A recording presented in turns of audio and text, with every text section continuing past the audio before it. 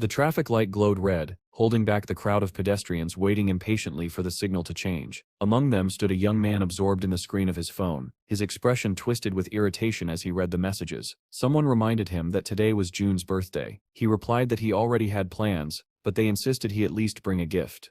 At last, the light flicked green, releasing the crowd across the road. Even as he walked, a nearby chat asked where he was. He told them to go without him. One friend even offered to buy him food, but he refused. Caught in the tide of people, the young man bumped shoulders hard with an older passerby. The man snapped at him to watch where he was going, and the boy apologized quietly. He sighed to himself, thinking the day was already bad enough without strangers crashing into him. He tried to remember what June liked so he could choose a gift, but before he could gather his thoughts, a deafening roar rolled across the area. People stopped and looked around in confusion. Someone wondered out loud if it was an earthquake. Then lightning, massive beyond imagination, tore down from the sky. The crowd froze in disbelief. From the point of impact, a shock wave burst outward, sweeping away everything in its path. Panic erupted, cars exploded, buildings collapsed, and people sprinted forward, leaping over debris. Another colossal bolt struck a nearby building, and it too began to crumble as shattered glass blasted outward. Screams filled the air. People ran in every direction, trying to escape the falling wreckage,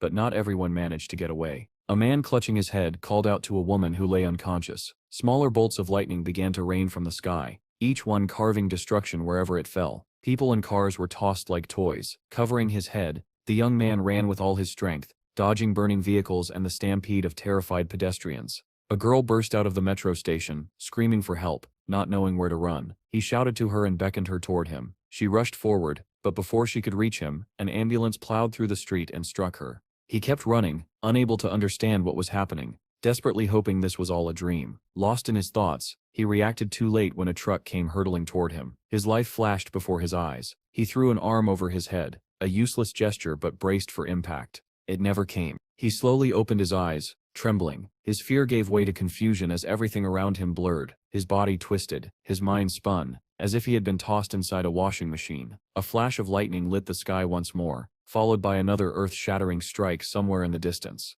His eyes snapped open fully. He looked around without moving, trying to understand. A moment ago he had been hit by a truck, hadn't he? With effort, he rolled onto his back, and what he saw made his breath catch. Above him hung two moons, one blue and one red. Enormous griffin-like birds soared across the sky. Naked and lying on unfamiliar ground, he could only stare in disbelief. Then came a terrible roar. He scrambled to his feet and turned toward the sound. As he stepped closer, his jaw clenched in shock. A massive bear was roaring furiously, foam flying from its mouth, while a pack of wolves circled it. Two wolves clamped onto its paw, and others crouched, ready to strike.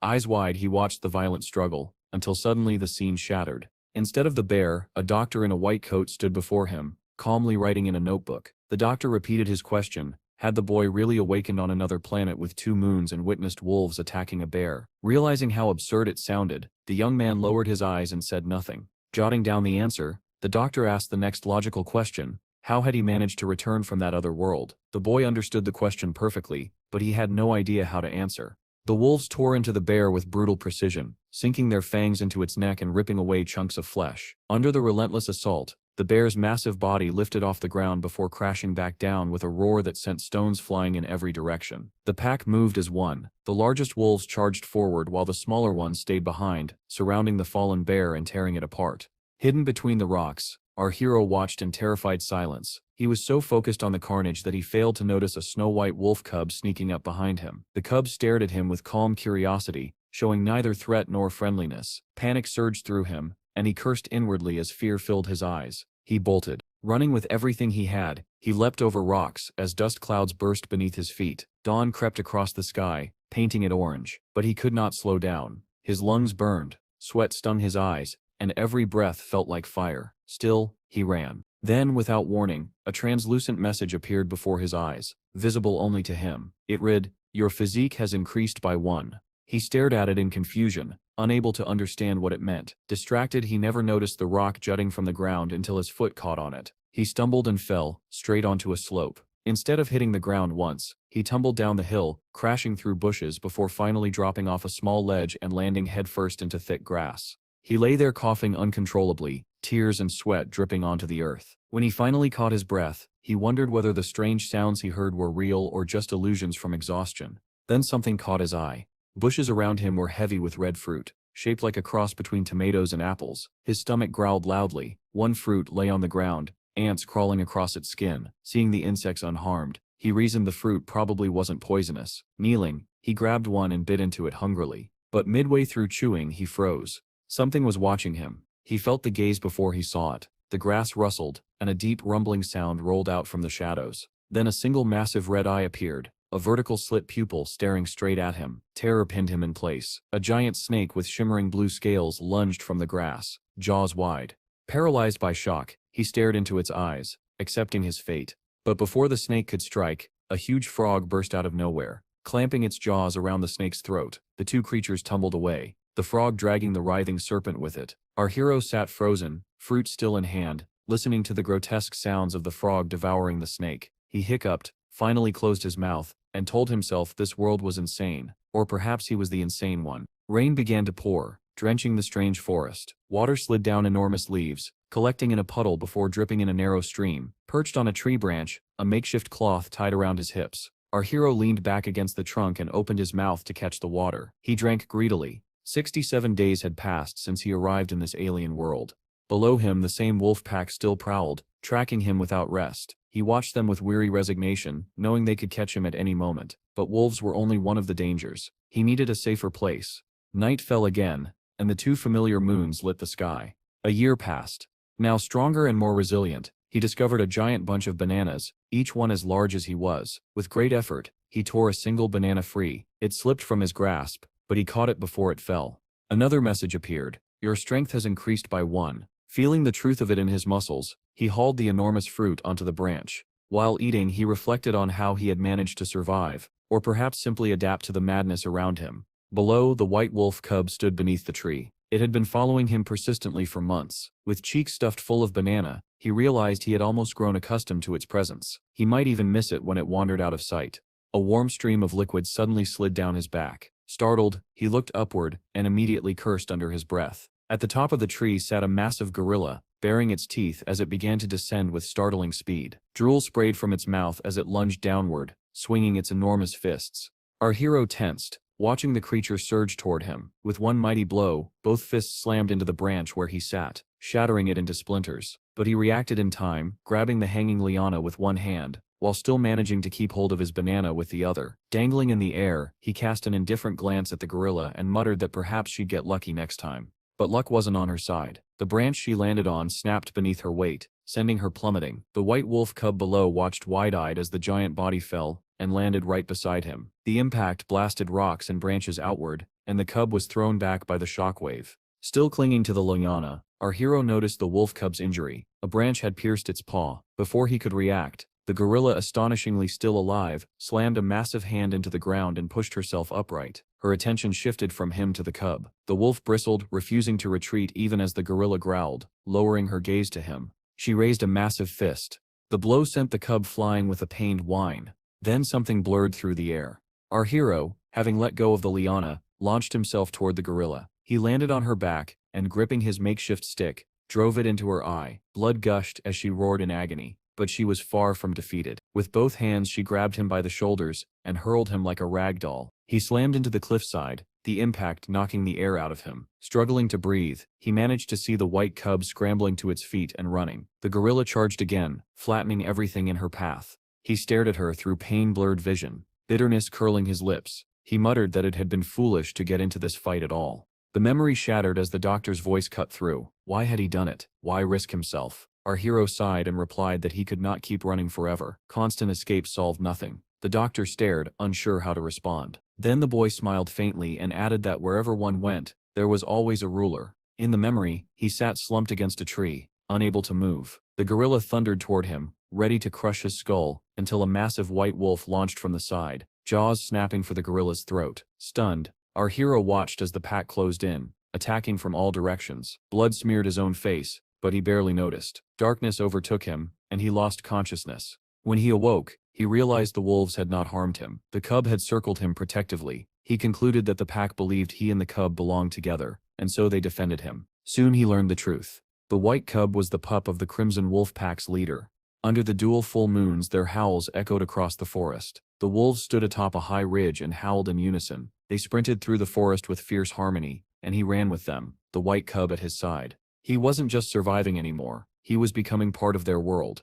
Gasping for breath on a hilltop, he stopped. The cub stopped with him, tongue lolling as it panted. He scooped the cub into his arms and carried him as he ran once more with the pack. Time passed. The cub grew into a massive white wolf, and our hero remained by his side. 2 years had passed since he had arrived in this strange world. A lone wolf howled atop the hill, and the crimson wolves answered in perfect unison. He lifted his head and howled with them. He often thought the wolves must have accepted him as one of their own. Over the years he grew stronger, strong enough to sprint up sheer cliffs without struggle, and that was no surprise. It had already been 31 years since he first arrived in this strange world. A giant snake suddenly burst from the rocks below and slithered rapidly uphill after him, but he had anticipated this. Drawing his knife, he muttered that even after all this time he still had no idea how to escape this world. He had never found the slightest trace of civilization. With one swift motion, he slashed the snake open from its jaws almost to its tail. The wolves below leapt in to finish the job, tearing apart the rest of the creature. Soon after, they hunted a boar. Running alongside the wolves, he felt fully integrated into the pack, participating in their endless battles for territory. He swung from the vines while watching the wolves chase the boar. Then he leapt, letting out a hunting roar. Mid-air, he released the liana, drew his knife, and plunged down onto the boar's head. The blade slid in effortlessly. A flock of birds burst into the cloudless blue sky as he stood atop a hill. Realizing 120 years had passed, he was certain now, he was the only human on this planet. He remembered mourning fallen wolves. He had made countless furry companions and lost just as many. Sitting on the cliff with a blood-soaked knife, he realized he no longer knew how long he had been here. Centuries had passed. He did not understand how he was still alive.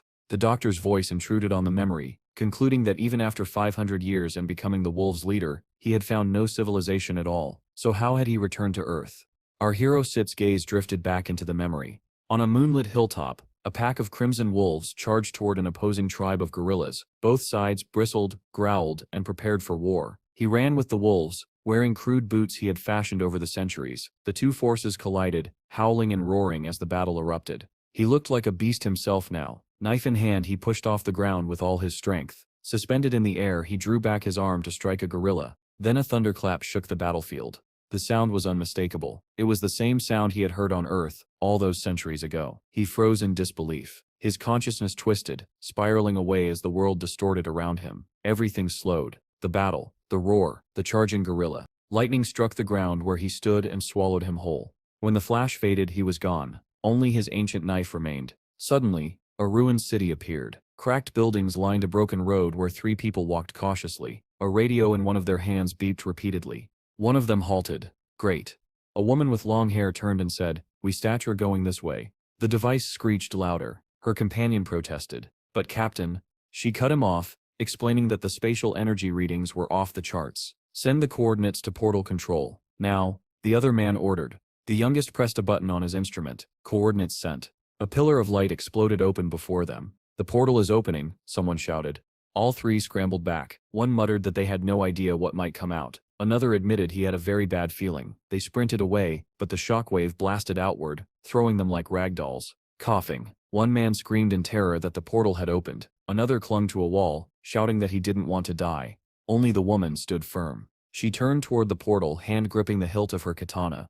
"I selt buy time. Run," she barked. One of the boys fumbled with his device, calling the bureau for emergency backup. The portal glowed like a blazing red circle as the woman faced it head-on. "Come on," she thought fiercely. "Come out, I'll tear you apart." A silhouette stepped into view within the crimson glow. Her breath caught. Her defiance faltered. She stared as the haze dissolved and a human figure became visible. It was him. Her fear melted into stunned disbelief. "Is that truly a human?" she whispered, as a tremor ran through her body. Our hero, after centuries living like a beast, stumbled out of the portal in utter confusion. His instincts, sharpened by 1,000 years among predators, lashed out first. He opened his mouth and released a deafening scream. It sounded nothing like a human voice. It was the roar of a wild animal. The girl standing before the portal froze in absolute shock. Her hand gripped the hilt of her katana so tightly that her knuckles turned white. She had prepared herself to face an unknown enemy, but the creature emerging from the portal, this man radiated a primal, suffocating pressure that made her tremble. Steve snarled at her, his eyes sharp and predatory. She could hardly believe he was human at all. Her instincts screamed that this was a beast, not a man. But then the roar abruptly stopped. Steve's strength drained. He sank to his knees, then collapsed entirely as the portal's fading hum quieted behind him. The two men who had called for reinforcements approached cautiously. They stared at the unconscious figure on the ground, astonished that a human had come through. The girl's fear eased, replaced by bewilderment. What had she just witnessed? What kind of power did this man possess? She looked at his sleeping face and admitted silently that she had never felt such overwhelming pressure, not even in the highest level dungeons. She could not understand who or what he was. One of her companions radioed in, saying reinforcements were no longer needed. Someone had returned, and they needed medical support immediately. Steve sat on a hospital couch as the doctor switched off his recorder. The man smiled gratefully and said he would pass Steve's testimony to the Bureau of Awakened People. Steve's vitals were normal. He would be discharged soon. Steve lowered his head and quietly called the doctor by name. The doctor, already at the door, paused in surprise. Steve told him that for the first time in 1,000 years he was speaking to a civilized human being and thanked him for listening. The doctor replied that Steve had shared an extraordinary story and that the world should be thanking a hero who survived a millennia-long ordeal. Steve watched him leave, suspicion flickering in his eyes. The door clicked shut. Down the hallway, the doctor walked to his office, deep in thought. He found Steve fascinating. His story was so vivid and detailed that he could have been a novelist, but all the same he had to file the report. The Bureau of Awakened People towered over the city, several high-rises with helipads dotting their roofs. In the captain's office, the girl with the katana, Jean, scanned a file. "Is this information correct?" she asked. The captain blinked. "What step's wrong?" "This says he sits rank F." The captain nodded. "A rare case. If he were rank E, the state would grant us benefits." John frowned. "Rank 5 means he sits basically an ordinary civilian. Someone like that shouldn't sit even be able to cross a portal." "Are you certain this isn't sit, an error?" "Maybe he was lucky," the captain suggested. "Or hiding. He could have stumbled across a return stone by accident." He handed her a tablet. "Here." The doctor sips report from the hospital. The diagnosis listed post-traumatic stress disorder and a prescription for antidepressants. Jean Sip's eyes narrowed at a specific line. "He exhibits wolf-like behavior." She remembered the man emerging from the portal, that overwhelming pressure, those wild eyes. At the time, she had trusted her instincts. Now she wondered if she had imagined it. Everything seemed too surreal. "This is his file," she confirmed. "Yes." Regardless of the details, the captain said, "We still treat him as a returned." Jean requested permission to deliver the documents personally. The captain stared, confused why she insisted, but she simply replied, "I need to see it with my own eyes." Though years had passed, the hospital looked the same as any other. Steve lay on his bed, thinking, 2 weeks since his return. 2 weeks in a world he once belonged to, yet now felt alien. He had long wished for this day, but now that he was here, he didn't know what to do. A nurse entered with a food tray, telling him it was time to eat. His stomach growled loudly. Only now did he realize he was starving. The dishes looked delicious, and he decided survival came first. A knock sounded. The door opened immediately, and Jean stepped inside. She stopped cold. Steve was squatting on the couch, eating like a feral animal. No cutlery, no restraint, just raw instinct guiding his movements. When he glanced at her, it was only briefly, as if assessing a presence near his food. Jan managed to greet him. Steve paused mid-bite and muttered, "That smell, that blonde hair." He crouched beside her, sniffing lightly. "You seem familiar." Jean stiffened. "I stamped the first person you saw when you returned." She remembered how he looked emerging from the portal, a predator. Even now, watching him devour food, she questioned her instincts. Was he dangerous, or simply broken? Steve licked the tray clean and set it aside. "The food is good." Then he asked, "What is this Bureau of Awakened you mentioned?" Jean blinked. "Why are you speaking so casually to me?" Steve stared in confusion, then replied simply, "I seppen 1,000 years older than you." Jean remembered the doctor's diagnosis, wolf-like behavior, and looked away. Reminding herself that Steve was technically still a patient, she placed the papers before him and explained that the Bureau of Awakened People existed to help individuals like him adapt. Everything he needed to know was written in the document. All he had to do was read carefully and sign the consent form. Steve picked up the pen and immediately sniffed it. Jean stared at him. "Why do you keep sniffing everything?" He replied, almost offended. 1,000 years have passed, and you still use pens." Jean snapped, "Sign it. Don't draw with it." He apologized softly and added, "Useps is still the same as you were 1,000 years ago." She muttered a curse, called him a Neanderthal, and thinking he really was just an idiot, pointed once again to where he needed to sign. While she waited, she noticed him doodling instead, sketching a wolf on the corner of the page. Slightly embarrassed to interrupt, she asked, "Did you learn to draw there?" "I already knew how," he replied. "And did you learn anything else?" She pressed. "Magic, voodoo, martial arts?" He blinked at her. I lived in the forest to survive. John finished the sentence for him, annoyed. So you spent 10 years running for your life. Steve stopped drawing. 10 years? What are you talking about? To become a real returnee, someone who can pass through the portal, you need to kill monsters and absorb their spatial energy, but you probably just stumbled onto a travel stone. She sighed. I misread the situation. Steve repeated in disbelief. 10? I wasn't set in the jungle for 10 years. I was there for 1,000. John Sepp's voice rose. Stop joking. You Steph been gone since 2015. It's Sepp's 2025. 10 years. Steve snatched the documents, flipping through them frantically. The dates were there, clear, undeniable. Only 10 years had passed on Earth. He felt the world tilt beneath him. Jan tossed him a card. Your awakened ID. Half of your medical expenses will be subsidized, so read the documents, and when you recover, go back to your family. She left without waiting for a reply. Steve stared at the closed door. Family. A word he had forgotten. He clutched the documents, trembling as he read. If only 10 years had passed, were they still alive? His eyes widened when he reached the page listing his relatives. His mother, his father, both dead. The words echoed in the empty room. He whispered it again, hollowly. They Sept are gone. Hands shaking, he flipped through the document, until he found his younger brother's name. Chad, alive. Steve surged to his feet and ran from the room. He only had one thought. Find Chad. Nurses called after him, but he didn't stop. He burst into the doctor's office and shouted for Dr. Baldy. The nurse scolded him, but Baldy only looked up, startled. Then he smiled kindly. What Sep's wrong? Steve stood firmly. I need your help. My brother is alive. I have to find him. Please discharge me. The doctor folded his hands calmly. You stir healthy enough to return to society, but why not wait until your brother comes to visit? He stir calm. You don't understand, Steve insisted. I stem not here to ask permission. Baldy chuckled at his defiant tone. Is that so? He paused, running a finger down the crease of his trousers as he considered something. Then he said, all right. Steve blinked. Really? Yes, but on one condition. Moments later, Steve sat in the back seat of a taxi, thanking the doctor repeatedly and promising he would never forget the favor. Baldy stood beside the vehicle, looking rather pleased with himself. He instructed the driver, he hasn't set fully recovered. Make sure he arrives safely. The taxi pulled away, and Steve's journey to find his brother began. The yellow taxi rumbled away into traffic while Dr. Baldy and the nurse watched from the curb. The nurse crossed her arms and scolded him gently. You paid his hospital bill, bought him clothes, even paid for his taxi. Why? We usually just let frank patients take care of themselves. And why does he call you Dr. Baldy like you steer old friends? The doctor chuckled. Why? I stem not even sure myself. Maybe, he thought for a moment, smiling faintly. Maybe I want to keep listening to his story. The nurse blinked in disbelief. Why listen to that nonsense?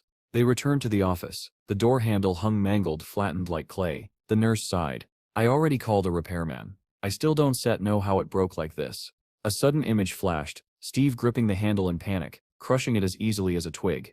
Dr. Baldy didn't answer right away. He sat down slowly, hands on the chair Sip's armrests, closing his eyes. This was the second door handle Steve had destroyed, and the doctor realized something unnerving. He hadn't smelled anything strange about Steve, yet the man had monstrous strength. Meanwhile, the taxi crawled through evening traffic. On the tablet mounted to the dashboard, breaking news interrupted the broadcast. A reporter announced that due to miscalculating a portal's appearance time, monsters had emerged into an unprotected field. The screen showed a towering, nightmarish creature with rows of teeth, and a second twisting mouth growing from within the first. The ministry had deployed the army and air force. The situation was contained in 50 minutes, but at a heavy cost. 2 tanks destroyed, 12 soldiers and awakened dead. The broadcast ended, replaced by the flashy intro to a fighting show. League of Zoom, a televised battle club for awakened warriors. 2 C-rank fighters appeared on screen. The commentator said the winner would challenge the world's second-ranked warrior. Steve watched quietly, not understanding any of it. The driver, however, was thrilled. Look at that footwork. If I were awakened, I set quit this taxi job and join a guild. Steve asked calmly, are there hunting grounds here too? The driver nearly swerved. Hunting grounds? What, did you hit your head that hard? Steve didn't argue. He only said, just explain it without beating around the bush. So the driver did. 10 years ago, the day of the great catastrophe, portals opened all over the world, monsters poured in. Helicopters tried to shoot them down, but it didn't matter. 10% of humanity died that day. Steve Sepp's chest tightened. Since then, the driver continued, the military can handle everything, so mercenaries awakened fight the monsters instead. They get licenses, get paid, join guilds. Steve asked, how does one get a mercenary license?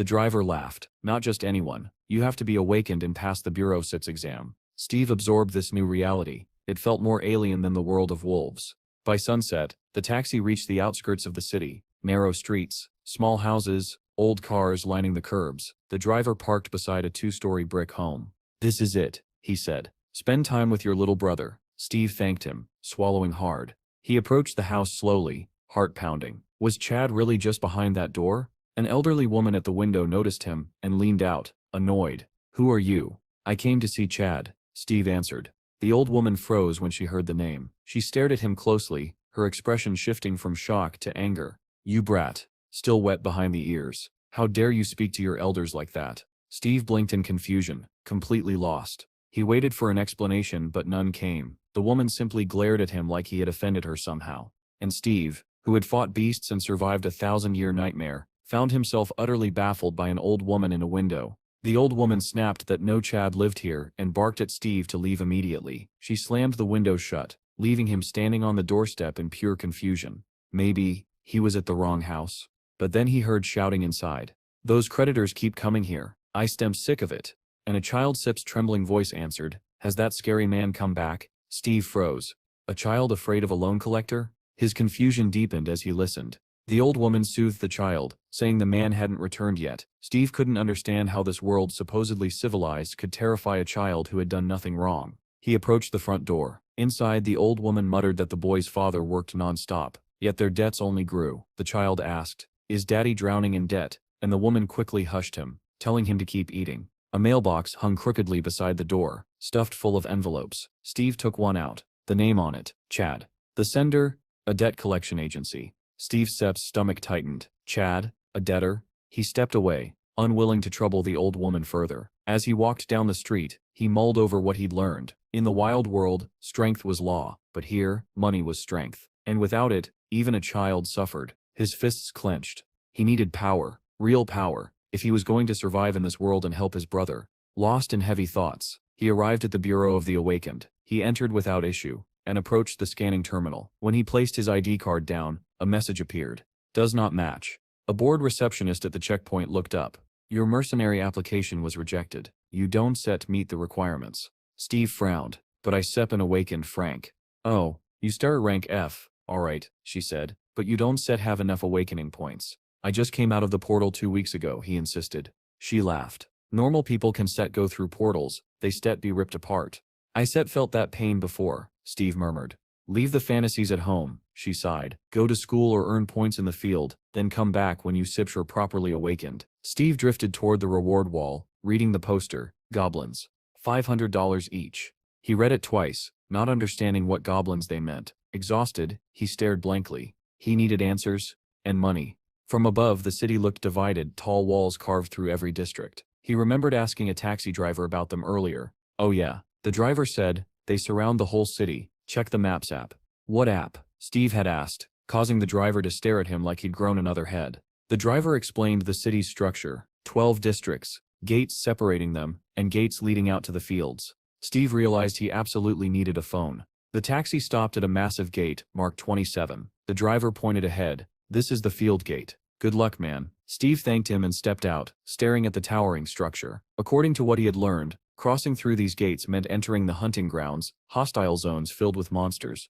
He walked through the checkpoint cautiously, then approached 2 armed soldiers guarding the entrance. "What brings you here?" one soldier asked. Steve replied firmly, "I in here to hunt." The soldier scowled. "License?" Steve lowered his head. "I don't have one." The second soldier stepped forward. "Civilians are banned from entering the field."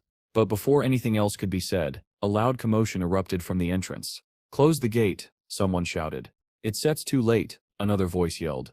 An SUV blasted out of the field, smashing through barriers. A grotesque creature clung to the driver's neck, its fangs buried deep. The vehicle swerved violently, flipping and slamming into a concrete wall with bone-shattering force.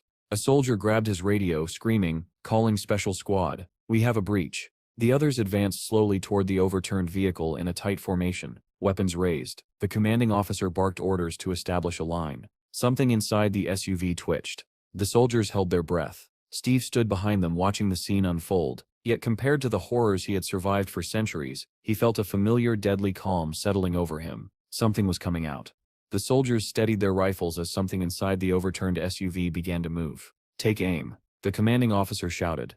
A massive green hand, bleeding, clawed, and inhuman, smashed through the shattered window. Then the creature pulled itself out, its long fangs glinting as it growled. "Fire!" The soldiers unleashed a deafening barrage. Explosions of gunfire echoed through the gate as dozens of bullets tore into the creature. It screeched, shaking under the impact, its body shredded with holes before collapsing atop the wreckage. "Cease fire. All clear. Call an ambulance." Only then did one soldier notice something strange. "Where steps that guy? The one who came in a taxi? The crazy one?" He ran away. Must have been scared. But Steve hadn't set run from fear. He had slipped through the gate. He walked slowly down the broken road, whispering to himself, "Is this really a field?" He closed his eyes and let his senses open. He could smell everything, hear everything. The field was alive, and he felt all of it. He climbed a rubble-covered hill, staring at the ruined buildings stretching across the horizon. The sun painted the sky orange as it set behind the shattered silhouettes of a fallen city. Darkness soon followed, and he stood still beneath it, feeling a familiar comfort. Night. A world he understood. He stepped forward off the cliff without hesitation. His body plummeted. His eyes closed. Now, the hunt begins. He landed hard, one knee striking the asphalt. Dust exploded around him. The ground cracked beneath the force, yet he rose smoothly, ignoring the damage. Hand to the ground. Leaning forward, he lunged. The pavement detonated beneath his feet as he surged ahead. So fast he became a blur. The dust trail behind him was the only sign of his passage. He leapt upward, ascending the height of an entire building. But midway, something felt wrong. His breath faltered. His strength dipped. He barely managed to grab the edge of the roof. Panting, he pulled himself up and wondered if returning to Earth had weakened him. Under the full moon's glow, he stood at the rooftop edge, hands tucked in his pockets. Concentrating, he sniffed the air. Something answered. He turned his head toward it. He jumped off the building, landing lightly, then sprinted toward the source of the scent, the same building he had noticed earlier from atop the hill. Inside that crumbling structure, a white wolf, its fur stained crimson with blood, was cornered. 3 monsters surrounded it, their eyes gleaming with triumph. The largest growled deeply, savoring its imminent kill. But the wolf refused to bow. It pressed itself against the wall, snarling defiantly. Steve approached quietly, step by step. The wolf met his gaze. "Do you want help?" he asked silently. And in the wolf's eyes he saw the answer. Yes. The monsters lunged. Steve smirked. He rushed forward with a speed that blurred his outline. "You're all my prey now," he growled. His fist connected with the first monster's skull. Crack. And it dropped instantly, its head splitting open like a crushed watermelon. Suddenly, a glowing message materialized before his eyes. "Searching for your class. Searching for your class. System error." More windows popped up, multiplying rapidly. "What?" Steve muttered. "System error?" He waved dismissively. "Delete." And they vanished instantly. Along with his distraction went the monster's patience. A pack surrounded him, teeth bared. One monster charged. Steve struck once. Its teeth shattered into powder. Another lunged. Steve slammed a fist into its skull and sent it flying. The third tried to flee, scrambling up the wall in terror, but a sound behind it made it turn. Steve was already there. He grabbed its head with one hand, stopping it cold, and hurled it down. The creature hit the ground with a heavy broken gasp. The battlefield fell silent, except for Steve's steady breathing and the soft growl of the white wolf behind him. The hunt had only just begun. The monster's neck snapped on impact, its body collapsing in a heap. Steve leapt down after it, landing lightly beside the corpse. Dust settled around him. And then another glowing window appeared. "Your class is derated. Resetting statistics. Impossible. Failed to obtain new abilities. Fatal error." Steve stared at the last message, his eyes widening. He remembered this error hundreds of years ago in the jungle. When his constitution reached its maximum, the system had stopped increasing it. No matter how much he trained or fought, he never received another improvement message. And now he realized something else. Statuses existed on Earth too. "Maybe that's why I feel weaker," he muttered. Another window blinked into existence. "Access to store. Open." "A store?" Steve whispered, stunned. He pressed the button. A new interface appeared. Velk points. 7. Water bottle. 1 Velk. Bread rye. 2 Velk. "That's it?" Steve groaned. Still, he chose water and bread. A bottle and bun materialized in front of him, hovering in midair before dropping softly at his feet. A faint whine snapped him out of his thoughts. The white she-wolf, bleeding heavily, lay against the wall, a small wolf cub crying beside her. Steve approached slowly so as not to frighten them. Kneeling beside the she-wolf, he stroked her muzzle. She was dying. Her breaths were short and ragged. "Poison," the cub whimpered. Steve sighed. "I didn't come here to be a babysitter," he said softly. Talk to me. But the she-wolf could no longer respond. Her eyes fluttered shut. The wolf cub stared at him with impossibly sad eyes. Steve sighed again. Fine, I get it, he muttered. Maybe this meeting was meant to be. Instead of taking the water, he reached into his jacket and pulled out the rye bun. He placed it gently in front of the cub.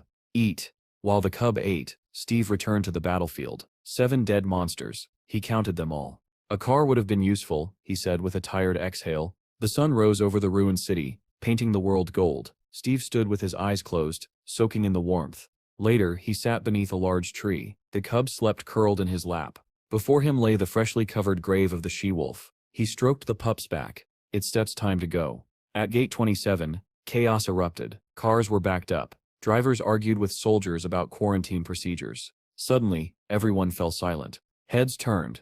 Eyes widened. A soldier whispered, "Is that?" From the gate, Steve walked out, calm, steady, carrying a wolf cub in one arm, and strapped across his back. 7 monster corpses, still dripping blood. A driver gaped. He carried all that by himself? Another choked. Did he kill them alone? The soldier finally recognized him. It's Tim. Steve marched straight into the Bureau of Awakened People and returned to the clerk who had denied him earlier. Her jaw hung open as she calculated his earnings. For 7 goblins, that sits $350,000. 3 heliotrope minerals, $60,000.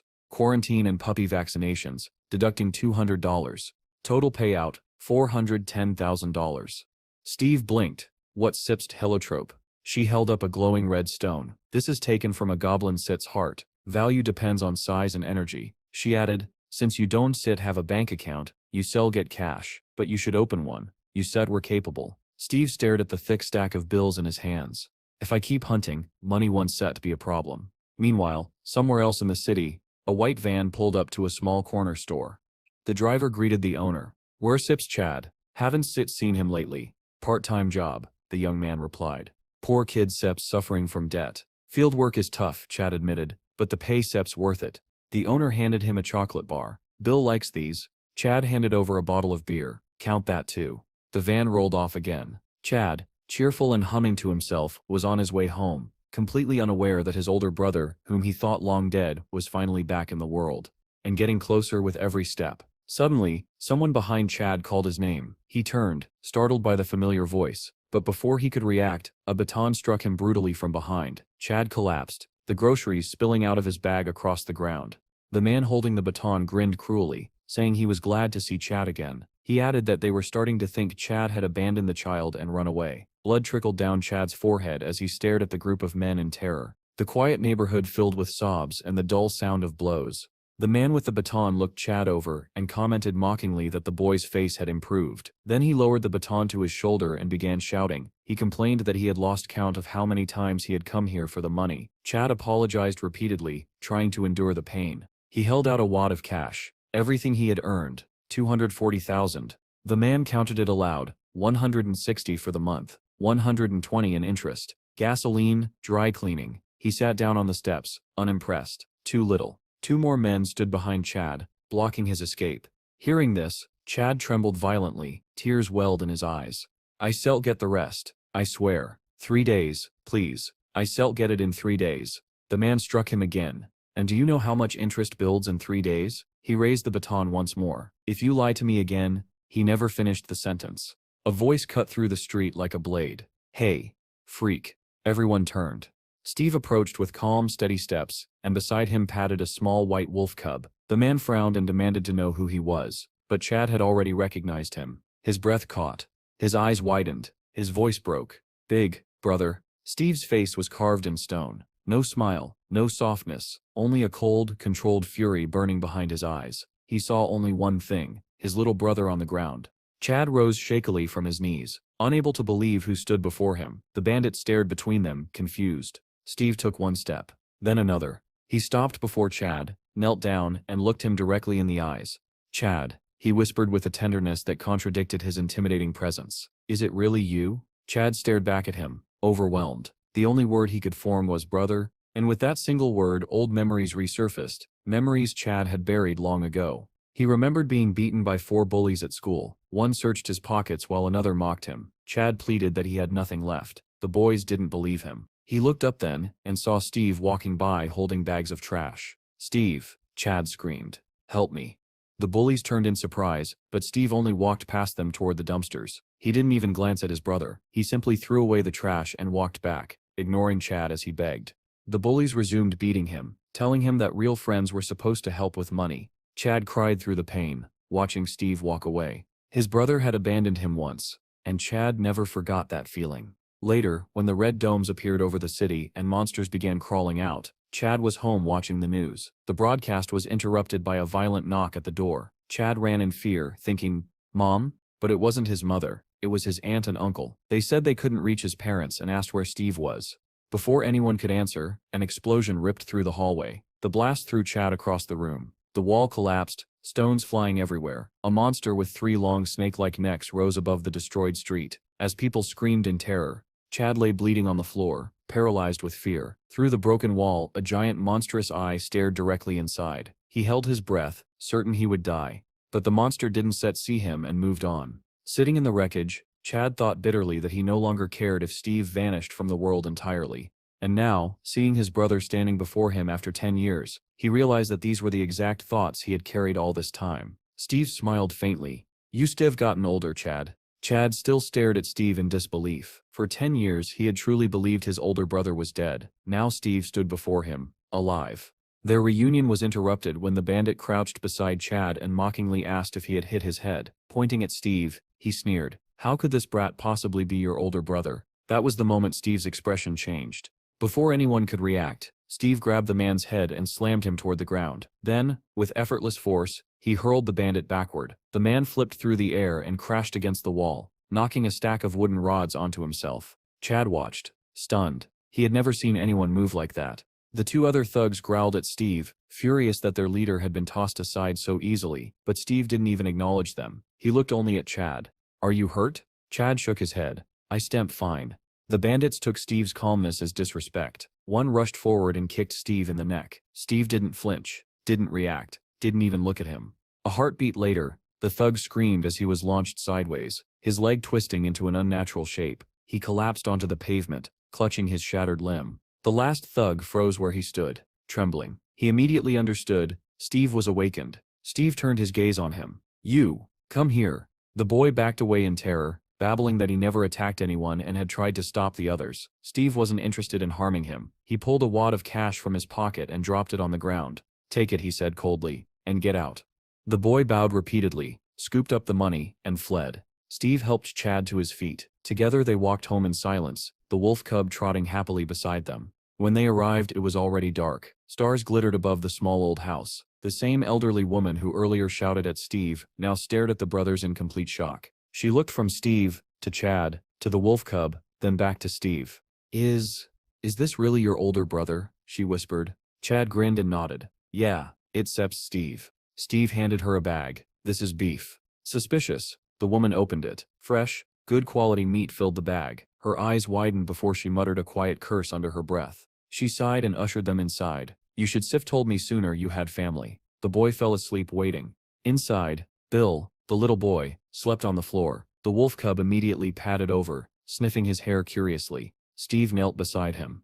"Is he your son?" "His name is Bill," Chad said softly. "He sets everything to me." "What about his mother?" Chad's smile faded. "She chose a different life." "It's my fault." The wolf cub gently licked Bill's head, comforting him even in sleep. Steve watched them both with sadness. "Let's get a drink," he suggested quietly. Chad accepted. Later, in a small diner, the brothers clinked glasses. Neon lights reflected off the table. Chad still couldn't believe Steve had returned, and returned stronger than any awakened he had ever seen on TV. Steve Sepp's tone shifted seriously. "How much do you still owe?" Chad hesitated. "About $5,000. Steve grinned. That amount didn't worry him anymore. "I can cover that, now that I have a job." Chad blinked. "A job? What job?" Steve tilted his head. "You tell me. What's your job?" Chad drank from his glass, embarrassed. "I loader, a delivery driver. No one else takes the dangerous routes, so they pay me well." "Is the truck yours?" Steve asked.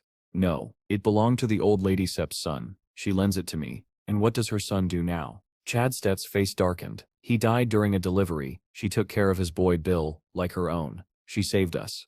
Before Steve could respond, Bill woke up back home. The wolf cub licked his face, making him giggle. He ran into the kitchen with the pup in his arms. "Daddy." Chad turned, smiling brightly. You, star awake. Bill stared curiously at Steve. Who sets that? That Sep's your uncle, Chad said proudly. Bill shyly waved. Can I play with the puppy? Steve couldn't set help but smile warmly. Of course. Bill Sep's squeals of happiness echoed through the house. As he played with the cub, Chad laughed. He Sep's wanted a puppy for years. Yusef made his whole world. Steve didn't respond at first. He simply watched them, his family, with a quiet, unfamiliar warmth growing in his chest.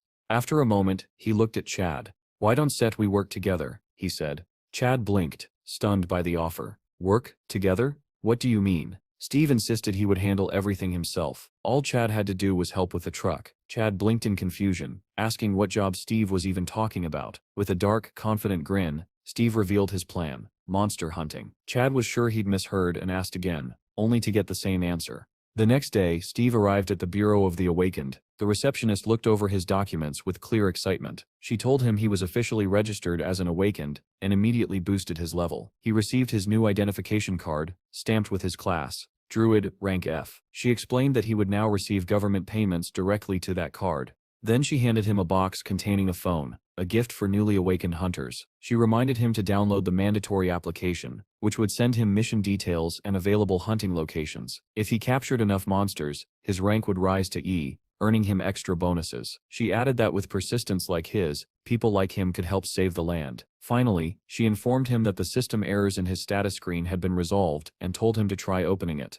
A translucent window appeared before Steve, filled with numbers and attributes he didn't fully understand. Some values, like harmony, were shockingly low, and he wondered how difficult it would be to raise them. Meanwhile, on a sunlit highway, a white delivery van sped between mountain shadows. Chad's phone, mounted on the dashboard, rang. The screen displayed a single word: brother. Chad congratulated him on the new phone and asked if he had finished registering. He explained he had only one last delivery before coming to meet him. When he learned Steve still needed to pass the mercenary exam, he warned him that being rank F would make killing monsters difficult. But Steve cut the call short, irritating Chad, who wondered how his brother could have changed so drastically. As Steve walked through the city checking his phone, he received a notification for monster hunting bonuses, and unknowingly passed by an active portal. At the gate's entrance, traffic was backed up. Drivers honked and shouted for the line to move faster. Among the stopped cars sat a green SUV that blended easily into the crowd. Inside were young men in white jackets. The man in the passenger seat stared tiredly out the window,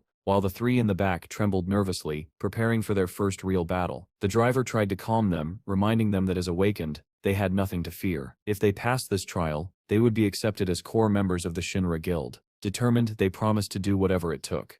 The man in the passenger seat scowled at their enthusiasm. He believed they had no real ability, and were only present because of their wealthy families. In his mind, they were destined to fail again. At the checkpoint, a soldier reviewed his monitor and called for the next person. When he looked up, he was startled. Steve stood alone in a fresh tracksuit with no visible equipment. The soldier asked if he was entering the gate by himself and requested his pass card. When Steve tapped it to the terminal, it flashed green. The soldier noted his name and rank F status. As Steve approached the entrance, the soldier tried to stop him, asking if he understood how dangerous the gate was. Inside the SUV, the passenger noticed Steve walking straight toward the gate. The soldiers debated whether they should even allow someone with no equipment to go in alone. Then another soldier recognized him as the man who had killed 7 goblins at Gate 27 the previous day. The SUV's occupants overheard this, stunned that he intended to enter again and without gear.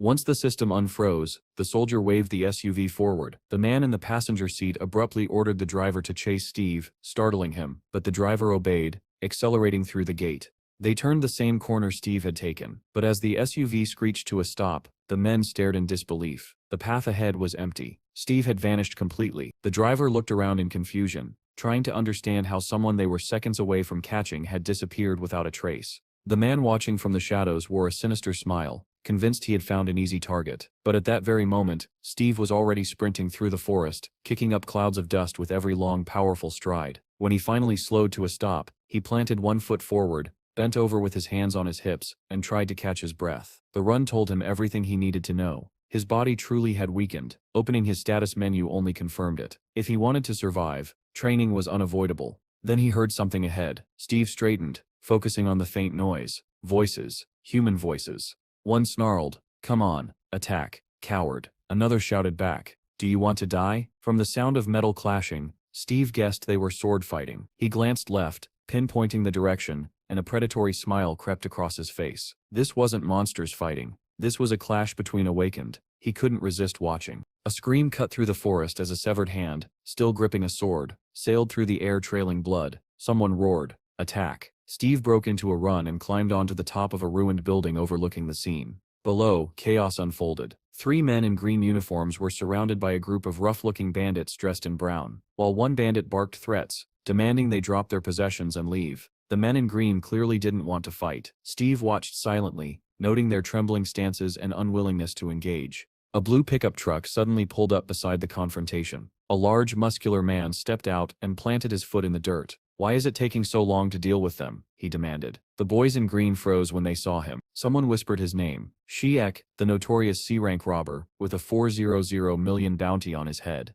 That number caught Steve's attention. 400 million. Even he couldn't pretend that wasn't impressive. The bandits mocked the green-uniformed boys, saying they should have surrendered earlier. Now it was too late. Sheik rubbed his hands together and smirked, introducing himself and daring anyone brave enough to catch him. The boys in green panicked, realizing the stories were true. One even begged to leave everything behind if they'd be allowed to walk away. Sheik dashed forward without warning. Too late. That's not fun anymore. One of the green-uniformed boys tried to stop him, voice full of terror, insisting they didn't care about their belongings anymore. Before Sheik could strike, a figure dropped from above. Steve landed between the two groups with a heavy thud, hands still buried casually in his pockets. Dust billowed around him. Everyone froze. Sheik, the boys in green, even the bandits in brown. Steve stepped forward as the dust settled. Sheik asked who he thought he was. An angel descending from heaven, but Steve ignored the taunt. He pointed at him and asked only one thing. Is the bounty really 400 million? Towering over him, Sheik demanded to know who he was. Steve replied with a cold seriousness,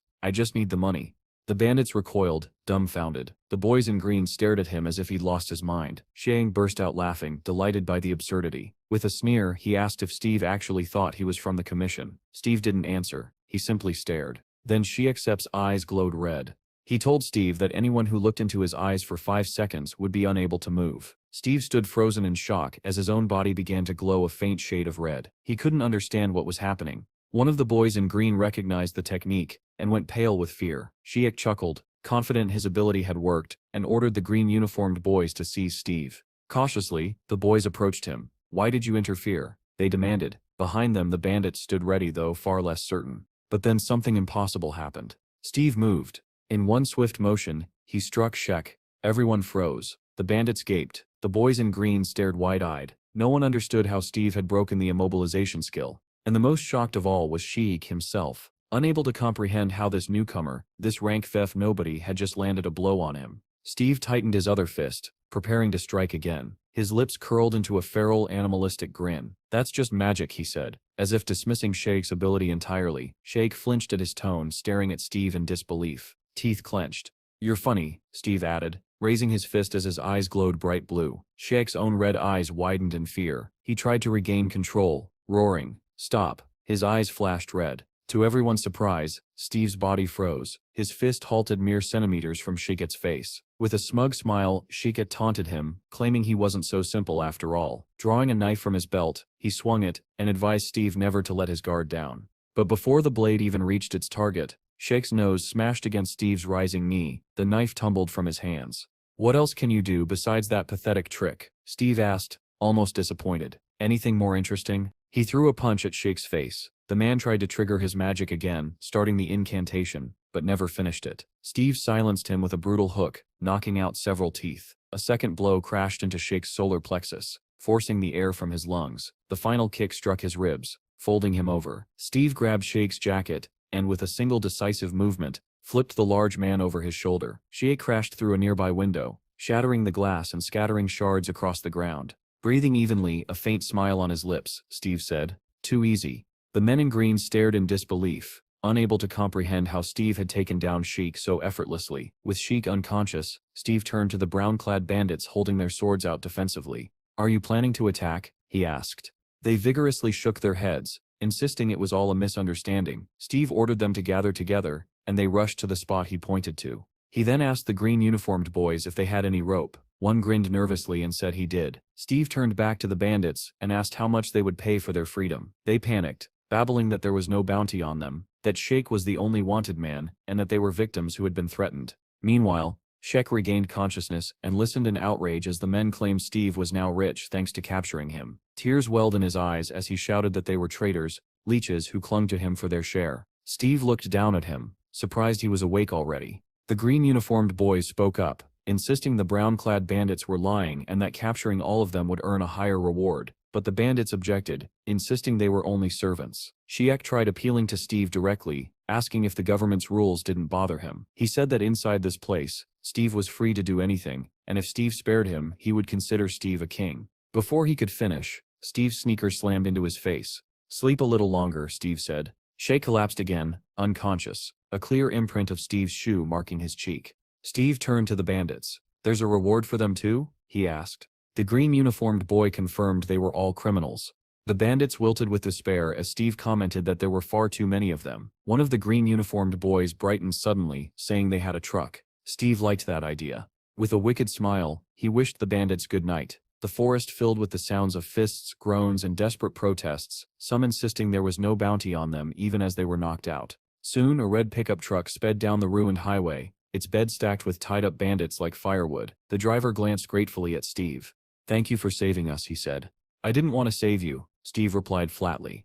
The boys in the back protested, saying that, whether he wanted to or not, he had helped them. That made him their savior. Steve sighed and accepted it since arguing seemed pointless. On the way, he asked the driver about his abilities. The man said he had the skills of a fencer, a stalker, and a scout. Steve was stunned. 3 abilities. The driver explained he had started with one and learned the others through practice. Steve sat back thinking, skills could be acquired? The idea intrigued him. The driver was equally confused, wondering how Steve didn't already know something so basic. Remembering the moment Shek had shouted, "Stop," and how effective it was, Steve concluded that learning a magic-type skill might be a very good idea. As the pickup sped through the ruined forest, something ahead caught Steve's eye. Through the cracked buildings and leaning trees, a massive blue dome shimmered against the pink sky. The truck was heading straight toward it. "Is that the portal?" Steve asked. The driver stared at him as if he had asked where the sun came from. "That SIP's a level 1 portal, the easiest kind. It SIP's where we were headed in the first place." Steve sighed, disappointed. "Too bad I don't still have a mercenary license yet. Otherwise I could go in." The driver almost choked. "You don't still have a license? At all?" Steve, missing the shock in his tone, simply answered, "Not yet." The driver kept glancing at him in disbelief. He explained that when portals opened, the military would bombard them first. Only a fraction of monsters survived the initial strike. Level 1 portals gave very little experience. To grow stronger, hunters needed level 2 portals, but those were filled with terrifying creatures. That was why the driver couldn't understand how someone who had never cleared even a level 1 portal had managed to defeat a level C criminal like Shek. Only now noticing the man's expression, Steve asked, "What SIP's wrong?" The driver struggled for words and finally managed, "What level are you?" "F," Steve said. The driver nearly veered off the cliff. Before he could say more, Steve leaned forward. "I have a request." The driver tensed. Up ahead, the military had set up a perimeter around the portal. Tanks, armored vehicles, and ambulances were stationed nearby. As the haze inside the portal thinned, the first silhouette appeared. One of the boys from the green SUV. 4 others followed him, and one supported a blonde teammate, whose arm had been reduced to a bloody stump. The team hurried toward the medics. The captain, jaw clenched with rage, complained loudly that guilds accepting members like this should be wiped out. Another tried to calm him, saying many younger awakened behaved this way now, but the captain wasn't comforted. He believed rich kids bought monsters through underground brokers, pretended to finish them off, then hired bounty hunters to boost their levels before joining guilds. When monsters were stronger than expected, casualties followed. He was tired of a world ruled by money. As he approached the soldiers, he asked why there was so much noise in the level 1 zone. The soldier replied that 10 robbers had been caught, among them the notorious Sheik. The captain was stunned. Who captured him? Someone high-ranking? No, the soldier said. A boy, rank F. The captain and his partner froze. How? The soldier explained casually. He beat him up, broke his nose, cheekbones, ribs, both sides. The captain immediately remembered the lone figure who had entered the gate without equipment. His blood ran cold.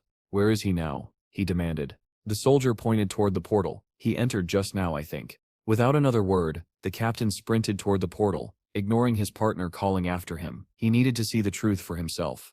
Reaching the checkpoint soldier, he shouted his rank. The soldier turned, startled, and asked what the matter was. "The man who captured Sheik," the captain said. "Did he enter the portal?" Right then, Steve stepped out of the portal with one of the rescued boys. "That didn't set hurt at all," Steve said. looking down at his clothes, and these didn't set disappear. The boy explained, items made in our world can set pass through portals. These clothes are crafted from other world materials. They set are extremely expensive. Steve wasn't listening. Something behind them caught his eye, a glowing doorway suspended in the air. What seps that? That seps the portal gate, the boy said. Inside the portal splits into 38 subportals. We entered number 24. As Steve watched, the glowing door vanished. Why did it disappear? He asked. They need to clear the area first, the boy replied. Then it reappears. Clear it? You mean kill everything inside?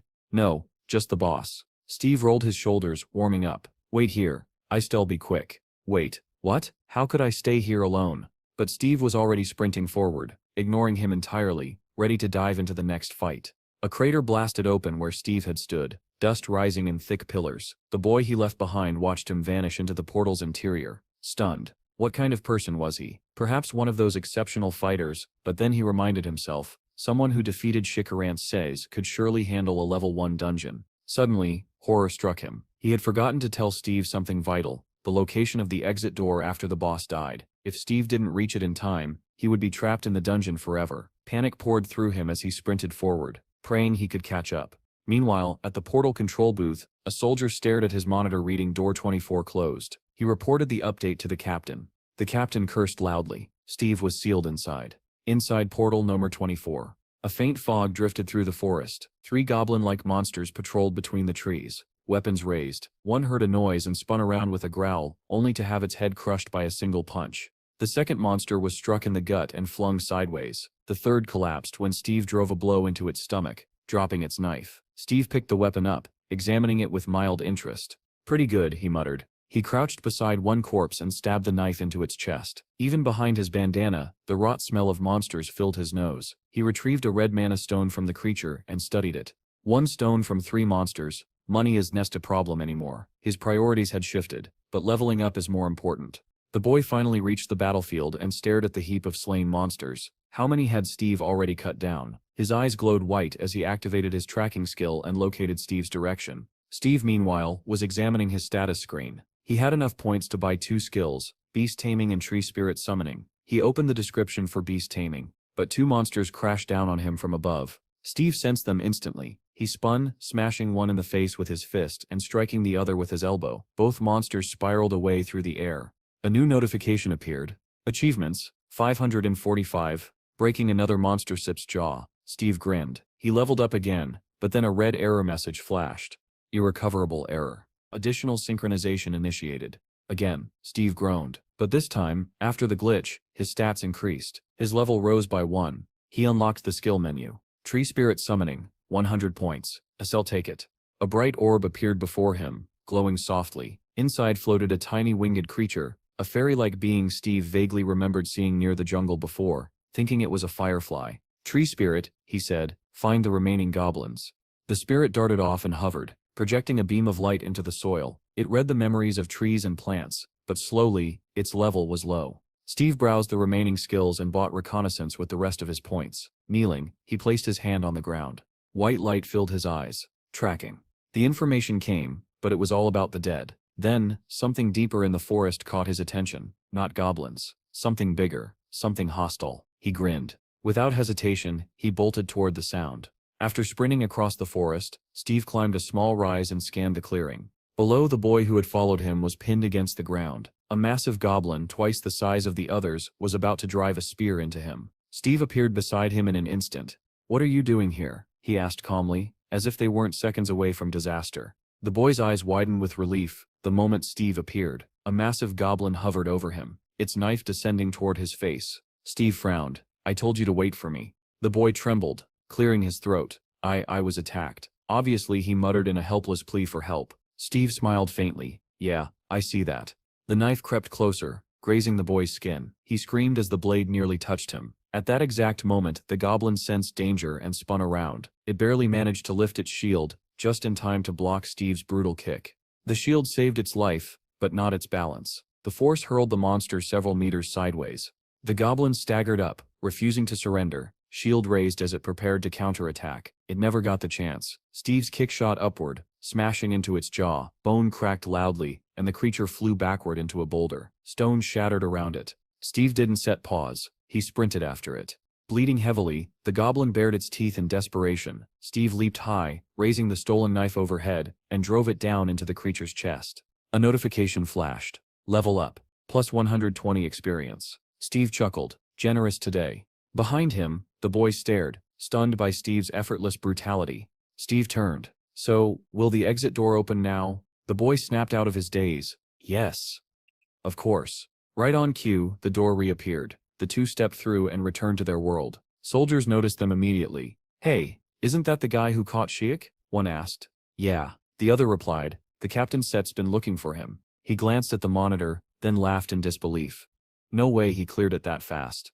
The rescued boy thanked Steve and returned to his group. Steve simply nodded. Good work. Feeling hungry, he headed toward the storage room to retrieve his belongings. The captain approached him, an imposing man with a sharp expression. Good to meet you, he said. I Stemp Morris, commander of the 27th Attack Squad. Steve blinked. Who? Morris smiled and introduced himself again, handing over a business card for Silly Guild. Then he invited Steve to talk. They sat in a diner, sipping coffee. Sillig is a top guild, Morris said proudly. You Stet have excellent opportunities to grow. Steve calmly shook his head. Not interested. Morris stared at him, baffled. No one refused invitations from major guilds. He tried again, leaning forward. If you Citra already committed somewhere else, we can offer formal transfer terms, very generous ones. No. Steve took another sip of coffee. Morris sists patience frayed. Sillig is ranked 4th nationally. That is not a low standing. Whatever you want, the guild can match. Steve set his cup down sharply, smiling wearily. I just don't want to work for anybody. Morris froze, unable to respond. He had never met someone so strong yet so uninterested in power or prestige. With the conversation over, Steve stood and left. Steve arrived at his younger brother's house, but no one was inside. He looked around. Guess they steer out. He climbed to the roof, lay back on a table, and basked in the warm sunlight. Maybe Chad and his son were spending time together. The thought made him smile. An elderly woman climbed up with a basket of laundry balanced on her head. What are you doing lazing around in the middle of the day? She scolded. Steve grinned. Perfect weather for a nap, Granny. Wanna join? She huffed. Can't sit, you see, I sit been busy hanging laundry. Steve stood and began helping her. She supervised, occasionally correcting his technique. After a moment, she became strangely serious. Are you really Chad Sit's older brother? Yes, Steve said, still hanging clothes. Her face brightened. Amazing. You actually grew up. Steve pretended to be offended. I've grown up plenty. You rascal, she laughed. Steve couldn't help smiling back. The old woman shook a sheet, her voice softer now. She said it would have been strange if Steve hadn't changed. After all, monsters had attacked. People had died and the world itself had turned upside down. Then, thoughtful and worried, she added that since he had returned after 10 years, he needed to take care of himself so as not to cause Chad grief. Steve realized she wasn't worried about him. She was worried about his brother. He gave her a grateful smile. I fine. I once die that easily. Those who say that, she replied dryly, are the first to die. Chad and his son Bill came home just then, greeting the old woman on the stairs. When she told them Steve was on the roof, they hurried up. Bill rushing ahead with the puppy. Steve placed an envelope on the table. Chad held it, confused. What sep's this? $40,000, Steve said casually. Pay off all your debts. Chad opened the envelope, stunned. Where did you get this kind of money? Steve only smiled. Go pay it off. Then let's have dinner. Chad Stitt's eyes grew misty. How can I repay you? Steve looked at Bill rolling around with the puppy. I don't need anything, just come back soon. Chad turned away, wiping tears, murmuring that he understood. Steve suddenly called out in a conspiratorial tone. Chad turned, still sniffling. Pick up some meat and booze on the way? Chad laughed through his tears. I get everything. Watch Bill for me. Steve agreed. While Bill played with the wolf cub on the roof, Steve opened his status menu. Object detected. Assign name. He turned to the boy. What should we name him? Pecky, Bill answered immediately. Steve repeated it. Pecky? Yeah, that sip's good. He confirmed the name. A window appeared. Pecky. Level 1. Combat power. 3. Steve threw a ball, and Pecky shot forward at incredible speed, startling Bill. The boy praised him, calling him back, and Pecky returned wagging his tail happily. As the sun set, the two lay down on the table, exhausted. Bill murmured, Why is Dad taking so long? Steve stared downward. He should be here by now. He noticed Chad's truck had arrived in the parking lot, but Chad wasn't coming out. Let's go meet him, Steve said. Bill sprinted ahead and called out joyfully to his father's silhouette, but as they got closer, their smiles died. Chad was soaked in blood. It dripped from his head, nose, and mouth. Bill froze. Dad? Chad swayed, barely staying upright. He whispered his son's name before collapsing. Bill screamed and ran to him. Steve froze in shock. Then something in him snapped. Bill's desperate cries pulled him back, and anger surged through him like fire. Across the city, in a dim shop on the first floor of an old apartment block, a sign hung, "Trust interest-free loans. Instant approval." Inside, men in suits played cards while another worked at a computer. "How's betting this week?" the computer operator asked. His partner listed numbers. They discussed match results. Male versus Jorans, the insane upset from last time, the guild beyond the horizon, and the gambler's expectations. Then a noise outside. Everyone fell silent. "What's going on out there?" the man at the computer barked. Two men went to check. The door slammed open. A figure stepped in, face covered in blood. They stared at him. "It seems," the man said shakily, "Yusuf got a problem." A hand clamped over his head from behind. He screamed as he was yanked backward. His body vanished from the doorway, flung like a rag doll into the darkness. Panic erupted. What the hell was that? Is someone attacking us? This is an intrusion. Two men rushed forward, only to have the wounded man's body suddenly drop on top of them, smashing them into a table and scattering cards everywhere. The remaining men grabbed weapons, shouting at the unseen attacker to show himself. Then, slowly, a silhouette filled the doorway. Only the eyes were visible. Glowing blue. Steve stepped into the loan office like a storm breaking through a wall. Literally, he tore the front door off its hinges with one hand and lifted it above his head. The suited men stared in terror. "Psycho," one yelled.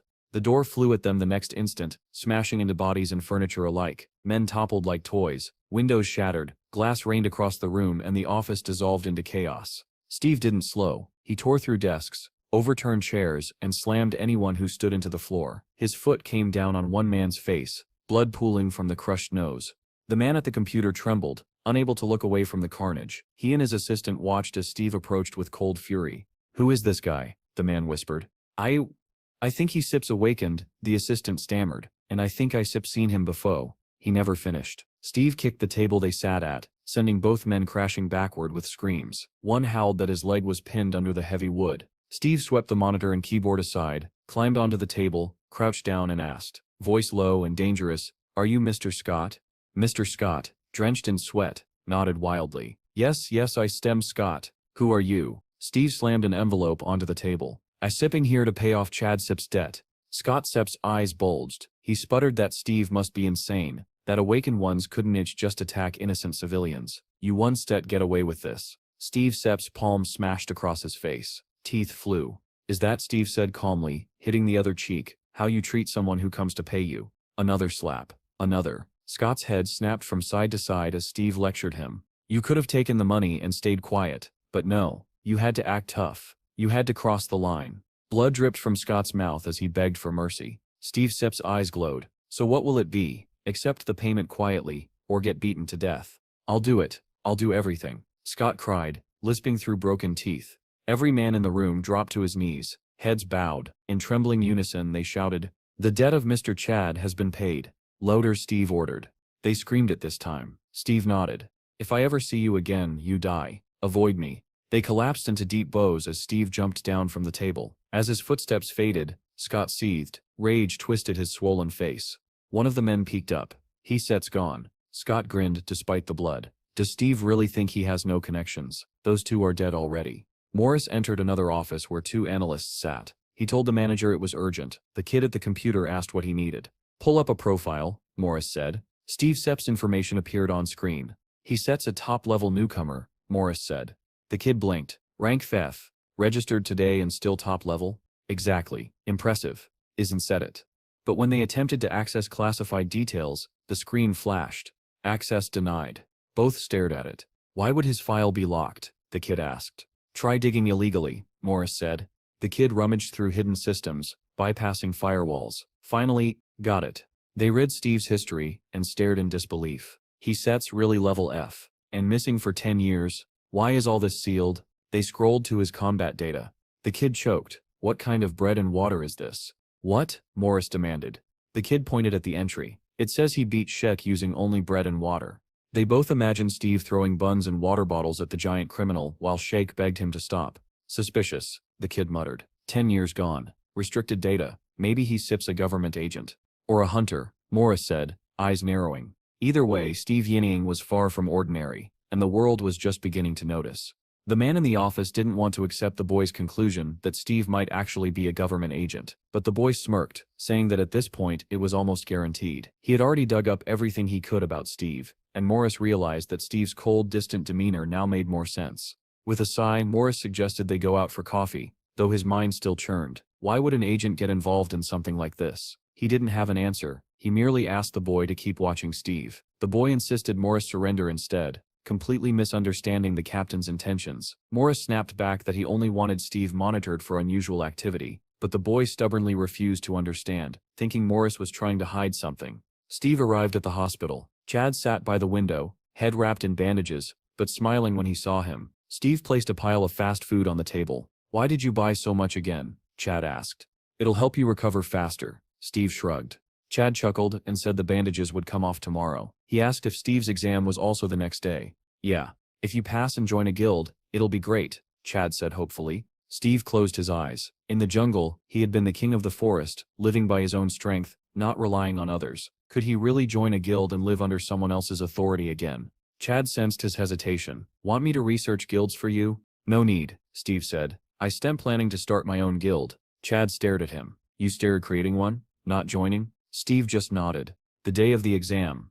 The exam was held at the Bureau of the Awakened. Jean, the blonde swordswoman with a katana, was walking through the corridor when the department head called her name. He immediately launched into frustration. 2 riots in your district this week. If a portal had opened, the entire city would have been wiped out. Jane wasn't surprised. "Can't set you handle anything without me." His anger turned to pleading. "Please. I septum dealing with portals every morning. I septum exhausted."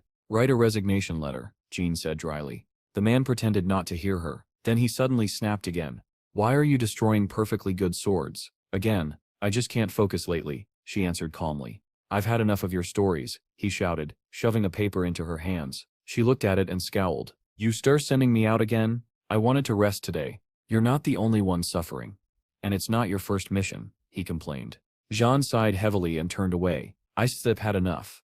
"Enough of what?" he yelled after her. "The whole atmosphere is suffocating. And stop firing the new recruits. We need one more in the team." Jane shot back that when they took anyone they died on missions. That only angered him further. Inside the exam hall, crowds filled the hall, buzzing with tension. Some muttered that they had to pass this time. Others groaned that it was already their 4th attempt. A young livestreamer talked to his camera. "I set him at the Awakened exam. Wish me luck. If I pass, I set I'll start filming hunting content. Thanks for the $20 donation. Link is in the bio." Just then, 3 exam instructors in red caps entered. The boy cursed filming was banned. He cut the stream and turned around, only to see Steve standing silently behind him staring at the phone.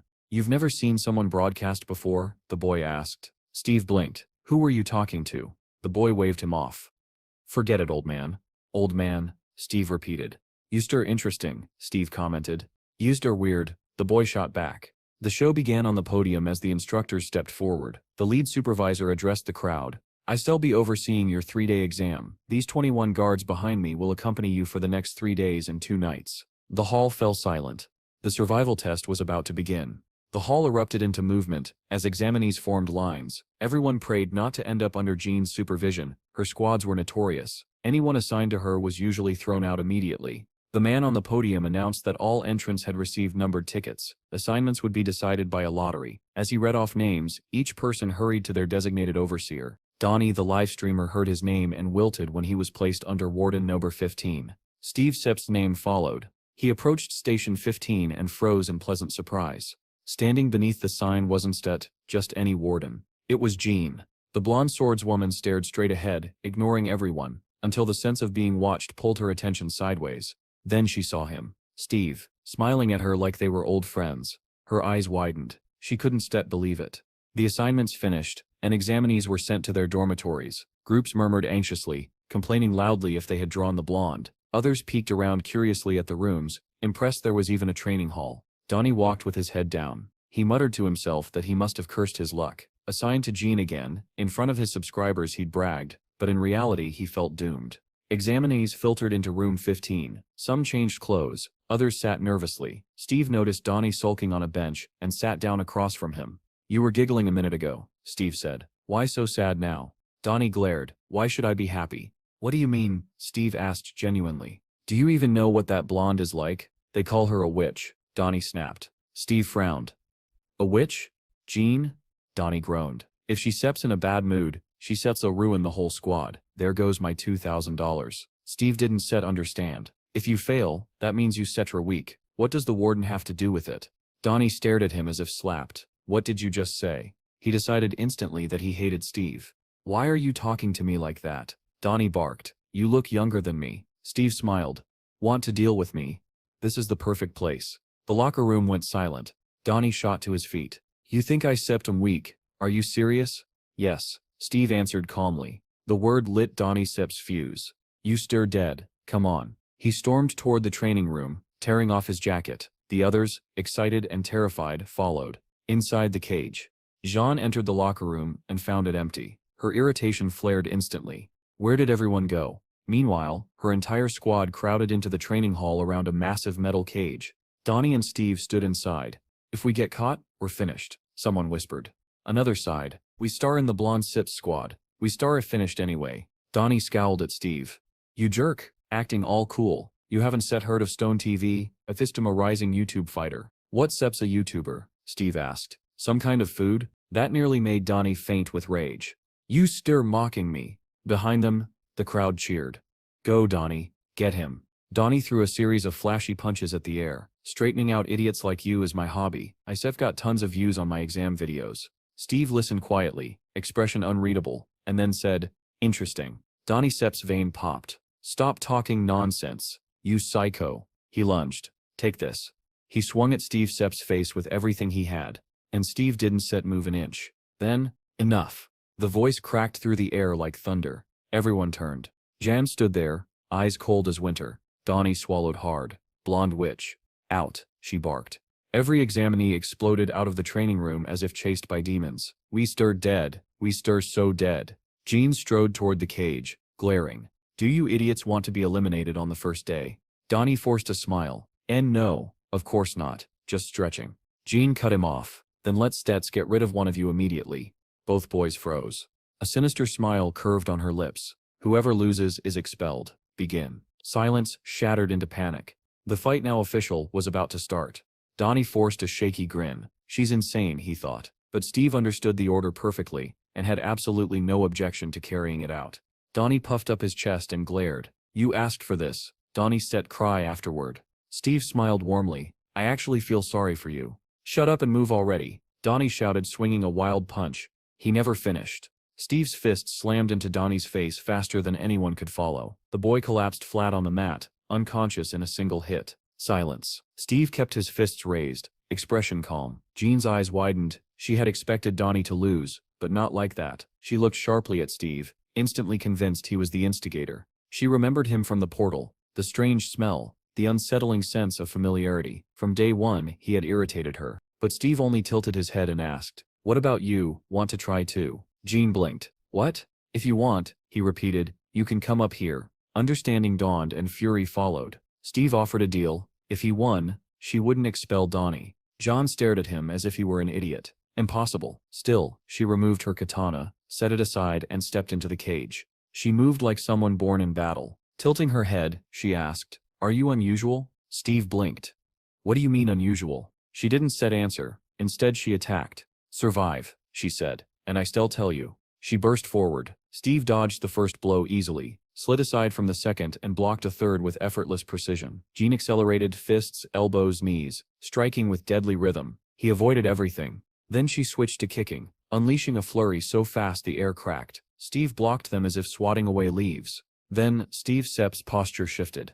He sensed danger. Jean's eyes flashed. She prepared a technique he couldn't dodge. If you win, she whispered, you can ask for something else. She flipped backward through the air and kicked Steve full force in the chest. He flew across the cage, limp, showing no sign of life. She landed lightly. Something felt wrong. She turned her head toward the trajectory, only to hear a voice above. You stir stronger than you look. Steve had landed on the bars instead of crashing into them. Jane Sep's breath caught. How did he withstand that?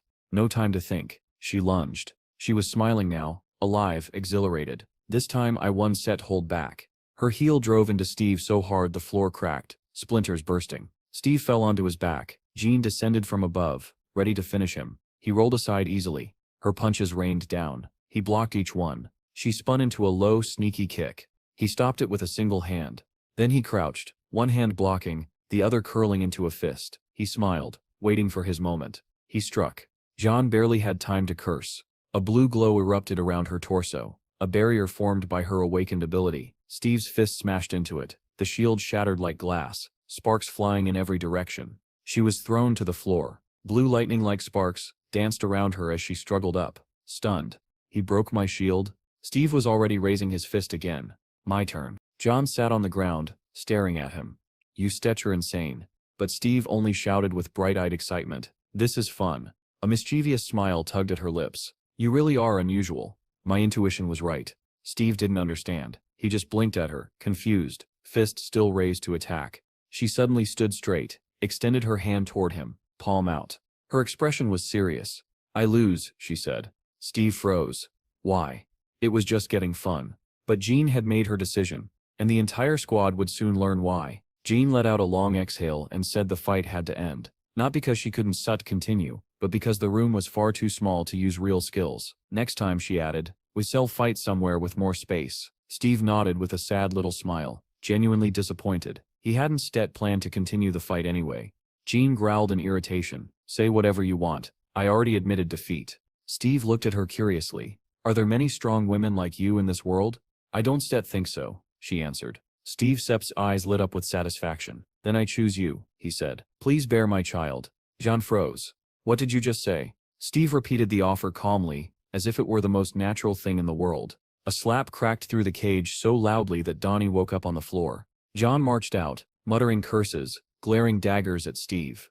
Donnie blinked in confusion. Why was Steve getting hit? Why was he lying on the floor? Slowly, memory returned. The first punch, the instant defeat, the threat of expulsion. He collapsed to his knees. How humiliating, thrown out before even taking the exam. Then he noticed Steve walking past and glared at him.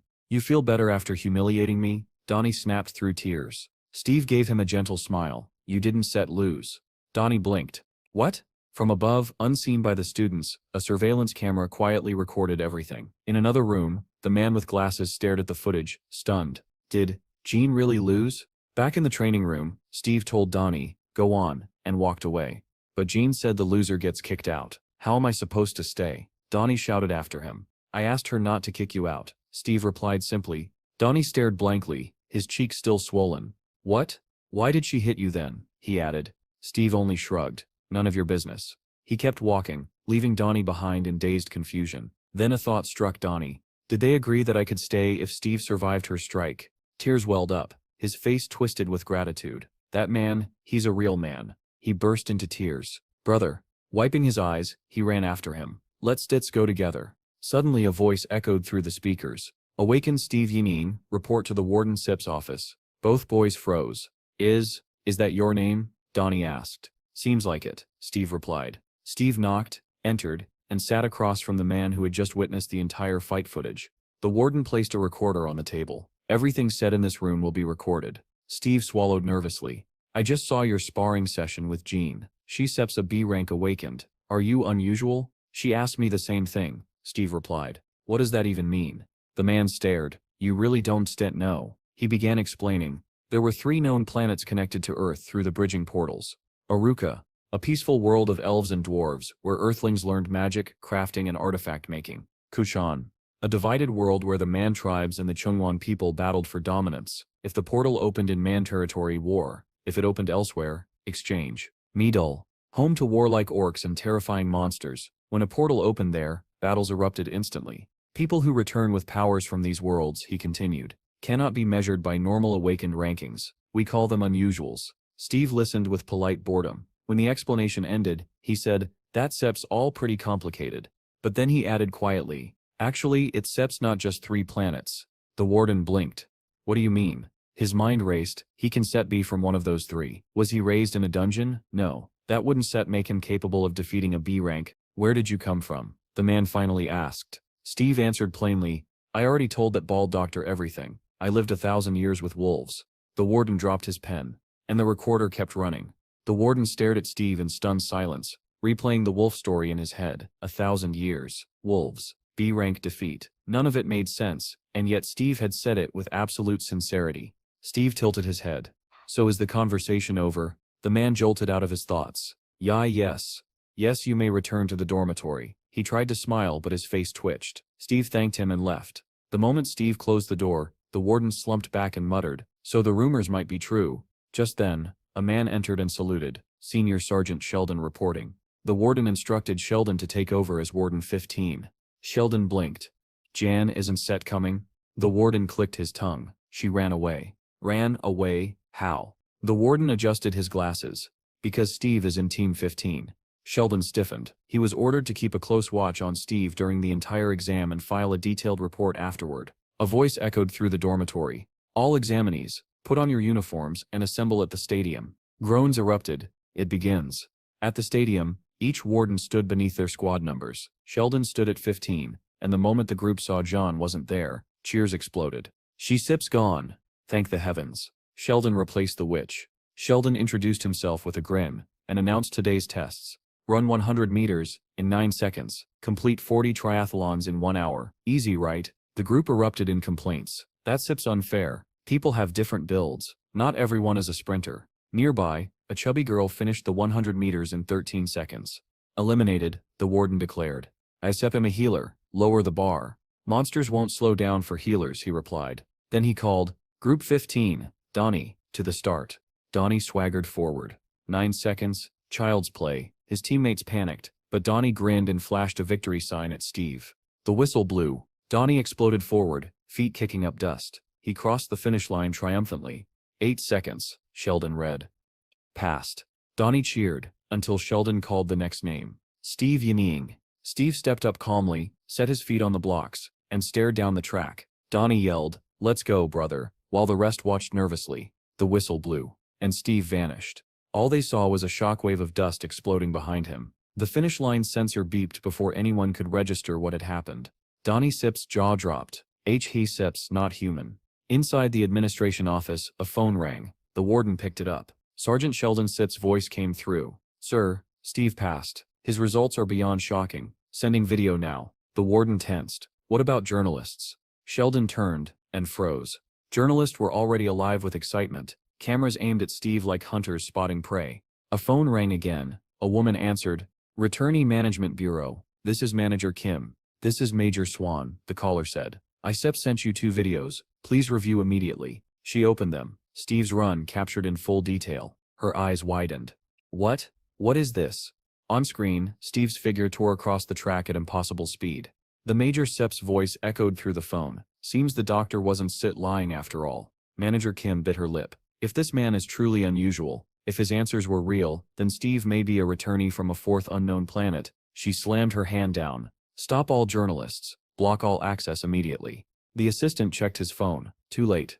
There's Sep's already an article about Steve Sep's record-breaking run. Shut it down, she snapped. Clear every article. But outside it was too late. Journalists surrounded Steve like bees around nectar, cameras flashing, microphones shoved toward him. Just one comment. Sir, how did you run that fast? Please give us a moment of your time. Are you the returnee from the unknown planet? They piled closer and closer, and Steve stood at the center of the storm, as calm as ever. Steve stared blankly at the wall of shouting journalists, unable to understand why they were screaming his name. He didn't say a single word, he simply blinked, confused.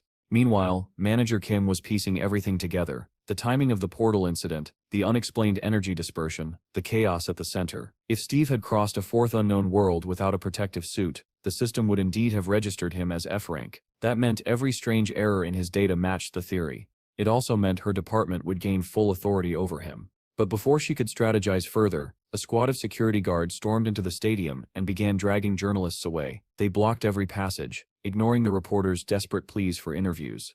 Inside the cafeteria, the examinees gathered at tables, buzzing about how Steve had drawn such media attention. Behind the frosted windows, journalists hammered at the glass, shouting questions. Steve didn't care. He calmly devoured a mountain of food while Donnie stared with sparkling admiration. Of course, Donnie thought, I couldn't have been knocked out by some normal kid. I should have recorded that fight. Steve caught Donnie staring. What are you looking at? Finished eating? Donnie jumped. I still get you something to drink. You story probably thirsty. As Steve polished off the last of his enormous lunch, Donnie hurried away thinking, just looking at the way he eats, you can tell he's built differently. Back in the locker room, Steve sprawled across a bench. Donnie sat opposite, scanning the half-empty rows of lockers. So many people failed already, Donnie muttered. Then he gasped, remembering something. Steve sat up. What is it? The next exam is a dungeon. It's better to go in a big group. I hope they redistribute squads. Steve lay back down and closed his eyes. It's fine, I don't need anyone. Donnie nearly applauded. He's so confident. And he has every right to be, he thought. Yeah, but dungeons are unpredictable. Different skills help. Steve answered, that sips, and cut himself off, suddenly switching topics. When we first met, you were talking to yourself on your phone. What was that? That, YouTube. Steve sat up. What is YouTube? Donnie stared. You really are from the mountains, aren't you? You could say that, Steve replied. To demonstrate, Donnie showed him his phone. This is YouTube. This number is subscribers. This one is views. Steve pointed to a particular video with hundreds of thousands of views. What is that? A mukbang. People eat a lot of food on camera. On screen, a woman lifted a huge piece of meat and bit into it. Steve leaned forward, fascinated. Donnie sweated nervously. His appetite really is inhuman. I know a lot of YouTubers like this, Donnie said. I could get you into a collab video. Steve nodded firmly. I remember the promise. Donnie blinked. His enthusiasm, his intensity, it was overwhelming. You're a good guy, Steve said out of nowhere. Donnie flushed, remembering how much attention Steve had drawn from journalists. He really could become a superstar. Strong, handsome, viral potential. Steve added, join my clan. Donnie froze. Your what? My clan, Steve repeated calmly. I am creating one. You can join. Donnie stared speechlessly. His mind stalled. His childhood flashed before his eyes. The cheap boxing gloves, the endless sparring, the constant failures in the license exam, the friends who told him awakening was his only way out, now that boxing couldn't feed a family. And now, this. The most talked about awakened of the year, asking him to join his clan. Donnie Sip's breath hitched. His eyes trembled. Steve waited patiently for his answer. Donnie had clung to YouTube like a lifeline back when none of his friends believed he could succeed. And now, watching Steve, he felt as if luck had finally started favoring him. This was the kind of content people loved, and he was thrilled. With absolute sincerity, he declared that he'd follow Steve to the ends of the world. Steve said he appreciated that, then gently reminded Donnie about the mukbang video. Tears welled up in Donnie's eyes as he promised he wouldn't forget. In his heart, he whispered to himself that success was built on connections. Steve noticed the sudden tears and asked why Donnie was crying, but Donnie brushed it off and asked him not to pay attention. Then he composed himself and explained something important. You could only start your own clan with 3 members. Before Steve could reply, the locker room door burst open. Someone stepped inside. The boys turned around, confused, studying the figure in the doorway. It was a bald man dressed like a monk, a weapon strapped across his back. The boys eyed him warily, waiting for him to speak. Donnie broke the silence first, asking where the monk had come from. The man introduced himself as Munch from Team 15, ending his sentence with a calm Muma Buddha. The boys exchanged surprised looks. Donnie asked how a Buddhist monk could possibly be a hunter, but Munch didn't answer. He simply stared at them in silence. Before the tension could settle, a voice echoed through the speakers. Everyone was ordered to assemble in the briefing room after changing into their combat suits. The boys were stunned. Donnie grumbled that not only were they being dragged out at night, but they also had to show up in combat gear. Steve wondered aloud if the dungeon raid wasn't supposed to happen tomorrow. Munch quietly explained that depending on the situation, the raid could be moved up. Mumata Buddha, he added again. Donnie was horrified. How could they start a raid without proper warning? In the briefing room, the head warden announced that it was time to begin. The major stepped forward and explained that their test would take place inside a dungeon located at the 5th station, currently under the supervision of the Phoenix Guild. When Steve asked about the guild, Donnie explained that although the Phoenix Guild wasn't among the top elites, it was still quite respectable. But Steve focused on something else. He asked what under surveillance meant. Donnie was baffled by the question and finally became convinced that Steve truly wasn't from around here. He explained that the state couldn't manage all the portals that appeared and disappeared daily, so it hired private clans to guard them. When a clan signed a contract with the government, it became a guild. The more dungeons a guild managed, the more people it attracted. Steve summarized it simply. It was like a hunting game where the state earned money. Donnie confirmed it. Hearing this, Steve thought about his own desire to form a clan. He missed the feeling of being part of a pack. He even joked that maybe he could rule an entire state someday. Donnie continued explaining that owning a dungeon was great, but only if you had the proper permissions. Steve barely reacted. He was already fixated on their real goal, creating their own guild. Donnie laughed nervously and reminded him they had to pass this exam first. Steve stared blankly, and Donnie wondered if he was dealing with an idiot. The Major resumed the briefing. On the screen appeared an image of the dungeon abandoned for 15 days, level 1, and structured like a labyrinth. He explained that weaker monsters meant less danger, but also meant a greater abundance of spatial energy. The raid briefing officially began. Donnie swallowed hard. The problem with labyrinth dungeons wasn't the monsters, it was getting lost. One wrong move and you were trapped. Clutching his head, he muttered that he could really use an intelligence-type skill right about now. Steve overheard and casually revealed that he had such a skill. Donnie was thrilled for a moment, then froze. The exam hadn't even begun, and Steve already had a skill worth more than 20,000. A dangerous thought crossed his mind. What if Steve was actually rich? Meanwhile, Munch sat quietly, lost in his own thoughts. Donnie turned to him next and asked what his awakened skill was. Munch hesitated, debating whether he should speak. Finally, he answered with just a single word, but that one word drew him deep into his own memory. He remembered the temple, the Buddha statue, and the Tibetan bowl in his hands. He had been meditating, producing a resonant sound that echoed through the hall, but the sound had drawn something else. Monsters began gathering outside, dozens, then hundreds. Another monk had rushed in, shouting for him to stop immediately. Confused, Munch had asked what was happening, but the man only yelled for him and the other monks to escape. Behind the monk, a monstrous creature emerged, ready to strike. Munch's mind snapped back to the present when the Major announced that the briefing was over. Donnie whispered to Steve that something was seriously wrong with this guy. The Major laid out the final instructions. They would proceed to the target point, engage the monsters under guard supervision, and read the manual carefully. He wished them luck, and the buses rolled out.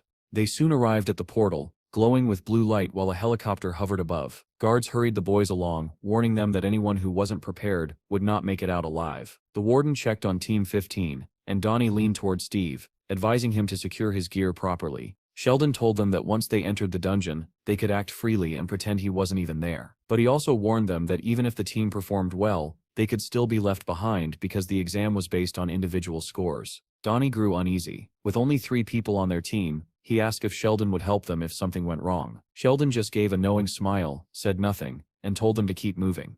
When they stepped off the bus, Steve asked Donnie why he looked so nervous. Donnie forced a guilty smile and insisted he wasn't scared, though he failed to finish his sentence. Even Munch, the monk, remained calm as he asked the warden whether he could use his personal weapon. The warden confirmed that he could, and the boys headed out. Donnie was stunned. This was only an exam, yet the monk already carried a weapon made of dimensional matter. At the portal, the guard directed the 14th team inside, then told Team 15 to proceed through the right entrance. Sheldon smiled with satisfaction and ordered them forward. As they stepped into the portal, the warden announced that their team had officially entered. Steve took the lead, which made Donnie panic.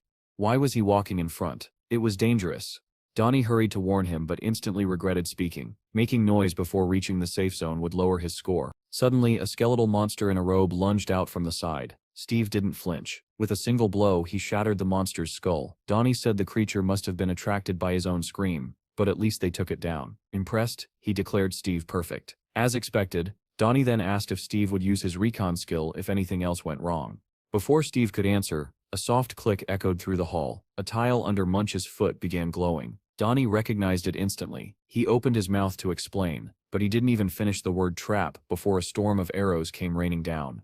Munch reacted immediately. He reached behind him, grabbed his weapon, and began deflecting arrows with incredible speed. The moment triggered another memory back at the temple, when his meditative chant had drawn a horde of monsters. The military had responded with missiles, and his mentor, badly wounded, had fought desperately to protect him. Munch had begged for forgiveness, believing the catastrophe was his fault. The missiles wiped out the monsters, and the temple along with them. Back in the present, Munch continued deflecting arrows with that same weapon he had carried ever since. Donnie watched in awe, praising his skill. Then another click sounded. A second tile lit up bright white. The floor beneath the boys dissolved, sending all 3 plummeting downward.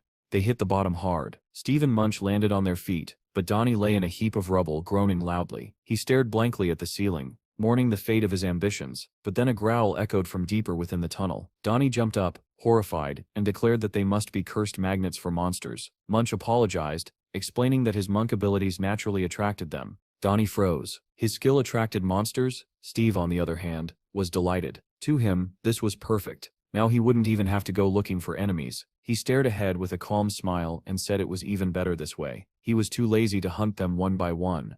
Munch stared at him, stunned. Steve suddenly leapt upward, flipping effortlessly through the air as though weightless. Donnie gasped and wondered aloud if Steve was even human. Standing atop the rocks, Steve told Munch that he liked him and invited him to join the clan. Munch blinked, unsure he'd heard correctly. Meanwhile, the sound of dozens of approaching monsters filled the tunnel. Steve turned to face them, eyes narrowing. He activated his reconnaissance skill, and a blue glow flickered across his pupils. Instantly he located the primary target, a skeleton draped in a red robe. In a single burst of inhuman speed, Steve sprinted toward it. Donnie stared at the horde in horror, convinced they were doomed. Just then, a long staff crashed down in front of him. It was Munch's. From above, the monk shouted for Donnie to grab it. Donnie seized the staff without hesitation. Setting aside all fear, he suggested they lure the monsters into the pit, and then hunt them from above. Groaning, he hauled himself out of the hole with Munch's help. Once they climbed out, they stared at the battlefield in disbelief. Dozens of monsters lay dead. They could hardly speak. Donnie whispered that it was insane. Up ahead, Steve calmly told them to clean up the monsters along the route and follow him. Inspired by his confidence, Munch and Donnie charged forward. Donnie grinned and said with absolute conviction that Steve was definitely crazy, and somehow, that made him the perfect leader. Munch effortlessly scattered the attacking monsters with sweeping strikes of his weapon, sending them tumbling in every direction. As he fought, he wondered if Steve had detected the trap using his reconnaissance skill. The monk was impressed, both by the speed of the reaction and by Steve's overwhelming strength. One of the monsters crept toward Steve from behind, crawling along the wall. Steve defeated the creature in front of him, then turned toward the faint sound behind him. The skeletal monster didn't get the chance to reach him. Munch's staff shot through the air and buried itself in the creature's neck, all while Donnie shouted encouragement. Steve finished the job with a single kick that sent bones flying across the stone floor. Far away, at the observation headquarters, a soldier suddenly reported that a team was exiting the dungeon. His partner was confused. Only 30 minutes had passed. Major Swan approached, explaining that teams were usually allotted 5 hours. He asked which team it was. Watching the footage of the boys walking out of the portal, the soldier replied that it was Team 15 and that their vitals looked normal. Swan immediately called Sergeant Sheldon, demanding to know why the boys were already returning. Sheldon, who had been monitoring them, casually explained that they were done. He added that it was hard to gauge level 1 stats from the footage, but even so, Steve's performance was exceptional. Meanwhile, the city street buzzed with activity. People strolled, rushed, talked, argued, and in the middle of it all was Donnie, filming with a camera in hand. He spoke enthusiastically to his viewers, promising a behind-the-scenes look at life inside Steve's clan. He read a comment aloud asking what he would show that day, and with great excitement he announced that they were celebrating a housewarming party. From inside the newly registered clan building, Donnie's cheerful voice introduced the clan's food manager, an unofficial breadwinner. A grandmother appeared on camera chopping greens. Donnie asked her to greet the viewers. Her focused expression twisted into a fierce glare as she raised her knife and told him to leave before she made him part of dinner. Donnie froze as his ear began to bleed slightly from fear, but he didn't dare argue. Inside, Bill sat at the table with his father and asked why the grandma wanted to let someone in for dinner. Donnie read comments, insisting she looked like a gangster, and he hurried to clarify that she wasn't one. Another viewer asked why they had a Buddha statue. Donnie explained that it belonged to the third member of the clan, the monk they had seen before, whose mysterious power attracted people. He walked into another room with the camera and greeted the others. Steve turned to wave. Donnie pointed the camera at Munch, who was sitting at a dining table piled with food. Donnie introduced him as the clan's monk and asked him to say hello. Munch looked embarrassed, unable to speak. Eventually he gathered the courage to lift his staff and show it to the audience, saying he'd been through a lot. But before he could finish, a loud scream interrupted him. A white truck screeched to a stop in front of the house. Chad leaned out the window and shouted to Steve that everything was ready. The boys ran outside, grinning. Donnie rushed after them asking about the bill. Soon a white van was speeding through a rundown district, with a quadcopter hovering above, filming. Steve spotted it and asked what it was, offering to smash it. Donnie sighed and admitted he didn't even know what a drone was. Inside the van, the driver announced that they were headed for the 4th station, the 30th Gate quest. He pointed out the glowing blue portal and explained that this would be the clan's first official quest. Donnie, smiling, said his skill was video memory and promised to upload everything to YouTube later. The boys stepped through the portal. Immediately they were surrounded by bats. Steve was baffled. Donnie explained that this dungeon belonged to the bats. He then asked whether Steve had a long-range skill. Steve said no. Donnie frowned, wondering how they were supposed to catch airborne monsters without one. Munch, who had been silent this whole time, told them confidently to leave it to him. Steve and Donnie exchanged skeptical looks. Then Munch knelt, placed his bowl on the ground, and began striking it with his staff. A sharp ringing sound filled the cave. Above their heads, the bats began to move strangely, forming tighter and tighter clusters. Donnie stared upward, asking if the monk's ability was causing this reaction. The bats gathered into a massive flock, and then dove toward the boys. Every single one of them aimed straight for Munch. Calmly, the monk rose to his feet and lifted his staff. Flames erupted as he swung it, creating a blazing ring in front of him that incinerated the swarming creatures. Then from the darkness, an enormous bat emerged, far larger than the rest. Donnie shouted with exhilaration that they had finally reached the dungeon's final challenge. Steve struck the giant bat with a single decisive blow, slicing the creature cleanly in half. As the remaining bats fell, Donnie exhaled in satisfaction and declared the mission complete. Seated atop a mountain of monster corpses, Steve quietly noted that the door ahead had opened. They should hurry. Donnie, still thrilled, said he would record everything. Back at headquarters, a young man approached a girl who was staring wearily at her monitor. He reported that they had examined all 4 headquarters stations, capable of completing 20 missions per day, and now Steve's clan had gone so far as to incinerate a nearby dungeon. Reading the storm of comments under Donnie's latest video, the girl clutched her head, frustrated. They had barely imposed an embargo, and yet Steve's clan already had a streamer broadcasting everything. The young man added that the video had jumped to 3rd place in trending and asked if they needed to step in. The girl replied that she was aware of its popularity, but then something on the screen caught her eye. It was a clip of a fight, a Russian fighter, known as the Bear, squaring off against a mysterious figure called Hero. The video claimed Hero had defeated him with a special move, and was now naming his next opponent. The next challenger, a tall dark-haired man, looked powerful, confident, and strangely unusual. The clip posed a question: what would happen if the authorities were forced to intervene, and what if this opponent marked the beginning of Hero's reappearance? Suddenly the girl rose from her seat and told the young man to prepare for contact with Steve. Grabbing her jacket with determination, she announced that she would handle the meeting personally. The market square bustled with life, vendors shouting, customers bargaining, children running between stalls. Steve, Donnie, and Chad sat together at a cafe table. Chad asked if Munch was joining them. Donnie confirmed he was, though he wondered aloud where the monk had disappeared to since there were no temples nearby. Chad explained that Munch was living in the city with the surviving monks from his temple. Donnie complained that without Munch their efficiency dropped dramatically. Chad suggested taking a day off since their clan's progress had been extraordinary. Donnie lit up at the idea. Chad added that their capital had already reached 80,000. Donnie cheered again. He had earned 2,000 simply collecting stones, and now they could enter 2nd-level dungeons. Steve raised an eyebrow at Donnie's proud grin. Donnie proudly looked at his monitor, admiring the reward he'd earned. Next to his name, Steve noticed Donnie's rank and profession displayed on the screen. Steve folded his arms, thinking to himself that he had spent only 3,000 on skills, and already surpassed most people. With that in mind, he smiled and agreed today would be a day off. Chad shut his laptop and said he planned to take his son and grandma to the park. Steve's eye caught a sign beside him that read "No information." The grandmother entered carrying food for the puppy, and the same message appeared next to her. But next to Pecky, the puppy, there was detailed information on level and power. Steve wondered if dogs could awaken too. After thinking it over, Steve called his younger brother. The boy answered in surprise, saying he had been repairing his old car lately, but it was expensive and difficult. Steve smiled and suggested that he simply buy a new one. The boy's eyes lit up immediately. With a sly grin, Steve agreed to help. He called Pecky as well, and the puppy's tail wagged furiously.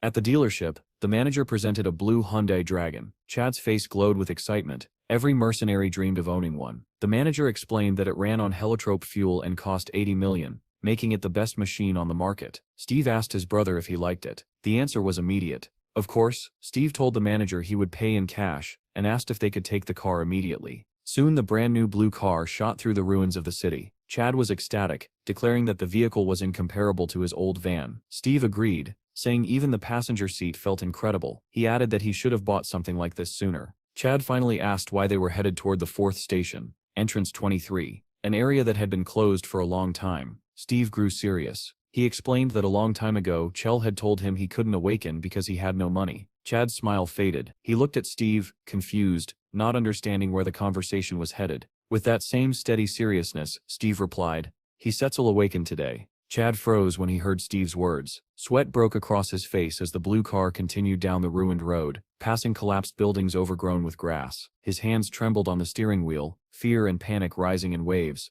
but he kept driving. He didn't dare say anything. Suddenly, Pecky, who had been quiet in the back seat, bristled and let out a low growl. Steve smiled faintly and asked the pup whether he could smell goblins. Chad's voice trembled as he insisted he wasn't ready, begging Steve to leave before anything happened. But Steve ignored him. He stepped out of the car, saying he'd be back soon and instructing Chad to wait.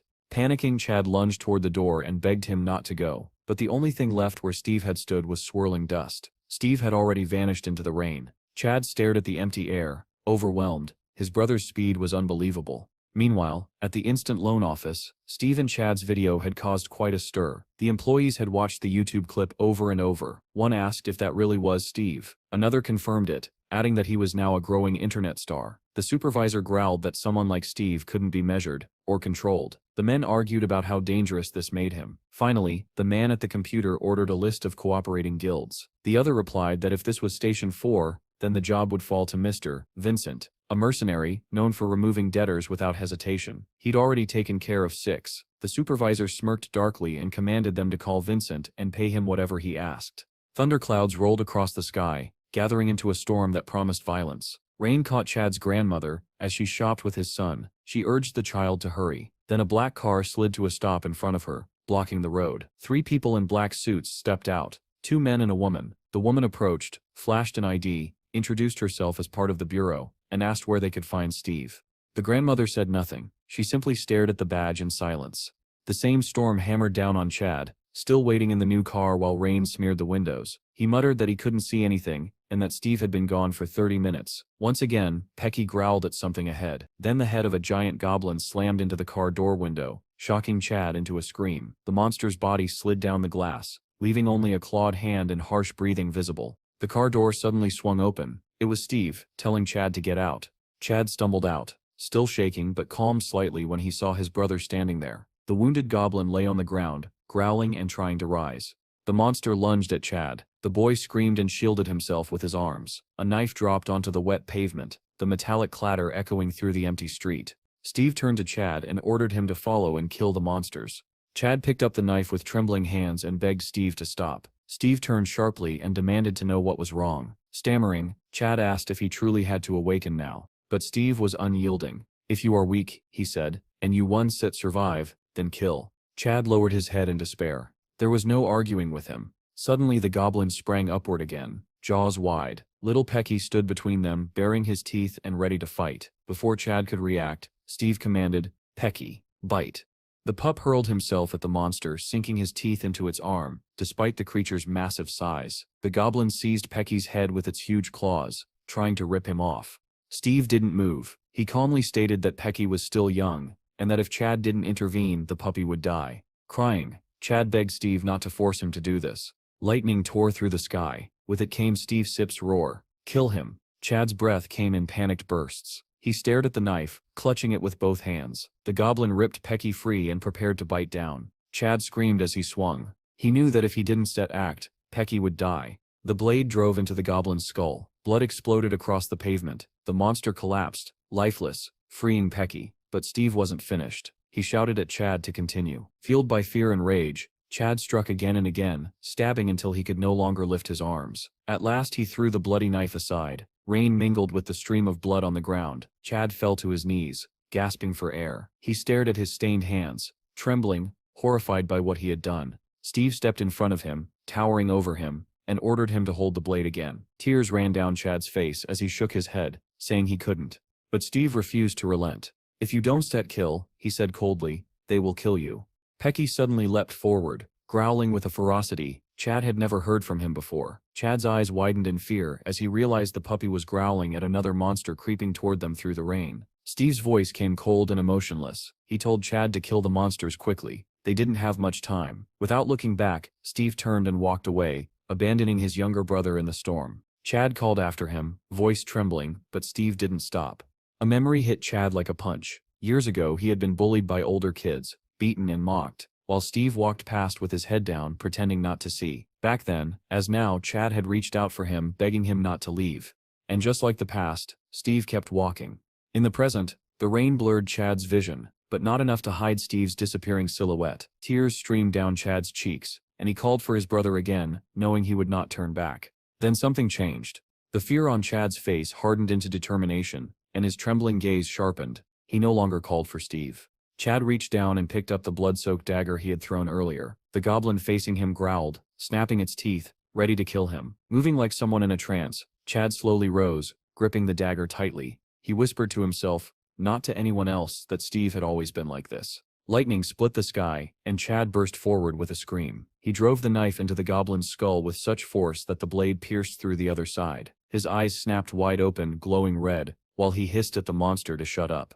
The goblin shrieked, but Chad only shoved the knife deeper into its mouth, unaffected by the blood spraying across his face. There was no fear left in him, only pure, burning hatred. He pressed harder, shouting for the monster to be quiet. The blade burst out of the back of the goblin's head, splitting its skull in half in a fountain of blood. But Chad wasn't set done. He leaned over the corpse screaming "Die!" as he stabbed the dead body again and again, slashing wildly until the ground was painted red. At last he stopped, panting, the rain mixing with the blood on his hands. Lightning flashed again, revealing Chad's deranged smile as he raised the dagger. He looked unhinged, almost joyful. Another goblin lunged at him, grabbing the hand that held the blade. Its dripping jaws snapped inches from Chad's face. They toppled to the ground together. Chad thrust the dagger into its mouth and sliced upward, severing the creature's artery. Another geyser of blood drenched him. With the monster dead, Chad stood, muttering to himself about the sticky feeling on his arm, the sensation of cutting through flesh. His smile twisted into something unrecognizable. He whispered, "Nonsense. What are you doing? Donset, save me." Then he burst into manic laughter. High above, Steve sat on a rooftop, watching the transformation. He saw Chad's awakened status appear, cold-blooded killer. Even Steve was taken aback. Looking down at the drenched, laughing boy, he commented casually that his little brother was cute. Then, louder, he asked Chad whether he had been working part-time at a slaughterhouse. Chad was nearly unrecognizable, eyes wild, filled with murderous hunger, but Steve didn't react to any of it. He simply told him to get up. Still giggling, Chad obeyed, though the madness in his gaze remained. Steve declared the battle finished. Behind him, the ground was littered with half-dead goblins, dozens, maybe hundreds, wheezing and twitching in the rain. After clearing the monsters, the brothers headed to the Bureau of the Awakened. They approached the front desk. Steve looking annoyed, Chad drenched entirely in blood. The receptionist stared in disbelief before asking why they were there. Steve pointed at Chad and said he had just awakened. The receptionist instructed that Chad needed a shower, then a quarantine check, and finally a strength measurement test on the 3rd floor. As they climbed the stairs, Chad asked what the measuring room was. Steve explained that there was a device that measured physical strength. If the number exceeded 100, Chad would be officially registered as an awakened fighter. Steve added he had scored 96 last time and failed. Chad didn't believe him. Inside the measuring room, Chad lay on the device wearing a special suit. The machine activated and displayed 111. The examiner told him he was eligible to proceed to the Hall of Ability Manifestation. The doctor then turned to Steve and asked if he wanted to test his strength as well. Steve agreed and lay down on the device Chad had just used. Steve closed his eyes as the machine hummed around him, measuring his strength. Suddenly a strange vision flashed before him. Countless eyes watching him, and a message saying someone was observing him, yet large parts of the information were hidden. When he opened his eyes, the number 189 glowed on the screen, but even that impressive score didn't shake him as much as the eerie vision he'd just experienced. The doctor examined the readings and murmured that the rumors were true. Steve's strength was rising at an impossible rate, and soon he would reach level E. Steve wasn't interested. Instead, he asked who created the machine. The doctor laughed at the odd question, saying it was built by scientists. Steve frowned and asked again which scientists specifically, but the man only chuckled. Downstairs, the receptionist handed Chad an awakened ID card inside a small box containing a phone. She explained the phone was a gift and that he'd scored high enough to qualify as a mercenary. Steve congratulated him, and Chad shyly thanked him. Steve asked whether Chad had seen anything unusual during the test. Chad shook his head. He'd seen nothing. Steve assumed it meant he was simply too sensitive. He then asked what Chad's awakened skill was. Chad lowered his head, clearly disappointed, and muttered, "Decapitation." Before Steve could comment, a familiar blonde woman passed by with several subordinates around her. Steve immediately noticed and ran after her, calling out with cheerful excitement, "Blondie!" Her subordinates froze, shocked. One demanded to know who dared address their leader like that and whether he had a death wish. Another recognized Steve, and suddenly all of them realized who he was. With an innocent smile, Steve apologized casually for his earlier words, explaining that he wasn't used to speaking with civilized people, but the woman cut him off, saying she understood, and suggested they never meet again. She walked off with her group. Her subordinates gossiped while following her, saying something had to be going on between the two of them. One even joked she was practically getting married, while another insisted Steve would be the one to save them all. Jean snapped at them to hurry, and they immediately picked up the pace. Steve watched her leave, muttering that it was a shame she had the temper of a shrew. A black car sat parked outside the building labeled Steve's Clan. Inside, Grandma and Melissa, the same blonde, sat together at the table. They clinked glasses, almost spilling their drinks. Melissa tasted the strawberry liquor with delight, saying it was perfect. Grandma grinned, explaining that young people always loved it, though her son-in-law had begged for it for 10 years and never managed to try any. Melissa finished the drink and declared passionately that she wished all monsters would die. Grandma praised her for speaking beautifully. Then Melissa tasted the dumpling soup, calling it the best she'd ever had. Grandma nodded, saying it paired perfectly with the drink. Melissa glanced at the door, noting that Steve was late. At that moment, Grandma announced that he had finally arrived. Steve and Chad walked into the room, surprised to see Grandma and Melissa sharing drinks. Bill ran over joyfully, excited that his dad and Pecky were back. He jumped into Chad's arms asking why he took so long. Chad asked if he'd had fun while they were gone. While father and son talked, Melissa approached Steve. He tensed and asked who she was, but he already saw her name and rank displayed above her. Rank A2. She introduced herself as Melissa, a manager from the Bureau of Awakened Repatriate Administration. Steve asked why she had come, and she said she wanted to make a deal with him. Steve blinked, unprepared for that answer, and asked what she meant. Melissa leaned closer and asked if he knew the official name for a repatriate. Steve admitted he had no idea. She explained that repatriates like him were officially called coordinators. The title surprised him, yet it intrigued him. She then asked whether he had returned through a red portal. Steve said he had. Melissa explained that a red portal meant the repatriate had fulfilled the condition for safe return. Steve didn't understand, so she continued a portal that turned red would appear again and would work both ways. Steve asked where it would appear. Melissa raised her finger and pointed directly at him. Steve stared back, confused. Melissa clarified, the portal appears next to the coordinator. In this case, next to you. Steve rubbed his chin thoughtfully. Memories of the wolf pack he had lived with for 10,000 years flickered through his mind. He wondered if he could see them again. Melissa continued, their administration believed Steve's portal led to what they were calling a fourth new planet. If their theory was correct, their country would possess the only planetary portal to this fourth world. Steve didn't care about politics. He only cared about one thing. When will the portal appear? Melissa answered calmly, in 99 days. Steve asked Melissa directly what she wanted from him. She replied calmly that until the portal opened, Steve would be forbidden from leaving the country. Steve wasn't expecting such a restriction, and demanded to know why. Melissa didn't sugarcoat it. She said they couldn't allow him to become the second hero. Steve frowned. He didn't recognize the name. He asked who Hero was. Melissa stared at him, surprised he didn't know the story. She explained that Hero was the strongest awakened in the world, rank 1, and he had once been a citizen of their country. Steve asked what that meant. Melissa explained that in the early days of the disaster, the government had detained many repatriates due to the unknown risks. Hero, who had returned as a rank B, escaped confinement. The portal to planet Kachun, now located in another country, was created by him. If Steve activated a portal while abroad, the dimensional industry could collapse, and their country would face catastrophic losses. Steve quietly processed everything. Then, with typical bluntness, he asked the only thing that mattered to him, so what do I get in return? Melissa was ready for the question. She asked what he wanted. Steve answered without hesitation. He wanted to elevate his clan into a guild and expand its territory. Donnie, listening secretly from behind the wall, nearly fainted from shock at the scale of the negotiation. Melissa did not object. She told Steve he could ask anything else. Steve then remembered his most important question. How will I know when the portal appears? Melissa explained that they would send an agent who specialized in detecting small energy fractures. One of their best. Steve was intrigued. Meanwhile, elsewhere in the bureau, Jean was training furiously in the gym, still angry about Steve's earlier comment that they should have children together. She punched the bag with so much force that its stuffing exploded out. Her colleagues watched in disbelief, wondering what had triggered her this time. Jean muttered that he should have been charged with harassment.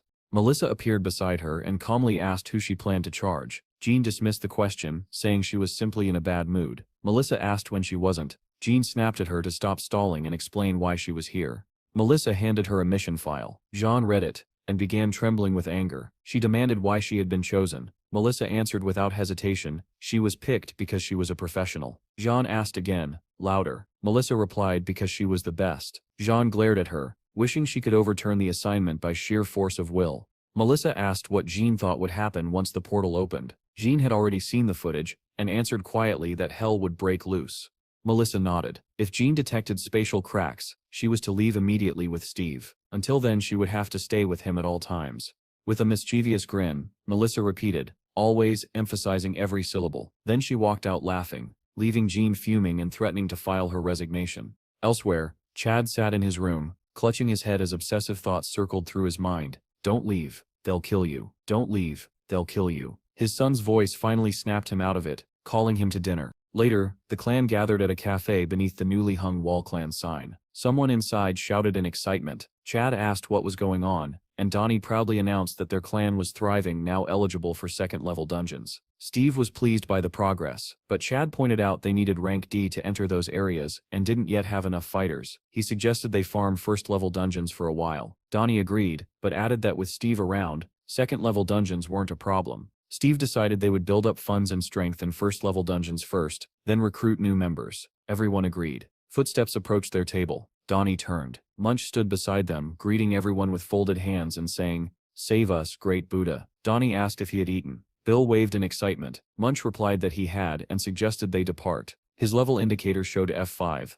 At the dungeon entrance, traffic was backed up. Cars honking, people yelling. Many teams crowded near the portal, eager and energetic. In the bustling crowd, one man recognized Steve's group and called out to them. The four entered the dungeon together, with Chad taking up the rear. The man greeted Steve warmly. Steve shook his hand, and the man happily said he'd heard all about the creation of Steve's clan. The adventure continued. Steve asked Jim what happened to the teammates he'd been with last time. For a moment, Jim's smile faded and a rigid seriousness crossed his face. He hesitated, deciding how much to say, then forced a smile again and claimed everything was fine. Steve pressed further, asking why he was alone. But before Jim could answer, his new teammates called out that it was time to enter the portal. Avoiding the question, Jim excused himself and promised to contact Steve later. Steve waved and said he'd wait. Munch asked who the man was. Steve replied that Jim was a friend he'd met in a previous dungeon. The four stepped into the portal together, their bodies engulfed in a blue glow. All of them were filled with enthusiasm and ready for battle. None of them noticed the figure watching from a distance,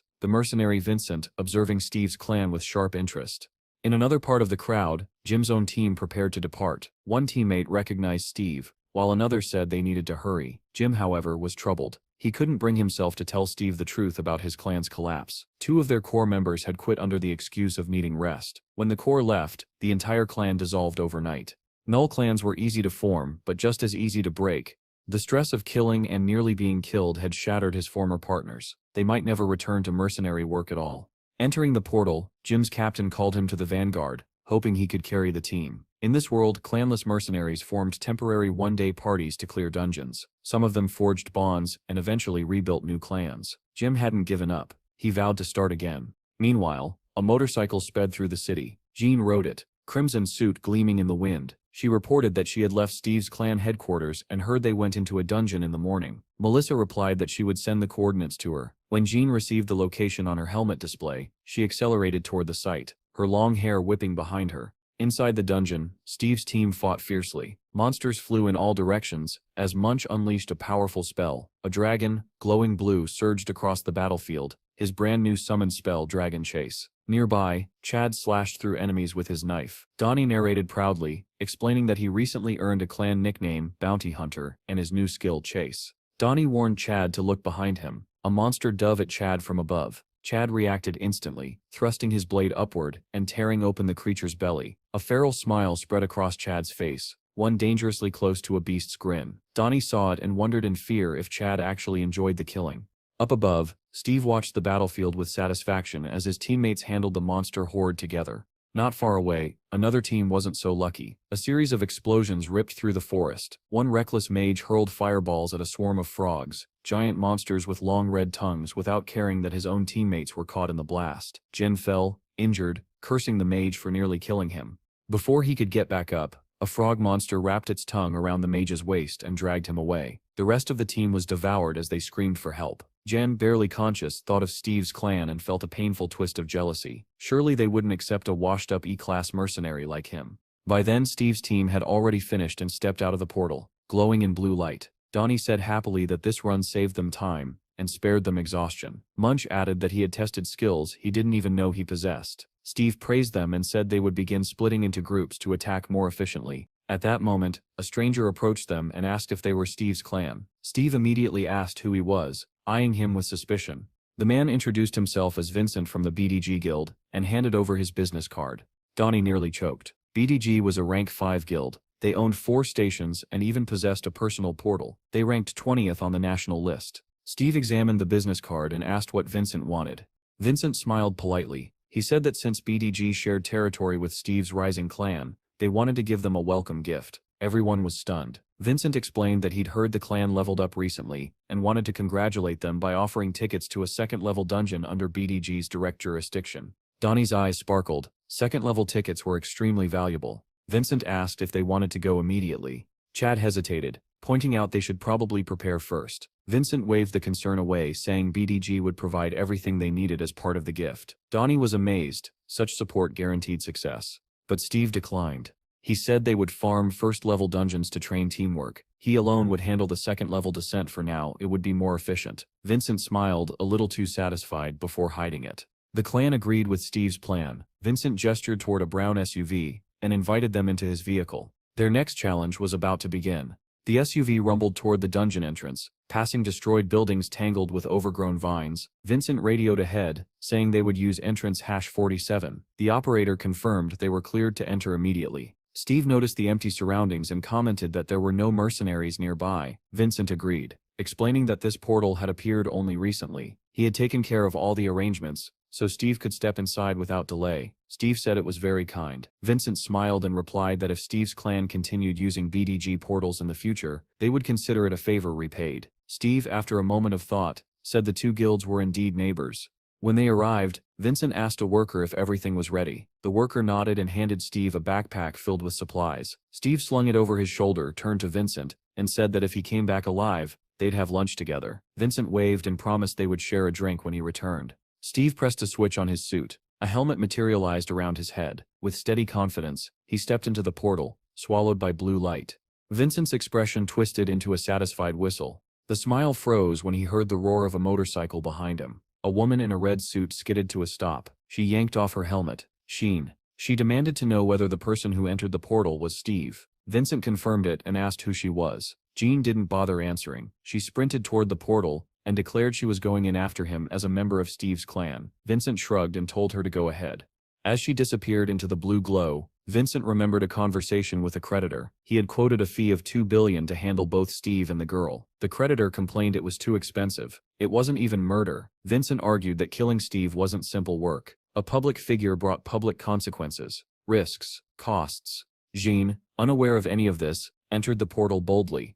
Earlier that day, she had arrived at Steve's headquarters and asked the others where Steve was. Chad explained that he'd gone into a dungeon. Jan jumped on her motorcycle immediately and followed the SUV. Melissa watched everything remotely via monitor feeds. When Jan asked why she had to chase after him, Melissa said she needed to observe Steve's skills personally. Jan protested. She wasn't even suited up, but Melissa reminded her about the bracelet. Jan snarled that she treasured her equipment. Melissa coolly said she'd double her bonus. Jan cursed and stormed into the portal. Inside, Steve had already arrived. He stood still, noting how different the atmosphere felt here. The portal flashed again behind him. Before he could turn, Jean Sepp's furious voice pierced the cavern. Dawn Sepp, turn around. Stay still. Steve obeyed, facing forward while glancing sideways at the portal. Jean pressed her bracelet. A dark substance spread across her hand, forming a combat suit over her body. She muttered angrily about her terrible mood. She swore she'd demand triple pay for this assignment.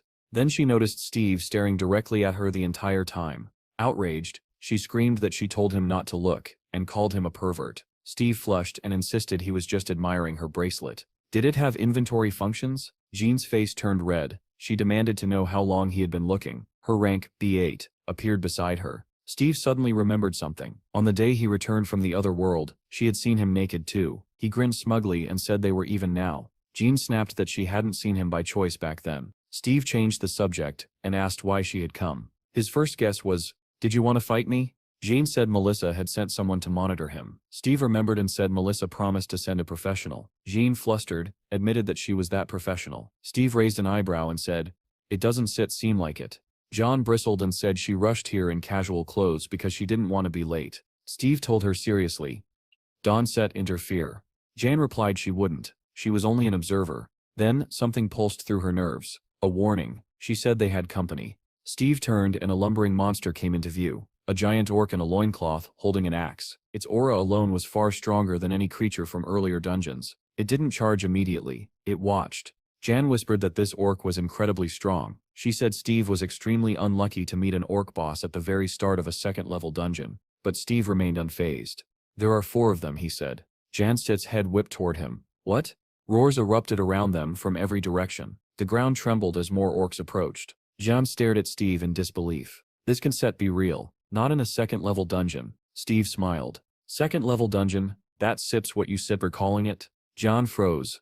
What? What do you mean? Their situation was about to become much worse. Steve asked Jean if she hadn't felt the abnormality when passing through the portal. Was she truly a pro? Jean bristled with irritation and tried to excuse herself, saying the disruption was because of the bracelet. Steve stepped forward, preparing to sprint. He told her to stay out of his hunt. The next instant, he shot forward with such explosive speed that the ground cracked apart beneath him. The shockwave knocked Jean off balance. Shielding her face, she stared in disbelief. What kind of insane speed is that? Steve appeared in front of the nearest orc, and struck its chest with a powerful blow. As the orc staggered back, dazed, Steve spun, seized the axe from its hands, and prepared his next strike. The creature dropped to one knee, rubbing its head.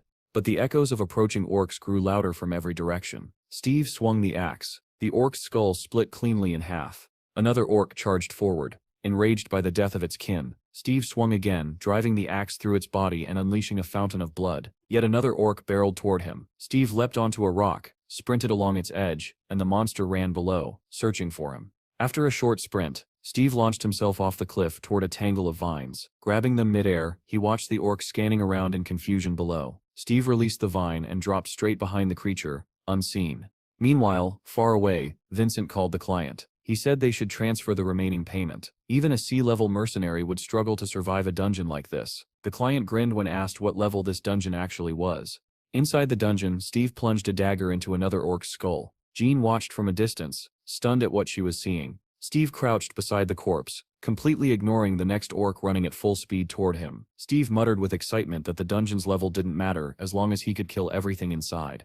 The new orc swung its axe inches from Steve's head, but Steve dodged effortlessly and struck its chest with enough force to send it flying. A second strike crushed its skull. Helmet soaked in blood, Steve stared at the dying orc and saw a notification plus 32 points. He grinned. This dungeon was a treasure trove. Without looking, he tossed Jean the backpack he'd received earlier. She caught it. Startled, Steve asked her to help collect bloodstones. Then he walked off toward another corpse, leaving her baffled. Jane watched him with a mixture of confusion and growing horror. He was just an F rank, yet he was massacring the battlefield. The conclusion formed itself: Steve was completely insane. A twitch ran up Jane's spine. She sensed something and turned her head sharply, activating her reconnaissance skill. Her eyes glowed blue. Steve, meanwhile, pried a massive bloodstone from a corpse and proudly showed her its size. Jane ground her teeth. Not now. Steve blinked, confused, and asked why. Jean threw the backpack to the ground and said that even if he killed 4 orc bosses, the portal still wouldn't open. The bag only contained stones. Steve began stuffing bloodstones inside, saying that in that case, he'd put them all there. Jean rubbed her head in frustration, wondering what exactly was wrong with this man. Unable to take it anymore, she snapped. This is a 4th level dungeon. If the difficulty were any higher, even together we wouldn't get out alive. Steve froze. So Vincent had sent him into a 4th level dungeon for free. Jane watched him, horrified. Half of what she'd said had flown over his head. Steve, delighted, shouted that if he survived, he would definitely pay for Vincent's dinner. Jane stared at him like he was out of his mind. Are we actually idiots? A sudden pressure hit her senses. Jean spun around just as a monster lunged at her with a weapon. She reached instinctively for her sword, but the sheath at her hip was empty. She'd forgotten it on her motorcycle in her rush. Before she could react, Steve slashed the monster's head clean off. The corpse collapsed beside her, splattering blood everywhere. Steve smiled and told her he was strong, though he'd been stronger before. Jean stared at him skeptically. Another pulse. Jean's eyes widened. She and Steve turned simultaneously. Jean activated her clairvoyant skill. Her eyes shone blue. Through infrared vision, she saw dozens of monsters rushing toward them. She cursed. A mob of orcs was closing in, and fast. Their path was sealed. Jean asked in panic if there truly was an entire army of them. Steve only smiled. Even without Munch here, the monsters were coming straight to him. Jean snapped at him to be quiet. The first wave arrived. Orc riders mounted on snarling wolves. Jean shouted that it looked like nothing but orcs. But Steve wasn't listening. His eyes sparkled. He was thrilled by the sight of the harnessed wolves. The ogre drew closer, raising its massive weapon. Steve dashed forward, telling Jan not to touch his monsters. Jan snapped back that he should be worried about other things, but still activated her shield skill, successfully blocking an incoming strike. Steve didn't stop. He rushed past her, splitting the next orc's skull cleanly in 2. Before its body even hit the ground, Steve was already charging another target. Jean summoned her sword from her inventory and struck the orc attacking her, but the monster merely stared at the shallow cuts on its body, confused. Jean clicked her tongue. She had grabbed only the blade, not the heavier weapon she usually carried. Before she could finish the thought, Steve bounded toward them shouting, "I told you. Don't touch mine." He leapt from above and kicked the orc off its wolf mount. The beast crashed to the ground, rolling across the dirt. Steve landed lightly behind Jean and launched himself forward again, cutting through the approaching monsters like a falling meteor. But then, everything shook. A colossal club slammed into Steve's side, sending him skidding violently across the ground. The attacker was enormous, even compared to the other orcs, draped in a fur mantle with ornaments hanging from his neck. He looked every bit like a commander, if not the orc general himself. Steve hit the ground hard. His dagger slipped from his hand. The ogre general loomed over him. But Steve sprang up, grinning in excitement. "So you stir the boss of all of them?" The orc general didn't answer. He simply stomped, sending dust exploding upward, and swung his club again. Jane sprinted toward Steve, shouting that they had to eliminate the general first. The club crashed down, but Steve dodged. The second strike barely missed him as he vaulted upward, ending up above the giant Sip's head. He plunged his dagger down with every bit of strength, and it lodged deep into the monster Sip's skull. Sean gasped. He actually did it? Steve yanked the blade free, and saw it had snapped in half. The orc general, still alive, finally connected a blow. The club smashed into Steve's stomach, launching him backward like a rag doll. Jane froze. Steve had actually been struck. Meanwhile, at the Bureau of the Awakened, Melissa received a call. Her subordinate hesitated. "May Stom isn't set something strange." Melissa asked what he meant. The man said that Steve and Jean's phones were now far apart, too far, and neither device had sent any signal for nearly an hour. According to their data, Steve appeared to be in a level 1 dungeon. Before he could say where Jean was, he faltered. Melissa felt a growing dread. "What are you talking about? They should be together." Elsewhere, Steve's clan returned to their truck to rest. Donnie peeked into the SUV and saw Steve's phone still lying on the seat. Jean's phone, still on her motorcycle, rang endlessly. Melissa, unable to reach her, ordered her subordinate to check again. Where were they? He swallowed and answered. "I found Jean in a 5th-level dungeon." Melissa's stomach dropped. She remembered Jean forcing her way into the portal. Was it worth risking so much for this mission? She steadied herself and demanded to know who managed that dungeon. The subordinate replied, it belonged to the DGB Guild, and sent their details. Melissa immediately ordered a full history of all entries into 5th-level dungeons, then told him to connect her to the guild leader immediately. Back inside the dungeon, Steve crashed into a stone wall and slumped, dazed. More monsters surged forward, growling with weapons raised. Jean screamed his name and sprinted toward him, but Steve didn't respond. Then a voice echoed in Steve Sepp's mind. "Get up." His eyes snapped open. He saw the mob of monsters rushing at him, and his grin returned. This is getting fun. He dug his hands into the ground, sprung upward, and grabbed the nearest monster. With a twist of his body, he hurled it into another orc. Both tumbled away. Steve snatched 2 axes from the ground and leapt into the air, hurling them with immense force. They spun through the air and buried themselves in 2 orc skulls. Those 2 fell instantly. But the rest kept advancing, undeterred. The real fight was only beginning. Jean sprinted toward Steve as a rain of arrows fell from above. She was stunned. This orc army even had archers. She rolled into a forward somersault, narrowly avoiding several arrows, but stopping even for a moment allowed a swarm of monsters to close in around her. She didn't panic. Activating defensive bomb skid, she released a burst of blinding light from her hands. Every monster caught in the blast disintegrated into dust, but more surrounded her immediately. Just as the circle closed in, Steve grabbed her wrist and yanked her forward, dragging her through the gap. The orc boss watched their escape from afar, letting out a furious roar. Jean demanded to know what Steve was doing. He told her they needed to run without letting go of her hand. She shouted angrily that they were surrounded. How exactly were they supposed to run? Steve pulled her toward the mountainside, saying it was empty. She looked ahead and saw only a cliff, and answered in terror that she couldn't go there. "That's why we are going there," Steve replied. When they reached the edge, Steve suddenly lifted her into his arms. Jean screamed, asking what he was doing. Steve only told her to hold on tight. Without hesitation, he leapt off the cliff. They plummeted downward. Several orcs leapt after them, but only to fall to their deaths. Steve landed on both feet, the impact cracking the earth beneath him. The orcs that followed crashed against the ground around them, their bodies shattered. Jean clung to him in shock, realizing she was still alive. Steve sighed, dropped his hands, and let her fall unceremoniously to the ground. "We're still going to die," he muttered, already walking forward, leaving her stunned and breathless. When she finally looked up, she saw the dizzying drop they had survived. The orc boss glared down from the cliff above. Somehow, she and Steve had lived through that fall. Brief rest, and a grim realization. They found a cave to rest in. A long howl echoed through the barren forest. Inside the cave, Jean hugged her knees, complaining that the monster's cries were unbearable. Calling Steve Mr. Unusual, she asked what his plan was. Steve answered simply, "We kill more orcs, then we level up and push forward." Jean sighed heavily. Level ups had no limit, but stat increases did. Steve shrugged and replied that he had no limits at all. Jean stared at him, confused, and asked what he meant. Steve only gave her a calm smile. Meanwhile, the world outside fell into chaos. 2 military vehicles sped toward the dungeon entrance. Crowds of journalists, soldiers, and onlookers swarmed the site. The authorities pushed them back from the portal. A reporter explained, they were at the 5th-level dungeon managed by the DGB Guild, where a deadly incident had occurred 2 days prior. Steve's clan knelt nearby. Donnie was crying hysterically, terrified for Steve's safety. Police dragged out Vincent in handcuffs. He claimed Steve and Jean had entered the dungeon voluntarily, but after interrogation, he finally confessed. Reporters shouted questions, demanding to know Steve's last words. Vincent growled in frustration. He had no idea Jean was from the bureau. The reporter continued explaining that Steve drew so much attention because he was believed to be a repatriate from the 4th planet, which had massive political and scientific implications. Back at the bureau, Melissa burst into her superior's office, furious. She accused him of allowing this disaster to happen, and demanded the criminals be arrested. The chief said they had already detained most of the conspirators, except for one assistant who escaped.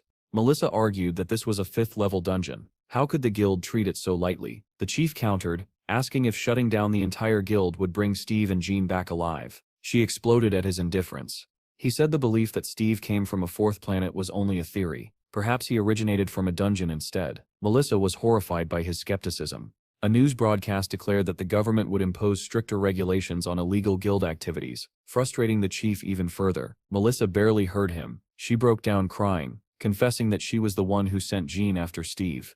The chief looked at her in surprise. He tried to calm her, saying all they could do now was believe and wait. The reporter outside concluded grimly that survival chances inside this dungeon were extremely low. Melissa collapsed to her knees, sobbing uncontrollably, her mind filled only with thoughts of Jean. Fog thickened through the ancient forest. The trees were bare, though red and yellow leaves still clung to some bushes. Orc patrols searched relentlessly for Steve and Jean. One orc checked the area, axe ready. Suddenly a tiny fairy appeared before him, glowing a faint blue. The creature floated toward his face. The orc lunged to grab her, but she darted away. Frustrated, the orc roared an incantation. His axe glowed yellow as he swung wildly, trying to hit the elusive fairy. She flitted into the bushes, disappearing from sight. The orc growled, stepping forward, and Steve's blade dropped from above, splitting his head cleanly in 2. Steve wiped the blood from his face and grinned. 3 more to kill. Then I level up. Jane used clairvoyance, her eyes glowing in blue infrared. She saw another orc hiding roughly 100 meters ahead. She relayed the information to Steve, who was already poised to sprint. The moment he heard it, he vanished, leaving a shockwave behind him. Jen gasped and ran after him, screaming that it was a trap, but it was too late. The orc triggered the mechanism beneath Steve's feet. Sharpened logs shot up from below and struck him mid-charge, hurling him backward. He slammed into a stone wall, the wind knocked out of him, and his dagger fell from his hand. Jen froze in horror as the orc grabbed a horn and blew a thunderous signal. All around the forest the orcs heard the call and understood exactly what it meant. Steve had been found.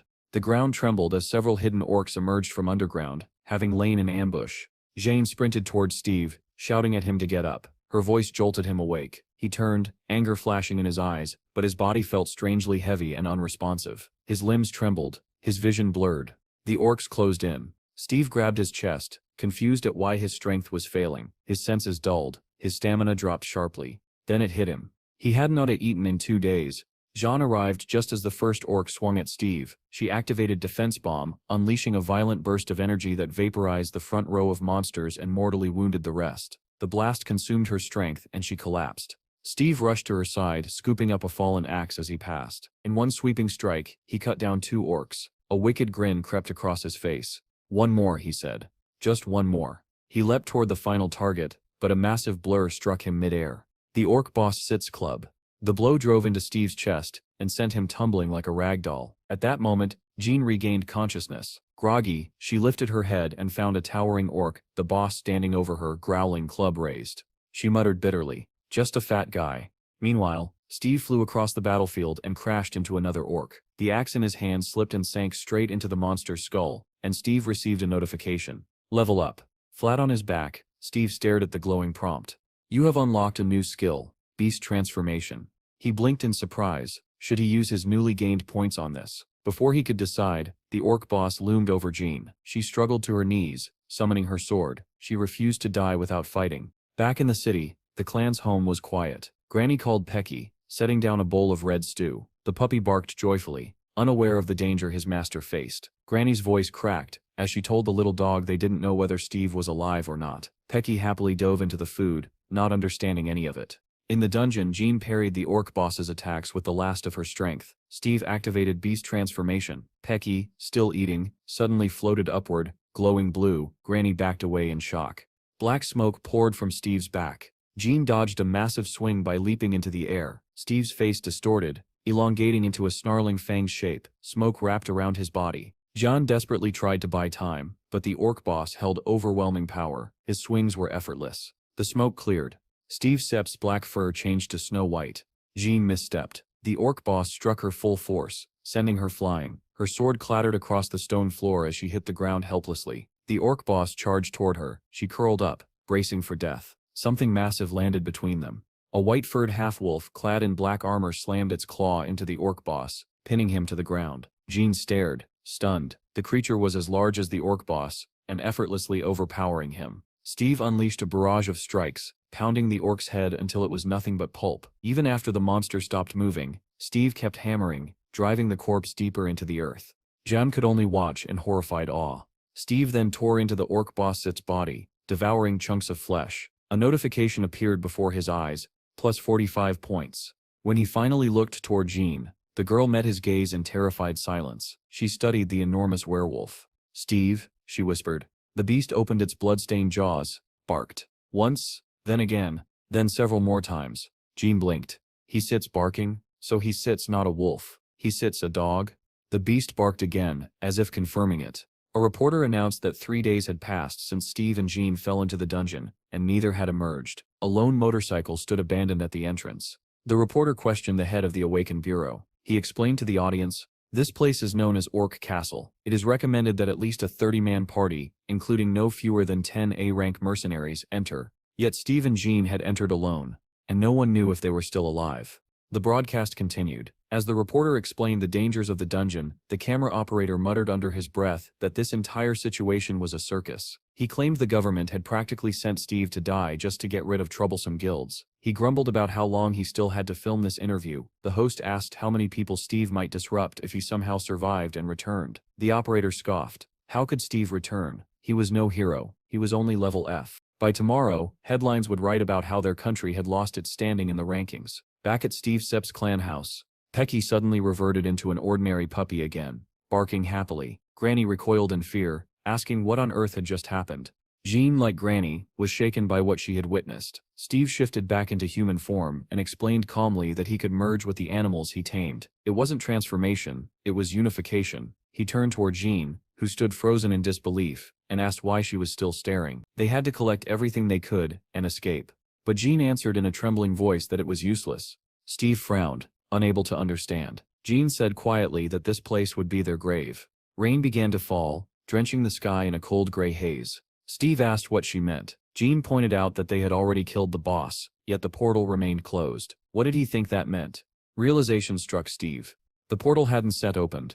He gestured toward the crushed corpse of the orc boss, and asked if she was seriously implying that this thing wasn't the true boss. John replied without hesitation, yes, someone even stronger existed in the dungeon. Steve grinned, intrigued, and demanded to know who this mysterious someone was, the one who made her talk about graves. Jean's expression hardened. In the pounding rain, she began her story. 3 years ago, when Jean had just reached level B, she joined a 20-person raid. 10 of them were A-rank mercenaries from the Bureau. Together, they descended into a 5th-level dungeon. Jean walked in the middle of the formation, her face tense with concentration. Suddenly, the man ahead of her, Tim, turned back and stared at her. Jean blinked, wondering what was wrong. Tim asked about her ankle. She flushed with embarrassment and said it was nothing. It had healed. Tim smiled warmly and said he was glad. From behind, Melissa teased them. She said they were a cute couple, and this was exactly why couples shouldn't join missions together. The squad stormed the orc castle. Explosives detonated, blasting apart one of the fortress walls. A horde of orcs charged out, racing toward them.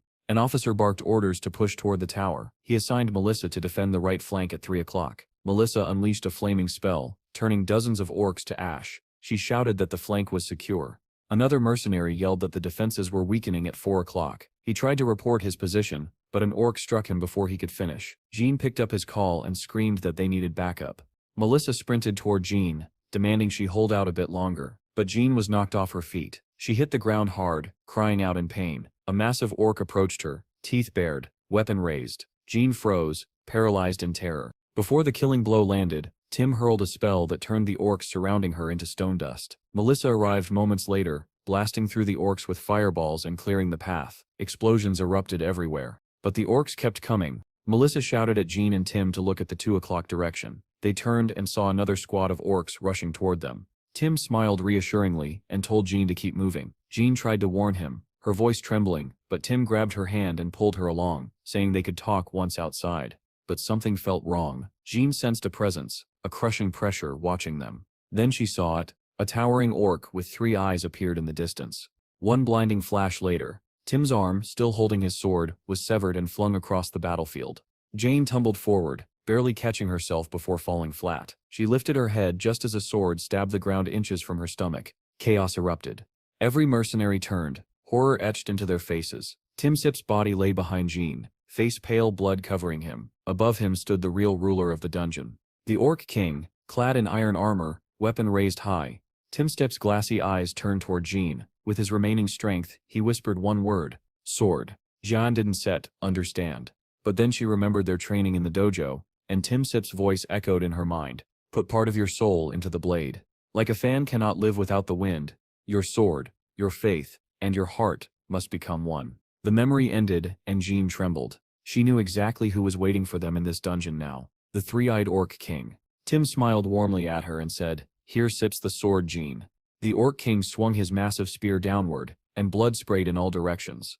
When Jean finished her story, she lowered her head and discreetly wiped away her tears. Steve placed a reassuring hand on her shoulder, and gently turned her toward him without saying a word. He rested his palm on her head, trying to comfort her, then pulled her close and murmured, "So that's what happened." Outside, far from the dungeon, the sword Jean had left behind on her motorcycle suddenly began to glow. Heat radiated from the blade and white smoke curled into the air as if the weapon itself mourned.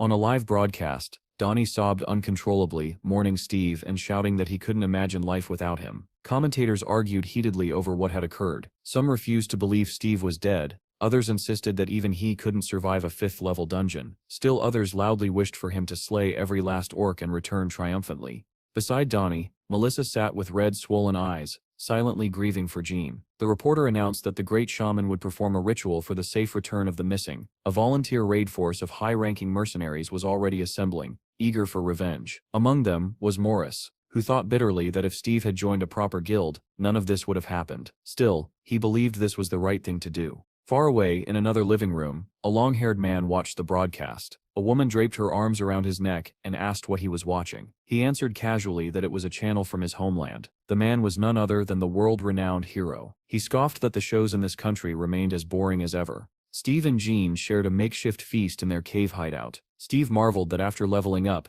the store suddenly offered better food options. He handed her a steak sandwich, and Jean remarked that with such an assortment, he could open a fast food chain. Chewing through another burger, Steve teased that she was a secret foodie. Jean paused mid-bite and asked if eating 12 servings was really a lot. Embarrassed by her own appetite, she set the remaining burger aside and mumbled that she was full. Steve blinked, baffled at how she could possibly be done after so little, while he was already on sandwich number 22. He insisted she continue eating, but Jean gave him a soft smile and said she was grateful all the same. The glow of the campfire dimmed and was replaced by drifting fireflies. Steve asked if she had truly been the one who took up Tim's sword and defeated the Orc King back then. Jan answered with sorrow that she had lost consciousness. When she awoke in a hospital, she learned the Orc King had only been defeated after 2 elderly A-rank mercenaries sacrificed their lives. His power was like the combined force of 5 Orc chieftains at once. Steve nodded grimly. "So there steps an orc like that here. Where is he?" Jane replied that the Orc King resided inside the Orc Castle, more than a kilometer away. As she spoke, the tiny fairy who had scouted for them earlier fluttered into the cave. It whispered something in Steve's ear, and he broke into a satisfied grin. "I found the fortress," he said. Jen Sip's eyes widened. "Already? That fast?" Steve stood, confidence filling his expression. "Let's go." Jean hesitated. "And the plan?" Steve Sip's smile hardened. "Find and kill." Jane let out a tired laugh, saying she would have smacked him for that answer if she had the strength. Chaos erupted within the orc castle. Roars echoed across the wooden battlements as the drawbridge lowered over the moat. Dozens of orc warriors thundered out on armored wolves. Then Steve burst from the bushes in the form of Taki, the great wolf, Jean gripping his mane tightly as she rode on his back. They sprinted at full speed toward the still open gate. The goblins stationed on the walls spotted them instantly. The mounted warriors turned back, raising weapons as they prepared to intercept. Jean shouted that an entire army was chasing them, and urged Steve to speed up. Ahead, the gate began to rise. Archers atop the walls knocked their arrows. A hail of arrows rained down, but Jean's shield spell blossomed like a dome, deflecting every projectile. They reached the half-closed gate. Jean screamed for Steve to jump. He leaped upward, catching the rising gate just in time, pulling them both through while the pursuing warriors stayed behind. But inside the walls, another battalion waited. Jan hurled a defensive bomb spell. A burst of light exploded outward, blowing apart the front line of orcs and clearing a path. Steve dashed through, dodging the survivors. Straight to the center, Jean shouted. Hold on tight, Steve told her silently. He surged forward, the shockwave knocking aside any orcs behind them. Running parallel to the wall, he used the stone as a ramp. Jean tightened her grip on his mane as several orcs leaped down from above. One collided with her, knocking her off Steve's back. Jean plummeted but twisted midair and grabbed hold of a nearby platform's edge. She hauled herself onto it just as a mob of orcs charged toward her. She didn't hesitate. Her sword materialized in a burst of blue lightning, illuminating her stance as she prepared to fight again. Steve continued running up the wall, while the orcs below could only watch and snarl helplessly. At the very top of the spire stood a solitary throne, exposed to the open air, with no walls surrounding it. Seated upon it was the three-eyed orc king. His eyes, once closed, snapped open as he sensed an approaching presence. Rising from his throne with regal menace, the monster strode toward the edge to see what had disturbed him. At that instant, Steve burst forth. With jaws spread wide and fangs gleaming, he lunged at the orc king, clamping down on his throat and savagely tearing at his neck. The impact sent both of them tumbling from the tower. As they fell, the massive body of the orc king was impaled upon a towering spire below, his chest pierced clean through. A message flashed before Steve's eyes, informing him that his level had increased. Fragments of stone broke loose from the shattered tower and rained down like hail upon the orcs gathered beneath. Suddenly, a violent explosion erupted from another tower. The orcs turned in alarm as bodies were flung into the air. Orcs and Jin were hurled toward the ground, and amid the chaos, the girl thought in despair that this might truly be how she died.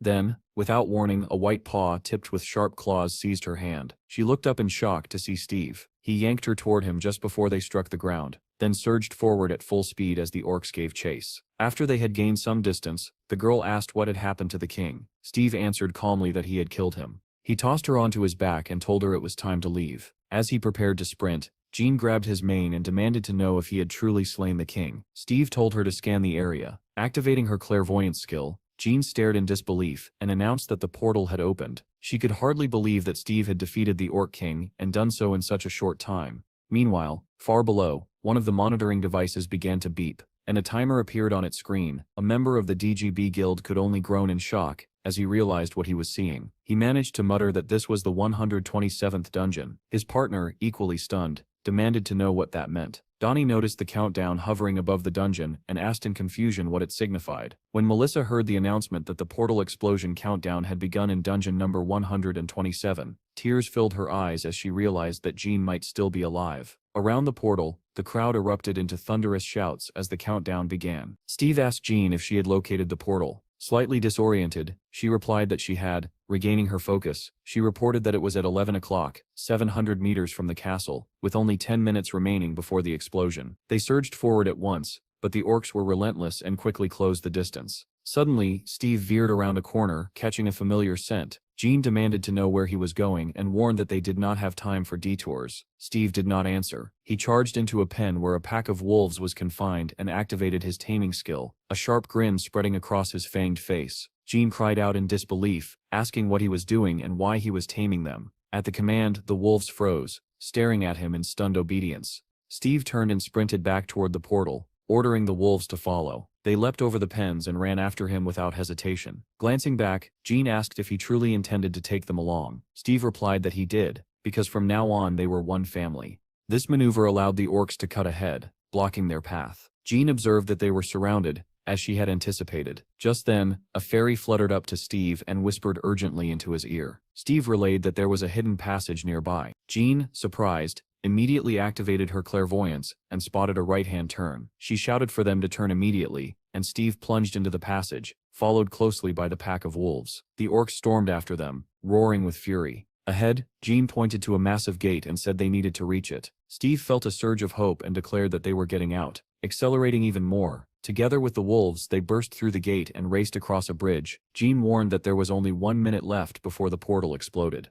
At that moment, a glowing blue door appeared before them. Overjoyed, Jean cried out that the portal was right there. She then shouted that only 23 seconds remained before it closed. From behind, one of the pursuers hurled a spear. Jean sensed the danger and turned just as Steve charged forward, unaware that the spear struck her squarely in the back. The impact sent her tumbling to the ground as the orcs rushed closer. The wolves had already vanished into the portal when Steve turned and realized that Jean had fallen. The spear had pierced her backpack, spilling stones that scattered across the ground and struck the approaching monsters as she struggled to rise. Steve wheeled around and sprinted toward her, rising onto his hind legs as he ran. Jean tried to stand, but her strength failed her. She lowered her head, accepting what she believed to be the end. Seeing Steve charging toward her, she shouted for him to stay away, but he did not slow down. He only ran faster, closing the distance with every stride. Jean screamed once more, desperately begging Steve to stay away. Instead, Steve seized the spear that had struck her down. An orc had already reached Jean and raised its weapon, preparing to deliver the final blow. Steve was faster. With a powerful throw, he drove the spear straight into the orc's chest, knocking it violently off its mount.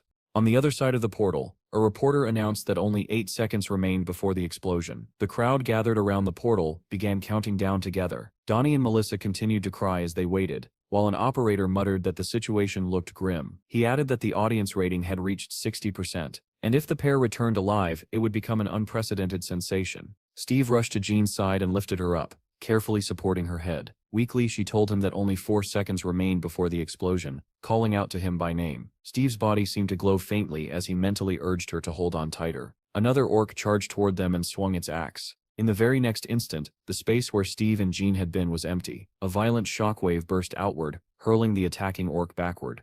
The countdown reached 0. The crowd fell silent, unable to believe that no one had emerged. Near the portal, the orcs watched as its blue glow shifted to yellow. Moments later, the portal detonated. Orcs standing nearby were torn apart by the blast, and the survivors fled in panic. The presenter announced that the countdown had ended and that the spectators were frozen in stunned anticipation. Steve and Jean were nowhere to be seen. Then sudden flashes of lightning burst from the portal, igniting excitement among the onlookers. The first figures to emerge were wolves. Shouts erupted from the crowd as the entire pack poured out, one after another, leaving everyone staring in stunned silence. Immediately after them, 2 figures shot out of the portal at bullet-like speed. The viewers could barely discern who had appeared, unsure whether they had even seen a human form. Military personnel and reporters rushed toward the impact site. A crater had been blasted into the ground, and at its center lay Steve, clutching Jean tightly in his arms. The crowd exploded with cheers, shouting that they had survived and wondering how such a miracle was possible. The wolves joined the uproar, lifting their heads and howling loudly.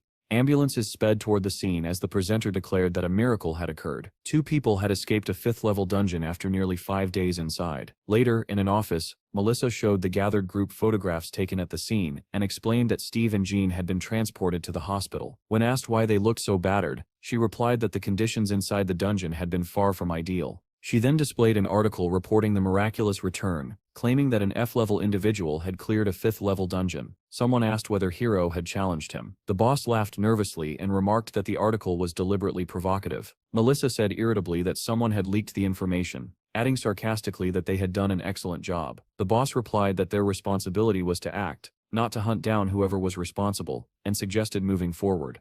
Melissa continued, explaining that news of Steve's survival had spread rapidly, drawing members of various organizations into the country, all attempting to reach him. The boss cursed angrily, calling them shameless opportunists. Melissa displayed photographs of several men, identifying them by name and affiliation. When the chief saw one of the images, his expression darkened as he recognized a particularly notorious agent. Melissa confirmed that he had arrived as well, adding that he was the same man who had lured Hiro away previously. The boss stated that their priority was to secure Steve and asked if there was any way to do so without using a contract. A doctor who had spoken with Steve after his return explained that Steve's family was already present and that he would not abandon them. The boss asked in disbelief whether Steve truly valued family over money. The doctor replied that Steve had lived with wolves for nearly 1,000 years and deeply missed his family. The chief added that when Steve returned to Earth, he missed the wolves just as much, making him difficult to understand. The doctor concluded that the most important thing to Steve was being with his family, which was entirely understandable. He suggested providing Steve with a place to live alongside them and leaving him undisturbed. Under those conditions, Steve would not oppose the government.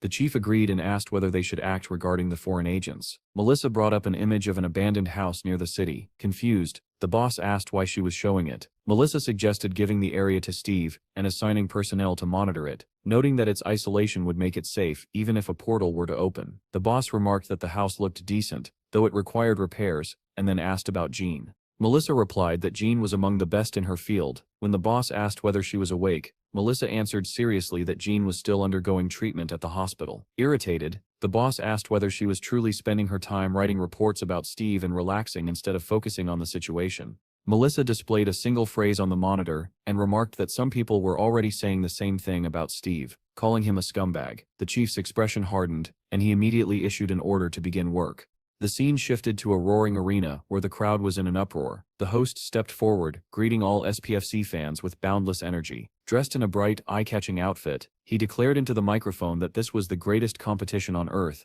and that the long-awaited main event, the Match of Champions, was finally about to begin. The audience erupted, boys and girls shouting, waving their arms and screaming themselves hoarse. In the darkness, the silhouette of a man appeared. He wore a cloak, and his long hair was tied back into a ponytail. Standing beneath a blazing spotlight, the host announced that the champions would now be introduced. A massive screen lit up, displaying the figure of a man as the presenter proclaimed that he was ranked #1 in the world, 211 victories, champion among all 45 SPFC divisions. The host shouted that he was the strongest man alive, and the hope of humanity. Continuing the introduction, the presenter added that he was an extraordinary SS-level fighter, the strongest magical swordsman. The long-haired man appeared clearly on the screen, dressed in a classic black suit. Black smoke gathered around his hands as the host called out his name, Hero. At the sound of it, the crowd exploded into thunderous applause. The smoke in Hero's hand condensed into a sword, and as if responding to the cheers, the blade ignited with black flames. Among the spectators,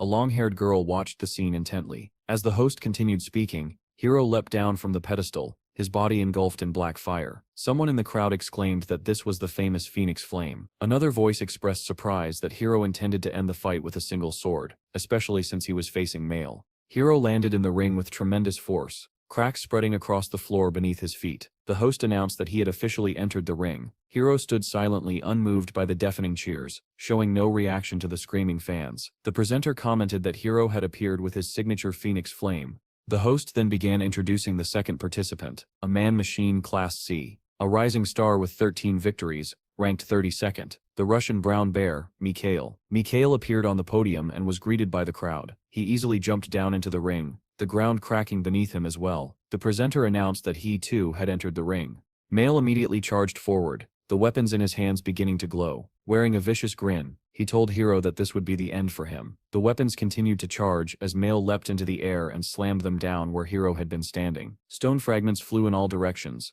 and Male was forced backward by the shockwave, raising his arms to shield himself from the dust. Seeing that Hero had dodged, Male cursed him as a little rat and opened fire. The host announced that Male had begun mana shooting. Shrapnel struck even the fence, yet Hero weaved through the barrage with astonishing speed. Spotting the next attack, the presenter shouted that Male was using a mana bazooka. A blast of terrifying power tore through the arena, obliterating everything in its path. Hero evaded it once again and closed the distance.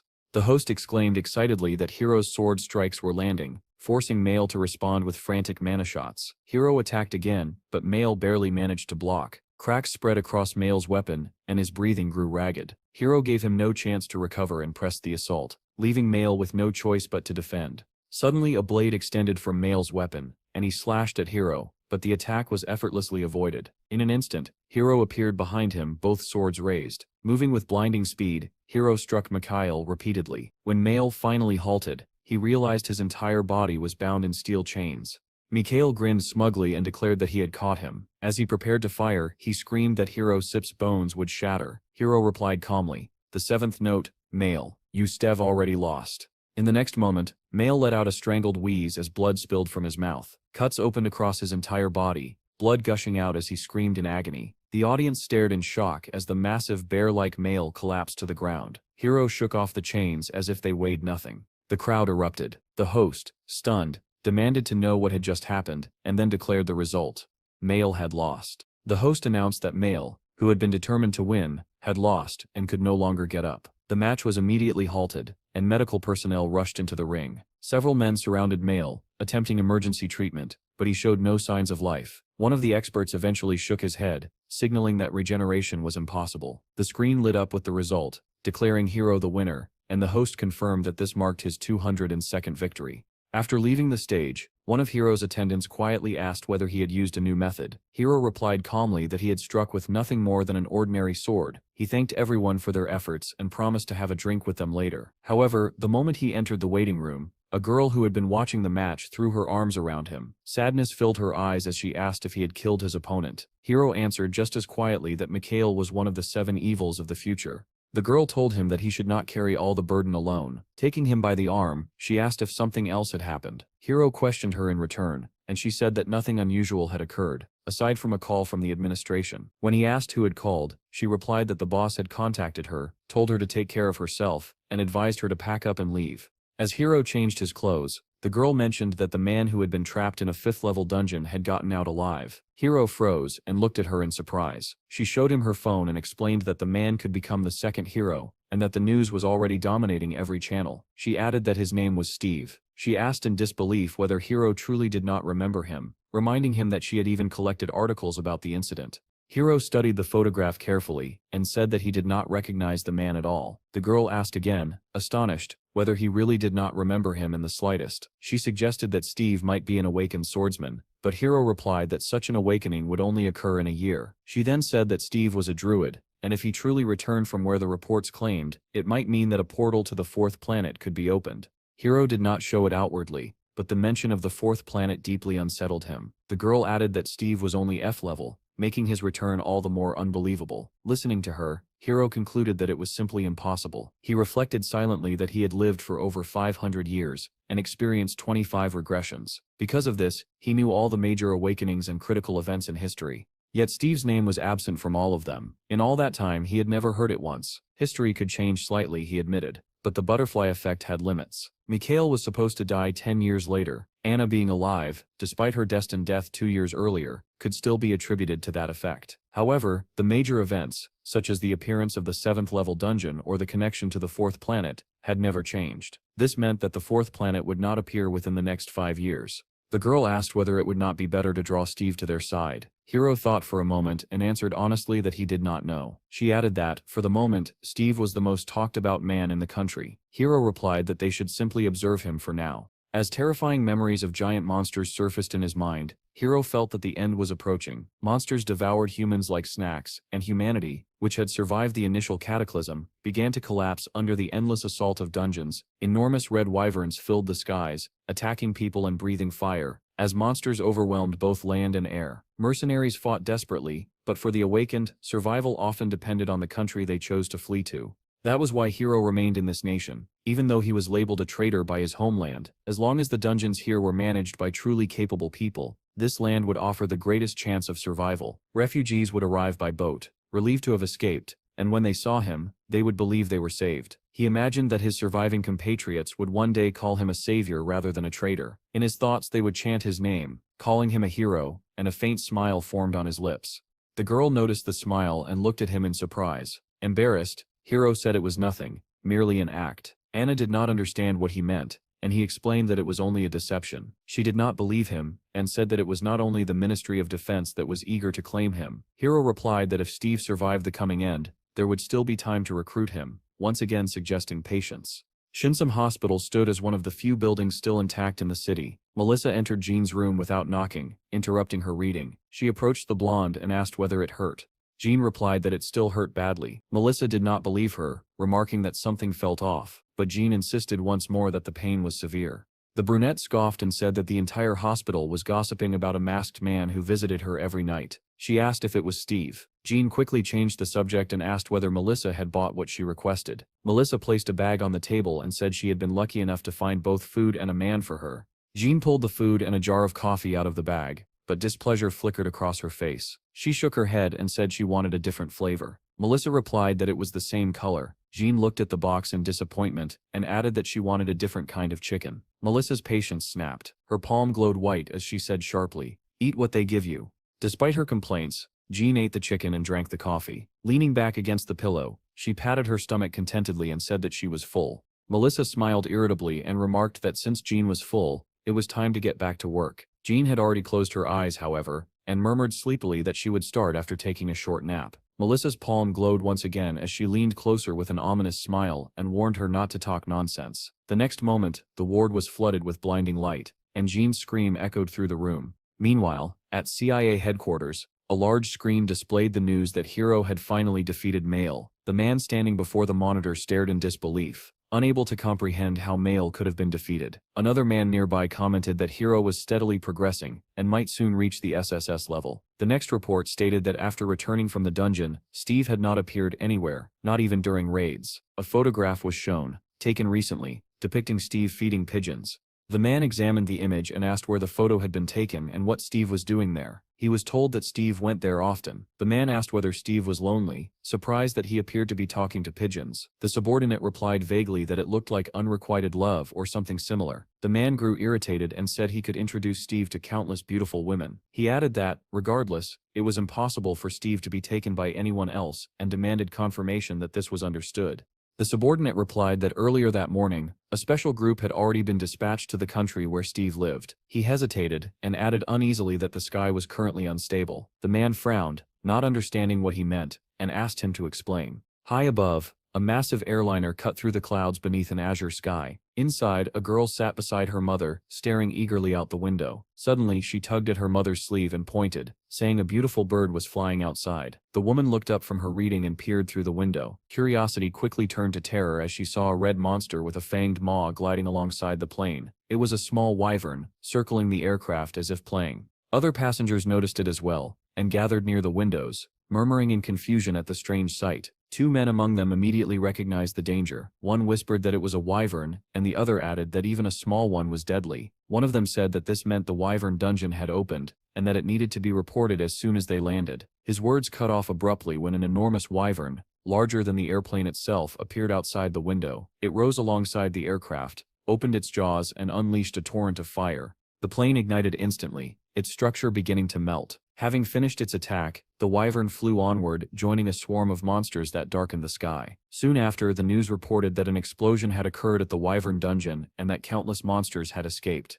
At the same time, two SUVs drove along a dirt road. Someone asked whether they had truly entered the wilderness. Chad, who was driving, replied that they had, but Donnie sounded doubtful, and soon others began to question it as well. Donnie stared ahead nervously and asked Steve whether the building in front of them was a cursed house. Steve saw nothing unusual. Donnie pointed at the two-story structure ahead, and Munch let out a heavy sigh. As they approached, someone exclaimed that the house really did look cursed. Ivy covered its walls, the windows were cracked, and a raven perched ominously on the roof. After getting out of the vehicles, everyone complained loudly, saying the place did not even look suitable for spending a single night. Donnie asked whether there was any internet reception, while Jean said in fear that she thought she had seen a ghost on the second floor. The group groaned at the idea of sleeping there, convinced the building would collapse the moment they stepped inside. Jean continued insisting that there was a ghost, prompting Jean to angrily tell Melissa that she could not live in a place like this. Melissa told her to quiet down and then turned to Steve, asking whether they were disappointed because they had expected something better. She smiled broadly and said that restoration work would begin the next day. Steve replied calmly that he did not need any repairs. He said he liked everything just the way it was,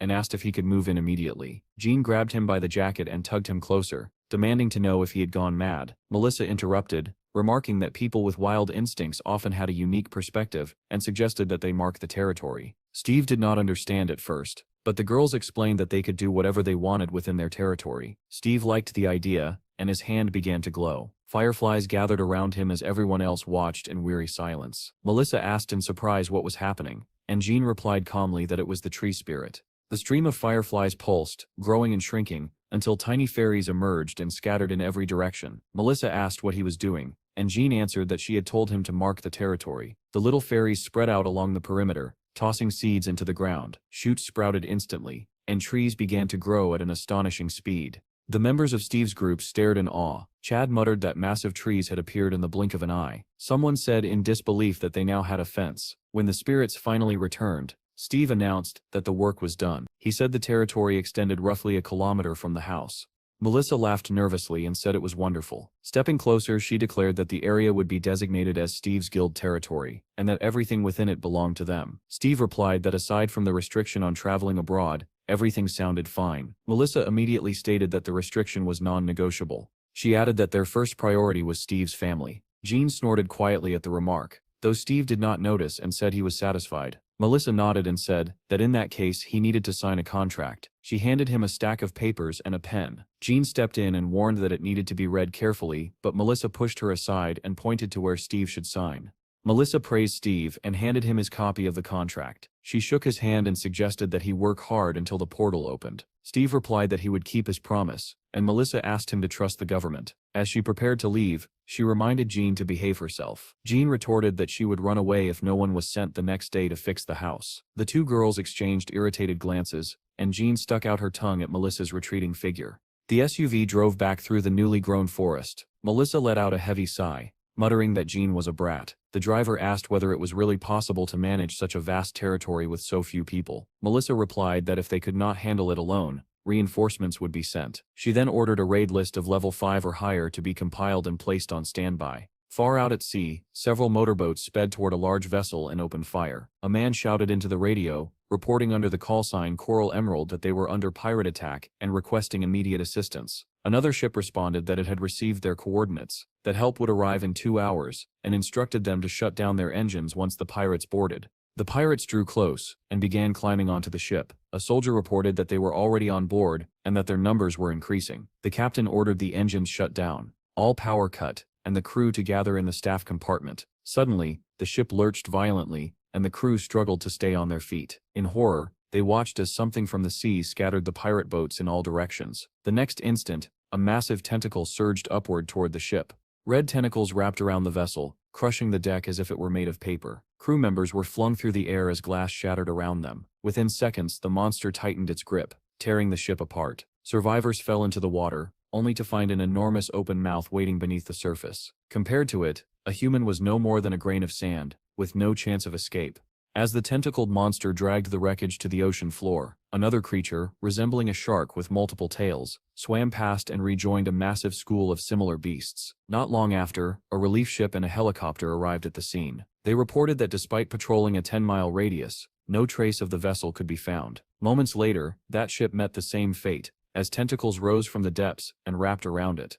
Back at Steve's guild house, fireflies drifted among the trees, helping them grow even taller. The ringing of a phone echoed through the house, coming from Jean's room, where she slept soundly. Without opening her eyes, she answered groggily. Melissa's voice came through the line, remarking that she was getting a real taste of life. Jean scratched her stomach lazily and asked what she wanted, saying she was already working. Melissa demanded to know whether Jean was with Steve or not. Jean murmured that she did not know, still half asleep. Melissa lost her temper and shouted that the sun was already up, and Jean still refused to get out of bed. Jean glared at the phone as if her annoyance could travel through it, then hung up. After making herself some coffee, Jean stepped out onto the balcony and looked at the towering trees. Sipping from her mug, she thought about how much Steve had planted. Overnight, the tree nearest the house had grown several times taller than the building itself, surrounded by drifting fireflies. Nearby, Steve watched over the pack of wolves while opening his system interface. He assigned names to them, choosing food-related titles. Each wolf displayed an energy level and information about where it had been tamed. Reading one status warning that excessive energy could lead to a loss of sanity, Steve paused thoughtfully, realizing that reckless leveling could be dangerous. At that moment, Jean approached and asked what he was doing. Steve explained that he was naming new members. Jean looked surprised and asked if he meant the wolves. Yawning, she said he should have woken her and asked why he had gone out alone. Pico, now noticeably larger, ran over to them. Jean commented on how fast he was growing, and asked about the younger wolves. Steve replied that they had gone out for breakfast, and were probably near the dungeon. Jean praised their diligence, especially in such heat. Steve gestured toward the forest and asked her if she wanted to take a walk. Jean tilted her head in surprise and asked him again. In the next instant, Steve transformed into a massive white beast and extended a paw toward her. Jean jumped onto his back without hesitation, and Steve told her that he wanted to show her something. Smiling, she teased him, asking whether he really intended to boast about his achievements, but Steve ignored the question and simply told her to hold on tighter. In his beast form, Steve surged forward at tremendous speed. Jean struggled to keep her balance and shouted for him to slow down. The wolf sprinted after them, trying desperately to keep up, while Jean screamed that she had lost her shoes.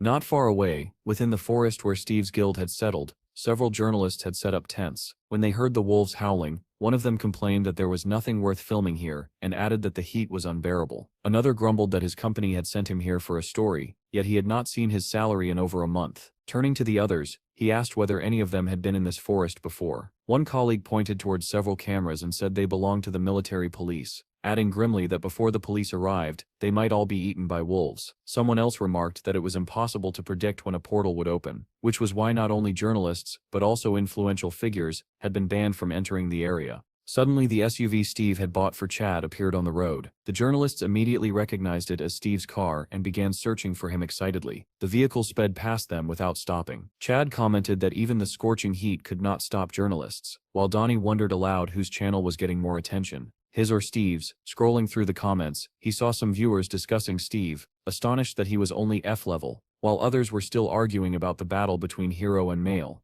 Donnie suddenly gasped, startling Chad, but when asked what was wrong, he awkwardly claimed it was nothing. In truth, Donnie was staring at the screen as donations from several major countries poured in, totaling 4 billion. He noticed that most of the funds were coming from Europe and hesitated, unsure whether to tell Steve.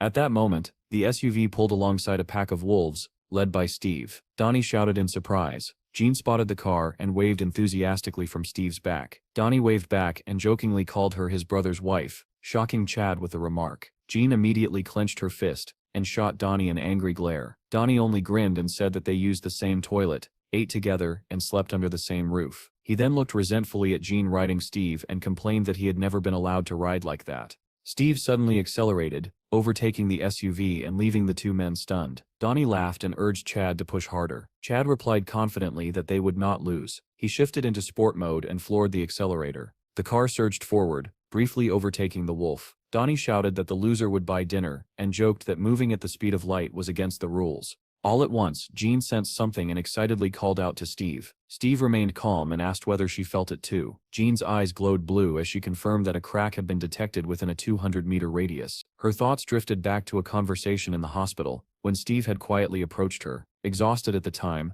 she had still asked him what planet he came from. Looking out the window without turning back, Steve had replied that he was from the planet of the animal kingdom. Jean had asked whether there was truly nothing there but animals. Steve had answered that, in hindsight, it was a beautiful and romantic place, saturated with more than 700 times the energy of Earth. Jean had been stunned by the figure. Steve had continued, explaining that it was a realm of eternal survival, where the struggle for dominance never ceased, and that anyone who ruled had to be at least U-class. Even after becoming their leader, he still believed he needed to accept their challenges. Jean had mused that if a portal bridge existed, it might allow entry and exit without restriction, and if the beings on the other side were warlike, this world could soon become a battlefield. The thought of a war against beasts of Class C and above had filled her with dread. At the same time, Melissa sat in a cafe with her superior. He asked whether Steve's planet was friendly. Melissa replied that the risk was high, but the man said that was not what he meant. Raising his glass, he stated calmly that on that planet, Steve had been a king. Back in the present, Jean stared at Steve in horror and asked how he could say that so casually. She reminded him that he had been their king, so why could he not simply return? Steve replied quietly that if they realized he was no longer strong enough, would they not want to kill him? Jean cursed under her breath and demanded to know how things had turned out this way. Gripping Steve tightly, she ordered him to run at full speed toward the northeastern field, away from the city. Our hero rushed in the direction John pointed, his charge sending towering columns of dust into the air. Chad asked in shock where they were running, and Donnie immediately ordered him to follow. A massive bolt of blue lightning split the sky. Jean shouted that it had begun. Space itself was starting to twist and warp. Back at the office, Melissa answered John's call and demanded to know what was happening. Jane shouted over the noise that they were already near the lightning, and that a portal was forming right in front of them. Melissa, stunned, asked her to repeat that. Jane yelled for her to immediately send the portal's coordinates to the backup unit.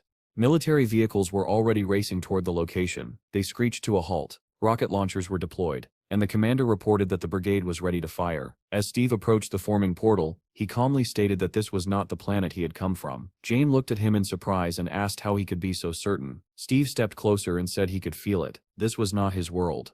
Jane speculated that it might be because he could sense spatial gates used by repatriates. Then she remembered that when Steve returned previously, the energy of that portal had exceeded even that of a portal bridge. She dismissed the thought, assuming the device back then must have malfunctioned. Looking at the current phenomenon, she noted aloud that the energy was not nearly as oppressive. Steve confirmed her conclusion, saying that this was a dungeon portal. The journalists had seen the lightning as well. One asked whether it was a spatial wave, and another quickly agreed. Moments later, cars from the Bureau of the Awakened sped past them, followed by helicopters, leaving the journalists stunned. One muttered in disbelief whether a portal to a new planet was truly opening. The lightning condensed, forming a massive glowing sphere. Steve and the others rushed toward it, and Steve reverted to his human form. Jean stared at the portal, uncertain, wondering if it truly led to a dungeon. For the first time, she realized that Steve's perception might even surpass her own, despite him not being a trained specialist.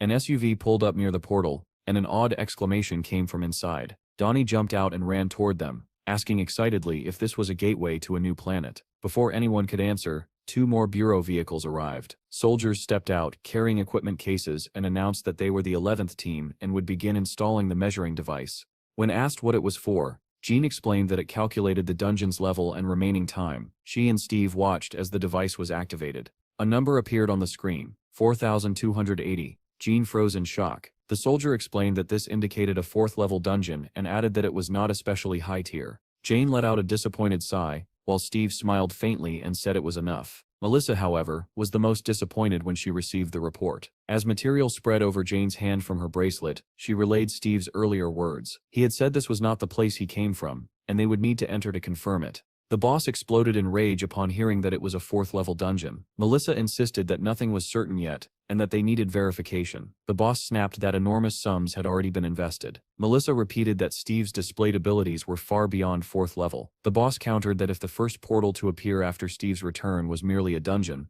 then it meant he had come back from a dungeon, and asked if she understood what kind of people had trusted them with their money. Melissa asked whether they were not investing in probability itself, reminding him that Steve was abnormal and therefore valuable. The boss replied that if Steve emerged from the dungeon, the company's stock would skyrocket, and ordered her to stall for time. Melissa could only sigh heavily. He warned that if they failed to satisfy the investors, both of them would pay the price. Jean reported that there were 50 days left before the portal exploded, and requested that mobilization be suspended. At that moment, one of the soldiers turned to Steve and asked in surprise what he planned to do. He explained that a 4th-level dungeon usually required 5 or 6 clears, and asked whether Steve was afraid with his current strength. Steve replied calmly that he was not afraid at all. He added that it did not sound bad and casually asked how much the equipment cost. The soldier blinked and asked if he meant the measuring device. He explained that each guild had one, and that a new unit cost around 30 million. Steve remarked that it was expensive, and the soldier agreed. He then produced a contract, explaining that he had recently received approval to gift permanent equipment, and asked Steve to sign. Steve looked at him in surprise and asked why he was being given such a gift so easily. The soldier smiled awkwardly and chose his words carefully. He said that even if Steve never returned from a new planet, the government would never abandon him, and that foreign powers were already interested in him as well. Steve looked even more surprised. The soldier spoke with enthusiasm, saying that his country considered Steve family, calling him a priceless gem. The remark made Jean feel slightly sick. Steve replied that no one from abroad had contacted him, which shocked the soldier. At that moment, Donnie stepped into the conversation, his face glowing with excitement. Pulling Steve aside, he said that an actual war was raging overseas. Steve had no idea, since he rarely used the internet, but Donnie had been collecting donations sent by fans. Before Donnie could finish, Steve interrupted him calmly and asked a single question: how much had he collected? Donnie replied sheepishly that he had collected around 500 million. Steve placed a hand on Donnie's shoulder and turned to face him. He advised him not to become a slave to money, adding that a day would come when he would choose something far more valuable than 500 million. Donnie lowered his head and said he understood, then smiled awkwardly, and admitted that he should have shown Steve the proposal 3 months earlier. Steve looked at him in confusion. Donnie asked nervously whether the hitman would kill him for failing to show the offer. Steve suggested that Donnie simply say he had shown it, and that Steve had not responded. Donnie's face lit up at once. As he left, Steve told him to get ready together with Chad. Donnie replied that he would spend a little of the money and deposit the rest into the guild's account. Steve agreed and then walked toward the portal. Donnie watched him go with a bright smile. thinking how terrifying Steve was, and how merely staying close to him brought profit. He skipped back toward the car, already calculating how much he would keep for himself. Steve's suit nearly enveloped his body as he announced that if everyone was ready, they could proceed. A soldier shouted that a team from the bureau was on its way, and suggested entering together. Steve replied that it would not be possible, surprising the soldier. He explained that the contract allowed only 2 people from the mobilized personnel to enter, and the same rule applied to hunting. Jean nodded and said everything was clear, urging them to move. The soldier turned to Jean and asked whether there would be enough personnel for the dungeon. She replied calmly that he could simply record the operation. Pico ran up to Steve, and Steve asked if he wanted to warm up as well. Giving the order to advance, Steve stepped into the portal. On the other side, the group paused to take in their surroundings. Jean asked what he thought, and whether this was the same world. Steve replied thoughtfully that he could not tell yet. Jean activated her clairvoyance skill while Steve studied the bare trees around them, saying that the place felt familiar. The soldier asked Donnie anxiously whether they could just keep walking without forming up. Donnie answered calmly that as long as Steve was in front, they only needed to follow. Suddenly Jean raised her fist and shouted for everyone to stop. The group tensed and stared into the forest ahead. She reported that a monster had appeared 70 meters away, or rather 3 of them. Donnie stepped forward, drawing his dagger and preparing for combat. The soldier also drew his sword and asked whether that was enough. Donnie snapped at him irritably, telling him to stop pestering. A monstrous howl echoed from the forest. Chad pulled out his sword as well, giggling as he advanced, which startled the soldier. He asked in fear what had come over Chad, but Donnie said nothing. Still laughing, Chad hurried after Steve. Seeing his younger brother's state, Steve struck him sharply on the neck with the edge of his hand. Chad collapsed face first onto the ground. The soldier stared in shock as Donnie stepped forward. Steve ordered Donnie to revive Chad and administer a sedative. When the soldier demanded an explanation, Jean replied that Chad had a mental illness. Whenever he held a sword, he became a psychopath. Donnie struggled to give Chad the medicine and bring him back to his senses. Meanwhile, Steve continued forward, eyes fixed ahead. He told everyone to stay behind him and drew his dagger. At that moment, a monster burst from the forest with a deafening roar. 3 lizard-like creatures wielding spears emerged from the trees. Donnie shouted that they were lizardmen, and Jean ordered everyone to defend themselves. Steve charged forward, his dagger glowing brightly. The soldier's eyes glowed red as he announced that he had begun recording. The 3 monsters attacked at once. Steve severed the first monster's head with a single strike. He sliced the second cleanly in half, as though it were paper. The third was stabbed through the stomach. Steve stopped, having finished them all, and received a message informing him that he had gained 84 experience points. The rest of the group formed a defensive circle, staring in disbelief at Steve, who had already ended the fight. The soldier wondered in shock whether such speed could really exist. Steve instructed Donnie and Chad to collect the trophies. Donnie obeyed immediately, while Chad continued to chuckle. He butchered the corpses with savage enthusiasm, splattering blood everywhere, including onto Donnie. The soldier remarked in disbelief that Chad had seemed normal until he picked up a weapon. Jean snapped at him to move faster. Steve warned the 2 of them that next time they would need to manage themselves and told them to focus. As they extracted blood crystals from the monsters, the boys nodded in agreement. The soldier was deeply unsettled, wondering whether Steve truly intended to leave a fool and a psychopath alone among mid-level monsters. Steve then called Piku over, and the creature happily bounded to him. Steve ordered the little beast to head into the forest and lure more monsters back. The soldier could hardly believe his ears, but Piku understood perfectly and barked excitedly. In the next instant, he rushed into the forest, barking loudly and drawing attention. The soldier asked nervously whether this could be considered animal cruelty, and questioned Jean about what would happen if Piku brought back an entire army of monsters. Jean replied calmly that he should focus on filming. Donnie suddenly grew serious and shouted that the monsters were coming. From deep within the forest came groans and distorted, incomprehensible sounds. Hearing the sounds from the forest, Chad began to giggle even louder, baring his teeth in a crazed grin. The soldier was horrified and thought Chad was having another seizure. Donnie rushed toward him, offering another sedative, but Chad no longer heard him. Laughing wildly, he charged straight toward the approaching monsters. Steve turned back and shouted to Donnie, warning him that the monsters were closing in. Donnie immediately understood and sprinted forward. At the same time, Pecky burst out of the forest. While the growls of the monsters grew louder, Chad suddenly hurled his dagger forward, startling Steve. A spear flew right after the puppy. It slammed into the ground beside Pecky, making him bark furiously, while Chad's dagger struck one of the charging monsters squarely in the head. The lizard creature collapsed instantly. Another monster shouted something in its own language as it prepared to strike, but Chad was already rushing toward it, gripping 2 shining daggers. He closed the distance in a blink, slashing as the monster raised its spear. Steve arrived at that moment, knocking aside the arm holding the weapon. While Steve restrained it, Chad delivered a clean blow to the lizard's head. Beside them, Pecky sank his teeth into the monster, his jaws strengthening as his level rose. Suddenly, the soldier shouted in terror, warning of danger nearby. A massive tooth-filled maw opened beside Chad as he focused on killing yet another monster. Steve and Chad turned just in time to see lightning tear through the creature's head. Donnie stood in the distance, holding a sniper rifle and providing cover. He fired again, piercing the monster with multiple shots. Chad screamed and slashed twice, carving deep wounds into its body. The next second, the monster collapsed into 3 pieces, and Chad's level rose to E1.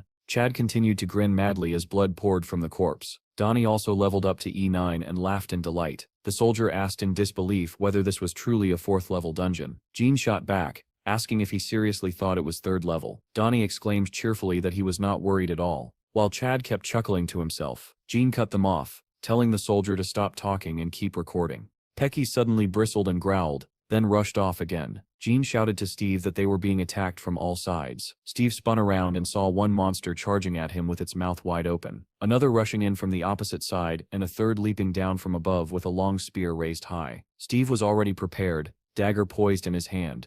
Elsewhere, a white car approached Steve's house, but was blocked by journalists camping nearby. One of them stepped forward and saluted Melissa. She snapped angrily, asking what he thought he was doing and whether he wanted to die. The journalist replied calmly that he would move if she asked, and explained that he had seen Cedric arrive at the head of a squad. Melissa asked sharply what that had to do with anything. The journalist replied that Cedric's presence meant the dungeon was 4th level. Melissa said nothing, fixing him with a cold stare that spoke louder than words. The journalist quickly dispersed the crowd so the car could pass, waved politely, and thanked her. When the others asked what she had said, he replied that it was a 4th level dungeon, and that they should prepare. Inside the car, the driver asked whether this information was secret. Melissa asked why that mattered, and then questioned what was more important to them, Steve's life or the money. The driver hesitated before answering Steve. Melissa nodded and said that was enough. She added that once Steve was officially recorded as having returned from a dungeon, those parasites would stop bothering her. When the driver asked nervously whether everything would be fine, given what the boss had said, Melissa replied that this was exactly why they needed to find a loophole. Meanwhile, Squad 13 assembled at the portal and reported that they were ready. A tall, muscular man with white hair inspected them carefully and asked if everyone was fully equipped. They answered in unison that they were. Smiling broadly, the man said that it was time to have some fun. At that moment, an employee ran over and announced that they had been ordered to wait. Cedric scowled and demanded an explanation. A car arrived at the portal, and Melissa stepped out. She greeted Cedric with a polite smile, but he ignored it and asked bluntly what this meant. Melissa replied calmly that entry into the dungeon was currently prohibited, and that no one was allowed inside without Steve's authorization. Cedric bristled and asked what she meant by unauthorized, pointing out that his team had dropped everything to rush here. Melissa replied evenly that circumstances had changed. Cedric argued that the contract included reconnaissance rights and questioned the logic of blocking the team. Melissa smiled faintly and said that it simply meant a few more clauses would be added. She explained that she was there to prevent unnecessary trouble, and that she was acting on the boss's orders. Cedric cursed loudly, demanding to know why everything had to be so complicated. Melissa suggested they continue the discussion in the car. Elsewhere, the boss studied an article claiming Steve had returned from a 3rd-level dungeon and reassured the chairman over the phone, calling it a misunderstanding and asking for more time. The phone rang again immediately after. The chief clutched his head, saying he might die from stress, and shouted, asking whether anyone had managed to contact Melissa. Despite the chaos surrounding the portal, the city remained bathed in bright sunlight under a clear blue sky. In his office, the doctor scrolled through an article about Steve's return and the shattered dream of a new planet. He frowned at the mention of a 4th-level dungeon and wondered whether this was sabotage. As he read, he muttered that Steve's life was not some television drama. He recalled Steve's story of hiding on a beach, finding fruit trees, and surviving on abundant sea life. Steve had been attacked by monsters from the sea, which was unmistakably an ocean. The doctor frowned, thinking it impossible for a 4th-level dungeon to contain a sea. He considered the theory that dungeons could form from fractures within the planet itself. He remembered the day Steve burst into his office, breaking the door handle, and begged him to find his brother. The doctor had agreed on one condition, that Steve tell him the story of how he became king of the wolves and later went to war with the gorillas. An ordinary F-level repatriate, claiming to have ruled a planet for 500 years. Who would believe that? The doctor realized he might have dismissed something extraordinary too quickly. Meanwhile, Steve was cutting through monsters with terrifying efficiency, leaping high into the air and slaughtering them mid-flight. Heads flew, necks were severed, and bodies were torn open. By the time he landed, every monster lay dead. The soldier was stunned by the speed and coordination, noting that all the attackers had been neutralized almost instantly. Steve turned to the others and asked why they were still standing there, ordering them to gather the loot. After collecting the spoils, the group moved on, carefully surveying the area. Jean remarked that the place was strangely beautiful. Donnie added that the rocks glittered like diamonds, though the atmosphere felt heavy. Steve said this was definitely a new location, yet it felt oddly familiar. As they approached a large stone, they noticed an inscription carved into it, written in their own language. It read, "No way back. Leopard territory." Steve stared around in shock, as if trying to recall a distant memory. Jean asked whether Donnie was joking, but he denied it emphatically. She narrowed her eyes in disbelief, then turned to the soldier and asked whether he was still recording. He replied that the recording had ended.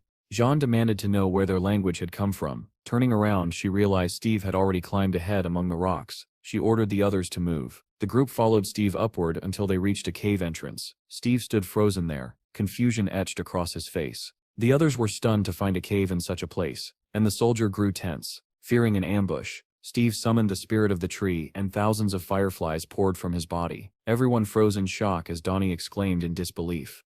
The fireflies illuminated the cave walls, revealing that they were completely covered in inscriptions, all written in their language. The group stared in astonishment, realizing that someone like them had once lived here. Donnie read aloud, "I want to eat chicken. I want to eat soup," and asked whether some underground Robinson Crusoe had lived here. The soldier read another line slowly and intently, "I want to see a person." Suddenly, everyone went silent as they noticed another inscription carved nearby. "How I want a woman. I really want affection."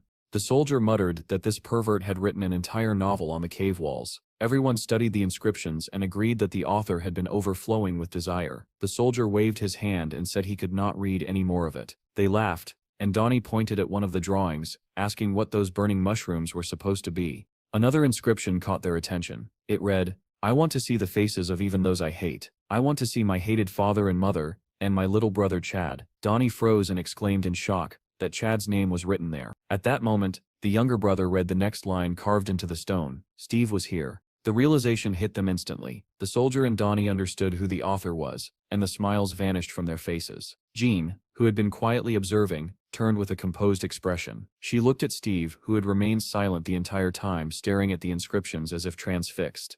Donnie remarked that the drawings resembled ancient cave art, and the soldier added that the creator had impressive skill. Jean stepped closer to Steve and asked whether this was the place he had once lived. Steve did not respond. His eyes were fixed on another carving. The inscription read, 500 years have passed since I became the ruler. For the last 100 years, Kuro could not defeat Steve." Beside it was a roughly drawn map. Steve instantly remembered Kuro, the enormous black tiger he had fought countless times. In his mind he saw the beast's yellow eyes, just as vivid as they had been during their endless battles. Jean asked how he was feeling, but Steve continued staring in shock at another scene carved into the wall. It depicted the Third Lunar War, the guerrilla clan, led by Jack, rising in rebellion. When the third moon rose, the final battle would begin. He remembered the last clash with the gigantic gorilla, the certainty that only one of them would survive. Steve could hardly believe what he was seeing. Donnie continued exploring the cave, and announced that there were knives lying around. The group examined the blades and realized they were carved from stone, not artifacts. Suddenly Steve turned and sprinted toward the cave entrance, startling everyone. Donnie shouted after him, asking where he was going. Jean immediately chased after him, trying to stop him or at least keep up. Donnie yelled that Steve must be offended because the soldier had laughed at the drawings, but the soldier protested that they had all laughed together. Steve ran straight up the steep cliff, moving with impossible speed. He reached the mountain's peak and looked around, stunned. He could not believe his eyes and struggled to understand what had happened to the land. Jane climbed up after him and called his name. Catching her breath, she asked what he saw and whether this was the place he once lived. Steve answered slowly that it seemed to be, but something was terribly wrong. Jane pressed him to explain. Steve pointed in one direction and said there used to be a snow-covered mountain there. He pointed another way and said fruit trees once stood there. Then he gestured toward the fog-shrouded distance and said that there had been a sea there. Jean was genuinely shocked at the mention of a sea existing inside a dungeon. Steve explained that it was called the Sea of Roar, and that it was extremely dangerous. Jean could not believe that such a thing could exist in a fourth-level dungeon. She asked about the writing on the walls, whether he had left it himself. Steve nodded and said they were his notes, his attempts to remember civilization. He had written them while hiding from beasts, and even after changing habitats, he always returned to this cave to write more. Jean asked whether the lizardmen had existed back then. Steve replied that they had not. She then asked about his animal companions. Steve stared into the distance and quietly repeated her words. My friends, he said this was leopard territory, and that they would never abandon it because of some lizard men. Jean pointed toward the fog beyond the mountains and said that past that point was the end of the dungeon, an ordinary dead end. Steve was deeply shaken. He could not believe that where a vast sea once existed, there was now nothing. Suddenly, a noise echoed from below. Jean shouted that lizardmen were approaching. She activated her clairvoyant skill and reported that they were closing in. Counting quickly, she said there were more than 80 of them. The others climbed up toward the peak where Steve and Jean stood. Donnie said that if they were not together, they would all die. Jean shouted that 102 lizardmen were advancing. Furious that they were attacking all at once, she drew her sword. At the very bottom stood an enormous red lizard. Jean shouted that it was the Lizard King. The creature snarled, baring its teeth, and on its head was something like an animal skull mask. When Steve looked closely, his heart sank. The skull looked unmistakably like that of a leopard. Without warning, Steve told Jean to stay with the others. Before she could respond, he leapt from the mountaintop, shocking everyone. Jean screamed down at him, asking what he was doing, but there was no reply. At the same moment, far away in the city, an old woman fed a pigeon, smiling as she asked whether it was enjoying the food. Suddenly, the bird began to glow blue, lightning crackling around it, leaving the woman frozen in astonishment. Back in the dungeon, Jean stared in disbelief as Steve transformed in midair. Massive wings burst from his back, and he flew toward the advancing monsters. The Lizard King swung his enormous spear, hurling it at Steve. The weapon missed, slicing through the air as Steve descended and stopped directly before the king. Pecky began to glow as well, lightning dancing around him just as it had around the pigeon. In the next instant, Steve transformed into a massive white beast, bearing his fangs. He seized the Lizard King by the throat, and together they plummeted down the mountainside. They crashed into the forest below with an impact like an explosion. Jean watched in shock and muttered that Steve was a psychopath. The others reached the peak moments later. Donnie said awkwardly that no matter how embarrassing it was, Steve should not have jumped like that. Chad stared in disbelief and asked whether that had really been his brother. Donnie added that it looked like Steve had taken a hard fall, which made Jean snap at him, shouting that Steve was fine. While they argued, the horde of lizardmen drew closer. Jean shouted that the enemies were only 30 meters away, and ordered everyone to prepare for battle. The soldier hefted a massive rock and yelled that he was ready. Donnie raised his rifle, aimed it at the advancing monsters, and shouted for them to come on. Chad picked up a rock as well, but his attention remained fixed on his brother and the reckless leap he had taken. Donnie opened fire, cutting down the advancing lizardmen and sending several tumbling off the cliff. Below, Steve was locked in battle with the Lizard King. He smashed his elbow into the creature's jaw, followed by a crushing punch that made the monster's eyes bulge. Steve unleashed a relentless barrage of blows, beating the Lizard King into a bloody wreck. He bared his fangs and let out a furious growl. Grabbing the half-dead monster by the neck, Steve shook him violently, trying to force him back to consciousness. He tore the mask from the creature's face and flung it aside. Digging his claws deep into the lizard's flesh, Steve demanded to know where the leopards had gone. The monster did not answer. Instead, with what little strength remained, it clenched its fist and weakly struck Steve on the head. That feeble blow only enraged him further. Steve snarled, baring his teeth as the ground around them began to tremble. Wind howled violently as he rose onto his hind legs. Without releasing his grip on the Lizard King, Steve shot into the sky, leaving a streak of blue light behind him. On the mountain above, the others continued hurling stones at the lizardmen scrambling upward. There seemed to be no end to them. One boulder knocked a monster down, but two more immediately took its place. Donnie kept firing, screaming for them all to die. Under the combined barrage of bullets and rocks, some enemies fell, but it was impossible to stop them all. The soldier suddenly asked whether melee weapons might be more effective than ranged ones. Donnie replied grimly that firepower had its limits, and that efficiency dropped sharply depending on level. It was a hopeless situation. Jan gripped two swords and shouted at the others to focus and hold their ground. Chad drew his daggers, a manic grin spreading across his face as laughter escaped him once more. Donnie shouted that Chad had lost control again and warned that they could not let him charge forward. Someone suddenly cried out. Steve appeared in midair beside them, holding the Lizard King by the throat. Blue light wrapped around his legs as he swung the monster's body back, preparing to throw it. The group stared in stunned silence as the horde of lizardmen closed in. Steve hurled the Lizard King with all his might. The soldier realized what was about to happen and screamed for everyone to run. The body smashed into the mass of lizardmen, obliterating them and tearing the mountainside apart. Steve received a level-up notification and deactivated his wind control. The impact sent monsters flying in every direction as the mountain itself began to collapse. Cracks spread beneath their feet. Donnie screamed that they were falling. Jean lost her footing and only managed to shout for everyone to take care of themselves.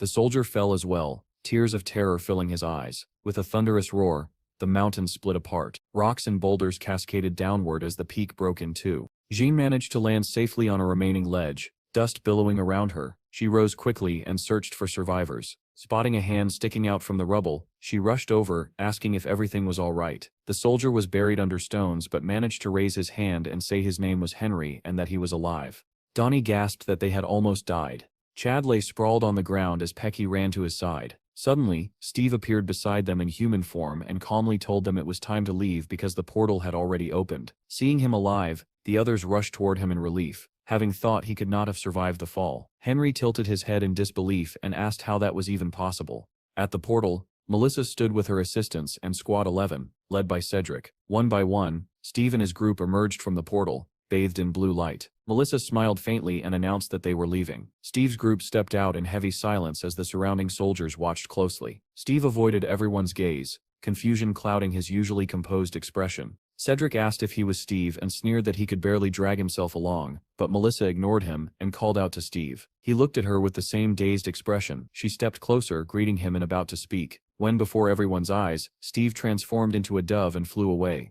The soldiers stared in disbelief. One asked if Steve had really turned into a dove. Another said he thought he was hallucinating, and Cedric joked that it would probably taste good fried. Melissa asked whether Steve had ever turned into a dog. Jean only let out a long sigh. Melissa asked Jean what had happened. Jean replied that if Melissa had come to negotiate, it was better to leave. The brunette frowned and asked about the video. Jean called Henry and told him to escort Melissa back to headquarters. She then added that the blonde should go as well. Melissa explained that surveillance on Steve had ended and that an order for Jean's transfer had already been issued. Jan exploded in anger, demanding to know where she was being sent this time. Melissa replied calmly that Jean was being reassigned to a frontline offensive near the middle line, where the situation was serious. Jean clenched her teeth but did not argue. Henry told the group that 4 people would remain behind to operate the portal and that it would be sufficient. Chad shook his hand and said he would treat them as guests. Henry suggested hiring staff soon. Chad thanked him and smiled warmly. Henry returned the smile though uneasily, wondering what Chad was truly like beneath the surface.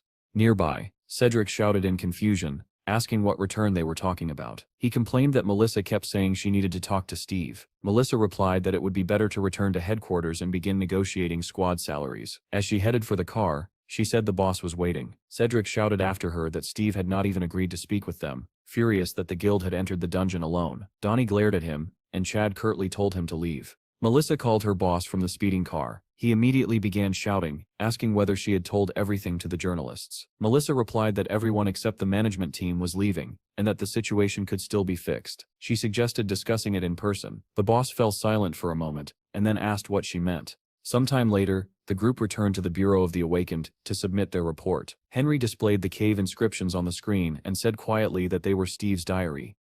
Back at Steve's guild, the tree nearby had grown larger and larger, deer roamed freely, and even elephants had begun appearing in the forest. Refugees had set up camp near the guild, along with orphans sheltered by Munch. Everyone was astonished to see elephants wandering around, as well as an abundance of fruits and vegetables growing everywhere. The children stared at apples forming on branches, and asked excitedly whether they could really eat them. Munch calmly ordered that they would also need to dig a pond. The children cheered joyfully, running around and shouting at everything they discovered. Some pointed out clusters of grapes, while others yelled that they were going to eat all the bananas.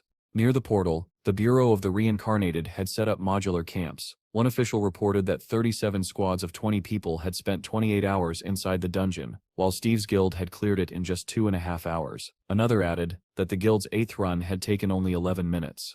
Melissa was furious. She calculated that if they ran the dungeon 10 hours a day, they would clear it entirely in 4 days. What angered her most was that she knew they had agreed too quickly. There should have been limits on the number of raids. Meanwhile, Jim was proudly showing off his new weapon, the Hellblade. The others agreed that it suited him perfectly. Steve said it was a welcome gift, and asked whether he liked it. Jim was delighted. He said he loved it, especially since his old sword had grown dull, and Steve had simply handed him such a powerful replacement. Donnie added that the blade's true power would only be unlocked at rank B. Until then it would not reveal everything it was capable of. Jim smiled and said he would work hard to reach that level as soon as possible, thanking Steve sincerely. Munch then turned to Steve and said he wanted to ask for something as well. He complained that his staff did not deal enough damage, and that he wanted a weapon with a higher critical hit rate. Jim quietly asked Donnie whether Munch was really a monk. Donnie replied that he had once thought the man was a nun. Chad continued taking his medicine in silence. Munch explained that he wanted a winged spear, but his level was too low to afford one. Steve asked whether he meant the spear that cost 120 million and automatically upgraded with rank. A gleaming spear suddenly appeared in Steve's hand, shining brilliantly. The others gasped and excitedly confirmed that it really was a winged spear. Steve handed it to Munch, who immediately tested its balance with a few swings. Loudly, Munch declared his gratitude and swore to repay it with endless curses and the blood of his enemies. Jim quietly asked Donnie what kind of curses he meant. Donnie replied that Munch specialized in powerful debuffs. Steve then asked Donnie whether he needed anything. Donnie shook his head, lifted the rifle in his hands, and said he had already bought what he wanted and needed nothing else. The others began asking Steve why there was an elephant wandering around his house. Steve admitted he had no idea. Jim remarked that Steve needed to get used to the fact that an F-rank team was casually roaming a 4th-level dungeon now. Steve turned to his brother and asked about the medication. Jim asked why it mattered. Donnie replied bluntly that if he did not take it willingly he would be forced to. 2 blades appeared in Chad Sip's hands, shrouded in a cold blue glow. The wild smile on his face deepened as he calmly said, "Let Sips begin." Elsewhere, Hiro was still waiting for an answer to his question about why he could not return to his home country. Anna explained that all air travel had been suspended. Hiro frowned, saying this was the first he had heard of it, and asked what had happened. Anna handed him a tablet and showed him the news. The report described how a wyvern nest had been destroyed, and a passenger plane had been shot down shortly afterward. She added that it was not only air routes that were affected, sea routes had also been shut down, and another article detailed a ship that had mysteriously gone missing. Hiro stared at the screen in disbelief. In his mind he questioned why the wyverns had broken out so early. At that moment his phone rang. It was the minister, and his tone was urgent. The minister said Hiro's group needed to depart immediately because a 7th-level dungeon had just opened. Hiro could hardly believe what he was hearing. A 7th-level dungeon was not supposed to open yet. Anna was equally stunned. According to their predictions, the dungeon should not have appeared for another 5 months. Hiro looked thoughtfully at the screen of his phone. He realized that events were accelerating. According to his notes, the wyverns were supposed to break out in 3 months, and the military would need at least another month to suppress them. But if the 7th-level dungeon was not sealed now, a global crisis would erupt.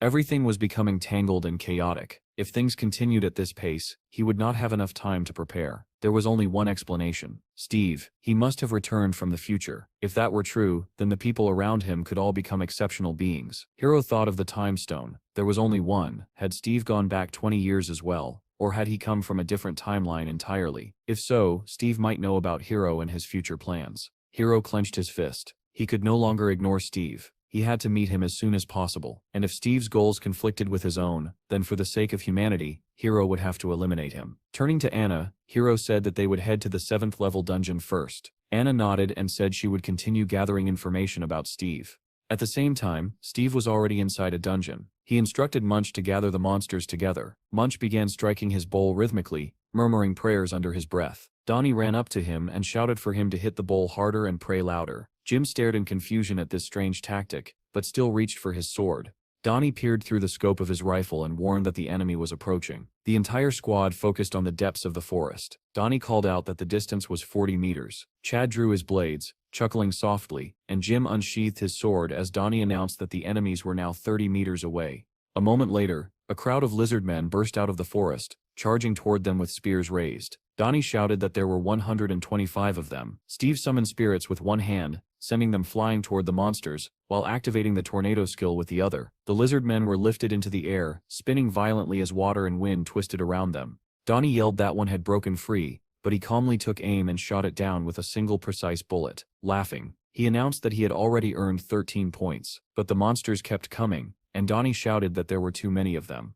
At that moment, Munch activated his Dragon Break skill. A massive blue dragon surged upward, lifting the horde into the sky. As the monsters began to fall back down, Chad rushed forward, plunging into the fray. Donnie turned to Jim and snapped at him, asking why he was standing there like a pillar instead of hunting. Jim had indeed frozen, but Donnie's shout snapped him out of it. The lizard men regrouped, glaring at them as they prepared to attack again. Donnie fired continuously, yelling for them to die, while Chad slashed through the monsters, severing arms and limbs. Suddenly, one lizard man slipped through and rushed Donnie, thrusting a spear toward his head. Jim reacted instantly. He sliced the spear in half and beheaded the monster in a single motion. Donnie grinned and thanked him, then turned just in time to see Jim finishing off another monster in shock. When a third charged at them, Jim focused and cleanly severed its head as well. Donnie was astonished. The Hellblade was far more effective than he had imagined. Watching Jim fight, he felt as though the man had reached a completely different level. Jim himself recalled his past. when he had applied to a major guild and attended an interview at the Scylla Guild. No other guild would have sent an E-rank swordsman into a 4th-tier dungeon. With a satisfied smile, he realized that Steve's guild was different.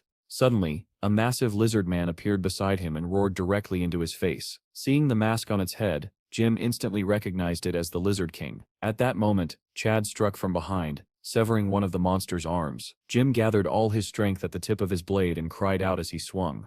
A flurry of slashes followed. The Lizard King's body exploded into pieces, shocking everyone present. Blood poured from the decapitated corpse as it collapsed. Jim stood there in disbelief. He could not believe that he had killed the Lizard King so easily. Donnie, however, let out a sorrowful complaint. He asked why they had to kill it so quickly, lamenting that now all the blood crystals would be wasted. It took Gene a moment to understand what Donnie meant, but when it clicked, he smiled awkwardly and apologized, saying he had gotten carried away. A portal opened beside them, and a voice announced that there were 5 minutes left before it closed. Steve ordered everyone to leave. The group obediently headed toward the portal. Donnie kept glancing back at the corpses, muttering that there were at least 400 million stones left behind. Chad told him to forget it, reminding him that they could come back later. Donnie said he was craving fish pies and suggested that Chad should have some too. Amid their chatter, no one noticed that Munch had slowed down. Sweat trickled down his face as pain flared in his bitten leg.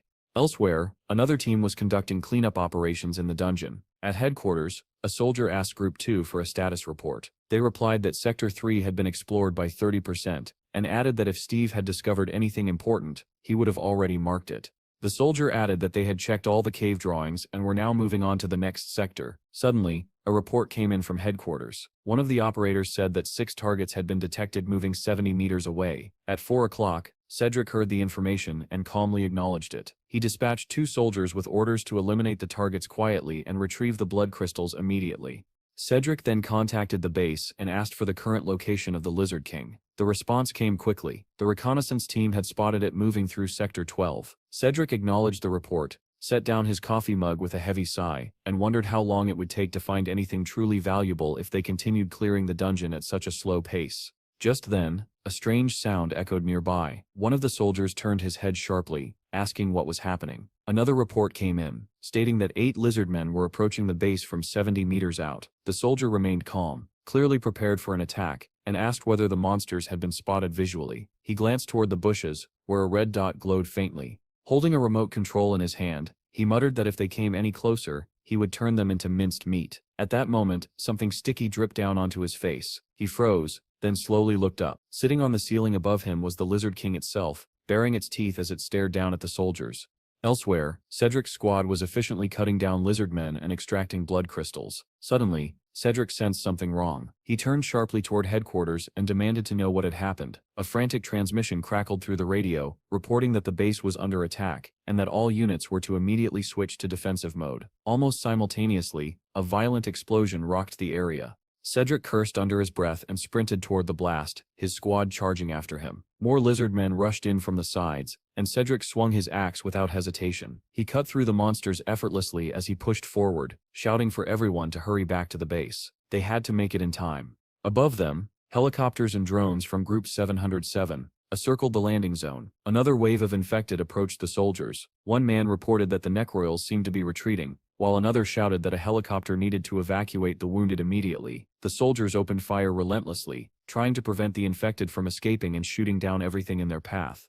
Valentine told Jean that they had received an SOS signal mid-mission and had arrived just in time. Jean replied that they had been planning to join forces with the SDS group anyway. Valentine added that the entire SDS was already mobilized, since they were simultaneously handling multiple 5th-level dungeons. Suddenly, everyone looked up. A blazing fireball streaked through the sky and slammed into one of the helicopters. The aircraft exploded, breaking apart in midair and raining debris down below. Shock rippled through the soldiers. Moments later, an enormous monster emerged from the trees, hurling fireballs in all directions. Back at the Capitol's defense headquarters, a soldier finished playing the footage on a darkened screen and told Melissa that the recording ended there. He explained that it was the last transmission sent by a soldier with a data relay skill. Melissa frowned and said that, in the end, they had learned nothing new. The soldier replied that a full report would only be available once the area was completely cleared. Melissa's expression darkened. She demanded to know why the squads had changed their route and ended up in that location. The soldier began to explain that if the instructors deemed it a mistake, but Melissa cut him off, shouting angrily. She demanded to know who had given the order to enter the Necrel red zone. Her voice trembled with fury as she said that if that idiot came back alive, she would kill him herself. She tried calling again, but only heard the automated message saying that the subscriber's device was turned off. Melissa let out a long, weary sigh and muttered aloud why Jean always seemed to be dragged into disasters like this. Unseen by her, the phone she was calling lay shattered in a pool of blood.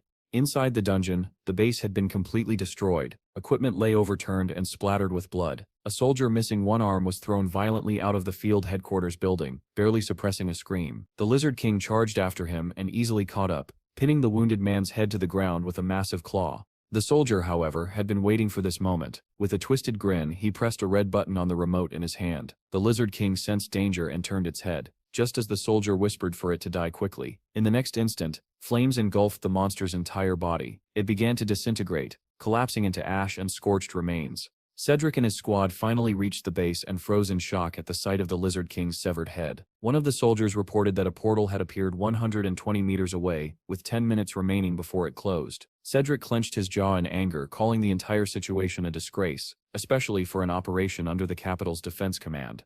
Elsewhere, Melissa was driving when she received a call through her headset. A soldier reported that the first group had returned. 2 were dead, and 2 more were critically injured. Melissa was stunned by the casualty count, and asked how such losses could occur in a 4th-level dungeon. The sergeant explained that they had split into 2 teams for cleanup and reconnaissance. He added that they planned to go back in again after 2 hours. Melissa told him to make them wait while she searched for reinforcements and asked what the other groups were doing. The reply was that all other squads were currently engaged in raids. She asked whether they had recovered any valuable items. The soldier said they were fully occupied defending the base and had no additional reports. He added that they had confirmed a time discrepancy. Group 1 had spent 48 hours inside the dungeon, while only 24 hours had passed outside. Melissa fell silent. She recalled her own experience entering the dungeon, where time had seemed to pass at double speed. Steve's disappearance for 10 years meant that he had spent 20 years inside the dungeon. Melissa recalled his words about needing 1,000 years of training to become strong. Now she felt they had already confirmed the truth behind those words. If time flowed at double speed, then his training in reality should have taken 500 years. She could not understand how Steve had managed to spend 1,000 years there. She muttered aloud that Steve's guild was already far ahead of them. Even if they increased the number of mercenaries, they would still need to rush desperately just to catch up. A report came in stating that Steve's group had cleared the dungeon 50 times in just 7 hours. They were now leaving the dungeon on the island and heading to the Awakened Bureau to update their warriors' files. Melissa stared at the report in shock as she watched them leave.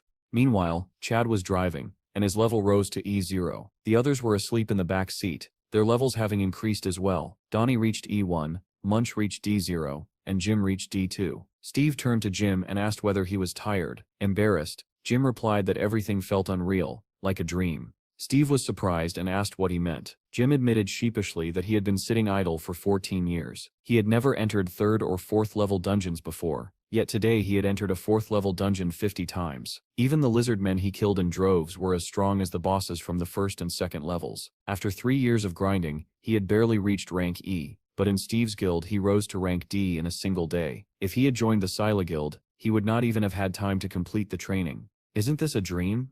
Jim asked, blushing. Steve seriously offered to pinch him, but Jim quickly declined. The car arrived at the Awakened Bureau, and Chad shouted for everyone to wake up. Steve told the groggy group to finish quickly so they could go eat lobsters afterward. Inside the energy measurement room, lightning flashed as before, and faint eyes seemed to peer out from within it. Steve kept hearing voices from the machine, and felt that the louder it became, the clearer the voices sounded.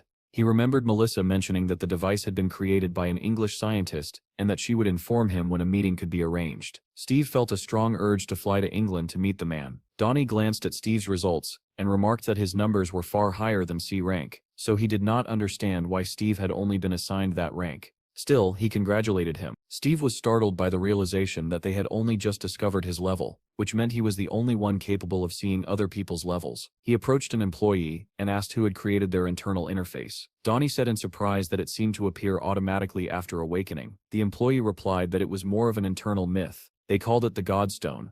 After the Great Disaster, this object had been discovered and had led to the development of spatial engineering. Donnie said he thought he had heard of it before, and Steve asked what the Godstone actually was. The employee explained that after the Great Disaster, a red stone covered in inscriptions had appeared somewhere in Europe. After its emergence, all European awakened individuals gained access to the interface. Survivors believed the stone was a divine message, engraved with covenants. After deciphering those covenants, fragments of the stone were distributed across the world. Thanks to them, awakened individuals could use the interface. One fragment of the Godstone was embedded in the Bureau's computer processor, allowing them to regulate and control the awakened interface. The group was stunned by the explanation. They admitted they had never heard any of this before. Steve asked what had been deciphered so far, and the scientist replied that it included the fundamentals of the dungeon world, leveling systems, and the use of spatial energy. Steve quietly wondered whether all of this was part of some divine plan. After leaving the office, the group excitedly discussed everything they had learned. Steve asked how one might meet God, and Donnie casually replied that it was probably after death. Steve mused aloud whether it was possible to create an awakened person by inscribing something with atomic energy during a raid, but Donnie dismissed it as fiction, saying special conditions were required for awakening. Steve changed the subject and congratulated everyone on leveling up. Jim was still muttering that it felt unreal, and Steve asked how many times he planned to repeat that. Chad announced that he had reached level 0, stunning the others. Steve then asked his brother whether he remembered the orc dungeon, and Chad asked whether Steve really wanted to go there again. Steve replied that now that he had leveled up, he was strong enough to tame even more wolves. It was time to expand the family again. Donnie asked what they should do next, and Steve instructed them to go on raids with Jim so he could gain experience faster and build teamwork. Jim thanked him, calling him captain, and said it felt good to raid with Steve. Donnie cheerfully added that, since their levels had increased, their government subsidies would also rise. Chad questioned why they even needed those payments when they had already developed so much in the dungeon. Donnie paused, then admitted he had a point. They were already rich. Munch estimated that they had earned about 5 billion, and Donnie added that they had also collected a large number of blood crystals. Chad turned to Jim and said he had forgotten to explain something. The guild took half of the income, and the remaining half was divided among the raid participants. Jim was shocked when he saw that 500 million had been transferred to him. He protested that he had not done much. Donnie laughed and said that Steve was just a very generous person, but Jim still found the terms hard to accept. Suddenly, Steve loudly announced that he was hungry and told everyone to go eat lobsters. At that exact moment, Donnie grabbed his head and screamed that he had forgotten something. The others stared at him in surprise and asked what was wrong. Tears welled up in Donnie's eyes as he said that it looked like he was going to be killed.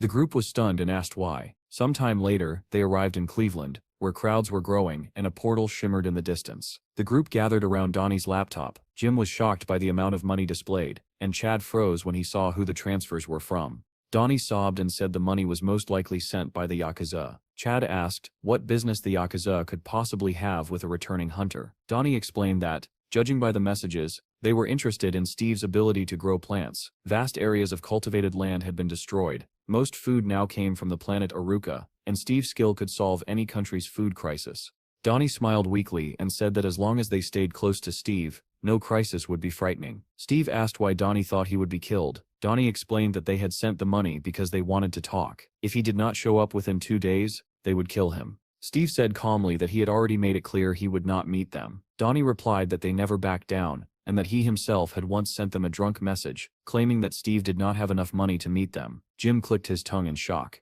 Steve calmly asked what was needed. Donnie begged him to record a video message for the sponsors, otherwise, they would do something terrible to him. Steve immediately agreed. Donnie jumped up and bowed deeply, thanking Steve and promising to donate all the money for the benefit of the guild. With tears in his eyes, he added that it would even be worth renaming the channel to Steve's Guild. Our hero said they should finish this quickly and go eat lobsters. The others immediately supported him, admitting that they were already starving. Donnie set up the camera and started recording. He greeted the audience, introduced himself, then pulled Steve into the frame and introduced him as the man they had been waiting for all this time. He said that Steve personally wanted to say a few words to the sponsor. After that, Donnie stepped out of the frame, leaving Steve alone. Steve looked straight into the camera and said bluntly, without any preamble, "I'm not going anywhere." With that, he turned away and added that it was over. Now it was time to eat lobsters. Donnie stood there in a daze and asked if that was really all. The others were just as confused. Jim said that Steve had gotten straight to the point, while Munch urged everyone to hurry up because he was hungry.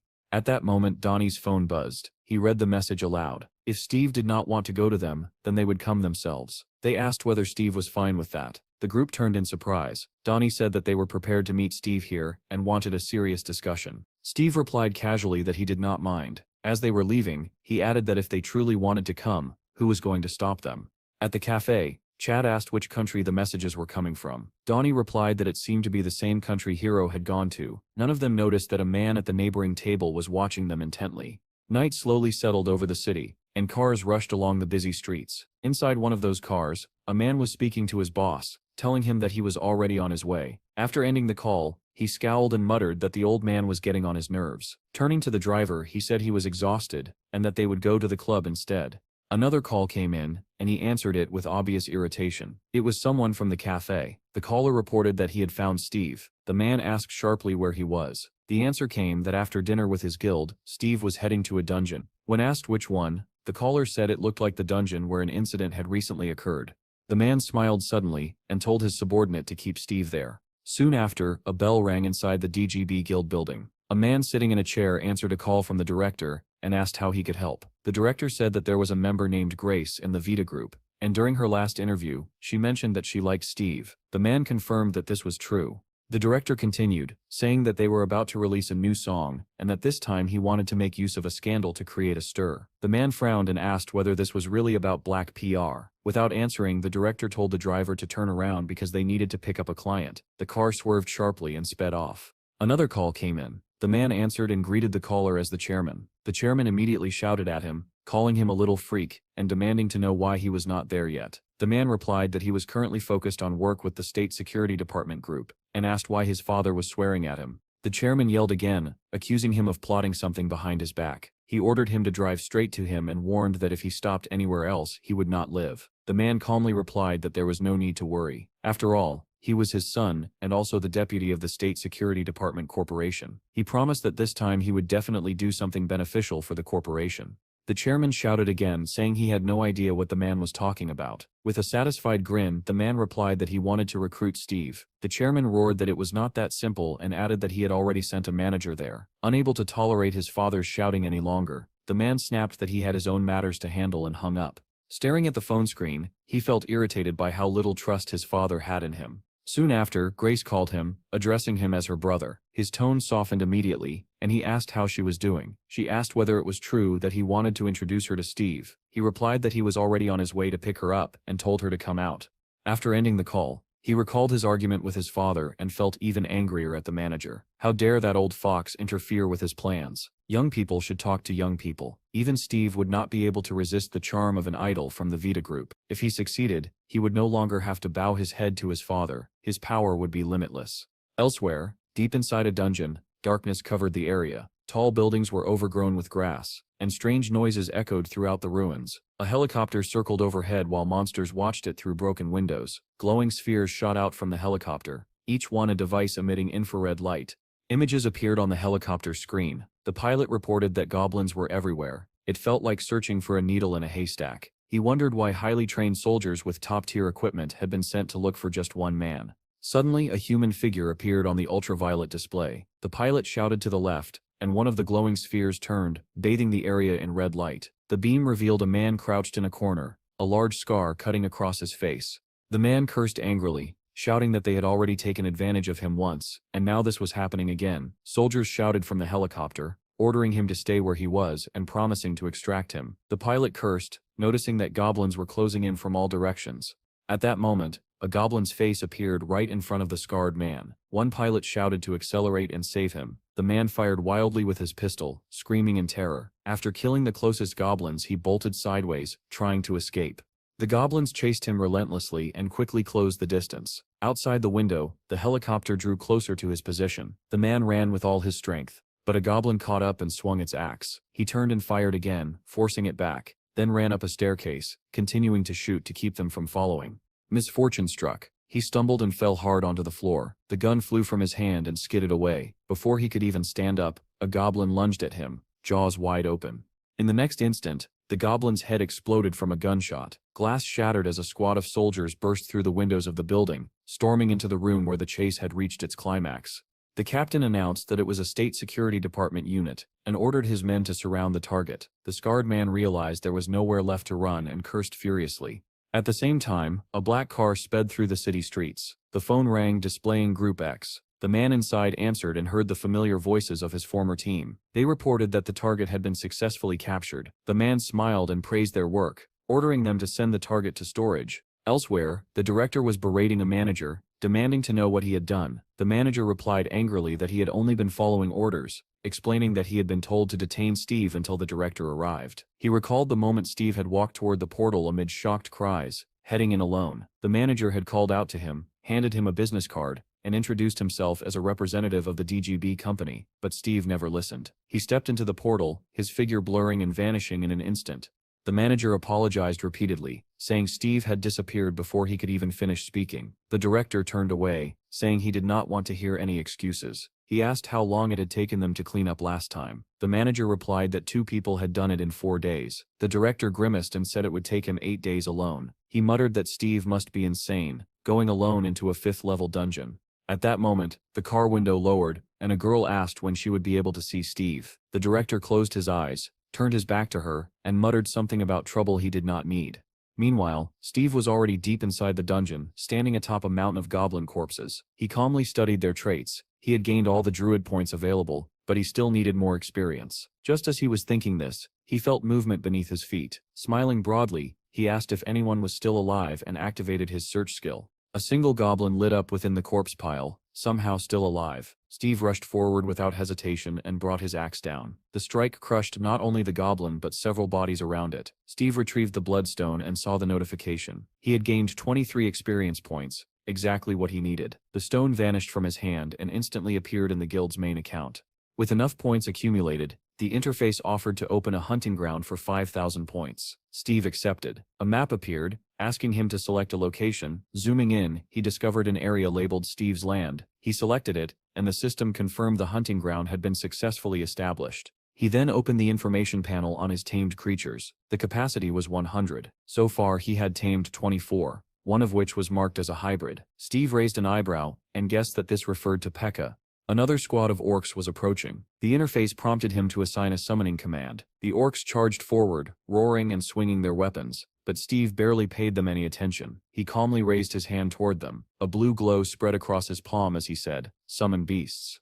Lightning and radiant rays burst forth, illuminating the battlefield. Even so, the orcs continued rushing forward fearlessly. From the blue light, the outline of a wolf's jaws emerged, rows of sharp teeth gleaming. One by one, wolves appeared on the battlefield. Steve smiled in satisfaction. The entire wolf pack surged forward, crashing into the orcs, while a dove circled overhead as if calmly observing the fight. Steve followed behind the wolves, dagger in hand, his expression relaxed. He smiled and said that today he would fill all 100 slots. Elsewhere, music thundered through a club, as young people danced wildly. The director, however, complained that the mood felt strangely gloomy and ordered that more girls be invited. The manager called again, and the director answered irritably. What he heard made him scoff. He accused the manager of being drunk. How could Steve have returned from the dungeon in just 2 hours?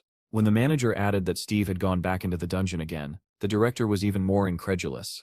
According to the saleswoman, this was already the 2nd time. That meant Steve had cleared the dungeon in about 2 hours. The director dismissed it as nonsense, deciding the manager had completely lost his mind. Grace was looking at her tablet when the director called her. She looked up in surprise and asked if he meant right now. Back in the dungeon, Steve was enjoying himself, cutting orcs down one after another. Suddenly he noticed a volley of arrows raining down toward the wolves. He ordered them to return. Blue portals opened, and the wolves leapt through them. The arrows struck the orcs instead, who screamed in agony as they tried to flee. Steve leapt backward, and shot into the air. 2 white wings spread behind him. As the orcs shouted in their own language, Steve flew straight toward the archers. Circling above them, he dove and activated the tornado skill. Shimmering funnels of wind lifted the archers, and spun them helplessly. Then Steve sensed something else. From above, a massive presence descended rapidly. He rushed toward the landing point as the tornado continued tearing through the battlefield. The Orc King slammed into the ground, just as Steve arrived.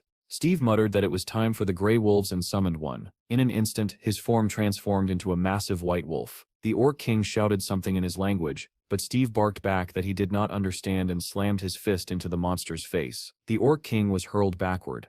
Steve triggered the tornado again, lifting the Orc King into the air. In wolf form, he leapt upward, caught up to the rising body, and struck it with all his strength. The Orc King plummeted downward, smashing into the ground in a cloud of dust. Steve landed atop the fallen monster and delivered the final blow. A notification rang out. His level had increased, and he gained 238 experience points. A portal opened 500 meters away, with 15 minutes before it closed. Steve darted aside as the remaining orcs began recovering from the tornado. He sprinted past the wolf pack and activated the taming skill. The orcs finally regained their senses and gave chase. but Steve and his newly tamed wolves were already racing toward the portal. One by one, the wolves leapt into the small portals. Steve opened along the way. Steve himself entered the portal. When he emerged, he was back in human form. He noted that the side effects were far milder than when he transformed into P.E.K.K.A. Checking the interface, he saw that he had tamed 88 wolves. One more run would let him fill all the remaining slots and raise his hunting level further. Suddenly, a girl wearing a cap appeared in front of him. Steve stopped in surprise and asked what she wanted. She introduced herself as Grace and asked if he was Steve. Onlookers immediately recognized her, and murmurs spread through the crowd. People whispered excitedly, speculating whether the two were dating. The manager quickly called the director, announcing that they had finally met. The director asked eagerly whether they had managed to catch Steve. The manager replied that Grace was making progress, and that Steve was responding to her. The director laughed in satisfaction, saying that of course he would respond. He was a man after all. Grace took Steve by the arm, and the manager exclaimed that they were heading to a cafe. The director said nothing else was to be expected from her and told him to keep watching closely. The man in the car shouted for the driver to speed up, and the vehicle surged forward. Meanwhile, Steve was busier than ever. When the director finally arrived, he asked in disbelief where Steve had gone. Grace sat at the table, crying softly. Between sobs, she said she had come here with him. Steve calmly replied that he only wanted to wet his throat and had left immediately. The director screamed in disbelief. How could this happen? And Grace broke down in tears once more. In the next video, he showed Kithel flying into the air and hurling the Lizard King down onto the mountainside. Henry explained that filming inside the cave had been impossible, but they had still managed to capture footage of Steve growing wings. He added that Steve could even blend in with animals. After that, Henry turned off the screen and said the recording was finished. Cedric slammed his hand down angrily and said they had completely lost their minds. Defeating the Lizard King was not something that could be done so easily. The boss calmly stated that the combat power of a mature Lizard King should be around level B. Henry immediately corrected him, saying it was Class A, and pointed out that Steve had knocked it down effortlessly. The boss folded his hands in front of him and concluded that this meant Steve's strength was already above level C. Jean then reported the data. Steve's current spatial energy was rated at level E, his base combat power at C++, and after transformation, his strength depended entirely on the animal form he used. At the lowest estimate, Bud's power reached the weakest tier of SS level. It was also confirmed that Steve's growth depended on the removal of certain restrictions, something that did not apply to other awakened individuals. Cedric asked again about these lifted restrictions, remarking that everyone about Steve seemed abnormal. Jean shrugged and admitted she had no idea. The boss then asked what Steve's performance had been like before all this. Cedric mused that if all the missing people returned like Steve, their country would undoubtedly become a superpower. Henry countered that anyone going in without proper equipment would die, and that finding another person like Steve was extremely unlikely. The boss brought the discussion back on track. It seemed increasingly likely that Steve was a returnee from dungeon number 4. Jean firmly stated that they still could not confirm this. The boss sighed and admitted that he disliked this conclusion as well, but the fact remained that no new planet had been discovered. What mattered more was whether the secret behind Steve's success lay within that dungeon. Melissa, who had been silent until then, nodded in agreement. The boss added that Steve had already signed a contract, so why was he interfering with the intelligence service? Cedric sneered and said Steve was simply trying to prevent them from uncovering the secret of his strength, calling him selfish. Jean tried to interject, saying that was not the real issue, but Melissa cut her off and asked whether they were considering further negotiations.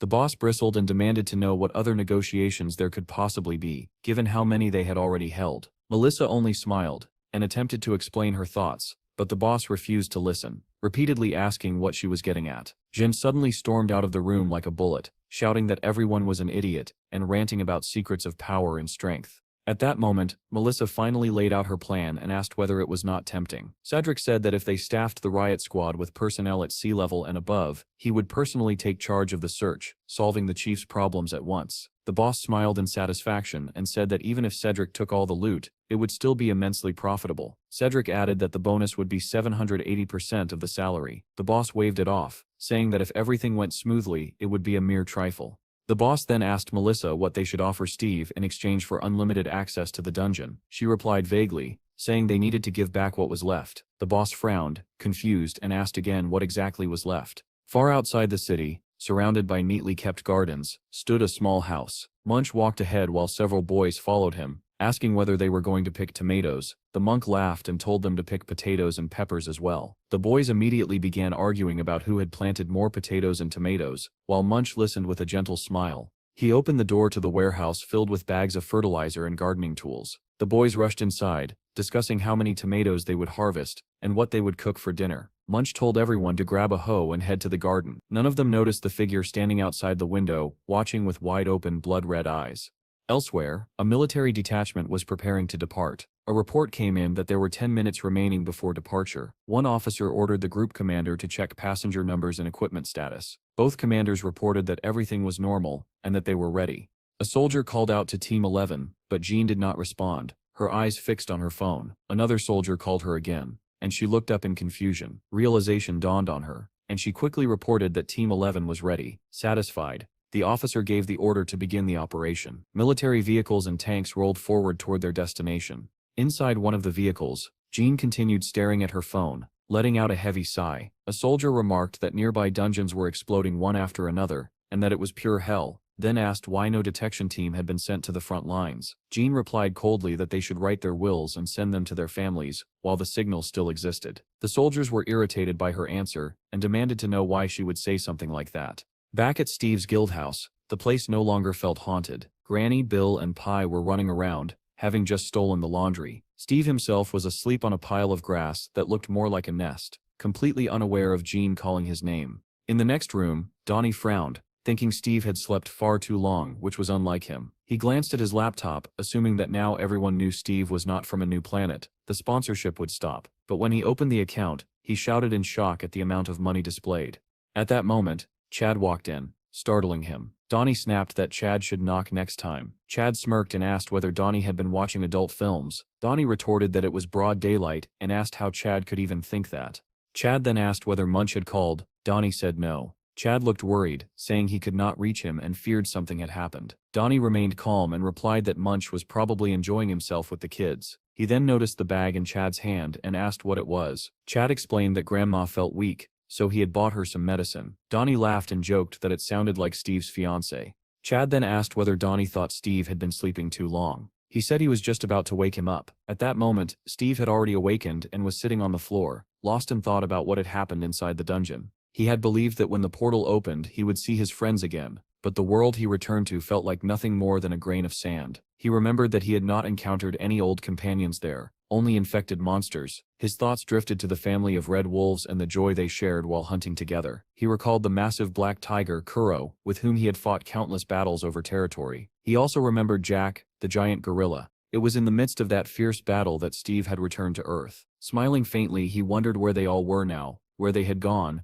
and whether they had truly fled to other places after being frightened away by the great snake.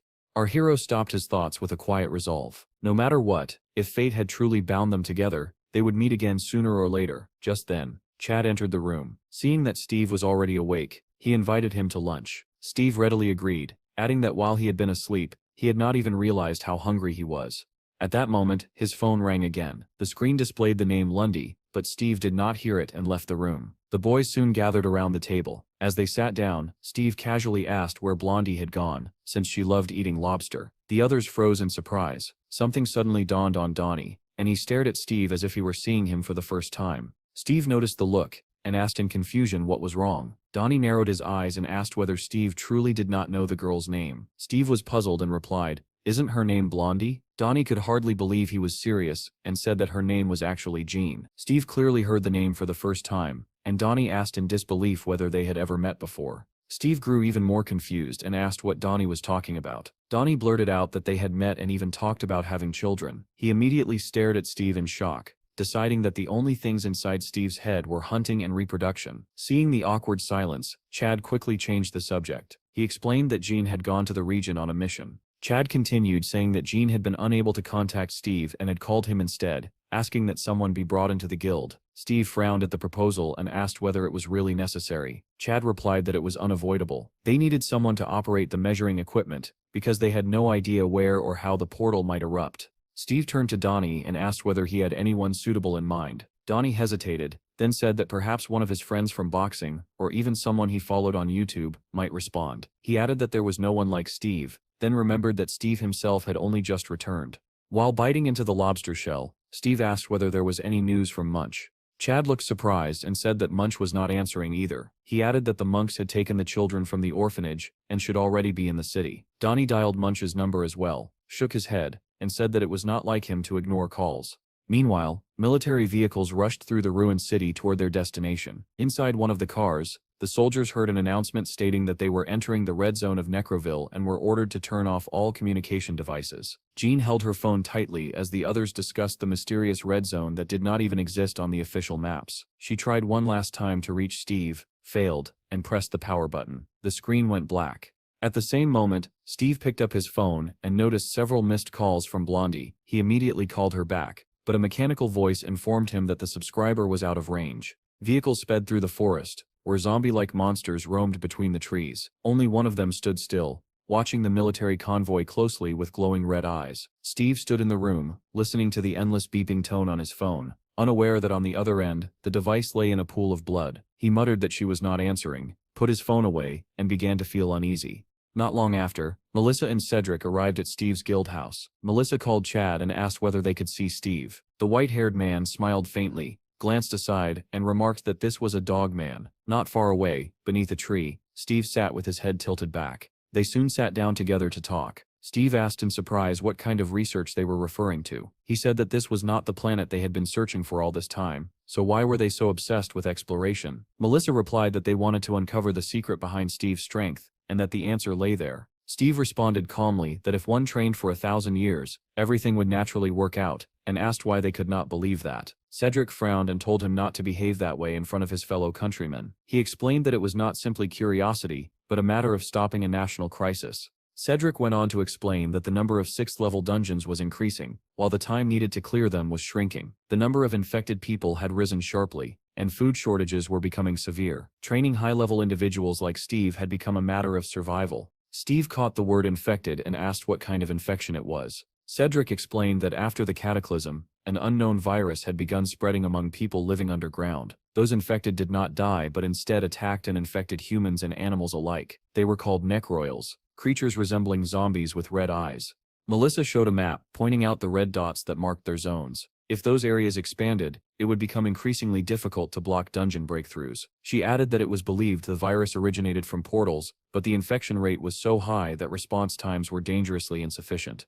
After listening carefully, Steve said that in exchange for permission to explore the dungeon freely and hunt without limits, he wanted 2 gifts. Melissa replied that the first would be raising Steve's guild to level 5. Steve asked whether that meant they could enter 5th-level dungeons, and she confirmed it.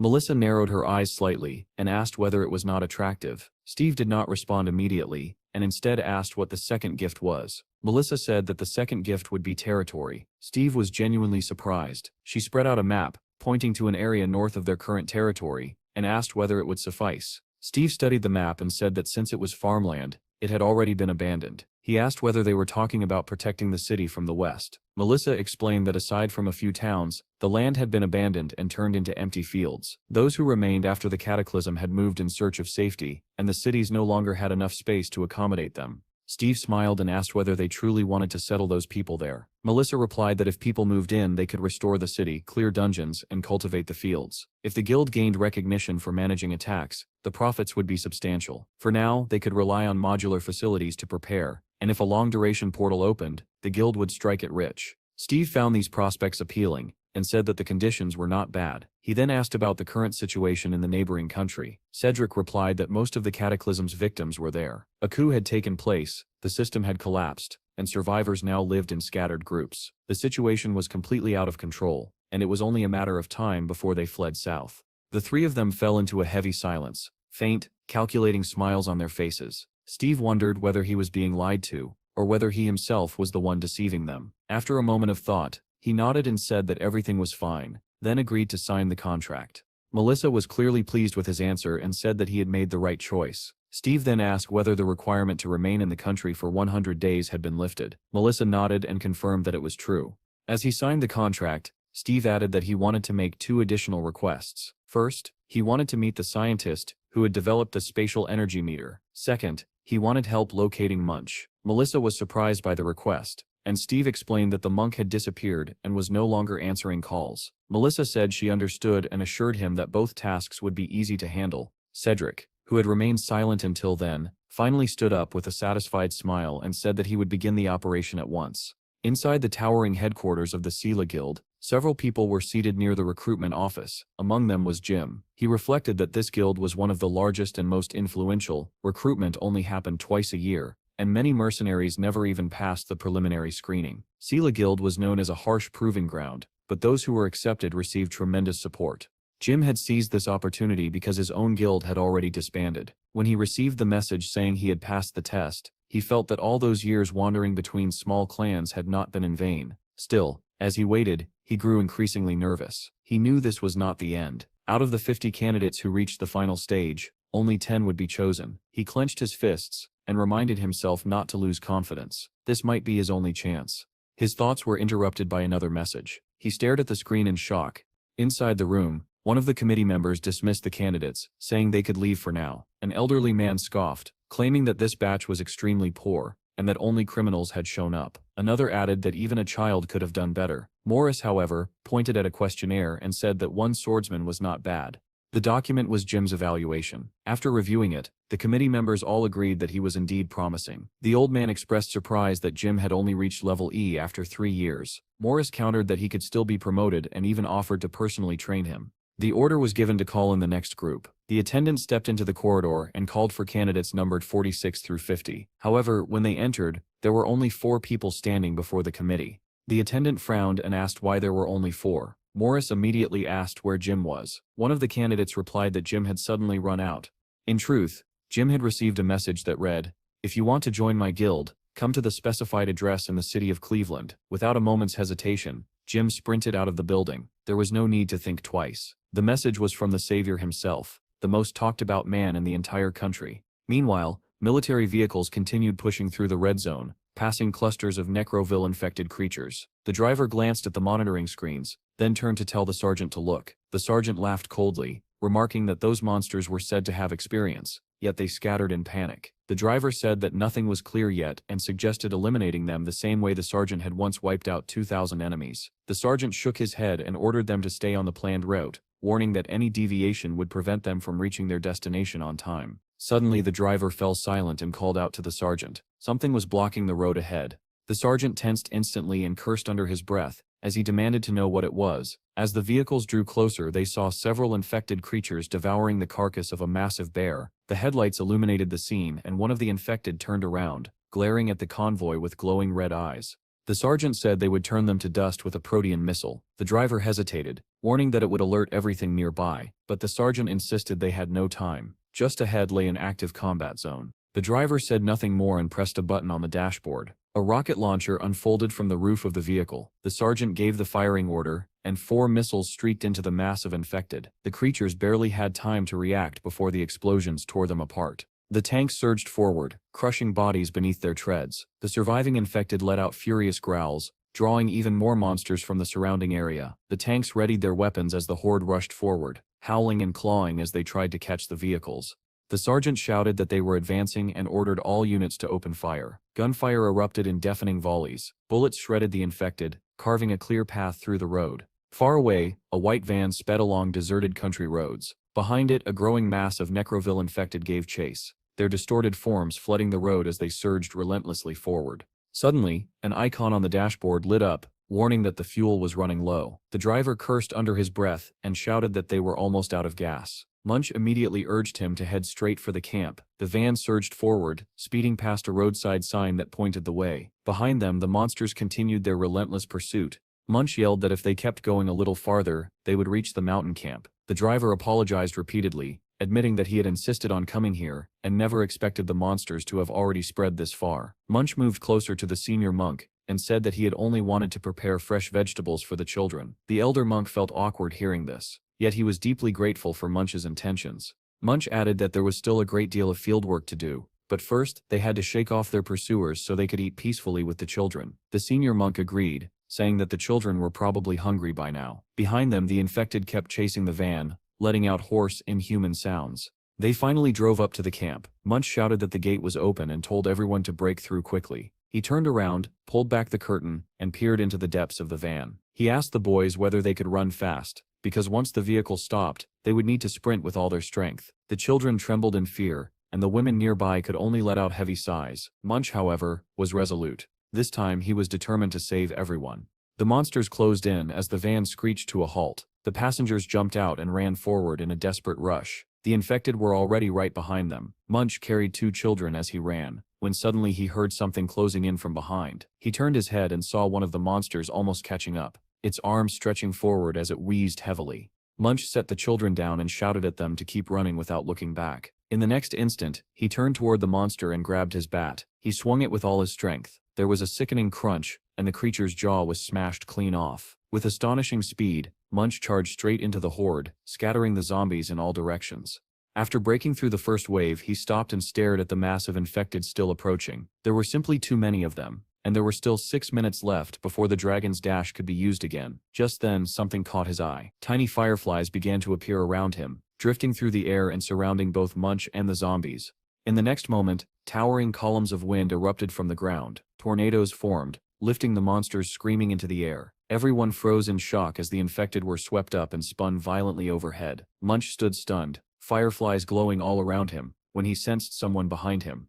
A figure stood calmly on the roof of a nearby building. Steve was watching the scene unfold and remarked that the ability was very useful. Munch and the others turned toward the voice, staring up at him in disbelief. Steve stood with his hands in his pockets against the clear blue sky. Seeing him, Munch cried out that he was their benefactor. Steve casually told him to move away so he would not get caught in the suction. Steve intensified the tornado skill. The monsters began spinning even faster, and the fireflies shone brighter and brighter, turning the scene into something like a vast canvas embroidered with precious gems. Steve watched with sparkling eyes and said that he liked it. Elsewhere, the military convoy continued firing at the monsters. The sergeant, his voice tight with tension, shouted into the radio that he was requesting access to the military network. He reported that they were being pursued by necroils and urgently requested reinforcements at their location. At that moment, a barrage of stones rained down, and dozens of monsters swarmed around the tank. The infected clawed at the cockpit, trying to force their way inside. The sergeant shouted for everyone to hold on. More stones flew, and the number of monsters only increased. They climbed onto the tank, fell off, and immediately scrambled back up again. Suddenly, the tank rolled over a raised cobblestone, and the massive vehicle tipped violently onto its side. The soldiers in the vehicles behind saw the first tank overturn, and immediately ordered everyone to turn back. In another vehicle, Jean was sitting quietly when she noticed her sword begin to glow faintly. A report crackled over the radio that the lead vehicle had overturned. The convoy stopped, and the soldiers demanded to know what had happened. One of them nervously told the captain that they seemed to be in deep trouble. The necroils began climbing onto the next vehicle, covering it like a swarm of insects. Jean pressed a button on the control screen,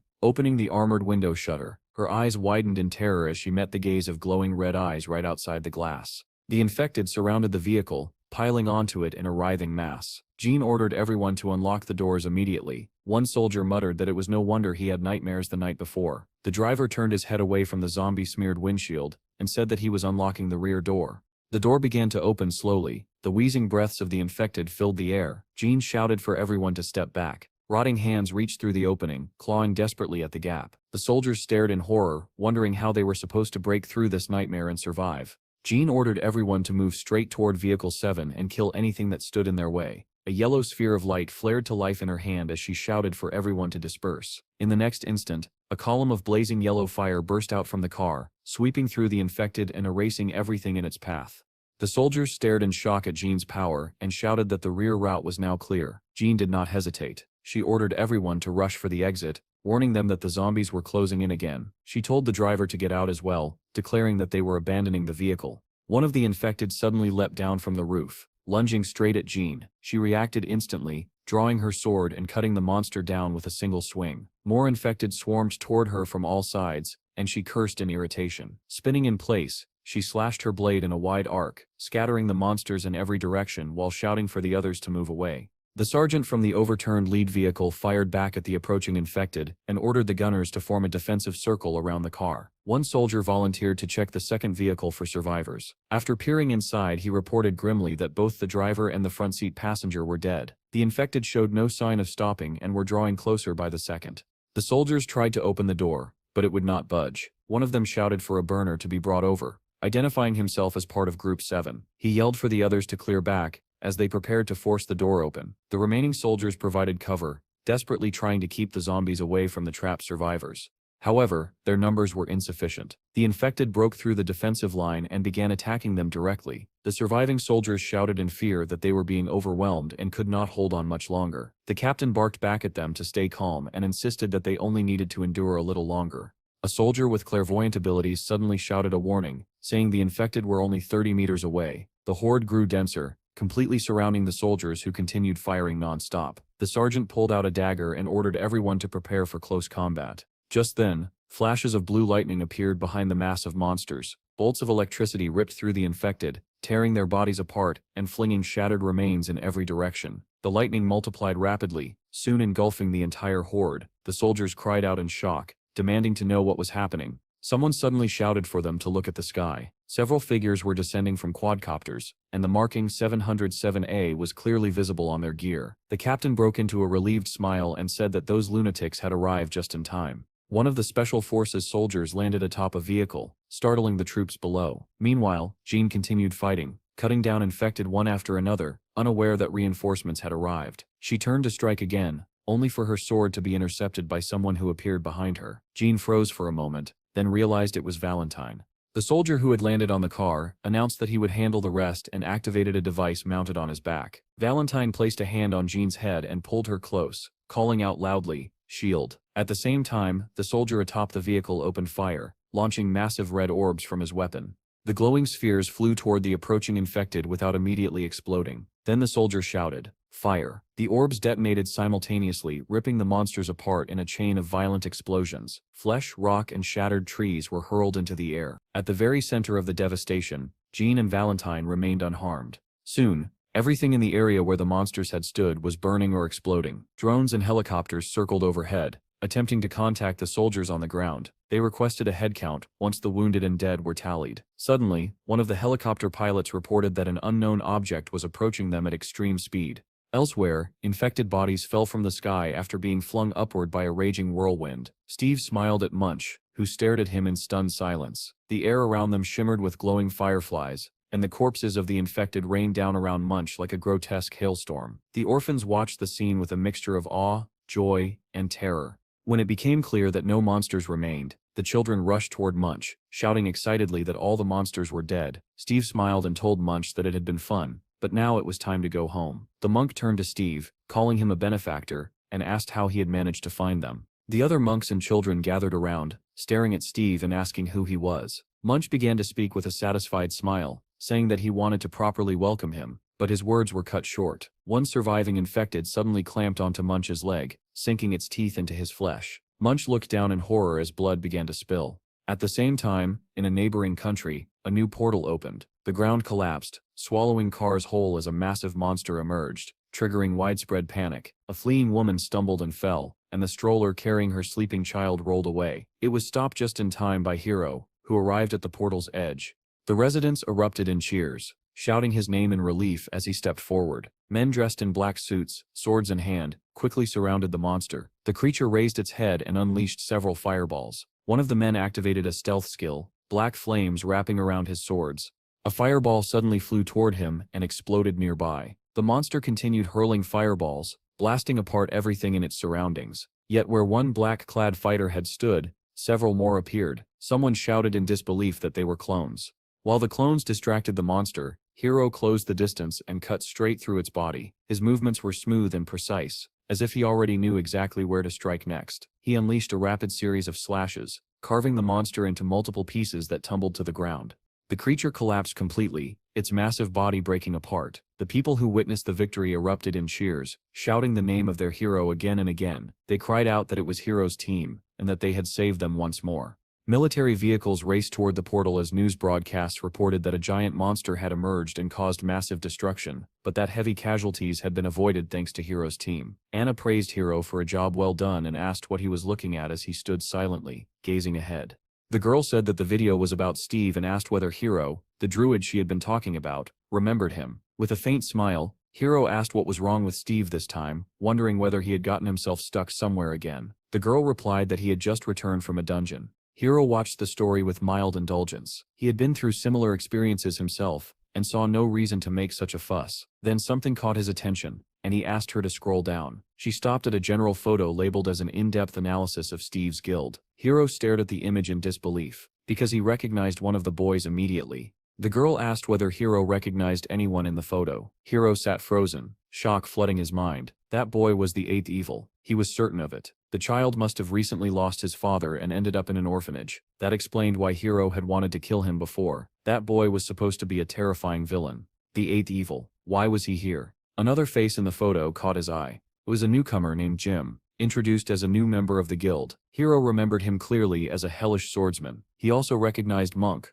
whom he knew as the Immortal Destroyer Monk. Hiro could not understand how or why all these people had gathered under one guild. The girl continued showing him videos, explaining that she had collected everything so he could see it for himself. Anna added that, in her opinion, no one seemed to be in control of the situation. One video showed Steve effortlessly slaughtering a horde of monsters attacking him. Another showed Steve battling the Lizard King and smashing the massive creature into a mountain. Hiro was stunned. The girl pointed out that this level of strength was absurd for someone from an F-level dungeon. Hiro agreed. This was clearly not the power of an ordinary person from such a place. Anna suggested that Steve might be special in the same way Hiro was. Hiro wondered aloud whether Steve had awakened, but had never been registered in the database. He found the idea hard to believe, yet everything fit too perfectly. Steve was a regressor, just like him. Perhaps Steve had returned to the past to gather all these villains into one guild, but why? Suddenly Hiro realized that Steve might be trying to change the future, just as he was. The thought horrified him. If that were true, then the flawless plan Hiro had created after traveling back in time could be completely ruined.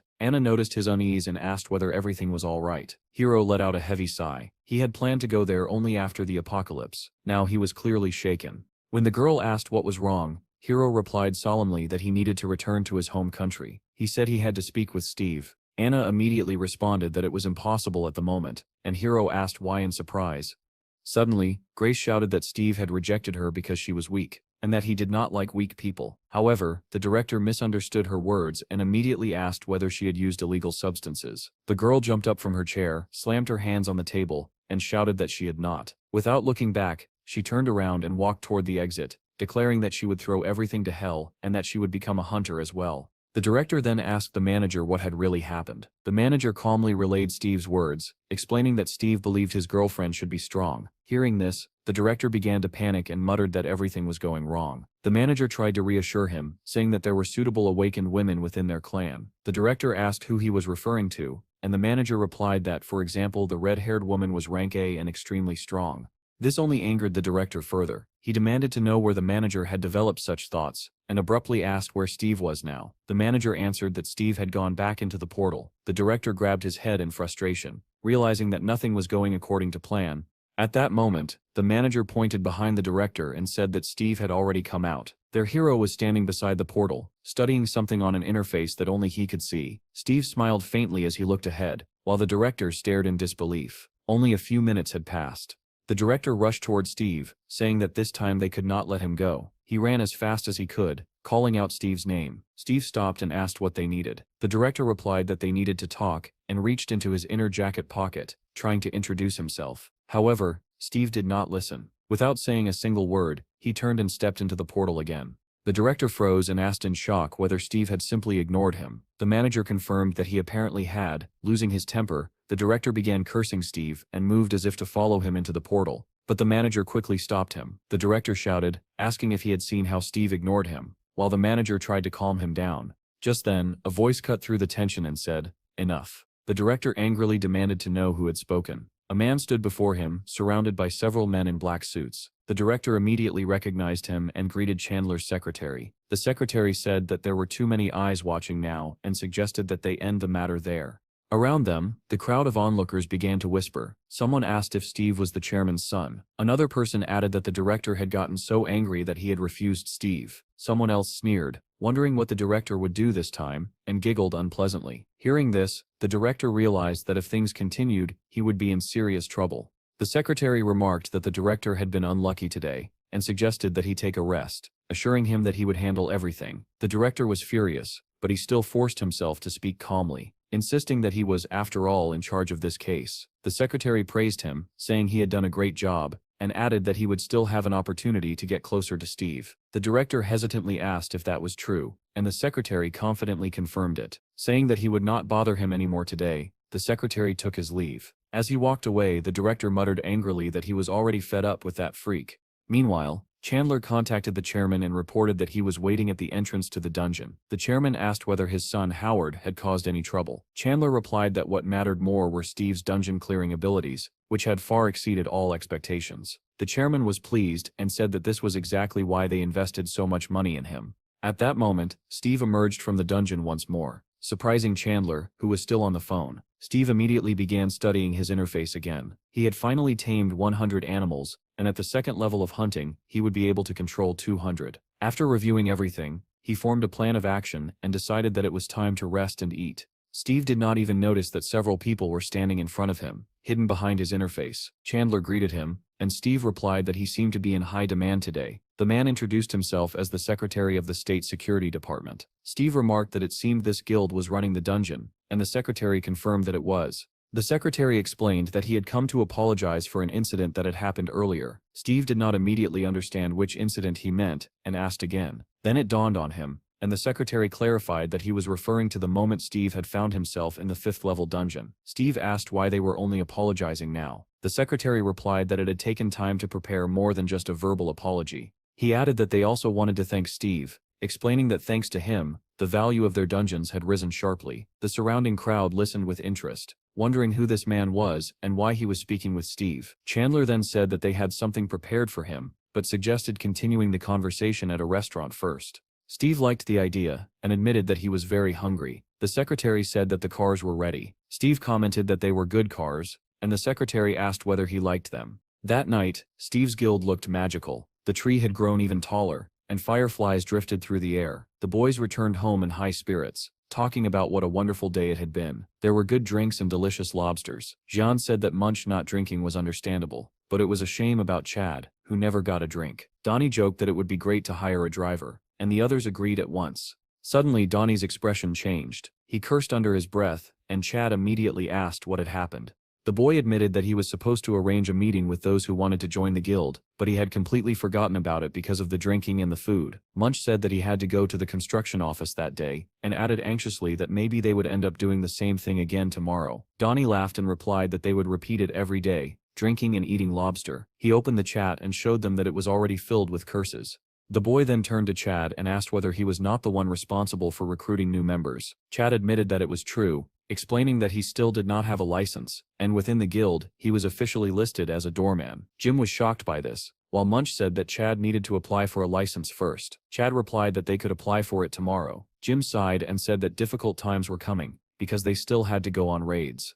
Chad apologized to the others, but Donnie waved it off, saying that Steve would think of something. Munch agreed and added that the boss always handled issues like this. At that moment, Bill ran out to greet the boys, rushing toward his father, while his grandmother looked down at them with a gentle smile. Chad happily hugged his son, and Donnie was delighted to see his grandmother holding a box of lobsters in her hands. The grandmother asked where they had been for so long. They replied that they had been working first, then stopped for a drink, and brought lobsters as a gift. Steve placed a hand on his stomach and said that everything was great, and the secretary was pleased to hear that he liked it all. Steve then asked whether it was not too much to show such gratitude, with the most expensive dishes and even modified SUVs. Chandler replied that Steve had risked his life, and in such cases there was no such thing as too much. He added that they also had a few more gifts prepared. Somewhere outside the city, a muffled scream echoed from red containers, marked with the inscription DGB. A voice screamed hysterically, begging to be killed, blood spilling from a shattered mouth. Steve asked in surprise whether the apology was simply an excuse to have fun. The secretary smiled and said that Steve had a great sense of humor. Steve's expression turned serious as he asked what they really wanted from him. Chandler also grew serious and said that they wanted to establish an official partnership with Steve's guild. He explained that the city was divided into 12 sectors, but the DGB did not control a single one, because they lacked a 6th-level combat team. Even with all their resources, they simply could not form one. Steve remarked that this must be a painful blow to their pride, and the secretary agreed, saying it was especially true for CEOs. Steve apologized and said that he had no intention of becoming a representative of one of the sectors, but the secretary quickly clarified that this was not what he was offering. With a conspiratorial smile, Chandler said that together with Steve's guild, they wanted to open a 13th sector. He explained that all sectors were built around 6th-level guilds, but now they were struggling to handle the increasing number of 6th-level dungeons. Because of this, residents were becoming uneasy. But what would happen if a 13th sector appeared? A place where people would not be in constant danger. People would flock there, and housing prices would skyrocket. Chandler added that they were confident Steve's guild could be the one to give people hope. Chandler then asked whether Steve's guild perhaps had problems they were struggling to solve. Steve admitted that his guild lacked capital, workers, and experience. All they could really do was enter dungeons. Chandler responded that his organization would handle management, government relations, and everything else. Steve pointed out that while they had capital and experience, they lacked strength. The secretary replied that they saw immense potential in Steve's guild, and asked whether his comrades could handle such a responsibility. Steve thought about the members of his guild and wondered how they would manage. Chandler asked why the best guilds receive support, not from the government, but from major corporations, and added that they could not find a better partner than Steve. Steve realized that this would mean monopolizing and fully utilizing underground space, and the idea sounded appealing. The secretary, however, believed that Steve's guild could not yet handle such a burden alone. Was this not the best possible offer? Steve replied that he would think about it,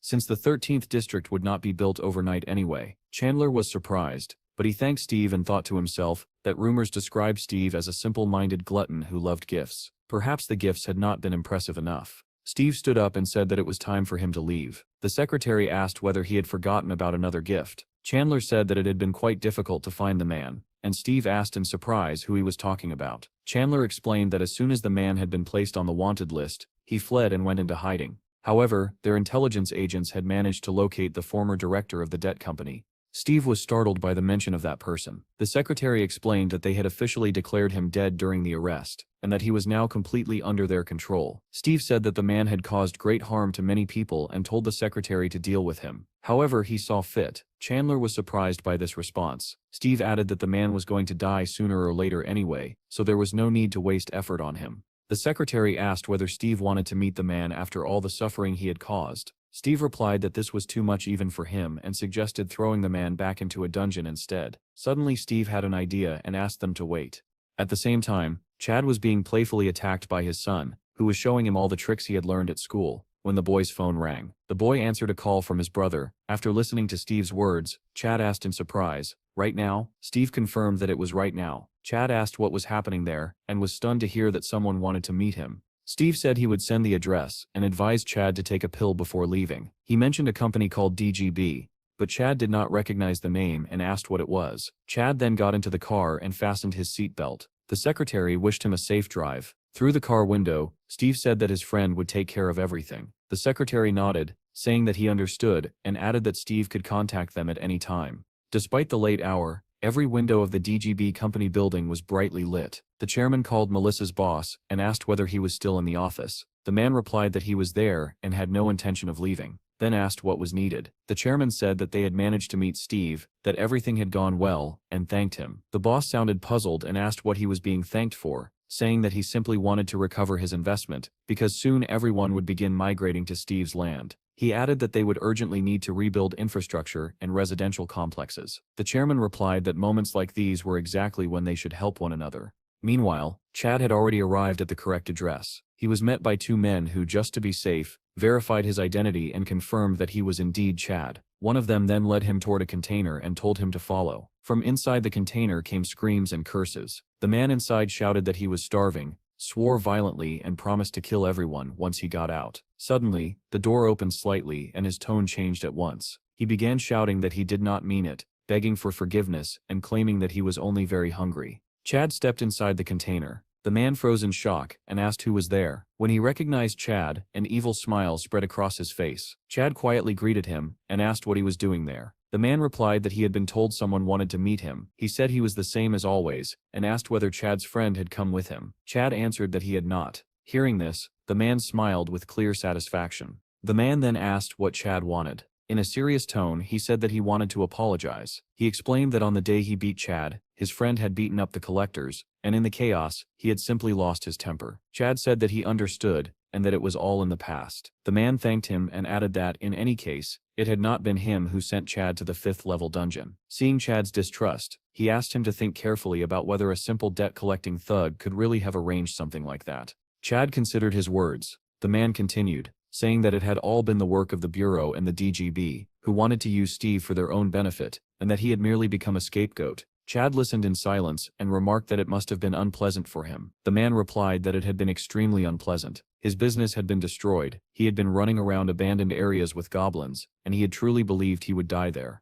Chad said that it was all very sad and asked whether that was all. If so, he would leave. The man suddenly became frightened and asked whether Chad could help him get out. He reminded him that he had given him money and had even helped Bill's mother find a job. He stopped abruptly, lowered his head and said that he had forgotten because she had asked him not to tell Chad about it. Chad's calm expression vanished, replaced by shock. He asked what job the man was talking about. The man explained that he had managed an employment center for a long time, and that she had come to him, begging him to help her find work. Memories flooded back. He recalled the day they had burst into Chad's apartment, when only Bill's mother had been there, clutching the baby to her chest. He had asked where Chad had disappeared to again and complained that the interest was piling up, that too much had already been taken, and that it was sad for the family to suffer because of one person. The woman had trembled and cried, begging them not to kill anyone. The man had grabbed her by the face and said that they could not kill such a beauty. He had asked whether Chad was really worth her suffering and whether they even had food. He then told her that he could help her find a job, that a hardworking woman like her could pay off the debt in 3 months. She had turned away, still crying, begging them not to kill. He had taken out money, asked whether she was tired of living like that, and said that in their world a woman's life could change in the blink of an eye. He had left the money and a slip of paper with his number, telling her to call when she decided. As he was leaving, he had added that if her husband was not there next time, she would have to pay herself. She had watched them leave in terror, sobbing quietly. After hearing the story, Chad asked in disbelief whether she had come to his office after that. The man said that she had come when Chad went missing, begging him desperately to help her find work. Holding Bill in his arms, Chad found himself unable to speak, but the pain in his eyes said more than words ever could. He remembered coming home one day, hearing his son cry and finding a note. It said that she was tired of living like this with him and asked him not to look for her anymore. Through clenched teeth, Chad asked whether the man knew where she was now. The man said that if Chad let him go, he would show him where she lived. Chad's heart pounded wildly in his chest, but he had already made his decision. Elsewhere, Steve was riding in a car, staring at the image of the beaten man on his phone, when he received a message from Melissa. Dr. Toddler was ready to meet in England. Steve was overjoyed by the news and said that he finally had an answer. He remembered Melissa's story about how the force-measuring device and the blood crystal generator had sparked an era of discovery. Steve hoped that he might finally understand what kind of rift it was, what planet the boy had ended up on, and perhaps even find his brothers. Eager to share the news, Steve dialed a number, but the answering machine informed him that the subscriber's device was switched off. Steve turned to the driver and said that they needed to change their route. When the driver asked where they were going, Steve replied that they needed to return to the DGB container. Meanwhile, the blue SUV drove away, and the man with the scar on his face shouted for everyone to go to hell. He continued to curse loudly, then suddenly turned around and thanked Chad. Chad replied simply, "You stir welcome." The blue SUV moved along the indicated route, cutting through the city's night streets. When the car finally stopped where the man had directed them, Chad said that they had arrived. The man stretched lazily and said that he had slept well, adding that the car was impressive. With a sly squint, he remarked that Chad seemed to be doing well. Chad ignored the comment entirely and asked where Bill's mother was.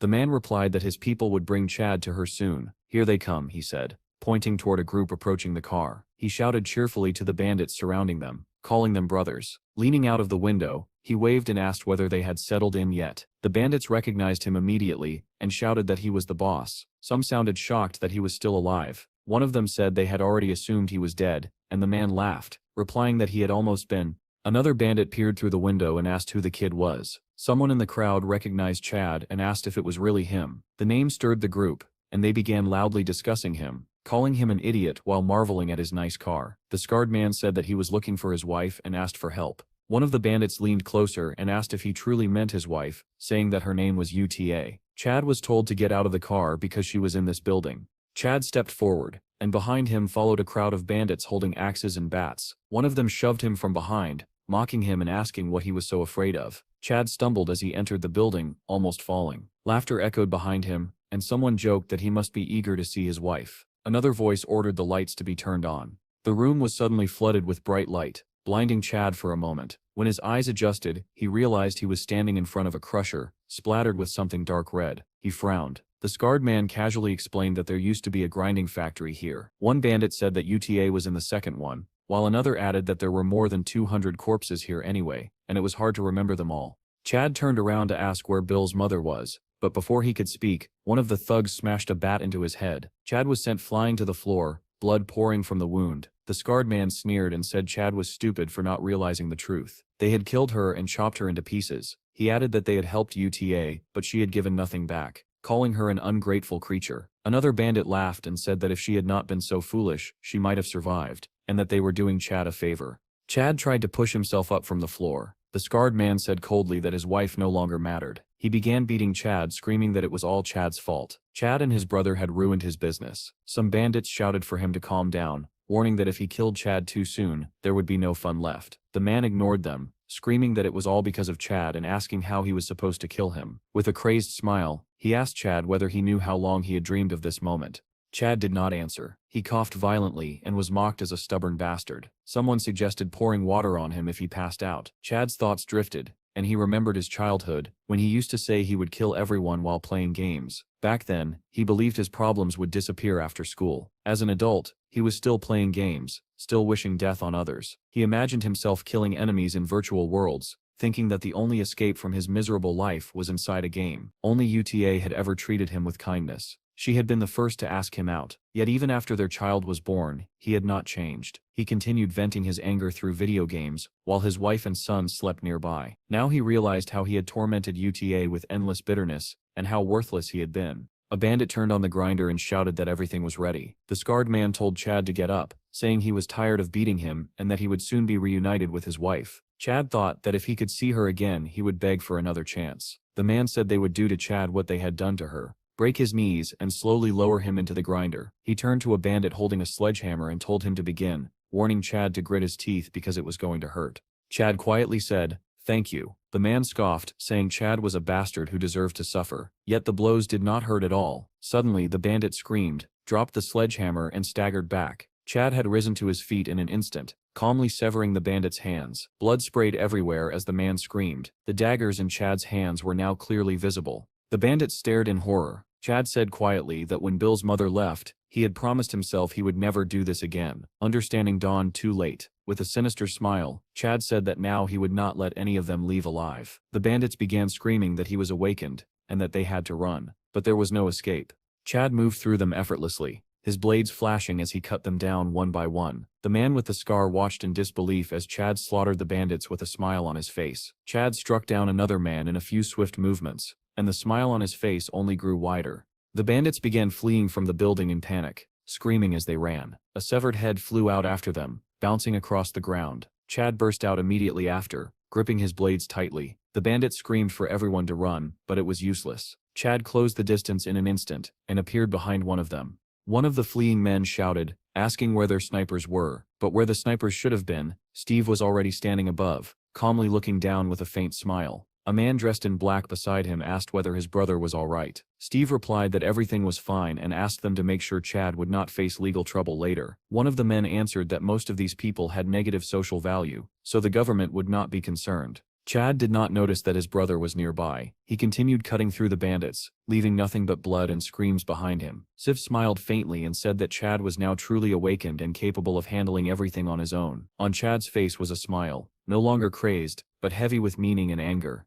Later, the news reported that despite numerous underground breaches, the entire area was becoming safer thanks to the intervention of special military forces. However, many citizens believed that guilds were struggling to cope with the increasing number of dungeons. For now, though, residents could hear the soldiers celebrating their victories. A special unit, Group 707, appeared on screen. Among them was Jean. The broadcast stated that thanks to their actions, the cleanup team had successfully returned. In the live footage, Jean was seen walking safely beside the red-haired girl. Melissa watched the report and scolded Jean aloud, calling him an idiot for not calling her. As the broadcast continued, it mentioned a scandal forming around Grace, who had recently released a new song. A photo appeared showing Grace talking with Steve, and the host asked whether viewers recognized the man beside her. Jean happened to be passing by when the segment aired and stopped to watch. At that moment, Grace became furious on screen and openly insulted Steve. Meanwhile, Cedric emerged from a portal, muttering curses under his breath. A soldier reported that 12 teams had been dispatched to retrieve items, but none had found the treasure that was rumored to exist.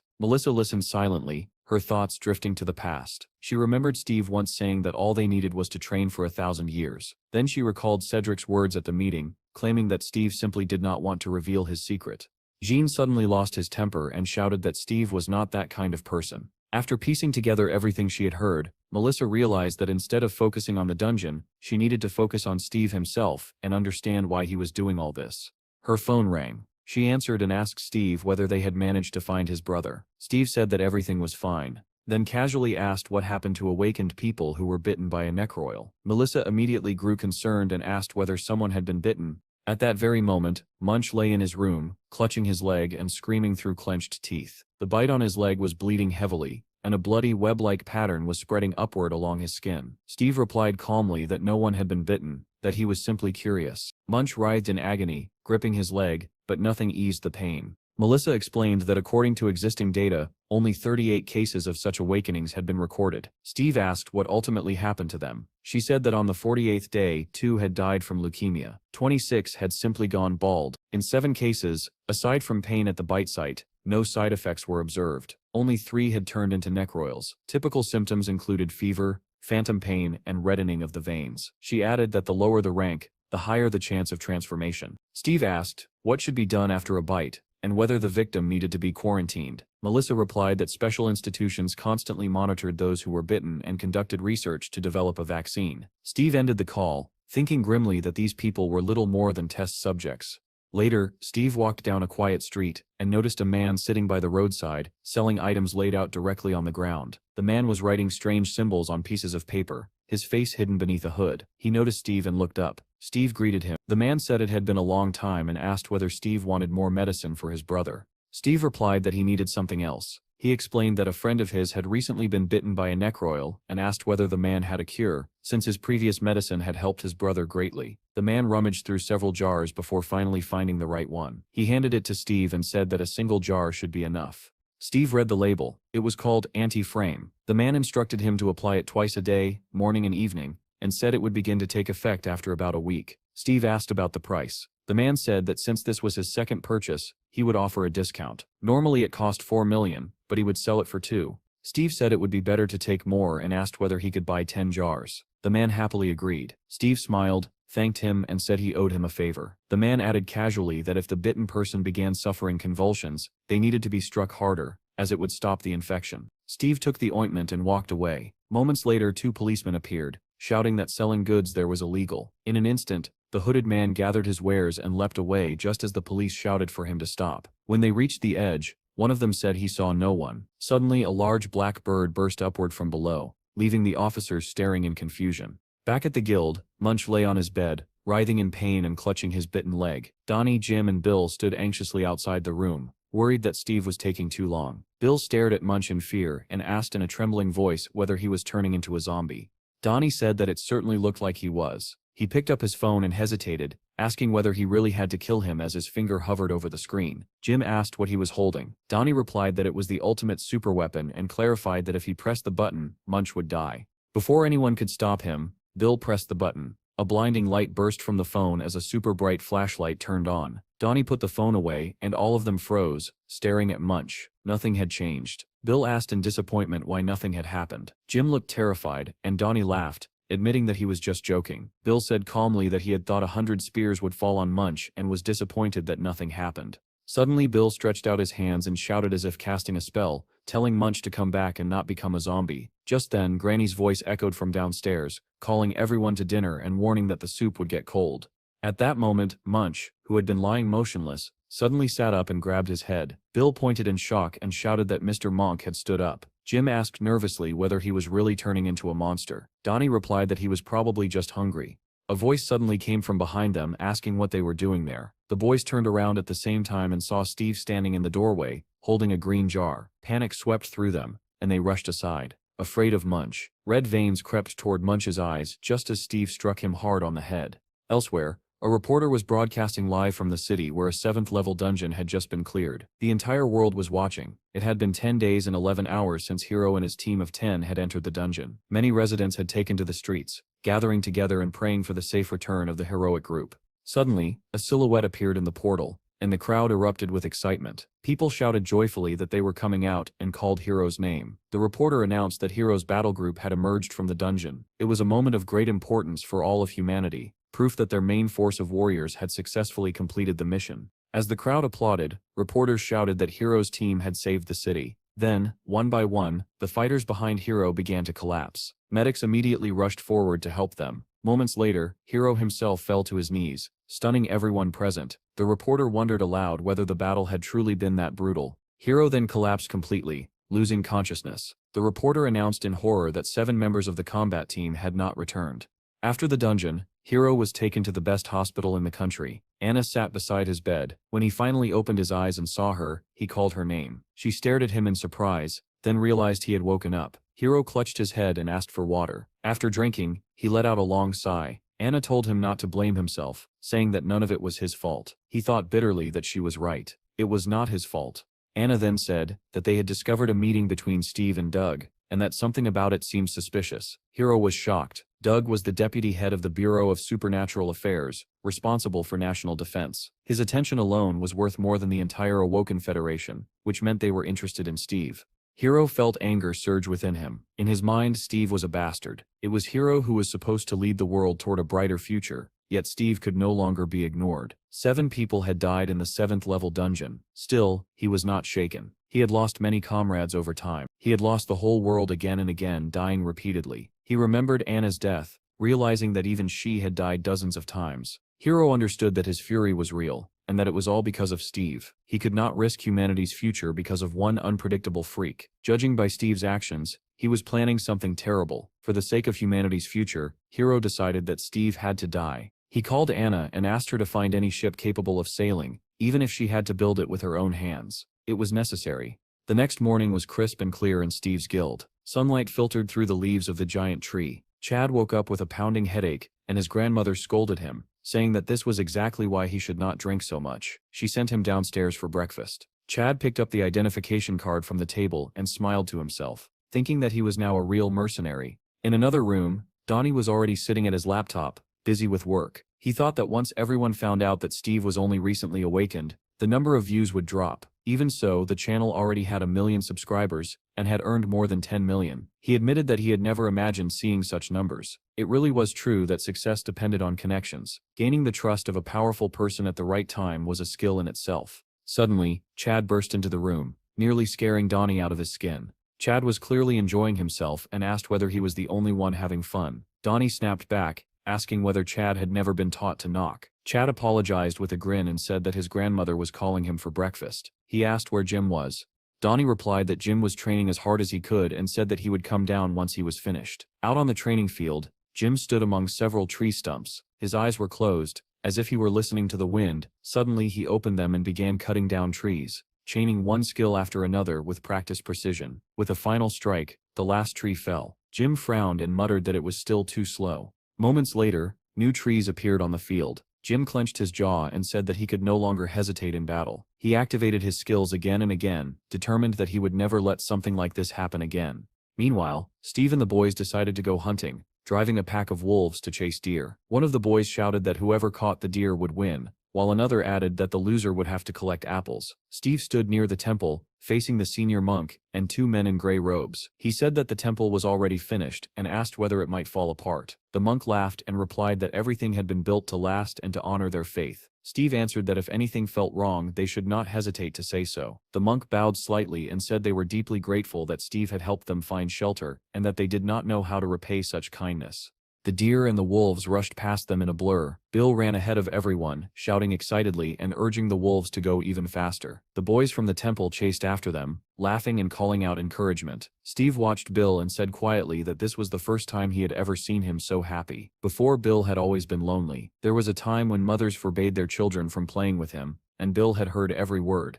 A woman from the temple approached and said it was already lunchtime, inviting Steve to join them. He declined, saying not today. Steve then asked how Munch was feeling. The monk replied that Munch had been delirious for a long time, but now he was even able to train again. He added that Munch had developed a healthy appetite. Munch stood alone, staring at himself in the mirror, studying the scar around his red eye. He remembered the past, when he had been mocked as a bald macaque, orphaned at a young age. He had been bullied and laughed at by other children. When he realized he was different, he built a wall around himself and shut everyone out. Then the master had taken him in and invited him to live at the temple. Years later, that same master had been killed when goblins attacked and burned the temple. Munch told Steve that when the master died and the temple was destroyed, he felt true hatred for the first time. He admitted that it was then he began to kill. He slaughtered goblins one after another in a frenzy, showing no mercy, hunting them down even in the most hidden places. He said he had committed that sin of his own free will, and did not care where he would go after death. He only wanted to extinguish the burning fury inside him. In his rage, Munch had imagined many things. It felt as though someone was speaking to him, but in truth, it was his own voice telling him that if he truly did not care, he would have died in the dungeon long ago. Turning to Steve, Munch said that Steve had saved him again, calming his hatred by restoring the temple. Suddenly, Munch spoke in a serious tone, saying that he now had a different goal. Steve and the others listened closely, not understanding what he meant. At that moment, Munch summoned a winged spear inside the room, destroying everything around it. The boys jumped back in shock, stunned by the sudden outburst. With a sinister smile, Munch said that for the sake of all those who were oppressed, he would go through hell for them. Jim looked confused and said he did not understand what Munch was talking about. Donnie muttered that now they had two crazy people. From downstairs came the sound of an old woman charging upward with a knife, shouting, asking who dared draw a weapon inside the house. Before anyone could stop him, Munch leapt through the window, shattering it completely. Later, before anyone could catch up, Munch stood alone, staring at his reflection again, listening to someone call his name to come eat. Suddenly he slammed his head into the mirror, and a mad smile spread across his face.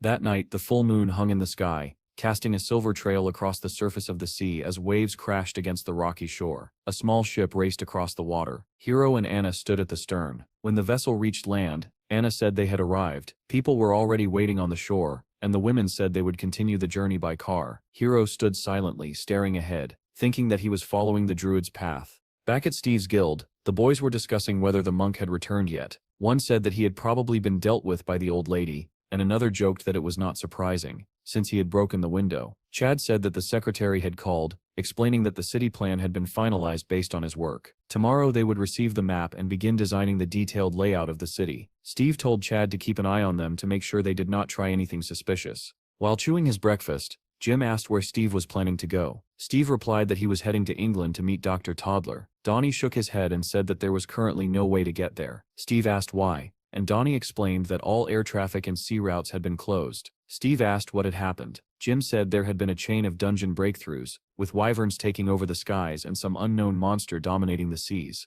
Steve stiffened and asked for more details. Donnie showed him a video report featuring the wyverns, followed by another report about a giant octopus that could not even be tracked. Chad asked thoughtfully whether Steve could not simply fly himself. Steve replied that he could turn into a pigeon, but only for about 10 minutes. Chad pointed out that it would not be enough to reach England. Steve sighed deeply and said that he had never imagined a day would come when he truly needed powerful wings. He asked how long the situation might last. Jim replied that the National Army was already engaged in extermination efforts, but it would still take at least a month. Steve was shocked by this. Then Donnie suddenly said that there might be another way to get to England. He explained that Steve would need a golden eagle, or rather, an awakened golden eagle. Steve was surprised and asked where such a creature could be found. Donnie said it was possible in a certain closed area. When Steve asked why there, Donnie explained that there was a channel where a man was surviving in the wild, and the northern part of that territory was a paradise for wild animals. One of the videos showed massive awakened beasts, and among them was a golden eagle.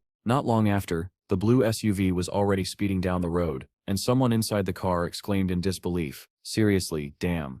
Steve said that he had nothing better to do anyway, while Donnie replied tearfully that his eyes were already hurting from managing the channel. Our hero told him that he should be happy, but Donnie complained that if they filmed good material here as well, there would only be even more work. Anna was driving the car and suggested that Hiro get some sleep, reminding him that they still had 10 hours of driving ahead. However, he refused. The girl warned that if anyone found out about their actions, it would cause a scandal. Hiro understood that this could spark an intraethnic conflict, and Anna asked why they did not catch him through official channels. He replied that there was no time for that, and that it would be easier to kill him on the spot. Soon, the navigator announced that in 1,200 meters the Necrovilli zone would begin. Anna sighed and said that they would have to drive straight through it. The car rolled onto the highway, which was already becoming overgrown with grass. Steve and Donnie's SUV was still parked there, but the boys were nowhere to be seen. A beast of unprecedented size stood nearby, steam billowing from its nostrils as it bared a mouth full of terrifying teeth.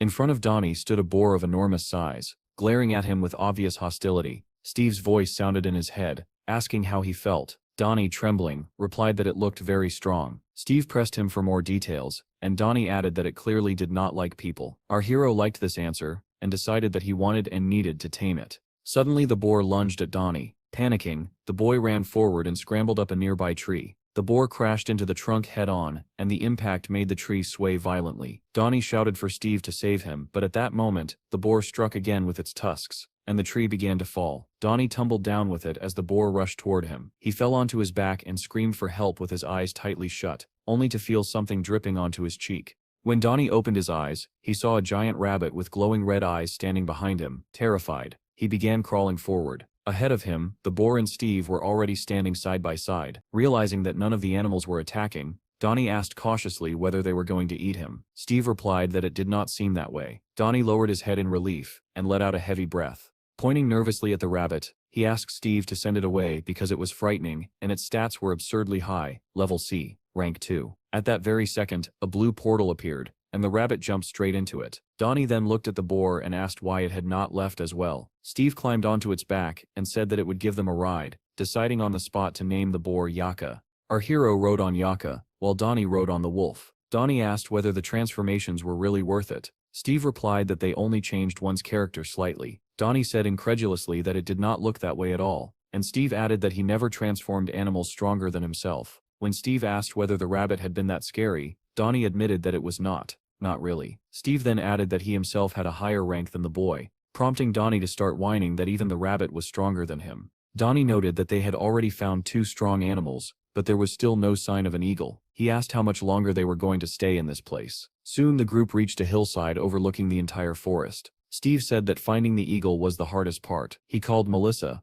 who answered and asked how she could help. Steve asked where the blonde was, explaining that he could not reach her directly, and Melissa replied that she was currently in another area. Steve asked her to connect them. Meanwhile, heavy clouds and a leaden sky gathered over a half-ruined city. A soldier shouted to the captain that there were 10 minutes left before the dungeon would be breached. Jean ordered an immediate retreat and demanded to know why they had not received any response to their airstrike request, which had been sent long ago. A transmission came through stating that an airstrike was impossible, and that the artillery was not operational. The soldier cursed and asked why this information was only being reported now. They were then informed that the third battle group would arrive in 10 minutes, and another group in 15. Jean angrily asked whether they were being mocked, since they would have to hold back the spiders themselves. The soldiers replied that it no longer mattered, and that they had to retreat. Irritated, Jean ordered them to take the equipment and leave. The soldiers shouted that they had to get out before the witch changed her mind, and the girl mocked their words, remarking bitterly that this was exactly why no one loved her. At that moment, she received a call and answered, introducing herself as the captain of the 11th Reconnaissance Group. Steve greeted the blonde cheerfully, saying that it had been a long time since they last spoke. She was clearly surprised to hear his voice and fell silent for a moment. Steve explained that he needed to find a golden eagle and asked whether her group could help. The girl listened with clenched teeth, then suddenly screamed at the top of her lungs, "Fuck you, sex maniac," before hanging up. Steve stared at the phone in shock, unable to understand why she had reacted that way. Turning to Donnie, he asked what catching an eagle had to do with sex. Donnie, tense, stared ahead and asked Steve what that was in the distance. Beyond the city, a towering column of strange black smoke rose into the sky. Donnie picked up his phone and said in disbelief that it was starfish. Steve asked again what he was talking about, and Donnie showed him a news report stating that a starfish dungeon had been breached. The creatures were capable of shooting fire and exploding after death. Our hero was surprised that they could still interfere even after dying. While Donnie looked away in fear, he suddenly shouted for Steve to look at the birds. A massive flock flew overhead, fleeing from the direction of the dungeon. Steve, however, seemed to be enjoying the chaos and watched the scene unfold with a faint smile. Donnie pointed out that the fire ahead was spreading rapidly and insisted that they needed to move. Steve remained calm, staring at the advancing flames without any intention of running. The fire surged higher and closer to where they stood. Animals fled desperately into the depths of the forest, running with all their strength. The flames chased after them, nearly brushing against the ones lagging behind as the inferno swallowed everything in its path. Suddenly, the wolf Donnie was riding let out a long, piercing howl. Staring straight ahead, Steve said calmly that the arsonists had arrived. The wall of fire had already caught up with the fleeing animals, and was steadily closing in on even the fastest among them. The boys lifted their heads and Donnie suddenly shouted that there was a golden eagle in the sky. High above them, among a scattered flock of birds, an eagle soared, clearly larger and more majestic than the rest. Steve remarked that it looked impressive and checked the information, noting that it was a C-rank level 6 creature. Fixing his gaze on the eagle, our hero named it Ringo and declared that from now on it would fly with him. Soon after, the news reported that the sudden wildfire had ended unexpectedly due to a natural disaster. Experts claimed that all the starfish had been destroyed by a hurricane along with the fire. Watching the report, Donnie scoffed and muttered that it was nonsense, adding that this was exactly why no one trusted the news anymore. Pleased that the video had finally uploaded, Donnie said that now people would know the truth. The drone footage showed Steve, transformed into a massive boar, charging to the edge of the fire. He ran around the inferno at incredible speed, as if outlining its boundaries with the power of the earth spirit. Then he activated the tornado skill, causing the starfish to be consumed by their own flames. The video was titled "Steve has the tornado skill," and comments flooded in almost instantly. Some viewers dismissed it as fake, while others asked whether Steve was a god. Donnie was stunned to see that in just a few seconds, the video had surpassed 400,000 views. Another clip showed the fire already extinguished, with drones hovering over the scorched area. In that footage, Donnie could be seen rushing towards Steve, who lay unconscious on the ground. Donnie hesitated, thinking it would be better not to include the moment Steve collapsed, as it would reveal his weakness. Then he realized he could upload it as a separate video instead. At that moment, someone called out to him, and Donnie turned around in surprise. Holding a glass of coffee, he stepped onto the balcony and looked down to see Chad and Jim standing below. Donnie asked whether they were heading into a dungeon, and one of them replied that a second-level dungeon had opened nearby. Chad added that they still had 3 open spots. Donnie laughed and asked if they really could not clear a second-level dungeon on their own. Chad said confidently that he had the most skills, while Jim added that Munch was already waiting in the car. Donnie reflected that the boys had acquired a wide range of abilities, largely because their small squad was designed to cover as many roles as possible. He asked them to give him a little time to upload another video, promising to join them afterward. His fingers flew across the keyboard, and soon the screen displayed the words, "Steve, I invite you to London, Dr. Toddler." The video footage showed the Earth being ravaged by monsters, with the sky already lost. Even the ocean was now inaccessible, and nothing seemed capable of stopping the destruction. Steve stood with his back turned as a voice declared these grim facts. Then he turned around and said that he would be back soon,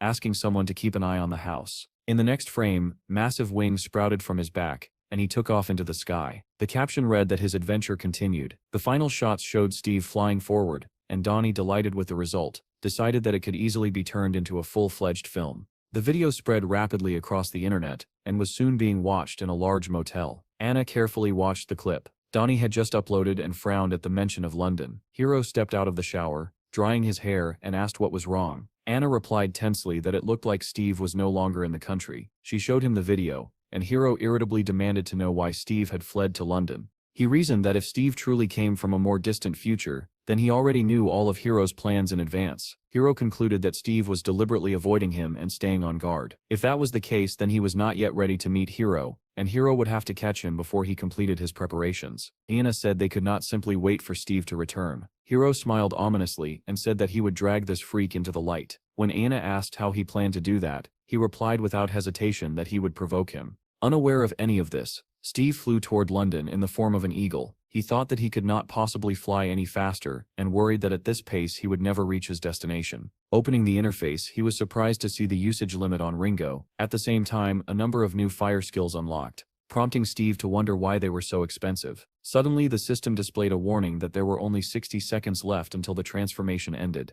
Elsewhere in the forest, between towering trees, the sounds of a chase echoed through the air. A bull charged forward, with 2 men on motorcycles pursuing it closely. One of them shouted not to waste bullets and to aim properly. The other complained that he had already shot the bull 3 times, yet it was still running. They were in danger of running out of fuel. He told Uncle John to get closer and urged him to take the shot. As the motorcycle closed in, the man aimed and said that this would be the end. He fired, and the bullet struck the bull's leg, making it cry out in pain. Even so, the bull did not fall, and continued running. Frustrated, the man asked whether he really needed to empty a machine gun into the animal. Suddenly, the boy called out to his uncle, and pointed at something falling from the sky. Right in front of the bull, something slammed into the ground in a flash of lightning. The impact sent the bull flying backward as stones scattered in all directions. The men rode forward cautiously, scanning their surroundings, and stopped near a crater formed by whatever had fallen. The boy asked what had come down from above, and the uncle replied that it did not matter, as long as they could take the bull.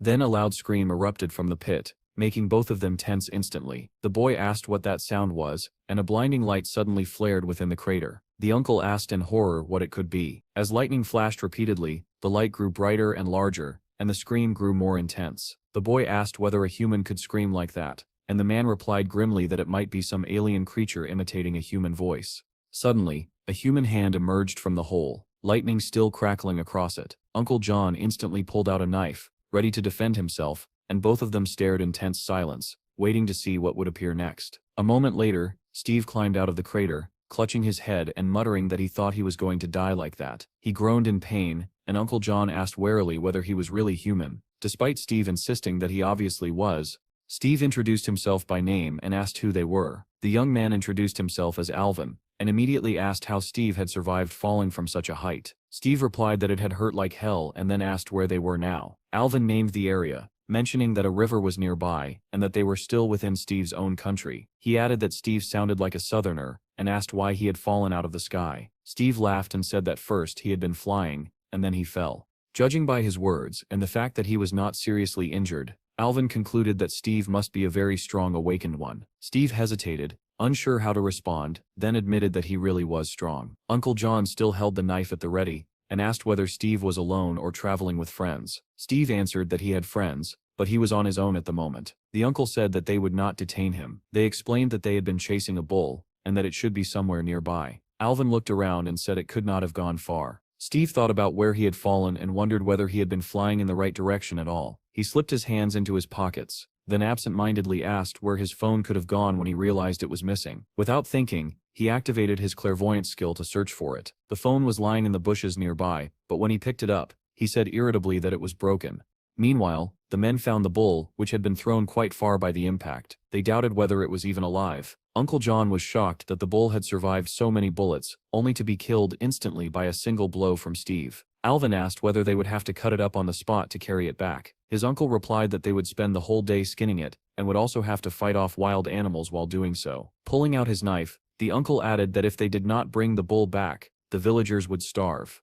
At that moment, Steve suddenly appeared on a rock behind them and called out. He asked whether they had a blood crystal phone, since his own was broken. Alvin started to say that there was one in the village, but his uncle cut him off sharply. He warned that there were women and children in the village, and questioned how they could bring such an awakened one there. Realizing that he had spoken too freely, Alvin quickly apologized. While they were talking, Steve walked over to the bull, and lifted it over his head with effortless ease. The men were stunned by his strength. Steve then offered to carry the bull in exchange for the phone. They stepped aside to whisper among themselves. Alvin remarked that Steve was incredibly strong, and his uncle added that bullets would not even slow him down. Alvin suggested that they should take the bull back to the village first, otherwise the villagers would have nothing to eat. His uncle reminded him grimly of what awakened ones had done to their village the previous year, when they had been welcomed as nomads, only to return later with companions and slaughter everyone. Steve asked what they were talking about and whether they were leaving. The men replied that they were already heading back and told him to follow them. They mounted the motorcycle, the engine roared to life,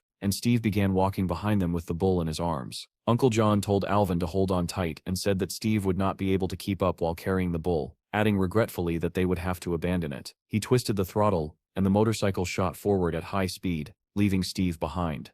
The uncle told Alvin to forget about him, saying they would find more prey by the river. However, their plan fell apart almost immediately, as Steve effortlessly caught up with them, still holding the bull. The men stared at him in disbelief. Steve warned them to be careful, pointing out that there was a cliff ahead. The motorcycle flew over the edge with a scream from its riders. Soon the village came into view in a state of chaos. The gates were broken, and people had gathered around. Recognizing Uncle John, they shouted in surprise and asked whether a bull was chasing him. Someone squinted into the distance and said that it looked like a man running with a bull in his arms. When Uncle John stopped the motorcycle, villagers rushed toward him joyfully. Confused, he asked what had happened and why the gate was destroyed. Villagers wrapped in bandages crowded around and hurriedly told him everything. The men were horrified as they listened. It looked as though a herd of bulls had rampaged through the village. One of the villagers approached Uncle John and said that everyone had gone to save Chloe. The uncle demanded to know what had happened to her and ordered him to explain immediately. The man said that a winged beast had suddenly attacked the village. It killed people, caused chaos, and could even spit fire. Despite the panic, one townsman managed to lead most of the villagers to shelter. When he turned back, he saw Chloe fall to the ground. The monster noticed her lying alone,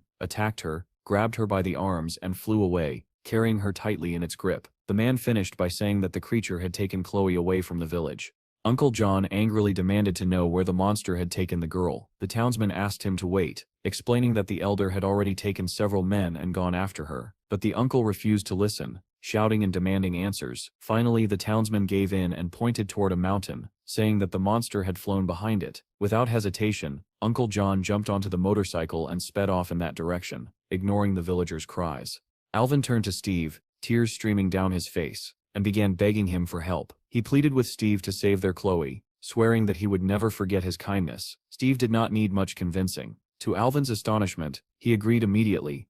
Our hero said that when he returned, they would give him the phone. Blue lightning wrapped around his back, and in the same instant, wings burst forth, lifting him into the air. The villagers stared in shock and asked who this man was. Edwin replied that he was a southerner and a young nomad. Watching Steve soar into the sky, he added that the man was also a beast master. At the same time, deep in the forest, a massive bear was rampaging, roaring and spraying saliva in all directions. Several men were trying to lure the beast into a trap so they could escape, when suddenly one of them tripped. Losing his balance, he tumbled across the ground, and the bear was already closing in. His companion could only shout his name in desperation. The fallen man struggled to get up, but the bear reached him and swung its enormous paw, sending him flying. The remaining men drew their knives and charged at the beast, shouting as they tried to avenge their comrade. However, the bear was far stronger and more agile. With a single swipe of its paw, it scattered them like toys. Someone shouted for a retreat, admitting that they were no match for the monster. Another man protested, asking if they were really going to run.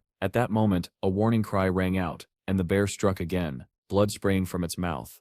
One of the men said grimly that at this rate, they would all die. There was no point in trying to save Chloe anymore. Too much time had passed, and the flying creature had probably already eaten her. Of all the awakened villagers, only 4 remained. They could not afford to lose anyone else. As the bear swung its paw once more, a claw nearly crushed one man's head, and he stared at it in sheer terror. Suddenly something slammed into the bear at incredible speed, hurling it aside. It was Steve, in the form of an eagle, who struck the bear squarely in the face and sent it flying. The men froze in shock, unable to comprehend what they were seeing. Staring at Steve's wings and the faintly shimmering aura around him, they asked in unison who he was. Someone muttered that he was a man, though at first he had looked like an eagle. Steve replied that Alvin had asked him for a favor and demanded to know where Chloe was. One of the men answered that the flying creature had taken her to its nest, somewhere on the mountain. He added that the bear had attacked them by surprise. Nearby, the injured men were rubbing their bruises. A bottle suddenly appeared in Steve's hand, and he said that since people had been badly hurt, they should use the potion. One of the men accepted it reverently, and said that such a potion was extremely valuable. Steve was still asking for more precise directions when the bear suddenly appeared behind him. Without even taking his hands out of his pockets,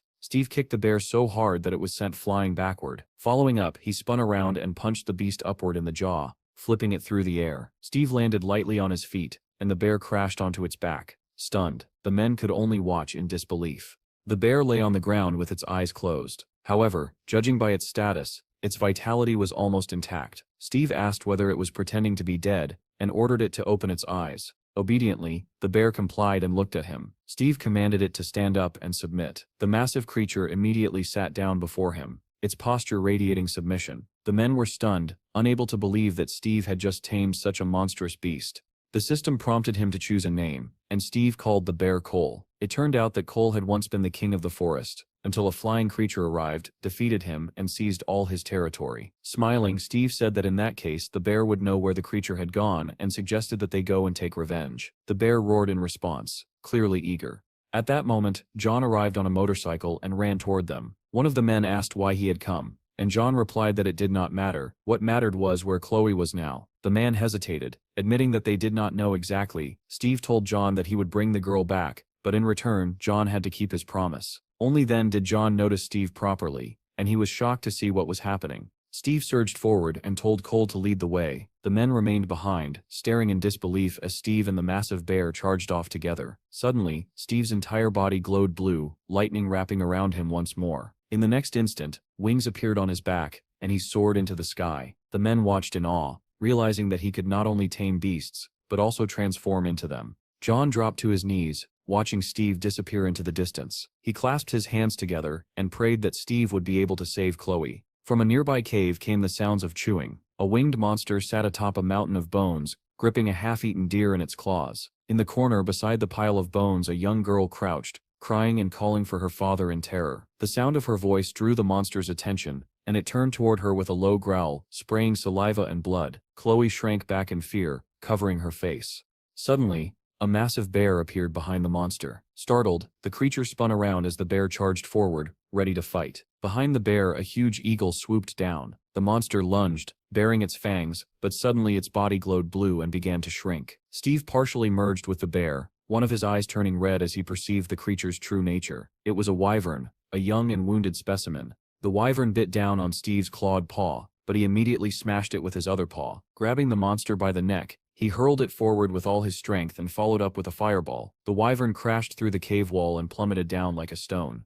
Steve turned to the girl and told her that he would save her, but for now she needed to stay there quietly. Just then, the wyvern dragged itself back into the cave, and Steve wondered whether he could tame it, now that his spatial energy was greater. Here, our hero saw the information stating that in order to tame a wyvern, its integrity had to fall below 10%, and he realized that it was possible. Suddenly, a violent thought surfaced in his mind, an urge to destroy the lizard. His hand moved on its own and struck the monster with full force. The wyvern smashed through the cave wall once again and was hurled outside. Its integrity dropped to 16%. Steve immediately understood that S's hostility was spiraling out of control, and that his emotions were becoming increasingly difficult to restrain. The urge to kill flashed through his mind again, and his body instinctively prepared to strike. Steve's furry leg slammed into the wyvern, and he screamed internally that he could not kill it. Realizing that the bear's instincts would not stop, Steve canceled the transformation, and Sui returned, leaping into a blue portal. The wyvern continued to fall, its body smashing against rocks as its integrity dropped with every impact. Steve watched carefully, knowing that the moment had come when its integrity fell below 10%. He immediately activated the taming skill. The wyvern froze in place, and an exclamation mark appeared above its head, signaling that the skill had succeeded. Without wasting a second, Steve activated instant recovery, and the wyvern's integrity began to rise rapidly. When 99% of its wounds were healed, Steve gave the order to fly. The winged creature was still plummeting with a furious roar, but it managed to slow down and finally stop its fall. Steve mounted the wyvern, and together they soared upward. Wrapped in a blue glow from the healing spell, the wyvern carried Steve toward the mountain peak. Below, the men froze in shock, clutching their machine guns tightly. John could no longer bear the strain. Tears streamed down his face as he begged his daughter for forgiveness. Seeing their uncle in such despair, the others lowered their heads, sighing heavily as they thought of the missing Chloe. Suddenly all of them stiffened and looked up in disbelief. Someone pointed ahead and asked if that was the flying creature. Another shouted that a state of emergency had been declared and that the shooters should prepare immediately. The men raised their weapons, ready to fire, when the village chief suddenly shouted for them to stop. Staring into the distance, he told them not to shoot. Confused voices asked what was happening, and the chief replied that there was someone on the creature's back. Another man squinted and confirmed that someone was indeed riding it. Then they saw Chloe. John could not believe his eyes as the wyvern landed before him with Chloe seated safely on its back. The girl spotted her father and leapt into his arms, crying with joy. John held her tightly and finally broke down in tears. That night, the entire village gathered around the fire. Meat was shared freely. Everyone ate until they were full, and they spoke excitedly about Steve and his new title, Dragon Knight. Another batch of meat roasted over the flames as someone joked that the child needed more to eat. While another admitted that he was still afraid to approach the wyvern, Steve watched as children played around the creature and realized that after being tamed it had become far gentler. Through the taming bond, Steve learned the wyvern's past. Her horde had been almost completely wiped out by the Air Alliance. Being very young, she had flown behind the others, which allowed her to survive the slaughter. After crossing the borders, she suffered from severe injuries and hunger. When she attacked the village, she later found Ugulo's den and settled there. The village chief said that thanks to Steve, they could celebrate that day. Using magic, he had brought them food, healed the wounded, and even repaired damaged houses. The chief explained that even before the government collapsed after the disaster, they had lived in poverty, but they were happy. When they realized that even together they could not survive, they were forced to flee. It became impossible to live in the cities, so they moved deeper into the continent. There had once been many such nomads, but now very few remained. Hunting was nearly impossible, nothing grew from the ground, and monsters and marauders attacked constantly. The chief said that when they first fled, there were 400 of them. 2 years later, only 60 remained. He added that they had planned to move again because it was impossible to stay here any longer. Steve asked with interest whether the continent was safe. They replied that nowhere was truly safe now, as vast territories were overrun by monsters and bandits. However, the chief had heard rumors of protected zones with barriers that sheltered civilians. Still, he said that surviving there without connections would be difficult, especially since they spoke a different language. As simple refugees, it would be a miracle if they reached such places alive. Steve remembered Melissa's words that Asia would soon become one massive battlefield, and that refugees would eventually flood into his lands. The nomads had heard from guards that if people could not protect themselves, they should join those who could, but at a price.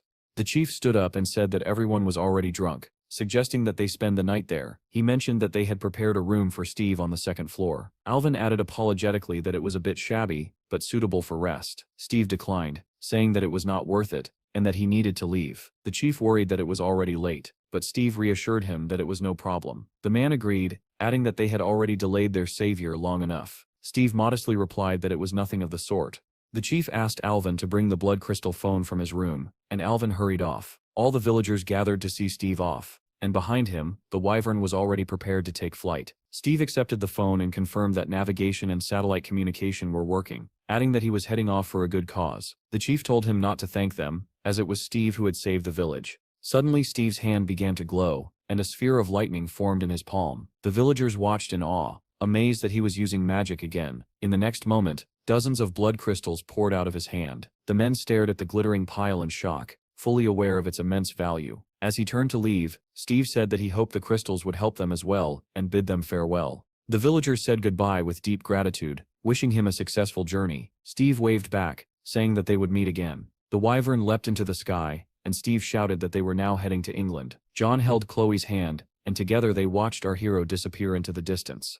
Elsewhere, a news presenter greeted viewers and announced a breaking bulletin. Reports confirmed that a horde of wyverns had been destroyed by the Air Force Alliance, and that earlier that morning, the Air Force had encountered yet another wyvern. However, it was soon reported that the last wyvern had been ridden by an awakened one. Viewers erupted in excitement, celebrating the appearance of an unknown dragon knight. The broadcast switched, and the program Quick Report went live. The screen showed the remains of a destroyed bridge where a massive breach had opened. From the portal, 2 enormous fire ants emerged, turning the area into living hell. Suddenly, something rushed onto the bridge, and the presenter urgently asked the cameraman to switch focus. The footage clearly showed a long-haired man wielding 2 swords. The presenters immediately recognized him as Hero and were stunned, questioning what he was doing in a neighboring country. They began debating whether it was truly Hero or just someone who looked like him. Soon after, the news confirmed that the awakened #1 hero had suddenly appeared on a bridge in a neighboring nation. Alongside the Scylla Guild, which had arrived on the scene, he fought and destroyed the monsters for 10 intense minutes.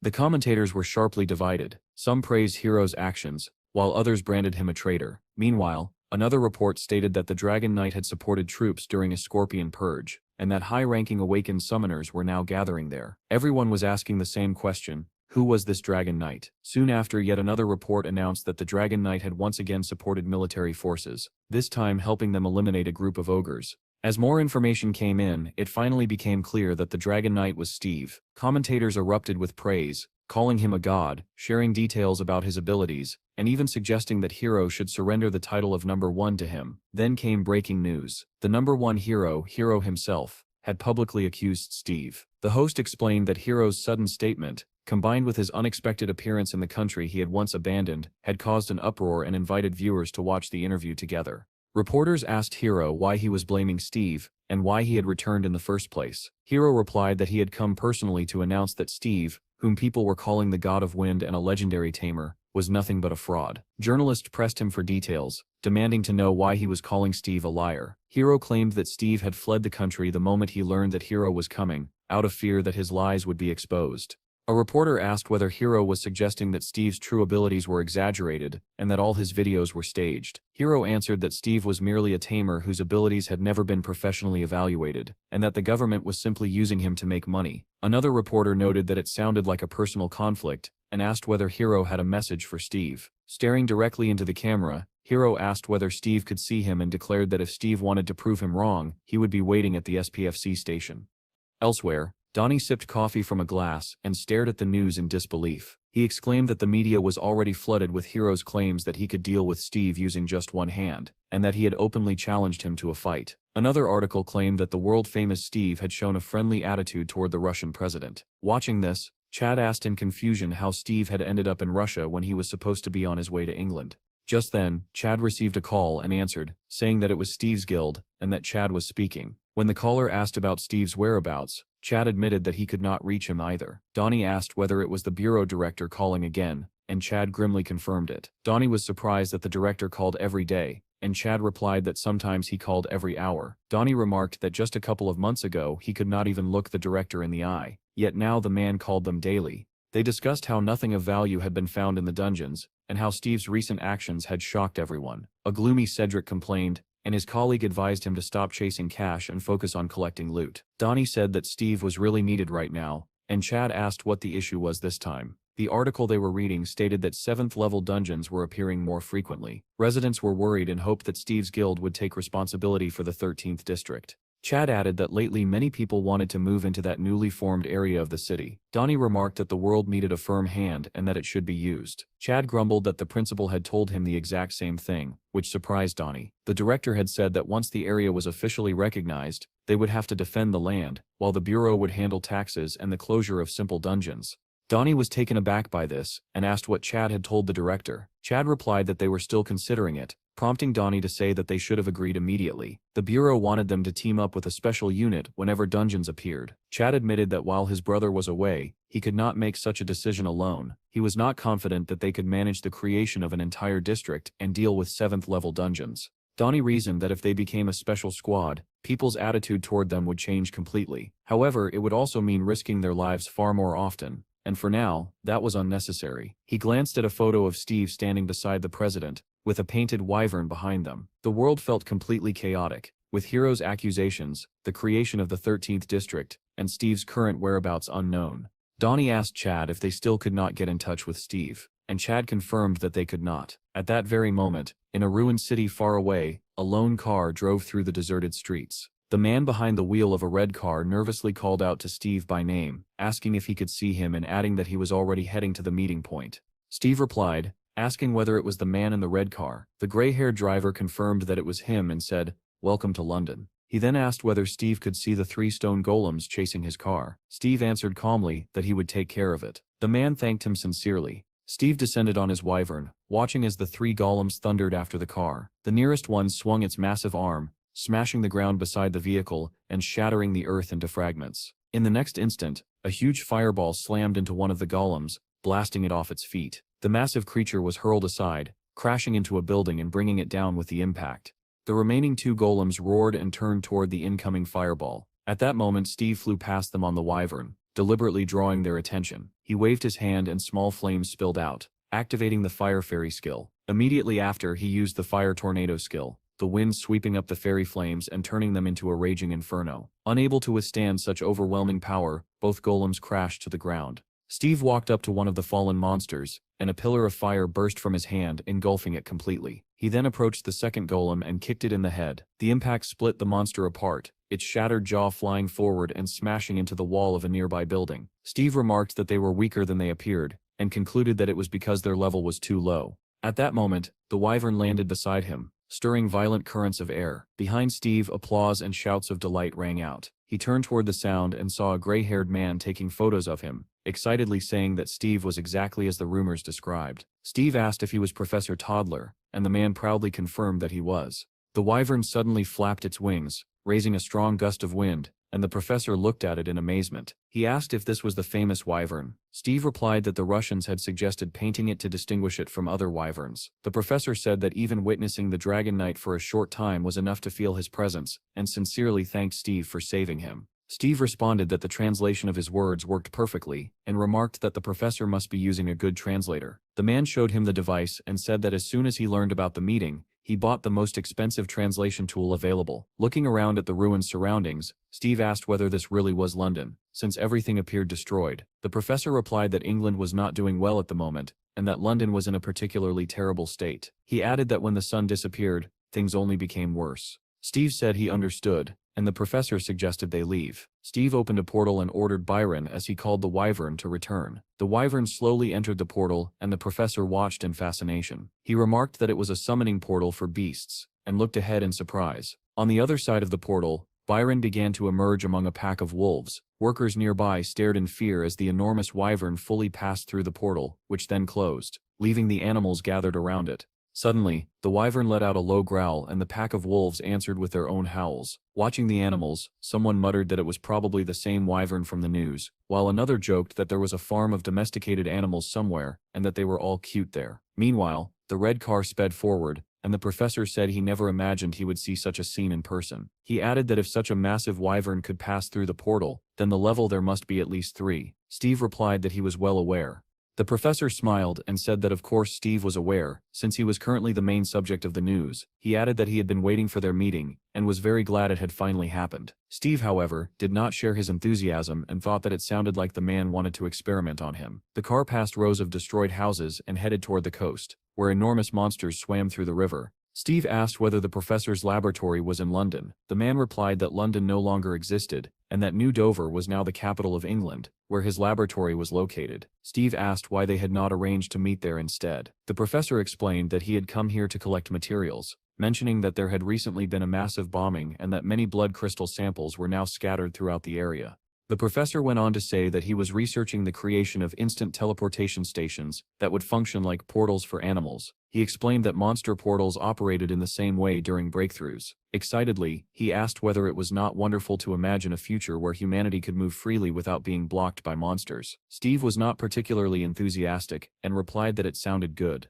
The professor continued, saying that even now, water and air routes were blocked. At this rate, humanity would become isolated, and survival would be extremely difficult. The red car had already left the city and was racing across a bridge over the river when the professor suddenly remarked that he might be talking too much. Steve, however, kept his eyes fixed on the road. The professor asked why Steve wanted to meet him so badly, but Steve suddenly said quietly, "Be careful," staring straight ahead. At that instant, the bridge split apart, as if something had struck it from below. A massive whale burst through the structure with its snout, sending the car flying backward. The professor clutched the steering wheel and screamed in terror that it was a whale. Steve saw not only the whale, but also its C2 level and the fact that its integrity was only 18%. Suddenly, a gigantic shark emerged from the water, with writhing tentacles visible nearby. The professor did not release the steering wheel, even as the car was hurled through the air, and shouted in disbelief that it was a megalodon monster. Beneath the shattered bridge, an epic battle erupted between the colossal whale and the megalodon. The car bounced violently, shot upward, then plummeted down. The professor screamed that they were going to crash. In the next moment, the car slammed into the water, followed by the whale. Military forces were already rushing toward the battle site, some in helicopters and others on waterboards.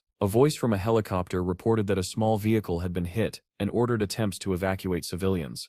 A soldier on a waterboard asked who was backing them up, and was told that the Muscle Queen, David and Silva were on the way. The two behind acknowledged the order, and the muscular man with a ponytail, known as the Muscle Queen, said that he understood. Turning around, he asked whether the red car belonged to Professor Toddler. Another man replied that it looked like his. David said that he would retrieve the professor and told the others to deal with the tentacled shark. He plunged into the water and began searching for the car. His eyes glowed like twin spotlights, illuminating the depths around him, and before long, he managed to locate the submerged vehicle. However, there was no one inside the car. David reported over the comms that the vehicle was empty. Scanning the area, he then noticed a gigantic shark relentlessly chasing a whale that was much smaller in comparison. The shark nearly caught up, its massive jaws snapping shut, but the whale managed to twist away at the last second and evade the bite. Immediately afterward, the whale surged upward, bursting out of the water, and the shark followed close behind. The whale erupted from the sea in a towering spray, and the military spotted the megalodon emerging after it. Orders rang out to open fire. Suddenly, one of the soldiers shouted for everyone to hold their fire, pointing out that there were people clinging to the whale's fin. It was Steve and Professor Toddler, both breathing a sigh of relief after narrowly escaping death.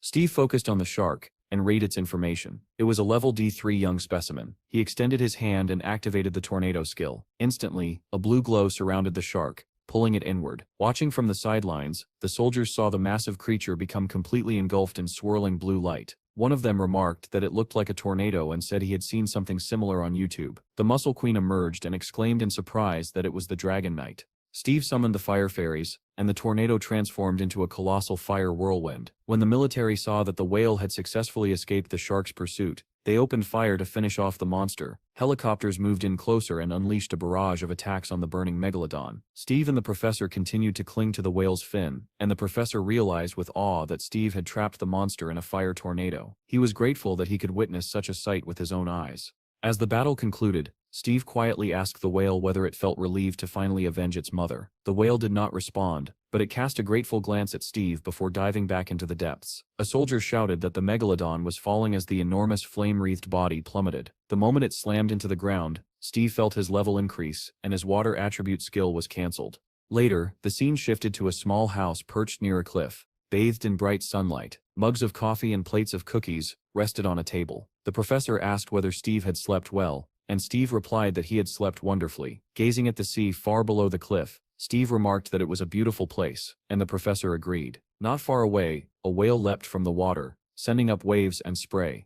The professor commented that blue whales were struggling these days due to frequent monster attacks, but that this one had been lucky to encounter them. Steve smiled and said that honestly, the town really did feel like the end of the world. The professor explained that English forces had been pushed back by monsters for a long time now. With no places left to retreat, the country was in the process of constructing impenetrable walls. He admitted that he was still haunted by what had happened that night. He said he was astonished by Steve's ability to control and command various animals, but even more amazed by the fire tornado, which he had been fortunate enough to see firsthand. Steve calmly sipped his coffee as the professor continued, saying that there had never been an awakened one capable of taming beasts, while also wielding all four attributes: water, fire, earth, and air. Smiling, the professor asked what Steve's life had been like before his awakening. Steve replied that it had been completely ordinary, but everything changed when he ended up in the animal kingdom. Steve then pointed out that it was the professor who had created the device for measuring spatial energy. The professor confirmed that it was indeed his work, and asked whether Steve liked it.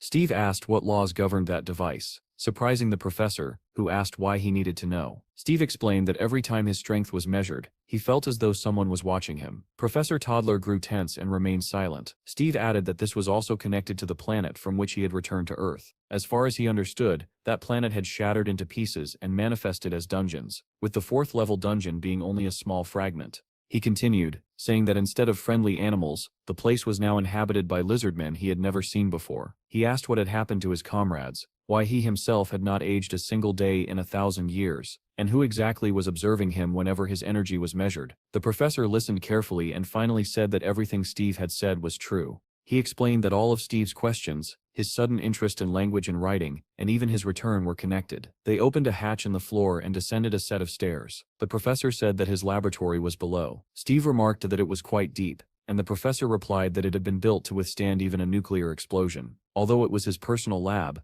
it officially belonged to the government, and Steve was the first outsider ever allowed inside.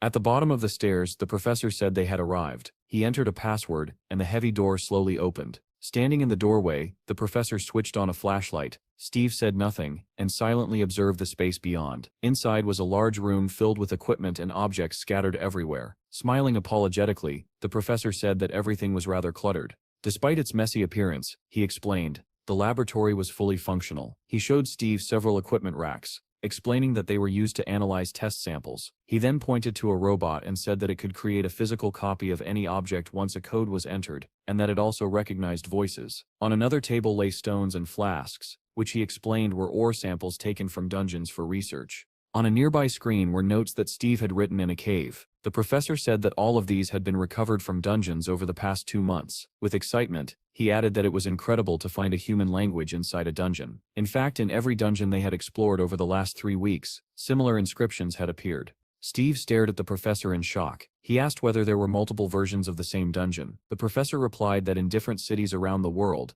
dungeons of varying levels had appeared. In total, 8 such locations had opened globally, ranging from the 2nd to the 5th level. Steve asked whether they were all at different levels, and the professor confirmed that they were, and that they had emerged at different times. Steve remembered Melissa's words, that dungeons tended to open near awakened ones. Perhaps the key was that these were not fragments of a planet, but copies in the form of dungeons. He asked whether the planet had shattered and been duplicated. The professor replied that this was the most logical theory. Steve then asked what had happened to the animals that once lived there. The professor admitted that this question intrigued him as well, and said that this was precisely why he had wanted to speak with Steve.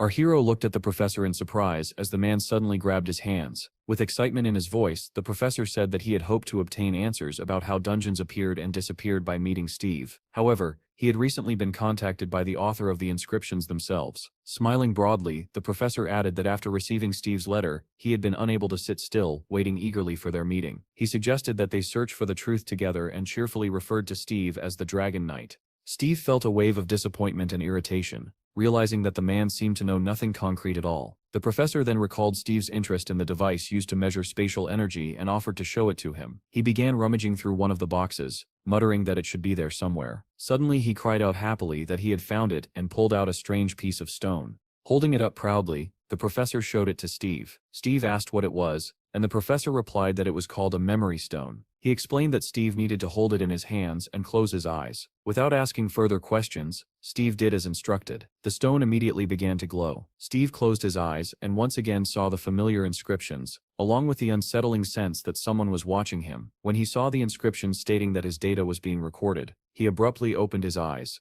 The professor asked eagerly how it felt. Steve replied tensely that he felt someone's gaze on him while holding the stone. The professor nodded, saying that everyone reacted differently and that particularly sensitive people often felt discomfort. Steve then asked whether it was possible to make a measuring device out of the stone. The professor confirmed that this was exactly the case, but added that he had not created the stone himself. Steve asked in surprise how that could be, and the professor smiled as he confirmed it. He explained that the stone had fallen near a portal on the day of the Great Catastrophe. It had taken a long time before its usefulness was understood. Steve asked if it had fallen from the sky, and the professor replied that although Europe had suffered terribly during the catastrophe, it had also received a blessing in the form of a divine stone. Thanks to the information contained within it, they had been able to create many advanced devices and begin exploring spatial phenomena. The professor then showed Steve a box containing several flasks. He explained that this was one of his inventions, a case for stones, into which he had embedded a memory stone. Steve showed little interest, but the professor added that he had managed to transfer all the information sealed within the stone. He explained that the stone absorbed information from any contact, and although it had limits, it was currently functioning well. He handed the box to Steve and invited him to touch it. Steve placed his hand on the device without hesitation. After seeing the results, the professor exclaimed enthusiastically that Steve had surpassed Brang's energy in just 3 months. He suggested that perhaps Steve was special, but even so, the speed of his growth was astonishing. Steve asked whether this was truly a portable measuring device. The professor confirmed that it was, and added that he still wanted to refine its size. Growing even more excited, the professor said that he had recently developed another device and invited Steve to take a look. He pulled out another box and handed it over. Steve asked whether it had been made using the same stone, and the professor confirmed it, adding that this version had additional functions. He explained that the stone could store a massive amount of information and reveal data related to physical parameters. Steve asked what kind of data he meant. Pointing at indicators for agility, the professor explained that the device could determine strength and agility levels, allowing squads to be formed not only based on energy but also on physical capability. Steve listened thoughtfully as the professor described how this would lead to more effective teams. Smiling happily, the professor asked what Steve thought. Steve realized that until now, no awakened person had been able to see the attributes of others so clearly. The professor said that the sample was complete and that a demonstration was planned for the next day. He invited Steve to participate, and Steve agreed, returning the box to him. Suddenly, the device displaying Steve's strength and agility began to flicker. An error window appeared, and the professor said in surprise that this had not happened the day before. Looking embarrassed, he asked Steve to wait a moment. The professor called the director and explained that the demonstration scheduled for tomorrow would need to be cancelled due to an unexpected malfunction in the device. While he was on the phone, Steve casually read an article about himself and Grace. It included another provocative inscription taken from the cave, and Steve felt a touch of sadness that they had not chosen a different quote. After finishing the call, the professor said that he would like to continue their discussion, but something urgent had come up. Steve asked him directly whether he knew where these stones originated. The professor replied without hesitation that memory stones were mined on the planet Aruka.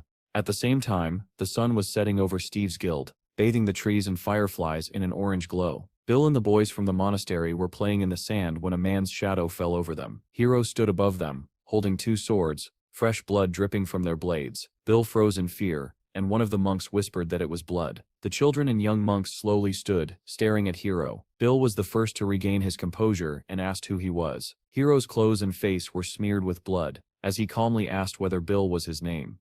Unaware of what was unfolding at his guild, Steve asked the professor more about the planet Aruka. The professor explained that the memory stones found on Earth were not special on their own and all resonated at the same wavelength unless split apart. He said that if blood crystals functioned as batteries, then memory stones were data transmission devices. According to him, the High Elves used such stones to maintain communication across vast distances. Steve asked what the professor meant by High Elves, and the man clarified that he was referring to high-ranking elves. He added that the spatial energy measurement device was merely a bonus. Originally, the goal had been to create a communication network for elves, and later adapt that network for Earth. Eventually, they planned to build a planetary-scale portal network to enable communication across the entire world. Smiling, the professor said that they had learned this secret knowledge directly from the elves who had arrived on the planet. According to them, elves on Aruka use stones to determine energy levels, class, and various other characteristics, making it impossible to hide personal information from them. Steve was surprised and wondered whether high elves could see the same information window he could. He opened his interface and immediately saw the professor's full data, including his rank, class, profession, and basic attributes. Suddenly, the information window rippled,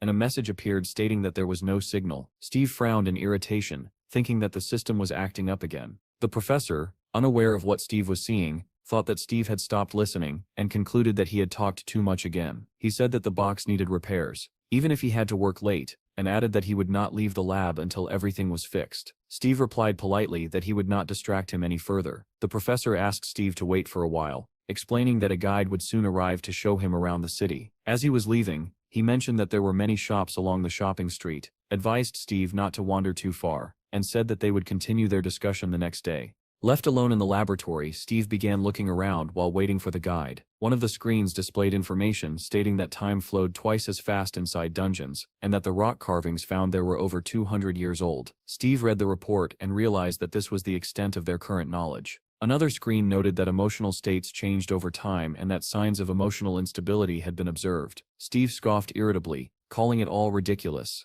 In front of him stood a table covered with memory stones of various shapes. Steve picked one up and once again saw the familiar inscription stating that he was being watched and that his data was being recorded. He thought that perhaps the High Elves knew who was observing him, and might even know the truth about the great catastrophe. That thought led him to the realization that he needed to visit the planet Oruka himself. Suddenly, a voice called out from behind him as someone descended the stairs. Steve turned and asked whether the man was the guide. The man introduced himself as William from the Lawrence Corporation, a pioneer in the field of measurements. Steve immediately said that he needed to go somewhere and pointed at a screen, asking whether he could enter what was shown there. William explained that it was the southern portal in London, part of the 11th operational zone of the infantry brigade. He asked whether Steve wanted to participate in clearing that dungeon. Steve agreed without hesitation. Although surprised, William agreed to accompany him. Meanwhile, Professor Toddler remained in his office, trying to understand the error that had occurred earlier. He measured his own values and found no abnormalities, which only deepened his confusion as to why Steve's data had produced an error. He could not understand why the malfunction had appeared so suddenly.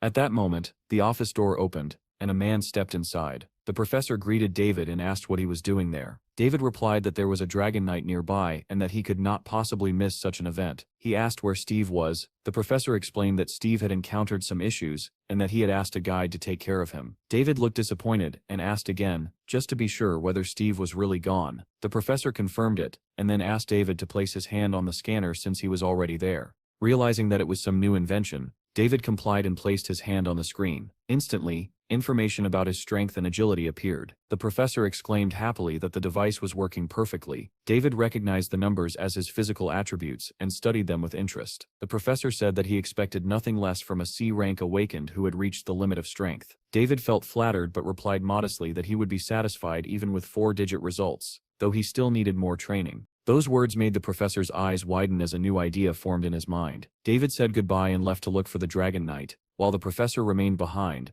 lost in thought over the mention of 4-digit values. He quickly began typing on the keyboard, muttering that 9,999 was the maximum possible number. When he opened Steve's data and increased the upper limit to 9,999, he stared at the screen in shock, and swore under his breath at what he saw. Outside the laboratory, a massive monster was restrained with heavy chains. The chains were anchored to 4 war machines surrounding it. A black car passed by, and a man remarked that the creature had been immobilized for research purposes. Since it would die anyway, the company had decided to purchase it. William was driving, with Steve sitting beside him and calmly observing everything outside the window. When the man finally said that they had arrived, before them stood a portal glowing with blue light, surrounded by a heavily guarded military camp. William explained that this was a 5th-level dungeon filled with giant grasshoppers and that there were only 18 hours left before the dungeon would explode.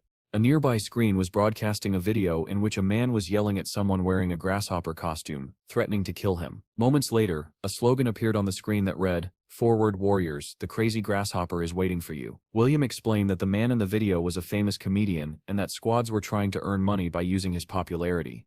Ahead, Steve noticed a squadron of aircraft battling a massive wyvern in the sky. He asked whether the attack had really begun, and William replied that more than half of all territories were currently engaged in combat, yet dungeon raids had not stopped. Suddenly, a loud warning cry rang out. A damaged helicopter came spiraling toward them and crashed into the ground with a deafening roar. Its blade snapped off and flew straight toward William, but Steve calmly caught them with one hand and stopped them mid-air, shocking everyone who saw it. Shouts erupted as soldiers rushed to assess the situation. Someone reported that the helicopter had crashed, and that the rest of it had gone underground. Several soldiers stared at Steve, and one of them asked who he was. Another immediately recognized him, and said that it was the Dragon Knight. William thanked Steve, who asked why. William replied, still stunned, that Steve had just saved his life.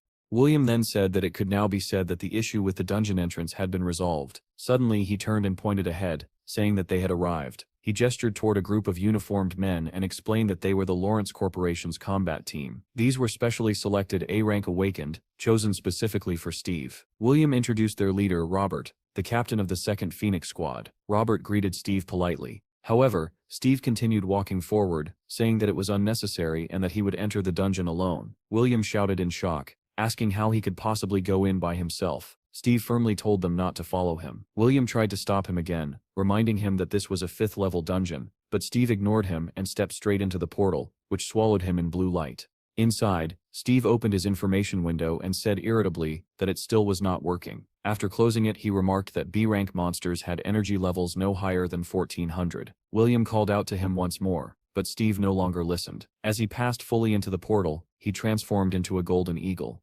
William stared at his retreating back in disbelief and let out a heavy sigh. Turning to Robert, he asked what they should do. Robert replied that there was no reason to follow him if Steve himself did not want assistance. Nearby soldiers began discussing the situation. Some complained that they were being devalued, while others argued that even if Steve was a Dragon Knight, they should still follow and support him. William apologized to Robert for the confusion, but Robert waved it off, saying that they were still waiting for the quest to officially begin. As the discussion continued, William grabbed his head in frustration, wondering what he was supposed to do. At that moment, a red SUV drove up and stopped beside them. Everyone turned to look, curious about the newcomer. David Dane stepped out of the car wearing a tracksuit and waved cheerfully at William. Approaching the group, he said that everyone had gathered and asked Robert why he was standing around instead of hunting grasshoppers.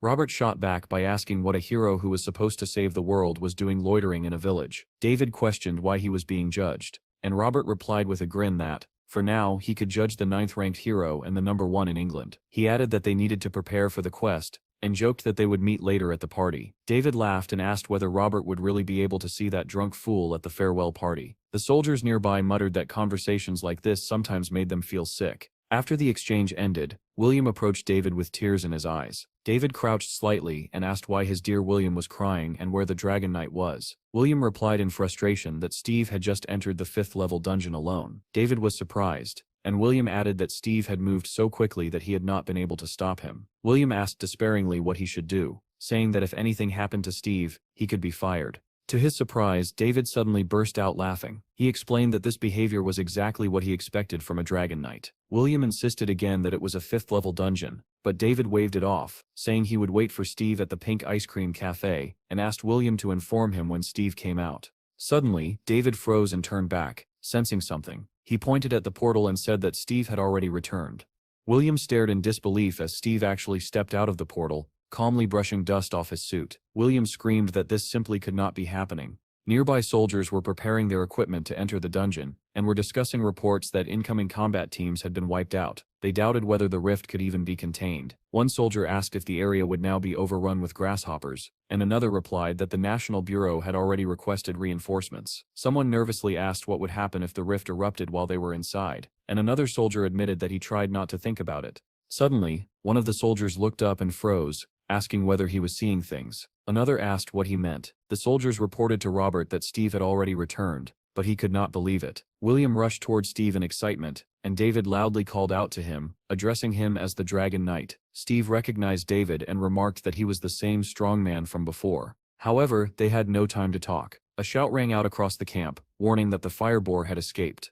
David turned just in time to see a massive boar wreathed in flames charging straight toward them. William cried out in fear, saying that it was a fire boar, while David's expression darkened with rage. He shouted that this pig had destroyed his favorite ice cream parlor and declared that he would never forgive it. With that, he activated the Mega 10 strike skill. His fist glowed blue as it slammed into the boar's head, and in the next instant, the enormous creature was sent flying by the sheer force of the blow. Its massive body crashed into the nearby soldiers, who scattered in all directions. The soldiers burst into excited chatter, saying that this was exactly what they expected from David's thunderous strength, a problem solved with a single hit. Steve also approved of the strike, and remarked with a smile that it was powerful. David walked up to Steve, introduced himself despite the fact that they already knew of each other, and extended his hand. Steve shook it, and introduced himself in return. David said that he had been waiting for their meeting ever since that day. Steve did not understand why, and David explained that he had seen Steve turn the megalodon into fish food. From that moment on, he had realized that they were very similar. David asked whether Steve knew how he had built such muscles, and Steve replied by asking whether he really needed to know. David laughed and said that he had seen a cave drawing of Steve training with giant bananas. Everyone else had laughed at it, but David said that he had seen a kindred spirit. Inspired, he had started training with bananas himself. Steve asked in disbelief whether that was true, and David confirmed it. He even showed a photo, saying that it was what he looked like at his worst. Steve looked at the picture, pretending to understand, while David proudly explained that he had managed to get a job on a banana farm, and that bananas always gave him strength. Steve thought back to his own past, realizing that bananas had once saved his life as well. He found it amazing that someone had seen themselves in his drawings, which had once been nothing more than a joke to others. Because of that, Steve decided that he liked David. David suggested ignoring all the numbers, and asked whether Steve could destroy monsters using only the muscles he had built. Steve liked the question, and replied with a smile that he could do it easily. David said that he wanted to see Steve fight monsters in close combat without using any skills. Steve immediately accepted the challenge and said it was no problem. William tried to interrupt and asked them to wait, but the two of them no longer listened. Together, they stepped into the portal. William and the soldiers watched in awe as David and Steve disappeared inside. Soon after, the news was flooded with reports that David and Steve had saved England by clearing the dungeon 15 times in just 40 minutes, right before the rift collapsed. Every major association, including the Lawrence Corporation, publicly thanked Steve. The Queen of England herself presented him with a gift, and formally knighted him. Melissa and her superior read the news in disbelief, wondering what was happening. Melissa said that Steve had saved the country, but her boss simply grabbed his head in frustration. He asked whether there was still no news from Steve, and Melissa replied that nothing had changed and that she could not contact him either. The chief asked whether Steve's dungeon had been cleared, and whether they had found anything useful. Melissa said that nothing special had happened, and the man sighed heavily, having expected that answer. Melissa asked whether it would be all right to return the money. The boss replied that a 7th-level dungeon was about to appear, and that money was the least of his concerns. He sighed again and muttered that if only they could clone Steve 100 times. Melissa smiled and asked why he was so worried, since he planned to leave once the 7th-level dungeon appeared. The boss said that was not what he meant at all. Melissa teased him, asking where all that patriotism came from, and suggesting that he might know something she did not. The boss quickly changed the subject, and suggested that she focus on how to bring Steve back to the country as soon as possible. Melissa said not to worry, explaining that Steve would come running back as soon as he checked the internet. The boss asked what she meant, and Melissa replied that a new video had been uploaded to their channel an hour ago. With a knowing smile, she added that Hero had certainly caused a stir. The boss started watching the video and asked in surprise what it was all about. Elsewhere, helicopters fired at a massive monster, while nearby, a celebration was in full swing. People thanked everyone who had participated in clearing the dungeon, and champagne glasses clinked beneath a sky lit up by fireworks. David told Steve that this was the best day of his life, even better than the day he had caught the tentacled shark. Steve thanked him and said that his fists had proven themselves impressive as well. David asked whether Steve had met Sylvia when he was in Russia. Steve asked who she was, and David clicked his tongue, saying that she was a very famous tamer. He explained that she had dropped everything and flown to Russia as soon as she heard about Steve. At the time, many tamers had wanted to see him. Steve asked in surprise why, and David replied that it was because he was a dragon knight. He added that there was not a single tamer in the world capable of taming a wyvern, which was why everyone was so shocked. Steve did not understand the fuss and said that it had been easy. Suddenly David grew serious and warned Steve not to give in to provocations. Steve asked what he meant, and David suggested that he had not watched the news yet. An article had been circulating in which Hero claimed that he would not even need a single punch to defeat Steve. Steve was surprised and asked who that was. David was equally surprised that Steve did not know him. He explained that they were from the same country, but Hero had run away to another one. Steve glanced at the article and said that he had never heard of the man. David replied that regardless, Hero was a psychopath and a murderer, and he strongly advised Steve to stay away from him. Our hero tensed up and asked again what David meant by calling him a psycho and a murderer. David replied that the hero was #1 in the world and had done countless good deeds, which was exactly why he wanted to be friends with him. The news was filled with reports about the battle between the hero and David. David said that one day he had finally gotten the chance to speak with him, but he had lost the fight and honestly admitted it. Even in defeat, he said, it had been the best battle of his life. The hero responded angrily, saying that evaluation was a privilege reserved for the strong, not for ignorant people who did not understand how the world worked. Staring at the defeated man with burning eyes, he declared that he would show him the price of arrogance. Frightened, David asked what he meant, but in the next moment the hero unleashed a series of brutal blows. David said that on that day he saw the devil in the hero's eyes. He raised his scarred arm and explained that he had undergone 8 complex surgeries as a result. Steve could hardly believe such cruelty as he listened to David's story. According to the videos, many of those who challenged the hero had died in battle. Even when he won by an overwhelming margin, he killed opponents who had already surrendered.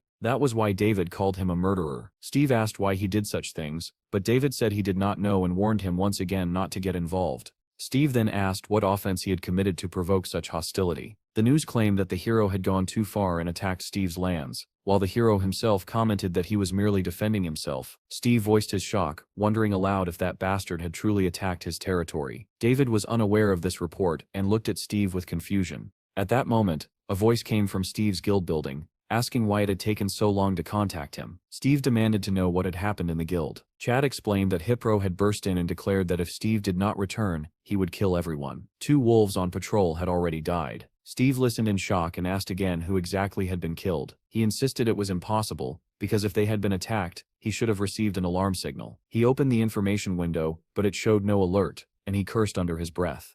It suddenly dawned on Steve that the problem was not a malfunction in the status window. He wondered what the others had been doing while the pack members were dying. Had the system really been designed so they could not leave a certain area? Steve shouted, demanding to know what everyone had been doing while all of this happened. Chad shouted back, asking what Steve had expected, because the attacker was the hero, the #1 in the world. Our hero began to lose his temper, and Chad urged him to return home immediately. Steve glared at the screen and decided that once he got back, he would put the boys through such harsh training that they would beg for death. David, who had overheard the conversation, asked if Steve was really going back. Steve said he had to leave at once, but David begged him not to do it, saying the hero's plan was obvious. He did not know why the hero was fixated on Steve, but he was certain there was a purpose behind it. It was rare, he said, for a champion to mock a weakling who had not even been given a rank, and misfortune was likely to occur during such a fight. Steve replied that everything would be fine and asked David to say goodbye to Toddler and William for him. David said nothing more, and simply watched Steve with a sad expression. Our hero stretched his hand forward and activated the Wyvern summoning skill. After a few seconds he chuckled in confusion, not understanding what was happening. He shook his hand repeatedly, demanding to know why the summoning was not working. Meanwhile, Toddler watched closely, observing the boy's attempts to activate the skill. The man muttered that he wanted to keep Steve there longer, and wondered why David had brought up the news. He asked Steve through the monitor if he was surprised, and added that he would understand everything later. Impatient, our hero stared at the skills window and watched the countdown. Finally the window responded, and information immediately appeared about an invasion and the deaths of 2 wolves. Steve read the names of the fallen wolves with sorrow. Suddenly the Wyvern summoning skill activated, and a portal opened beside him. In a hall filled with people, a wyvern emerged, sparking loud discussions among the crowd. David watched the creature's appearance with undisguised delight. The professor also observed the scene through a monitor. He noticed a message stating that the skill's cooldown would last 23 hours. Taking a stone into his hand, he watched as it began to glow with blue light. It turned out to be an artificial ore created by combining a memory stone with a takamite or rukamite. Reflecting on all of Steve's abilities, the professor realized they resembled those of the High Elves. Apparently, Steve's status window had malfunctioned after coming into contact with the Arukamite. The contact had caused an error, disabling all abilities that used spatial energy for about a day. The professor fell silent, pondering whether humanity's development might one day follow the same path as the elves and mysteriously come to a halt.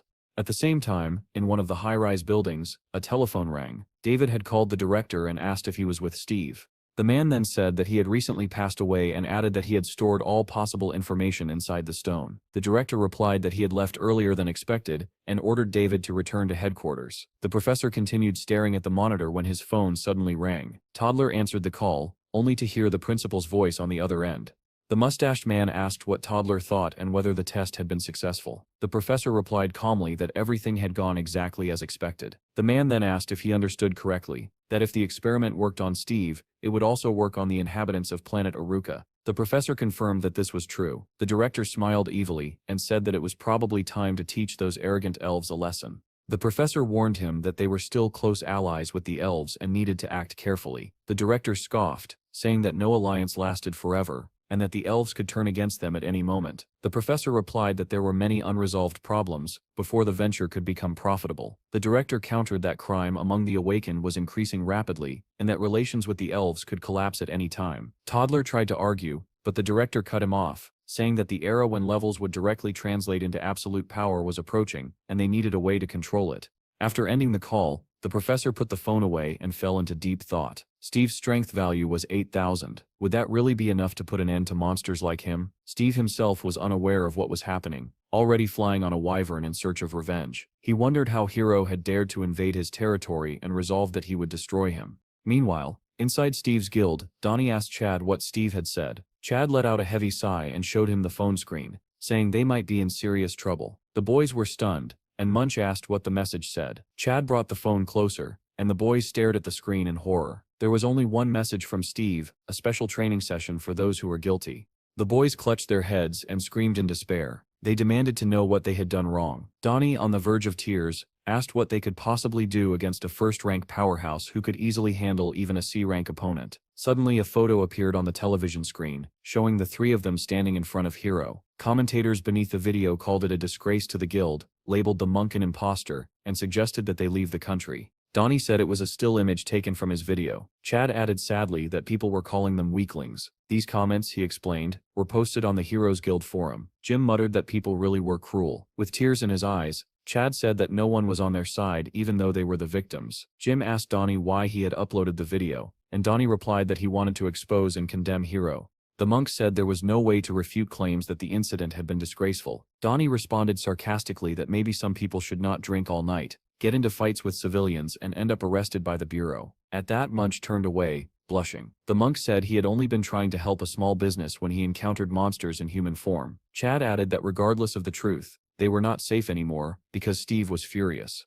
Munch said that everyone else had already left the guild to wait out the storm of condemnation. Jim asked what the awakened bureau had said. Donnie replied that there was only one article expressing regret. The boys stared at him in disbelief, shocked that this was all the bureau had done. Jim shouted that a foreigner had illegally entered the country, trespassed on guild territory, attacked people, and caused damage, yet no one held him accountable. Suddenly, Donnie exclaimed that there was another article stating that Hero had returned to his own country. The boys were stunned, unable to believe that he had simply been allowed to leave. Munch clasped his hands together and began praying to the Buddhist god of mercy. Jim said he could not stand it anymore, and wanted to confront the bureau. Chad urged him to calm down, saying that the bureau would likely claim it was none of their business and tell them to resolve it themselves. Jim asked whether Hero was part of a security agency, and worried that this would turn into a personal vendetta. The monk said that the truly humiliated ones were the officials who pushed their responsibilities onto ordinary citizens. Jim said the most shocking thing was that everyone was against them, even though they were clearly the victims. Donnie read an article from the United States suggesting that Steve's guild should relocate to a superpower that could protect them.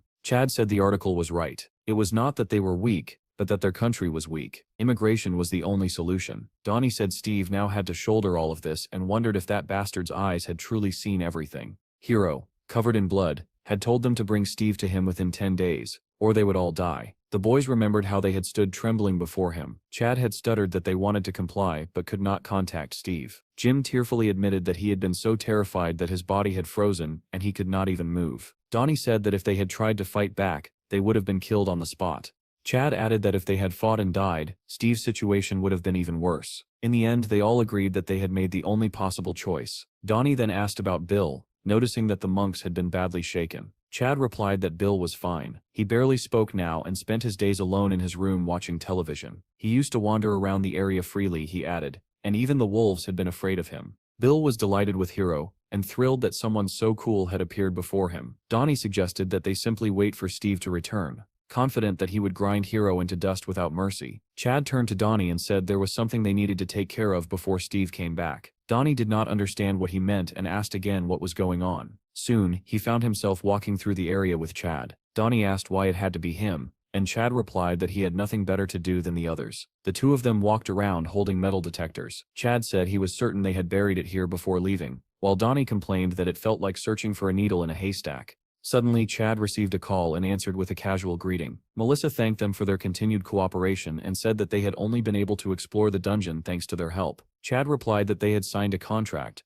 so there was no need for gratitude. Melissa asked him not to blame the government for what had happened earlier. Chad responded politely and ended the call. He walked back to Donnie and suggested they move the conversation to the animal farm, but Donnie immediately refused. Chad explained that people like them often planted listening devices in important locations. Donnie asked him not to be too harsh on Melissa, pointing out that she had been taking care of them all along. Chad agreed, but added that there was a saying that the enemy was usually the closest one. Donnie nodded, saying he was right and that there was nothing wrong with being cautious. The animal farm was filled with all kinds of creatures. There was a pack of wolves, an elephant, a bear, a rabbit, and many birds. Looking around, Chad remarked that there were a lot of them now, and Donnie agreed. Below them, a massive bear was wrestling with an equally huge black rabbit. Donnie asked if they were just playing, but Chad did not answer. Chad said that the family was growing while the owner was absent and wondered where Steve was. Donnie recalled reading an article that said Steve had been seen riding a humpback whale somewhere near China. Chad replied that if Steve was in the Sea of Japan,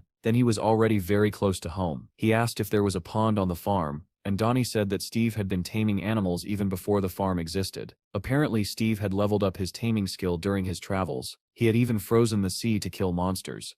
Suddenly Chad froze and said that he had never seen those before, staring straight ahead. Donnie's eyes widened when he followed Chad's gaze. Two small monkeys were sitting in a tree watching them with clear interest. Donnie asked if those were Japanese monkeys. At that moment, both of them realized what was happening, and horror crept into their voices as they said it was impossible. A news report appeared, stating that Steve had attacked the town where Hiro lived. The two of them read the headline aloud in shock. A wyvern flew over the city, drawing surprised looks from the crowd. Steve descended on its back, and people immediately recognized him, shouting that he was a dragon knight. The wyvern suddenly flapped its wings, and people fled in panic, screaming that it was a monster. The live broadcast reported that Steve had attacked the city, while commentators beneath the video fiercely criticized him. Steve shouted loudly, demanding that Hiro come out at once. Chad and Donnie watched the broadcast in stunned silence, and Donnie muttered that it was exactly like him. People discussed the situation heatedly, wondering why Steve had come for revenge. Steve shouted again, calling Hiro a bastard and ordering him to show himself. The news reported that the Dragon Knight was in the center of the city searching for Hiro. Authorities announced that Steve had entered the country illegally. Although his presence had blocked traffic, there had been little actual damage. The Awakened Federation Crime Task Force had arrived at the scene. The reporter sounded surprised as a vehicle came into view, saying it looked like Lieutenant Cyrus's team. A man stepped forward, followed by several uniformed officers, and the surrounding crowd began whispering his name. The reporter announced that Team 1 had arrived, and the comments immediately began declaring that Steve was finished. Moments later, the reporter added that a Type 10 tank battalion was on its way, along with an unmanned aerial battalion. Watching all of this unfold, Donnie said in shock that it looked like Steve was in serious trouble. At the same time, officials were urgently gathering inside the local Ministry of Defense building. The operations headquarters was quiet, but everyone moved with speed and precision. One worker reported that the tank battalion was ready. Another confirmed that the combat drone battalion was prepared. A wyvern appeared on one of the screens, and a large red circle was drawn over its back. Another operator announced that the combat satellite had locked onto the target. Two men stood watching the displays. The deputy commander of the Awakened Federation told the Minister of Defense that his people were attempting to recruit Steve. The minister replied that Cyrus had already arrived and suggested they observe for now to see whether Steve was truly at their level. Meanwhile, Cyrus reached the location where Steve had landed and walked toward him amid the excited cries of the crowd. Steve continued shouting for Hiro to come out when Cyrus called out to him. Our hero turned toward the voice and looked with interest at the approaching man. Cyrus announced that Steve was under arrest for trespassing, causing public fear and other disturbances. Steve ignored the speech entirely and asked whether the man was Hiro. Cyrus introduced himself as an officer from the police department and ordered Steve to dismount from the wyvern and surrender. Our hero looked at him calmly and said that if he was not Hiro, then he had better leave immediately. The crowd was stunned by his words, shocked that Steve had openly refused to cooperate with Cyrus. Suddenly, the wyvern and Steve were entangled in black threads that shot out from the red circles on Cyrus's hands. The crowd erupted in cheers, shouting that this was it, the famous Cyrus tie-up. Steve looked down at his body, wrapped tightly in the black threads, and chuckled in surprise. Cyrus shouted for him not to move, warning that the vines would tighten even further. Instead of panicking, our hero continued staring at the strange threads with curiosity. Calmly spreading his arms to the sides, Cyrus leapt forward, preparing to strike, and declared that Steve would now be taken by force. Commentators confidently wrote that it would take Cyrus only 1 minute to deal with Steve and bid him farewell. However, the one who was struck was not Steve but Cyrus himself. Steve's punch landed with terrifying force, sending Cyrus flying into the air as the black vines shattered into countless fragments. The crowd gasped in shock as they watched their hero soar helplessly through the sky. Cyrus crashed to the ground not far from Steve, landing flat on his back. It was a deceptive fall though, because he sprang up instantly and activated his trap skill, still unable to comprehend what had just happened. Blood began to trickle from his nose. Steve smiled faintly and said that this was how it should be. If your territory was attacked, you defended it with your life. As soon as he spoke, the wyvern flapped its wings and completely tore apart the remaining restraints, releasing a thunderous roar. Hearing that roar and seeing how easily his bindings were destroyed, Cyrus admitted that he was frightened. Everything he said was exactly as expected from a dragon knight. Steve was just as strong as the rumors claimed. If he had not activated a debuff the instant he was hit, his face would have been crushed. Steve replied that since Cyrus already understood this, he should leave. But instead, Cyrus launched another attack, shouting that Steve would now face an additional charge for assaulting a police officer. Our hero looked at him with open disdain and called him an annoying guy. The policeman leapt forward and screamed for Steve to die. At that very moment, Steve raised his hand and activated the air whirlwind skill. Violent streams of air burst forth, lifting a stunned Cyrus off the ground. The crowd gasped again, this time not in amazement, but in sheer fear. In the operations headquarters, the Minister of Defense and the Deputy Commander of the Awakened Federation watched in horror as the current spun Cyrus violently in midair. He was flung out of the whirlwind and slammed into the corner of a building, reducing it to rubble. Then he was hurled in the opposite direction, crashing through the windows of another building. Those watching from headquarters stared at the screens in disbelief. Chad was stunned that Steve had sent Cyrus flying so easily, while Donnie muttered that this was exactly what they expected from their brother. Steve shouted for Hero to come out himself instead of sending minions. At the same time, the wyvern opened its mouth and unleashed a column of fire. Soldiers surrounding the area shouted for Steve to stop, saying they were only there to protect civilians. Commentators were shocked, watching Cyrus being tossed around like a toy, and marveled at Steve's overwhelming power. The Minister of Defense admitted that Steve was even more impressive than he had imagined, and remarked that he seemed like a far more valuable asset than Hero. The Deputy Commander of the Awakened Federation said that Steve had essentially sent them an invitation, and that they would accept it once air travel was restored. Steve then shouted that if they did not bring Hero to him, he would burn everything within a 1-kilometer radius. Hearing this threat, the crowd panicked and began fleeing in all directions, screaming. Inside headquarters, one officer said the civilians were in danger, and suggested eliminating the Dragon Knight using a satellite strike. The minister smiled faintly and asked why everyone was so nervous, remarking that things were getting interesting. He then asked the deputy commander what would happen next, and the man replied that Lieutenant Massey was preparing to intervene. At that moment, someone behind Steve shouted for him to stop. Steve turned around and saw a large man in uniform standing boldly before him. Checking his information window, Steve was surprised to see that the man was listed as an ordinary person. He asked who the man was, while the wyvern released a threatening burst of flame. The man showed no fear, and introduced himself as Lieutenant Massey of the police department, advising Steve to stand down. Steve replied that they should bring Hero here immediately, and declared that he was giving them 30 minutes. Massey said that Hero could not come right now. Steve asked why, and the lieutenant replied grimly that Hero was currently inside a 7th-level dungeon. Steve said aloud that Hero had gone hunting and asked exactly where. Massey explained that Hero would need 10 days to return. Steve was stunned that he had been provoked by someone who needed 10 days to clear a dungeon. Massey was confused by Steve's reaction and reminded him that it was still a 7th-level dungeon. Steve said coldly that he would return in 10 days when Hero came back. Massey agreed and added that Steve would have to pay for everything he had done today. Steve replied that this situation was their own fault, and said that stealing young beasts or eggs while the leader was away hunting was the behavior of petty thieves.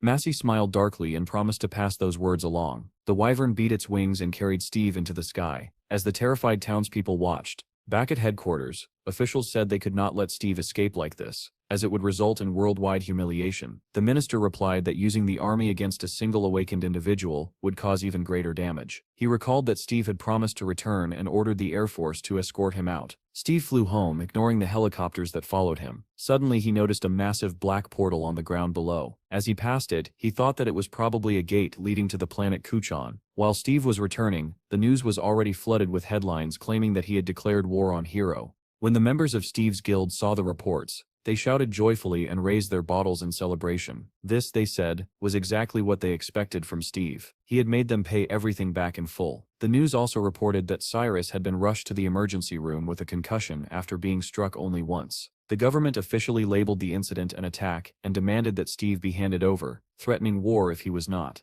Ministers gathered for an emergency meeting, but no official statements were released. Commentators were once again divided. Some demanded that Steve be handed over, others asked what Steve had really done wrong when Hiro had even killed wolves, and many feared that a war was coming. Donnie said it truly looked like a war might break out over Steve, and Chad asked excitedly what they should do next. Donnie suggested moving to the United States, saying no one would dare start a war with them. Jim suggested that they discuss everything seriously once Steve returned to the guild. Suddenly, a dove flew past the window, letting out a sharp cry. Outside, everything began to glow with a blue light that flooded the room. They heard Bill shouting that his uncle had returned. The boys immediately tensed. Steve's angry voice echoed, demanding to know where the answer and that bastard uncle had gone. Bill replied that they were drinking in the office. A few seconds later, the door burst open, and Steve stepped inside, his expression ominous. The boys grew nervous, and Chad was the first to speak, saying that his brother had finally returned. Steve's eyes glowed blue as he demanded to know what they had been doing. Someone screamed for everyone to run,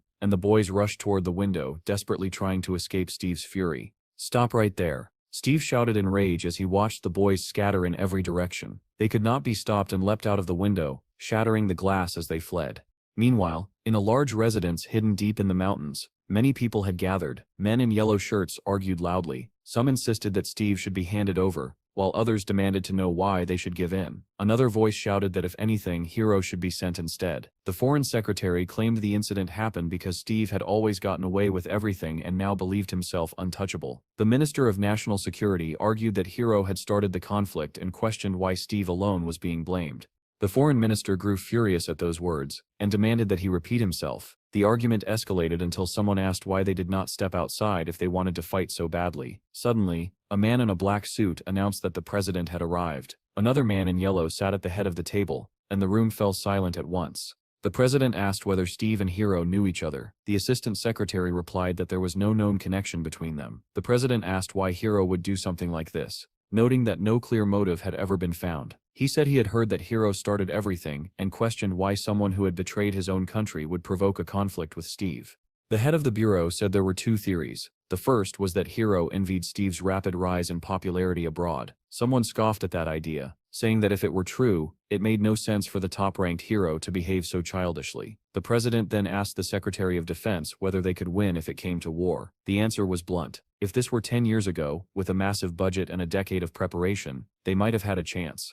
Without hesitation, the president ordered them to hand Steve over. The Minister of Defense became visibly nervous, and asked whether that was truly acceptable. Voices rose around the table, insisting this was the best solution. If war broke out now, countless people would die, and the safety of the citizens had to come first. The president turned to the head of the bureau and told him to prepare Steve for deportation. However, the bureau chief stepped forward and said that the second theory was far more realistic. The president asked what it was. The bureau chief explained that this might be a deliberate scheme by the other government to pressure them into giving up Steve. The president narrowed his eyes and said that if this were true, then the threat of war was merely a trap. The bureau chief added that both nations were already exhausting their resources, and that war might be unavoidable, but Steve was a resource they could not afford to lose.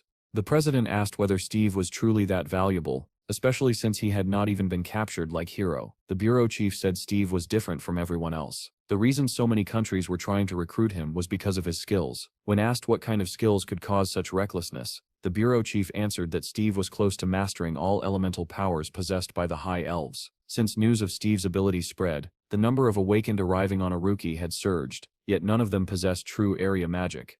The ministers were stunned at the mention of regional magic. The Minister of Agriculture immediately thought of high elf magic and its implications, hinting at instant harvests. The bureau chief confirmed it and said that Steve was a lottery ticket, capable of bringing unimaginable wealth. After that, the president and the ministers unanimously agreed that Steve must be protected, even if it meant going to war. The president ordered the Minister of Justice to place Steve on the VIP list and forbid him from leaving the country. The bureau chief thought grimly that where money existed, war inevitably followed. Soon, news articles appeared stating that the ministers had refused to extradite Steve. Another report claimed that the DGB planned to build a massive grain storage facility on Steve's guild territory. A black car sped along the highway, and the man inside concluded that everything revolved around money. He asked why Melissa had said those things and declared that he was the one who had saved Steve from being sent away. Melissa asked if he was speaking with Steve, and the man replied that refusing their help would be pointless. They were keeping him out of prison and giving him a chance to make money. He instructed her to tell Steve that they would soon raise the guild to level 6.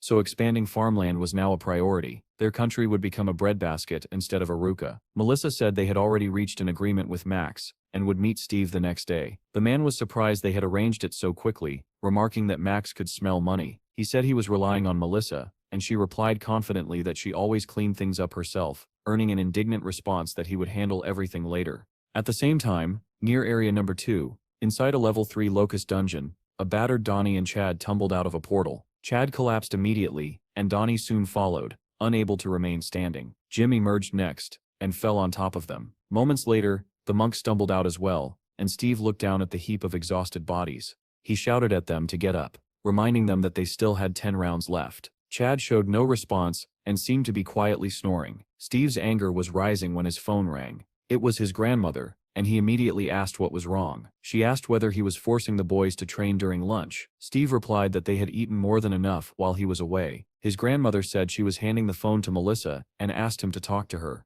Melissa said she had heard they were undergoing high-intensity dungeon training for the 3rd consecutive day. Steve confirmed it and asked what she wanted. Melissa said the country's reaction was extremely serious and that they had a good solution. Steve listened in silence, watching the boys lying motionless on the ground. He realized that people lived by their own laws, and that ignoring them could bring consequences. After a moment of thought, he suggested meeting at his home to discuss everything. Above Steve's guild house, the great tree continued to grow taller, casting a pleasant shade over the building. Beneath it stood 3 people, Melissa, Steve, and another man. Melissa introduced him as Max, the head of the SPFC branch. The man greeted Steve politely and said he was very pleased to meet him. Once they sat down at the table, our hero immediately asked what the SPFC wanted from him. Max replied that not long ago the champion had challenged him to a duel and even quoted Hero's words, saying that he would not even need to fight in order to win. Steve was surprised by this and asked whether Hero had really said that. Melissa was equally surprised by Steve's reaction and asked if he truly did not know. Steve replied that he vaguely remembered hearing something like that, and asked why Hero would do such a thing. Max answered without hesitation that it was all about money. He explained that if the fight took place, the profits would be unimaginable and suggested that Steve should not waste time overthinking it, and simply agree. Max added that by accepting Steve could both make a fortune and prevent a war. 2 birds with 1 stone. Steve recalled David's words about Hero being a psychopath and a killer, and that it was best to stay away from him. Our hero then asked whether he could legally kill Hero if he agreed to the duel. Both Melissa and Max were taken aback and could not answer immediately. Max eventually said that according to the rules they would not blame Steve if something happened during the fight, but they would not openly encourage murder either. Melissa told Max that she would contact him again after speaking privately with Steve. Max agreed and said he hoped they would make the right decision. After the car drove away, Melissa waved goodbye and turned back to Steve. She told him that if he did not like the idea, he did not have to accept it, because a war would not start regardless. Steve replied that he actually wanted to agree. Melissa said that Hero's country's intentions were obvious, either to lure Steve away or destroy him. Steve responded that he did not care about their motives, saying that Hero was simply asking for a beating. With a faint smile, he added that as long as it did not violate the law,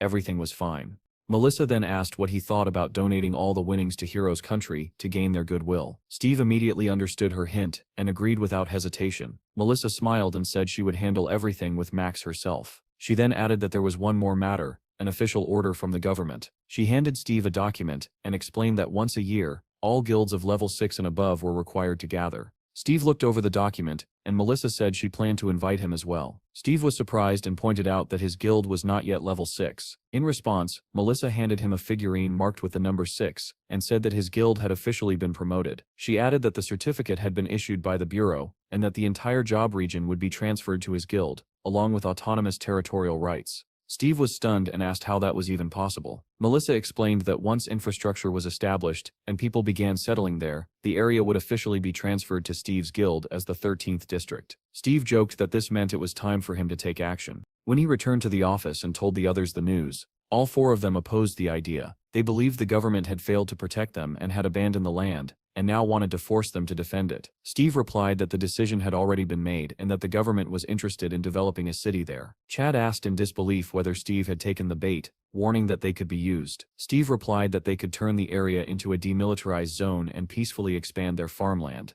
Donnie said it was disappointing and suggested they simply take the money and immigrate to the United States. Steve replied that he planned to keep this area as their headquarters, and eventually divide the new territory into sectors. Donnie asked in surprise whether Steve intended for them to manage those sectors. Jim realized that whoever governed a sector would effectively be its mayor, and if Steve appointed leaders directly he would be more like a feudal lord. Donnie loved the idea and enthusiastically repeated the title of castle manager. The monk then read the news, which stated that thanks to Steve's lands their country could become the world's grain center. The boys wondered whether they could truly compete with Aruka's agricultural industry, which had trade gates across the world. Donnie pointed out that Aruka's produce was extremely expensive, and if things went as planned, Steve would become a lord ruling vast territory and earning astronomical profits. Donnie asked whether Steve had signed the contract, reminding him to keep 2 copies so no one could twist the terms later. Steve replied that they could not even protect their own home, questioning which of them deserved to be castle managers. He then added that if they were done eating, it was time for training. At that moment,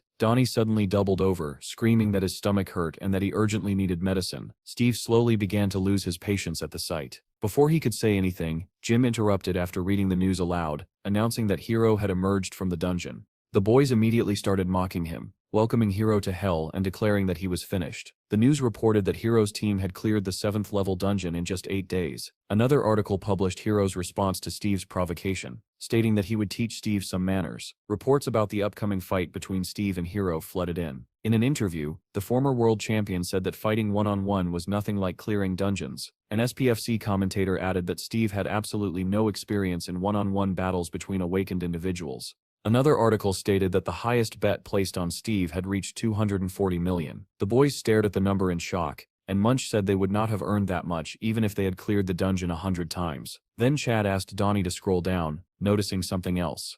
Another article revealed that Steve had donated the entire sum to Hiro's country. Donnie screamed in disbelief, asking what was wrong with Steve, and why he would give away his hard-earned money to another country. Chad suggested that it was done to prevent a war, but Donnie argued that it would not stop the hateful comments. Munch added that there was still the winner's payout to consider. Donnie suddenly remembered that the prize money for the winner was double, and Jim asked in shock whether that was even possible. At that moment, Steve appeared behind them and coldly asked what they were doing there. The boys immediately bombarded him with questions, demanding to know why he was giving away all the money when his own life was on the line. Steve cut them off, saying that if they had finished eating, they should follow him. He was going to inspect Jobs' lands. Elsewhere, the head of the bureau told the president that the payout amount had already been adjusted. Distributing $5 billion each would be sufficient. To be safe, they had arranged for Steve to donate his winnings to the National Fund, which would help suppress rumors of war. With a sly smile, the bureau head added that this was only the beginning, and that once Steve achieved success in agriculture, he would mysteriously fall silent. Steve was already flying toward his new territory on the Wyvern to see how things were progressing. He recalled Melissa's words about a former headquarters building located there, which could house about 100 people if renovated. When he spotted the structures below, he realized she had been telling the truth. Melissa and the workers were already waiting, and they noticed the Wyvern descending from the sky. As Steve nearly touched down, powerful winds erupted from the beating of its wings. One worker wondered aloud if the Wyvern had grown larger, while another admitted he was shocked to see it in person. Steve dismounted, and the Wyvern immediately vanished into an open portal. Melissa greeted him and asked how the view was from above. Steve replied that it looked good. He added that it would be ideal to plant trees throughout the entire area within a 4-kilometer radius. Melissa answered that once the territory was officially marked, she would submit the documents for approval. Steve spread his arms and activated his skill. Firefly-like lights gathered around him, and in the next moment his body began to glow as their numbers multiplied hundreds of times over. One worker asked in awe whether this was a famous ability, and Melissa explained that it was a territorial marker. Elsewhere, a man with a mohawk greeted martial arts fans, announcing that Sidekick was live on air. He declared that only 15 days remained until the battle of the century, Champion Hiro versus Rookie Steve, and said their channel had prepared interviews with both fighters. That morning, after much effort, they had managed to meet Hiro's team in front of a 7th-level dungeon. When asked how Hiro was preparing, Hiro replied that he had no time to train, explaining that the number of 7th-level dungeons would soon increase dramatically and humanity could not afford to rest. However, the headline twisted his words, claiming that Hiro saw no need to prepare for a fight with someone like Steve. Meanwhile, Steve's team was eating together. Chad complained that he could not remember the last time he had eaten warm food. Munch replied that it had been last Monday, and Jim told Chad to stop complaining. At that moment, Sidekick approached them and asked whether they were from Steve's team, known as the Laughing Talk. He asked if they were familiar with his channel and whether he could interview Steve. Donnie suggested that he go to Job, saying Steve was probably there planting trees. Soon after, An article appeared claiming that Steve was missing and planting trees. Angry commenters mocked him, writing that he was planting them so he could be buried beneath them after losing to Hiro. Meanwhile, Anna sat in an office, staring tensely at her laptop as an access denied message glowed on the screen. She tried another combination and waited anxiously. Suddenly, the window displaying Steve's personal file in the Bureau of Awakened changed to accepted. Anna felt a surge of joy as she realized she had succeeded. She opened a folder marked confidential and began carefully reviewing the contents. Her expression shifted to undisguised shock as a single thought echoed in her mind: 1,000 years.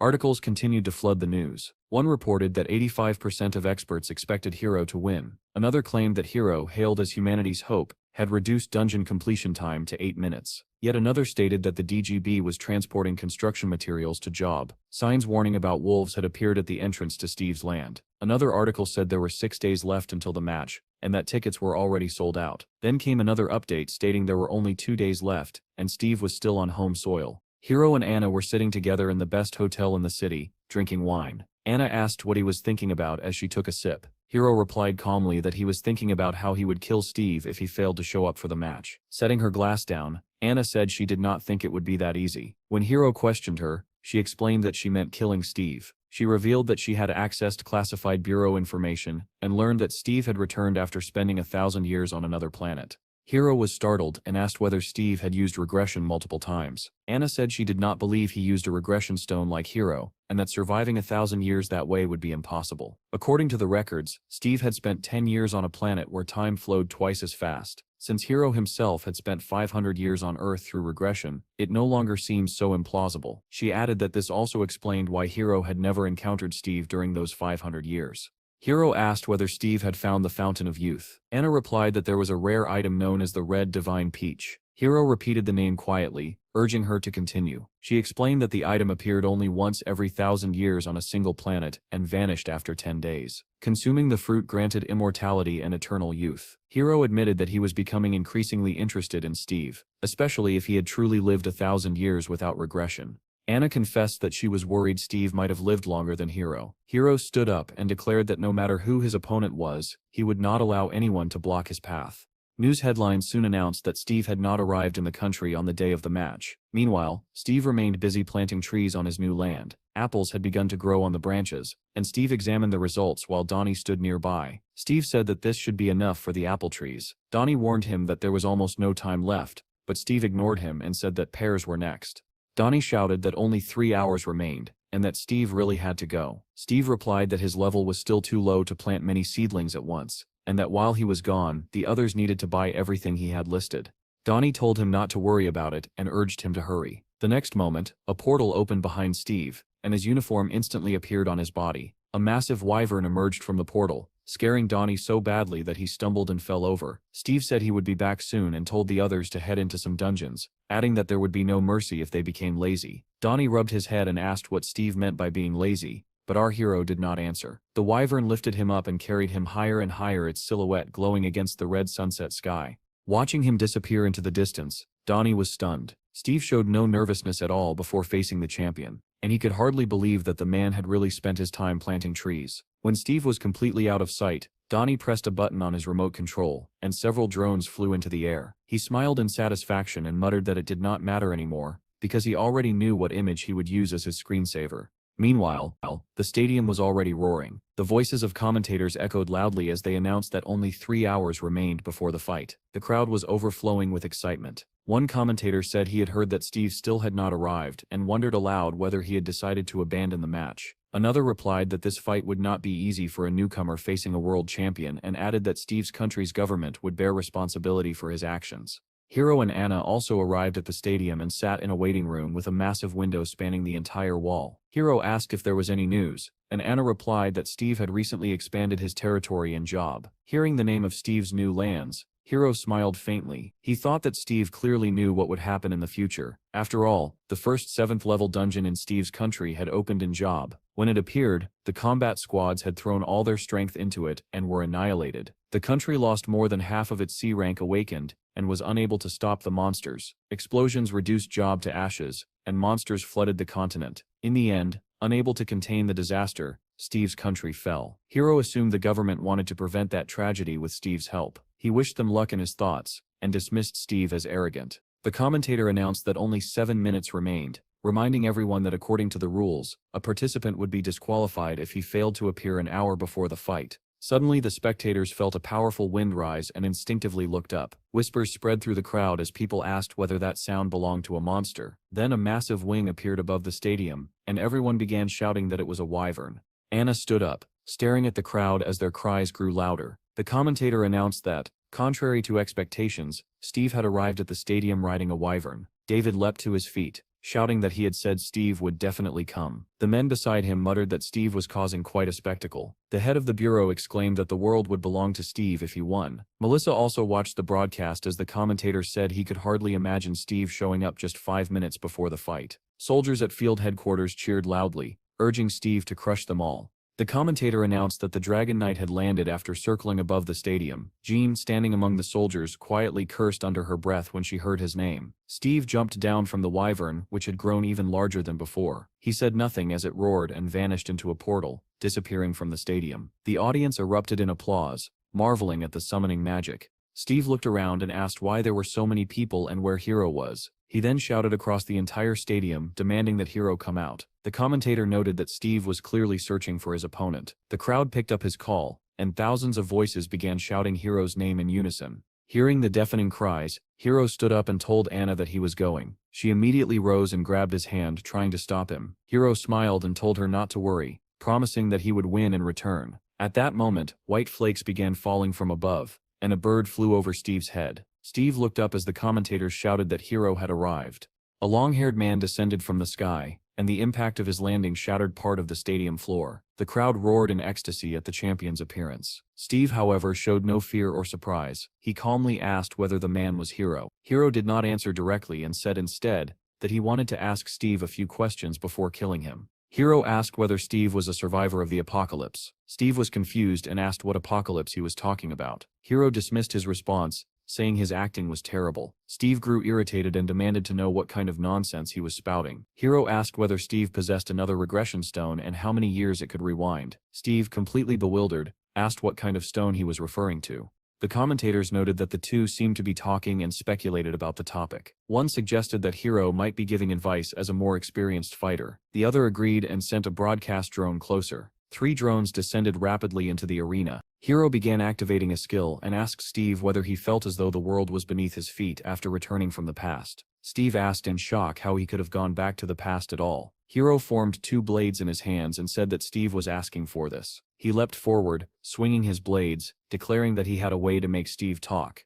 The commentator shouted excitedly that Hero had begun his attack. In the next instant, everyone froze in disbelief. Steve's fist slammed into Hero's cheek before the blades could reach him. The force of the blow sent Hero flying backward into the stunned silence of the massive stadium. He crashed into the ground, leaving a deep crater where he landed. Steve slowly walked toward him as the commentator screamed that Hero was down. It looked as though the champion had suffered severe injuries and was no longer moving. Steve continued to approach slowly, and the commentator shouted that Hero was in grave danger. Our hero clenched his fist and muttered that the man was probably just a crazy bastard. He shouted at Hero to get up and asked if he was really dead. At those words, Hero's hand twitched. Steve scoffed and asked how a champion could be so weak, ordering him to stand up because he had not yet received what he deserved. Hero opened his eyes and began to rise unsteadily. The commentators erupted, shouting that Hero had stood up. The crowd cheered desperately, urging him to keep fighting. Hero wiped the blood from his nose, unable to tell whether he had been struck by magic or something else entirely. Steve said calmly that everything had to follow its proper course, and that the first thing Hero needed to learn was humility. Those words enraged Hero. He charged forward and shouted for Steve to shut up, but the attack was instantly halted by another punch to the face. Hero stared at Steve in disbelief, realizing he could not even see the fist that struck him. The next blow landed squarely in his stomach, sending him flying back once more. Steve decided not to drag things out and activated the tornado skill. In an instant, violent currents of wind wrapped around Hero along with the glowing fireflies. As the skill reached full power, Hero was hurled high into the air within a massive swirling vortex. Steve leapt upward after him, and a sphere of flame formed in his hand. He activated another skill, Fire Fairy Flow, and brought the blazing fireball crashing down onto Hero. Flames erupted, engulfing the area. The spectators clutched their heads and covered their mouths in horror, unable to believe what they were witnessing. Everything burned, and the explosion Steve unleashed was reflected in a towering column of smoke. The commentator screamed that Hiro was taking a one-sided beating, then corrected himself in panic, saying that Hiro was being completely crushed. He turned to the second commentator and asked what he thought, but the man said nothing, staring at the arena in frozen terror.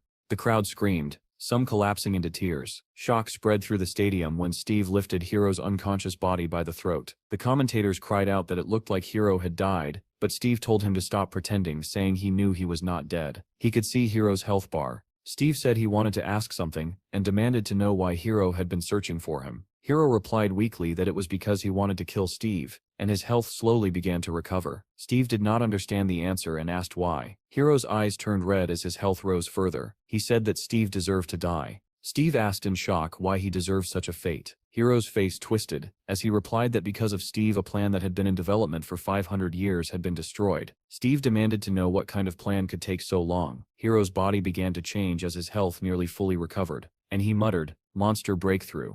Steve realized in surprise that it was a transformation. Hiro screamed that he had to save the Earth. Everything around them glowed red as Steve muttered again that the man was insane. Hiro's transformation completed, and he activated the skill God's Fury. Space itself seemed to rupture as a colossal wave of energy exploded outward, sending Steve flying. The shock wave shattered the stadium's glass into countless fragments that rained down on the spectators. Red lightning tore through the air, smashing walls and ceilings alike. From headquarters, the minister and the deputy chief watched in horror. The minister said that the potion restoring Hiro was in effect, while the deputy worried aloud about a catastrophic explosion. What now walked through the arena was no longer Hiro, but a massive horned monster. The minister observed that judging by the transformation, Hiro had learned many dangerous things on the planet Kuchan. Thick smoke rolled across the stadium, accompanied by groans and screams. Some people cried. A small boy called for his mother, who lay nearby beneath the rubble. Many spectators had died in the blast. Even Anna in the waiting room was injured as the massive window shattered around her.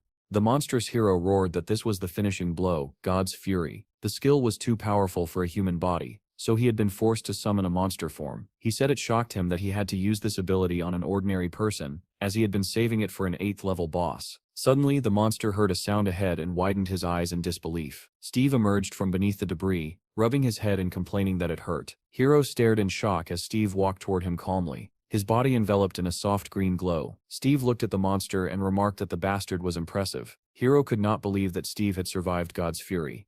As Steve drew closer, he mocked the monster, saying that it turned out he could transform too. Hiro demanded to know what item Steve was using to be so strong, and what he had used to regress. Steve replied that he had no idea what regression was and said it was not an item, but a skill called Blessing of the Forest. Hiro screamed in disbelief, saying there could not be a skill stronger than the elixir. Steve smiled and replied that it was an elixir-level skill that fully restored consumed life force and mana within 5 seconds. Hiro finally lost his composure and shouted in rage, asking if Steve was really smiling. Steve did not understand the question and chuckled lightly.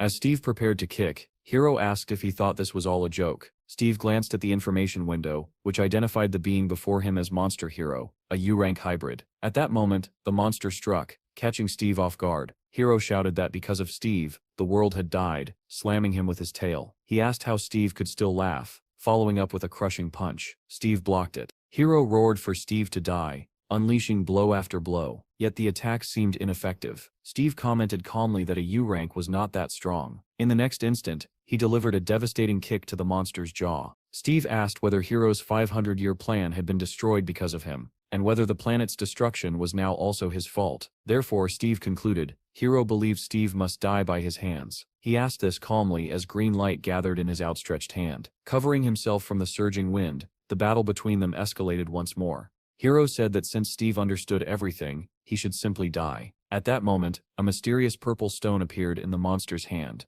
which he clenched tightly. A purple glow spread around his body as he screamed that Steve had ruined everything. He demanded to know if Steve understood how he had reached this level, and how someone like him dared to speak so lightly. The monster suddenly remembered a scene from a movie he had once watched about superheroes. A room full of children had cheered when the hero delivered the final blow and saved the world. Back then, Hiro had still been a child, smiling happily as he watched his idol succeed. But then the children on the screen had gasped as the hero fell to his knees, blood seeping from beneath his armor. The hero said that everything had been burned to the ground and it was time to fix it. The children cried as the narration explained that the hero's soul stone turned back time. Only the hero himself did not cry. He smiled at the final scene, unlike the others, thinking that it was fine even if he was forgotten forever. As long as the world remembered a single hero, That memory shattered as Steve's foot slammed into Hiro's face with terrifying force. Hiro's eyes widened in shock as his body was sent flying sideways. Steve repeated coldly that he was nothing more than a crazy bastard. Hiro crashed to the ground on his stomach,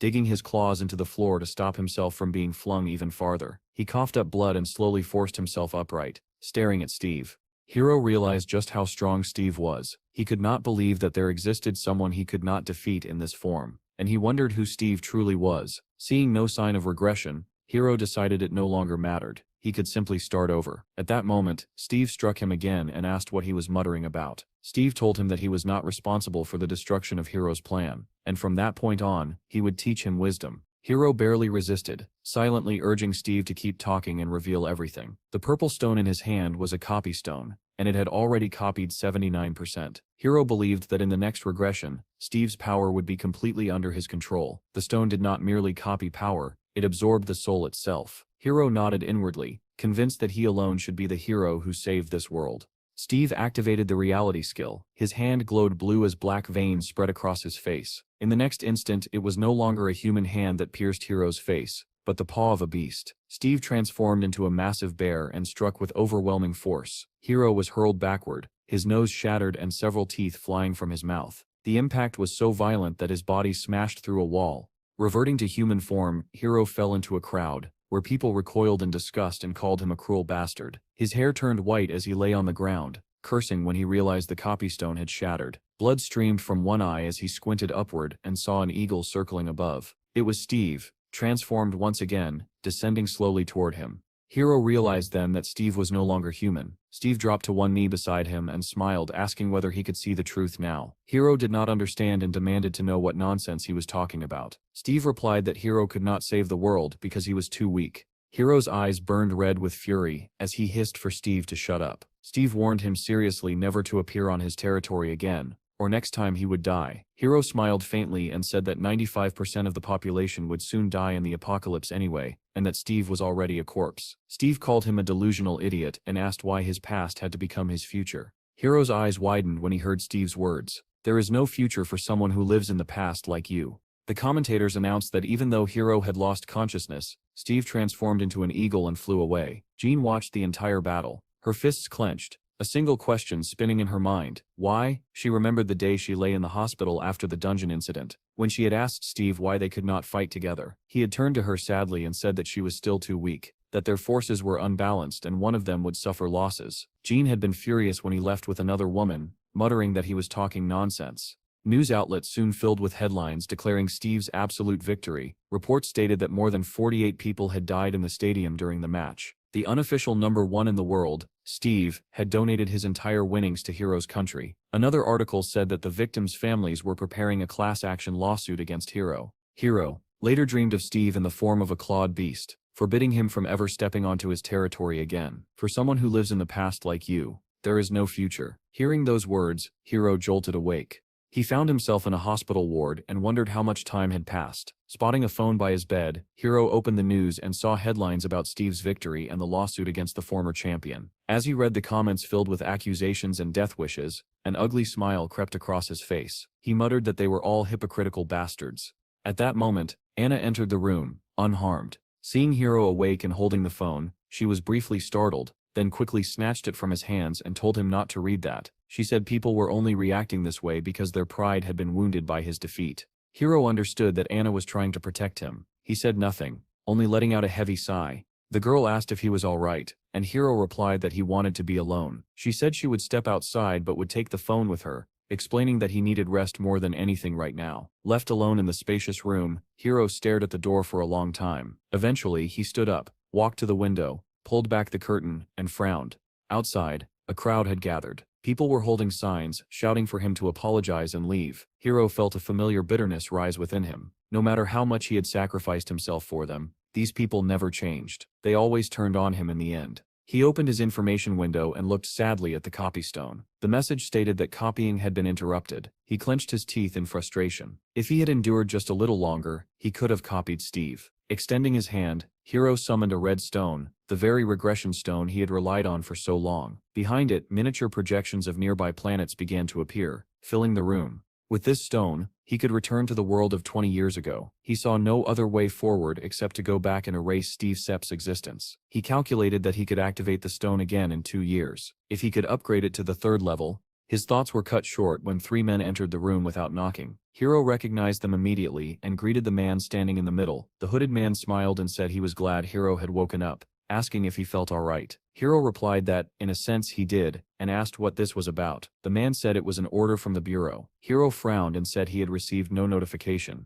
The man shrugged and replied that he did not know the details, only that he had been told to bring Hiro in. Hiro turned to the other 2 men and asked why they were there as well. Their answers differed. One said he had also been summoned. The other claimed they had met on the way. Hiro studied them silently and understood immediately. The men avoided his gaze, clearly afraid to meet his eyes. All awakened of C rank had been gathered. This was not a reward. Of that Hiro was certain. He told them to wait outside while he prepared. The hooded man agreed politely, and they turned to leave. As they did, the tall man muttered that they should stay quiet, since 2 more were waiting outside the door. The hooded man tried to stop him, but it was too late. The 3rd man sighed and said that Hiro had already figured everything out, so there was no point hiding it. Hiro's lips curled into a cold smile. He asked whether the 5 of them truly believed they could defeat him. The hooded man raised his hands, trying to calm him down, and said that this was merely an investigation and that Hiro only needed to cooperate. Hiro's smile widened as he asked who, exactly, they intended to investigate.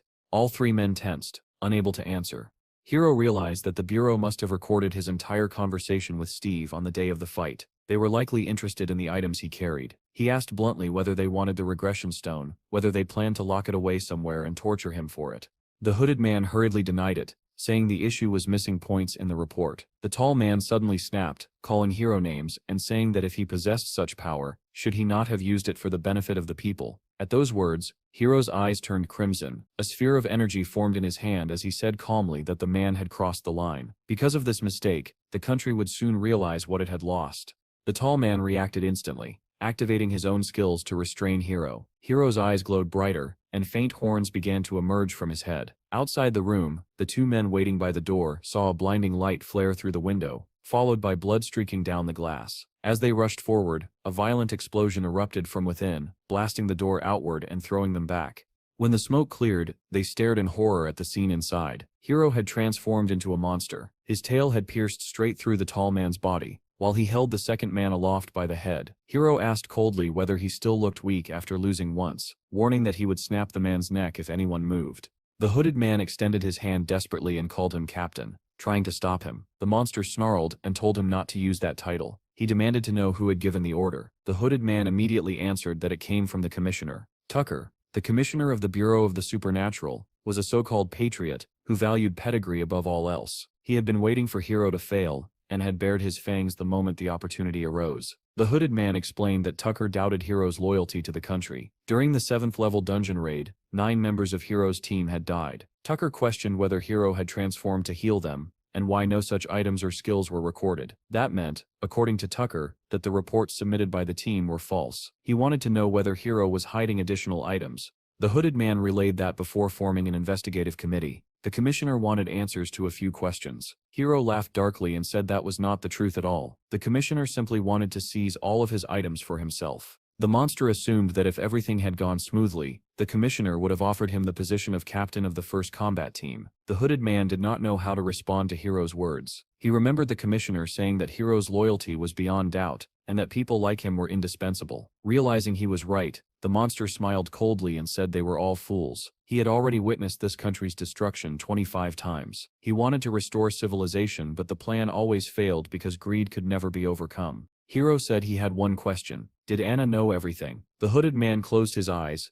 clearly unwilling to answer. The monster roared at him to speak at once. The man finally gave in, stuttering that she knew what was happening. Hiro snapped in rage and tightened his grip around the man's head. Blood sprayed everywhere. Hiro thanked him for his hard work as the hooded man realized what was coming and screamed his title in a desperate attempt to stop him. It was too late. A deafening explosion tore through the hospital ward. Breaking news soon spread that Hiro had escaped after killing 3 awakened of C rank and seriously injuring 2 others. At the Bureau of the Supernatural, officials were already discussing his actions. Standing by the window, the commissioner cursed angrily, calling Hiro an ungrateful bastard. He said this was exactly why strangers should never be helped. They would always bear their fangs in return. Tucker concluded that Hiro had been a spy all along, deliberately planted by his country. He decided this incident was more than enough to convince the Prime Minister. With this excuse, they could eliminate many problems and create perfect heroes to replace Hiro. Turning toward the door, Tucker called loudly for his assistant. A man entered immediately and asked what needed to be done. Tucker ordered him to contact all broadcasting stations. There would be a press conference about Hiro in 2 hours. The media followed Hiro's movements closely. One headline claimed that the strongest man was now in job. Another article showed Jim training the boys, reporting a surge of new recruits in the guild. A different paper announced that the countdown to job becoming the 13th district had already begun. On a popular video platform, a clip titled "Analysis of Steve's Guild, Job Edition" went viral. Another video analyzed Steve's fight, calling it the Dragon Knight's path to divine power. Donnie scrolled through the endless stream of news, amazed by the sheer volume of information. All top 10 trending videos were about Steve, and he smiled, thinking that this was truly world-class. Then he stumbled upon an article reporting Hiro's escape from the hospital. The news anchor said that Tucker had called a press conference and invited viewers to listen. At the conference, the commissioner declared that there was reason to suspect Hiro was a spy and demanded an explanation for Steve's so-called terrorist attack. In response, the opposing press secretary rejected the accusations, calling them baseless and stating that the country was outraged by such provocation. Donnie listened carefully, letting out a heavy sigh. When he saw confirmation that Hiro had disappeared, unease washed over him. He thought it was impossible for someone beaten half to death to show up again so soon. But what if he did? What if he came while Steve was away from the guild? A chill ran down Donnie's spine, cold sweat forming instantly. He bolted out of his office and rushed toward the forest, complaining aloud that Steve always disappeared during critical moments and asking why he could never just stay home. Suddenly, blue lightning began to crack across the sky, and Donnie froze. He stared upward in fear, the sight feeling disturbingly familiar. A massive bolt of lightning struck the ground in the distance, followed by screams. Workers burst out of the forest, running toward Donnie and shouting for him to flee as well. Panic surged through him as he muttered that it was impossible for that madman to already be here. Repeating the word crazy under his breath, Donnie sprinted alongside them, quickly overtaking the crowd. Suddenly Jim ran toward him, and the two stopped in shock when they recognized each other. Jim asked where Donnie was rushing to. Donnie blurted out that the crazy Hiro was already here. Jim frowned and asked what he was talking about, explaining that he had received a report that a portal had opened nearby and was heading there. Donnie echoed the word portal in disbelief as workers rushed past, and Jim confirmed it. They turned back together, watching lightning continue to strike the ground. A red sphere slowly formed amid the lightning. Donnie swallowed hard, saying that the portal looked terrifying. Soldiers soon arrived, and they learned that it was a 7th-level portal set to explode in 42 days. Jane shouted that there was not enough time. Chad recalled that a similar portal had once had 23 gates and a countdown of 120 days. The group clutched their heads in despair. Chad realized that they had been so focused on developing District 13 that they had accepted people without considering their true capabilities. If a breakthrough occurred now, they would not be able to guarantee anyone's survival.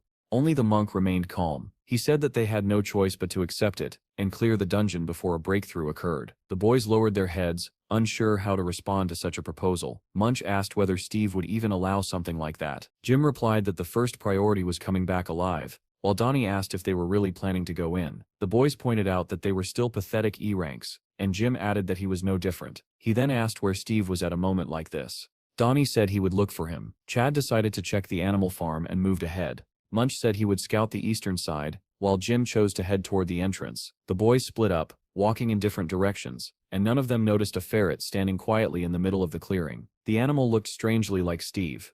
As if sensing its gaze, the boys slowly turned around. In a voice that unmistakably sounded like Steve's, the ferret asked why they had decided to accept this territory. Chad admitted that they had been blinded by the title of the 13th district. Donnie added that he had been blinded by being appointed as a manager, and the others agreed, but Steve replied that they were wrong. It was because this place was a massive hunting ground.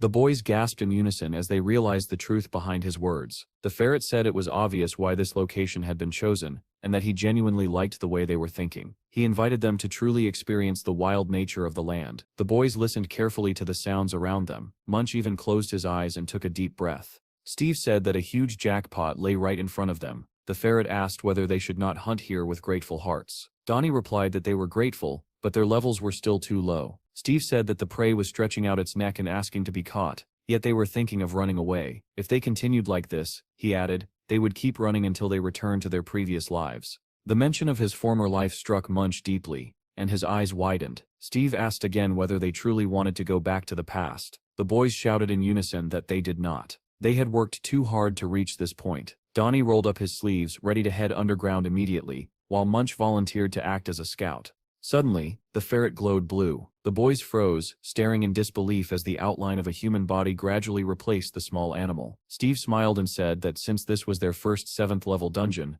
it might take them some time. The boys immediately changed their tune, saying they needed time to prepare and stock up on hot food. Steve said that someone had to train the newcomers and oversee construction, so Jim and Munch would join him on the first raid. The boys eagerly agreed and rushed off to prepare. Donnie complained that his name would not be included in the very first 7th tier dungeon raid in the country. Hearing this, Steve casually said that he was coming too, which Donnie clearly did not like. Steve stepped toward the dungeon entrance and announced that they were entering now. Donnie tried to stop him and asked him to wait, but Steve ignored his pleas and walked straight into the portal. He boldly entered and called for the others to follow. People nearby cheered as the team went in, with Donnie running last. Chad excitedly asked whether it was really okay to enter a 7th level dungeon like this, while Munch stood behind him. Steve and Jim had already passed through, their bodies wrapped in a pinkish glow, with Donnie chasing after them and shouting for Steve to wait.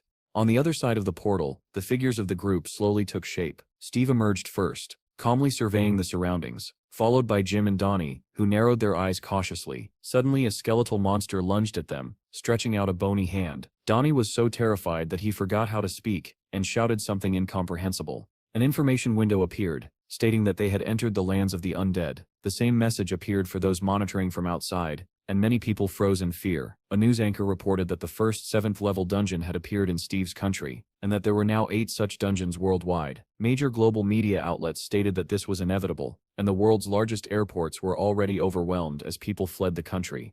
The presenter suggested switching to a live broadcast. Immediately, a man rushed at the camera screaming that there were no tickets, while a panicked woman demanded that sea routes be opened. The embarrassed host commented that unrest was spreading throughout the nation. The bureau began urgently discussing what to do next.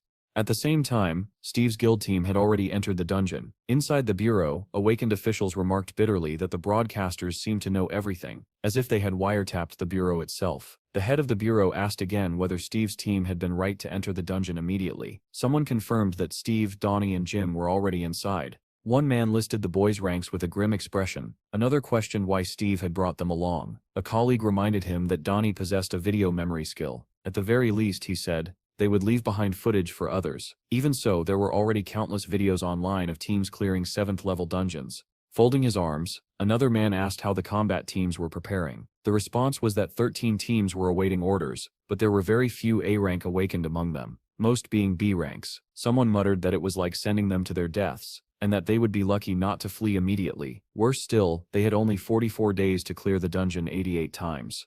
A man wearing glasses pointed out that Hero's team had once cleared it in 8 days, and since time flowed twice as fast inside, a full cleanup still took about 20 days. The head of the bureau concluded that they would therefore need to clear it twice a day. One person said that no matter how powerful Steve's skills were, it might not be enough. Another added grimly that fleeing the country might be the only option. Someone suggested asking other guilds for help, but he was told that all of them were already busy dealing with an overwhelming number of 6th level dungeons. The head of the bureau closed his eyes and muttered that they had truly jumped from the frying pan straight into the fire.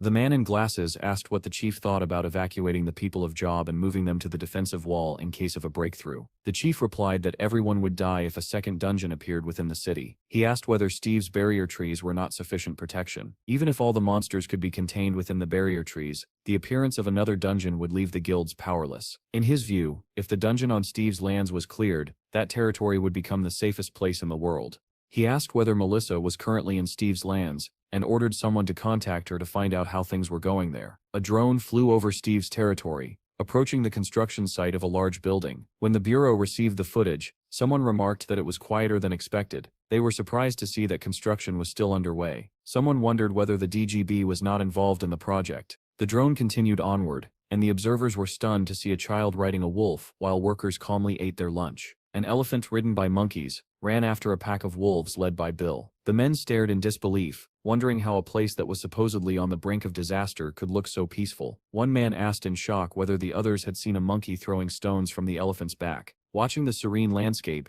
they questioned whether this was truly their country. Several of them agreed that it looked like another world altogether, and even double-checked the drone's coordinates. The chief chuckled softly and asked where the department head, Melissa, was. The drone flew onward and stopped above a long residential building. On the screen appeared a girl lying on a sun lounger, basking in the sun. Someone commented that it looked like a soldier's dormitory. Then another voice hesitantly asked whether that sunbathing woman was Melissa. As the drone moved closer, there was no longer any doubt. It really was her. Melissa lay there in a black open swimsuit, her eyes hidden behind dark sunglasses. The men in the bureau widened their eyes in disbelief. The man in glasses remarked that her appearance was a perfect illustration of the situation on site. At that moment, Melissa seemed to sense that she was being watched. She lowered her sunglasses and looked straight ahead. An energy sphere instantly formed in her hand as she shouted angrily, asking which bastard wanted to die. Then she noticed the emblem on the drone, bearing the acronym of the Bureau of the Awakened. Realizing what was happening, she gasped quietly and covered herself in embarrassment. The chief covered his face with his hand and muttered whether she had really picked up such shameless behavior from Zen's friend. Hastily pulling on her shirt, Melissa tried to explain that it was lunchtime, but quickly realized there was no point, and simply apologized. The chief asked how things were progressing on site, and requested a brief report. Still half-dressed and visibly flustered, Melissa began speaking while remaining on screen. Someone immediately shouted at the drone operator to turn the camera, not downward, but to the side. Melissa explained that when the 7th level dungeon appeared, there had been some disturbance due to evacuation procedures. However, once Steve went in to clear it, everything calmed down. 3 hours after its appearance, construction resumed according to plan. Deputy Chief Chad was overseeing the work, while Munch was training the new recruits. After fully getting dressed, Melissa reappeared properly on the screen and asked whether there were any further questions. Someone remarked that job did not resemble their country at all. Melissa replied that everyone there trusted Steve. Another man reported that the Ministry of Defense had dispatched the 707th Detachment, led by Valentine, to job. The chief said they still had to do everything possible to prevent a breakthrough, and asked whether they truly had no hope beyond Steve. Suddenly he requested that his combat equipment be brought to him, stunning everyone present. When questioned, he replied calmly that he would personally take command of the expedition into the 7th level dungeon. Silence fell over the hall as everyone stared at the head of the Bureau of the Awakened. Meanwhile, in another country, Anna sat handcuffed to a chair. The door to the room slowly opened, allowing light to spill inside. She opened her eyes sluggishly, trying to understand where she was and what had happened. Commissioner Tucker stood before her and asked whether she was awake. Anna glared at him and said that he was making a grave mistake. He remarked that she was still quite energetic and asked whether he needed to shock her again. Those words were enough to dampen her defiance. Satisfied that she was no longer being sarcastic, Tucker placed an iron bracelet in front of her. Upon seeing it, Anna gasped and demanded to know where he had gotten it. The commissioner asked why she was so surprised, noting that it was not something she wore often and that she had hidden it very well. Anna's eyes widened in shock at his words. Tucker told her not to overthink it, explaining that they had already examined what was inside. Anna asked what he wanted. Tucker replied that the contents included some rather interesting notes. She said it was merely a diary. He countered by suggesting that perhaps even Hiro was unaware of its existence. Anna glared at him, unable to find a response. Tucker called her cunning, saying she specialized in gathering information, and that Hiro probably trusted her because he did not realize how well she could act. Anna cut him off, telling him to get to the point. Tucker said that the diary contained information about the future, records of who would become heroes, when and where disasters would occur, and even the exact date of the end of the world. Anna remained silent, glaring at him with undisguised anger. Tucker continued, saying that with knowledge of the future, Hiro had gathered people with enormous potential and pretended to train them. In truth, he had simply recruited those who would have become great, even without his guidance. Step by step, he rose to become a champion, an idol of the nation, while ignorant citizens worshipped him as their savior. All of this, Tucker said, had only been possible because of the regression stone. Anna smiled faintly and asked if that was really all he wanted to know. In response, Tucker demanded that she tell him where Hiro was now. In return, he promised her anything she wanted. He repeated the offer, insisting that he would grant her everything if she revealed Hiro's hiding place. Without hesitation, Anna replied that she did not know where he was.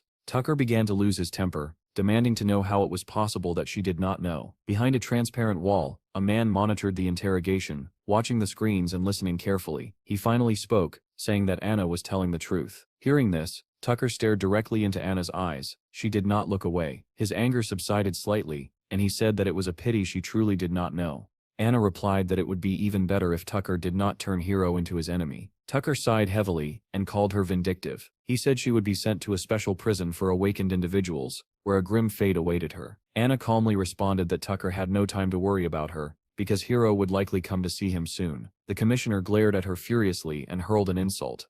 On a nearby monitor, a video played showing the tip of a red tail protruding from a crater in the ground. A technician explained that this was all the footage they had, because after that, it was as if Hiro had vanished into thin air. Another man reported that drones were currently being used to track him down. Tucker declared that Hiro was a villain attempting to poison the people of both countries and overthrow their governments. He ordered that every possible resource be used to find him and make him pay. The officer saluted and promised that they would do everything they could. Tucker believed that Hiro still carried the regression stone and was determined to seize it. Meanwhile, on a distant coast, a blonde-haired boy sat watching children play football. Hiro had cut his hair to disguise himself and was scrolling through the news on his phone. The reporter moved through the main headlines, and one item caught his attention. It reported that a list of Steve's guild members who had joined the raid had been released. Hiro was shocked to learn that the raid consisted of only 3 people. Watching clips of Donnie and Jim, he wondered who they were. Perhaps mere squires, he thought. Reading that Steve was currently clearing a 7th-level dungeon, Hiro scoffed and called him an arrogant bastard. He muttered that Steve should try it and added that he was curious to see how Steve intended to change the world with his power. Hiro extended his hand,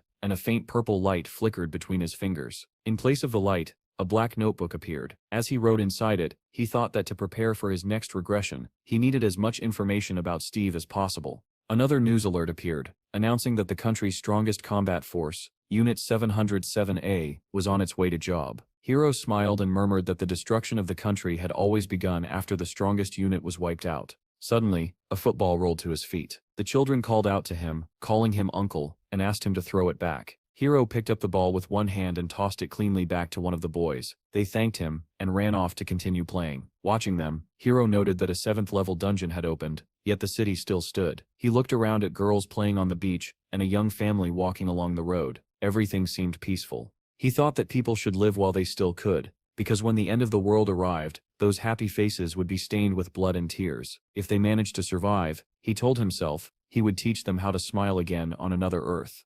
At the same time, military vehicles and drones began pouring into Steve's lands. Dozens of cars sped past a stunned Chad and Melissa. Chad muttered in disbelief, and Melissa suggested that it must be Special Forces Unit 707A. One vehicle suddenly stopped nearby, and both of them turned toward it. A bureau official in work overalls stepped out and greeted them. They were shocked to see the bureau chief himself standing there. Melissa asked what he was doing here. The man smiled and asked what she expected, adding that he could not sit in an office while the country stood on the brink of disaster. He approached Chad and asked whether his name was Chandler, explaining that to reduce public anxiety, the Bureau and the Ministry of Defense had decided to support Steve's guild. Melissa calmly corrected him, saying that his name was Chad. The chief paused, then quietly apologized. Chad nervously said that Steve did not like strangers entering his territory. The chief nodded and replied that he understood, but the appearance of a 7th-level dungeon was not just the guild's problem. It was a national crisis, and clearing it was a shared responsibility. Chad hesitated under the pressure and stammered that he understood. Melissa added that she would try to explain the situation to Steve once he returned, and that the state would pay appropriately for using the dungeon. Still pale, Chad joked weakly about whether he should start digging his own grave. Around them, the military had already begun setting up camp. Some soldiers were constructing barracks, while others, having finished their tasks, went to eat. Watching the temporary base take shape, the bureau chief remarked to Melissa that it already looked more like a proper unit.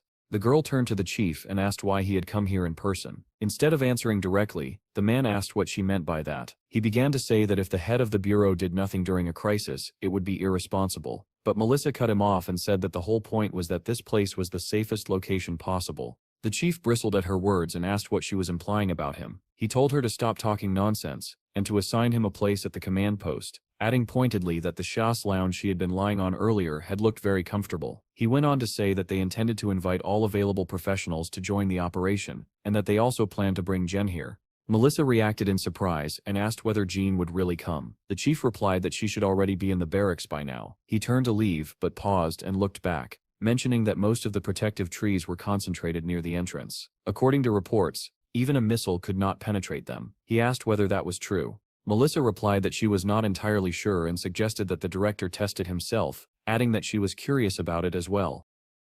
The recruits from Steve's guild watched the special forces with open admiration, their gazes lingering especially on Valentine. One of them muttered that he believed he had seen these people fight monsters with his own eyes. Another immediately objected, asking what he meant by calling them monsters. To him they were heroes. Fired by excitement, the recruits decided to approach them. They walked up to Monk and politely asked whether he would mind ending the training session and joining them for dinner. At that moment, the monk was lying on a stone engraved with the words, "My temple," calmly chewing on something. Without moving, he replied that a person would stain their karma if they could not let go of attachment, and instead use tricks to obtain what they desired. One of the boys answered that they still could not die of hunger, since they had to live in order to eventually reach nirvana. Monk suddenly rose from the stone and repeated the boy's words aloud, savoring them. A chance to reach nirvana. Holding back his laughter, the recruit said that it seemed the monk's stomach had not yet reached nirvana, because his body was clearly breaking from thirst. He promised to bring him a couple of cans of beer. Monk praised him as very clever, and asked whether he had ever thought about becoming a monk himself. The boy replied that his family was Catholic, then added that he would also bring some dried meat to go with the beer. Watching the boys leave, Monk sighed that it was a pity, because they had no desire for faith.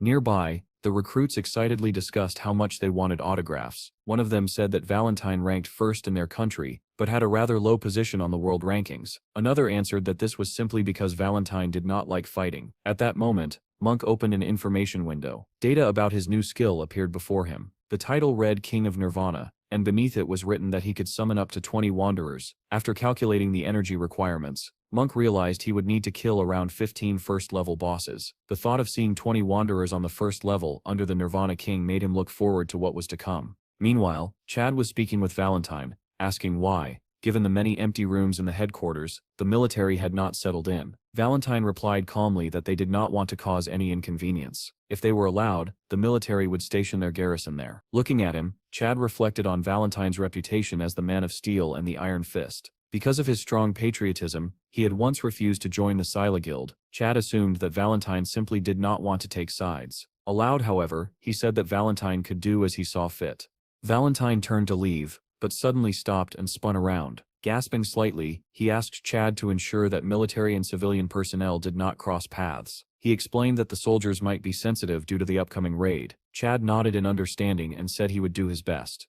At the same time, in the dining hall, soldiers who had set up a temporary barracks were enjoying their lunch. A tall man remarked that he had expected to see nothing but rabble here, aside from Steve, yet the food turned out to be excellent. Another soldier pointed toward the elderly woman in the kitchen and said that she cooked amazingly well. Indeed, the granny wielded 2 enormous knives with astonishing dexterity. The tall man asked in surprise whether she was even awake, and his companion replied that she was probably in a hurry, since there was not enough food. Suddenly, the clang of a metal tray crashing to the floor echoed through the dining room. One of the recruits had bumped into the tall soldier and immediately apologized, saying he had not been paying attention. Without warning, the tall man lost his temper. He called the recruit a useless bastard and demanded to know whether he really dared to laugh. The frightened boy turned pale and asked in a trembling voice what he meant. The man repeated the question, insisting that the boy had laughed. The recruit hurriedly replied that it was not so. In the next instant, the thug grabbed the recruit by the neck with crushing force, cutting off his breath. He coldly asked whether the boy truly wanted to die. Gasping for air, the recruit croaked out a weak question,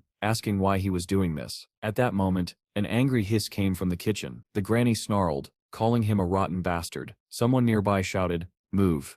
The thug turned in surprise. At that very moment, a boy holding 2 loaves of bread slammed into him as if he were a solid wall and dashed past. A clear imprint from the sole of a boot was left across the boy's face, as he spun around in shock. In the same second, dozens of knives began embedding themselves into the floor. The thug barely managed to jump aside, dragging the recruit with him. The granny screamed furiously that she had told them not to touch the bread because it was in short supply, and she continued hurling knives. Bill leaped through a window, shattering it into pieces and releasing both loaves of bread into the air. Each loaf was neatly caught by a monkey's paws, while Bill himself grabbed onto Lyanna. With a satisfied smile, Bill flew away on Lyanna, while 2 monkeys chased after him, clutching bread in their hind legs.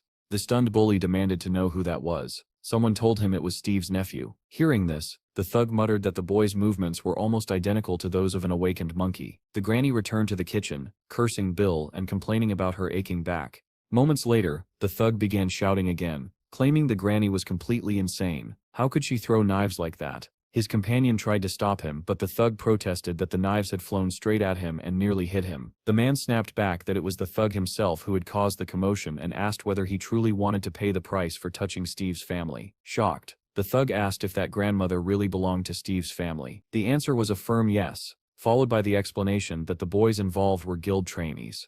The bully looked around in frustration and asked why there were so many crazy people here. Then he suddenly noticed the absence of the brats. His companion pointed toward the exit, where they were already fleeing, having managed to grab some beer for lunch. The thug took off after them at once. His companion tried to stop him, but he shouted back that they had to apologize. One of the recruits turned around in fear when he realized that the big guy was still chasing them. Spitting saliva as he ran, the man shouted for them to stop immediately. One recruit muttered that the man was clearly stalking them, while another said there was no point thinking about it because he was simply crazy. Night had already fallen, yet the windows of the temporary bureau headquarters were still brightly lit. Inside, the head of the bureau sat across from Valentine and asked what had brought him here at such a late hour. Valentine replied that they were planning to begin the raid today. The leader frowned in surprise and asked why they needed to start so late. He reminded him that the military had only arrived recently and suggested it would be better to give the soldiers at least a day to rest. Valentine answered calmly that they had rested enough. The leader explained that official requests had already been sent to all the guilds, and that they were still organizing their plans. He asked whether it would be possible to wait one more day. Valentine countered by asking whether the leader did not trust them, adding that they did not even need additional manpower at the moment. The leader shook his head and said it was not a matter of mistrust. Even hero squads suffered casualties during cleanups,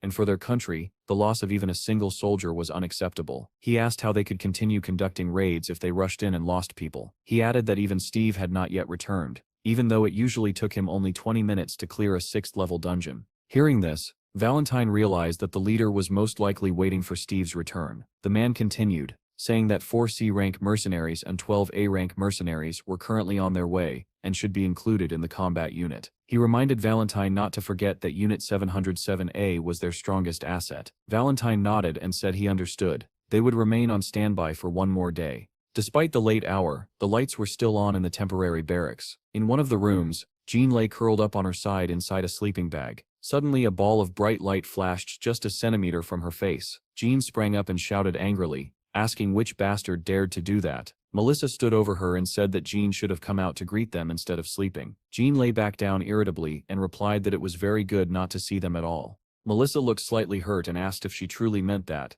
but she quickly changed her tone. She asked whether Jean was upset because Melissa had finally returned while Steve was still absent. Jean asked what Steve had to do with her, and told Melissa to leave so she could rest. With a triumphant smile, Melissa asked whether that was why Jean had called Steve so often during her missions. At those words, Jean jumped up again and demanded to know what right Melissa had to check other people's answering machines. Melissa replied by asking whether Jean thought the bureau had not turned everything upside down when she suddenly disappeared. Before Jean could answer, another girl entered the room and asked whether they had guests. Melissa immediately rushed forward and hugged her. With hopeful shining eyes, Jean asked whether she had managed to get the chicken. The girl smiled faintly and lifted her backpack, saying everything had worked out. Her name was Sandy, and she began laying out the food she had managed to gather. Chips, dumplings, chicken, pies, and beer quickly appeared. Jean exclaimed enthusiastically that this was exactly what she expected from a master of food searching. Melissa joined the feast as well, admitting that she could not resist. Jean urged them to eat faster, warning that if the captain saw them, he would kill them. Sandy laughed and said they should feast properly, because once the raid started, they had no idea when they would be able to leave the dungeon again. Jean asked Melissa why she was eating so much, if she was also heading into the dungeon. Melissa replied that she simply did not want to stand out from the group. Suddenly, Sandy turned to Melissa with sparkling eyes and brought up Steve. Both girls froze mid-bite and stared at the red-haired girl in surprise. Laughing, Sandy asked whether they had seen the video of Grace being rejected by Steve within 5 minutes. Melissa asked in disbelief whether they were not dating, and how he could have turned her down. Sandy explained that everything had been revealed on the program Questions Without Answers. Apparently, Grace had been rejected the moment they met, and now she was undergoing training to pass the Awakened 1 exam. Lowering her voice mysteriously, Sandy asked whether they knew why Grace had been rejected. Jean continued chewing her chicken in silence, while Melissa asked curiously why. With a strange smile, Sandy said that Grace had been rejected because she was weak. Hearing this, Jean choked on her food and Melissa stared at her in surprise. Sandy hesitated, then added that it seemed Steve was attracted to strong women. That was why Sandy wanted to ask Melissa, the department head who supervised Steve. Melissa said it was true, though she did not understand where the girl was going with this. Sandy pointed at herself and declared that she was the strongest woman in the country. Melissa did not argue and said that everything she said was correct. Blushing, Sandy admitted that she wanted Melissa to introduce her to Steve. At that moment, the chicken bone Jean had been gnawing on suddenly cracked in half. She stared at it in confusion and groaned softly, lamenting her poor leg. Melissa looked at her with understanding. The news feeds were soon filled with headlines. Steve had gone underground 24 hours ago. 36 mercenaries had joined the squad. Valentine had stated that retreat was impossible. A reporter complained about the rain, saying it was not a sign of bad luck. Bill ran past and waved at Jean, and she waved back as she walked with the squad toward the portal. Chad turned to the recruits and asked where Munch was. One of them replied that Munch had gone into the first-level dungeon with them, defeated the boss several times on his own, and then left with an angry expression. Munch was now driving a car, and had told them to continue without him because he needed to go somewhere else. Chad wondered what kind of trouble the monk was about to cause this time, and whether he had remembered to bring his pills. Suddenly, Valentine's voice rang out sharply, commanding everyone's attention. He announced that the only known information about the dungeon was that it was a land of the undead, which meant their unit would serve as the vanguard. First, they would locate the optimal place to establish a camp. Then, they would create a map and a detailed plan of action. He reminded them that they were the best group in the country and had to perform accordingly. As he walked toward the portal, he declared that the raid was beginning and ordered Group 1 to move out. Following their commander, the soldiers of Group 1 rushed toward the red portal. The controller announced that 27 had entered successfully and urged Group 6 to hurry, warning that only 3 seconds remained. 2 men sprinted toward the portal, one of them shouting desperately for them to run faster. They did not make it in time. The portal closed, engulfing them in fire and lightning. Seeing the tragedy unfold, the head of the bureau screamed, but there was nothing he could do. The dispatcher reported that 28 had entered successfully, while 2 had failed to make it. Steve had been inside the 7th gate for 23 hours, and the raid had only just entered the 12th.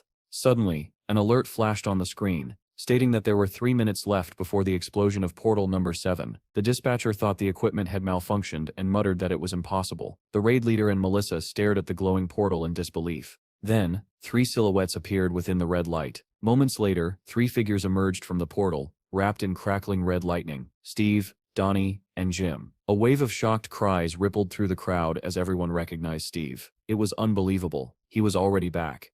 After taking only a few steps forward, Donnie and Jim collapsed to the ground, unconscious. Almost immediately, the news broadcasts updated their reports. Steve had cleared the dungeon in just 24 hours. Another article reported that the town's residents were happy to return home, and were no longer in a state of panic. A third article confidently stated that it was only a matter of time before the 7th-level dungeon was completely cleared. Amid the flashing cameras, the head of the bureau shook Steve's hand and expressed his sincere gratitude. Turning to the others, he asked whether everyone had survived. Steve replied calmly that the guys had not slept for 3 days and were simply resting now. The head of the bureau bowed deeply and thanked the hero for his hard work. He said that he understood how exhausted Steve must be, but still asked him to explain his cleanup strategy. Steve looked at him in surprise and asked why he needed to explain the strategy at all. Melissa stepped in and said that even a rough map or basic information about the monsters would be extremely useful for groups preparing to raid the dungeon. Steve frowned and asked what groups she was talking about. He questioned whether they were planning to send another hastily assembled team into his territory again. The chief explained that they were in a state of emergency and that in order to prevent a breakthrough,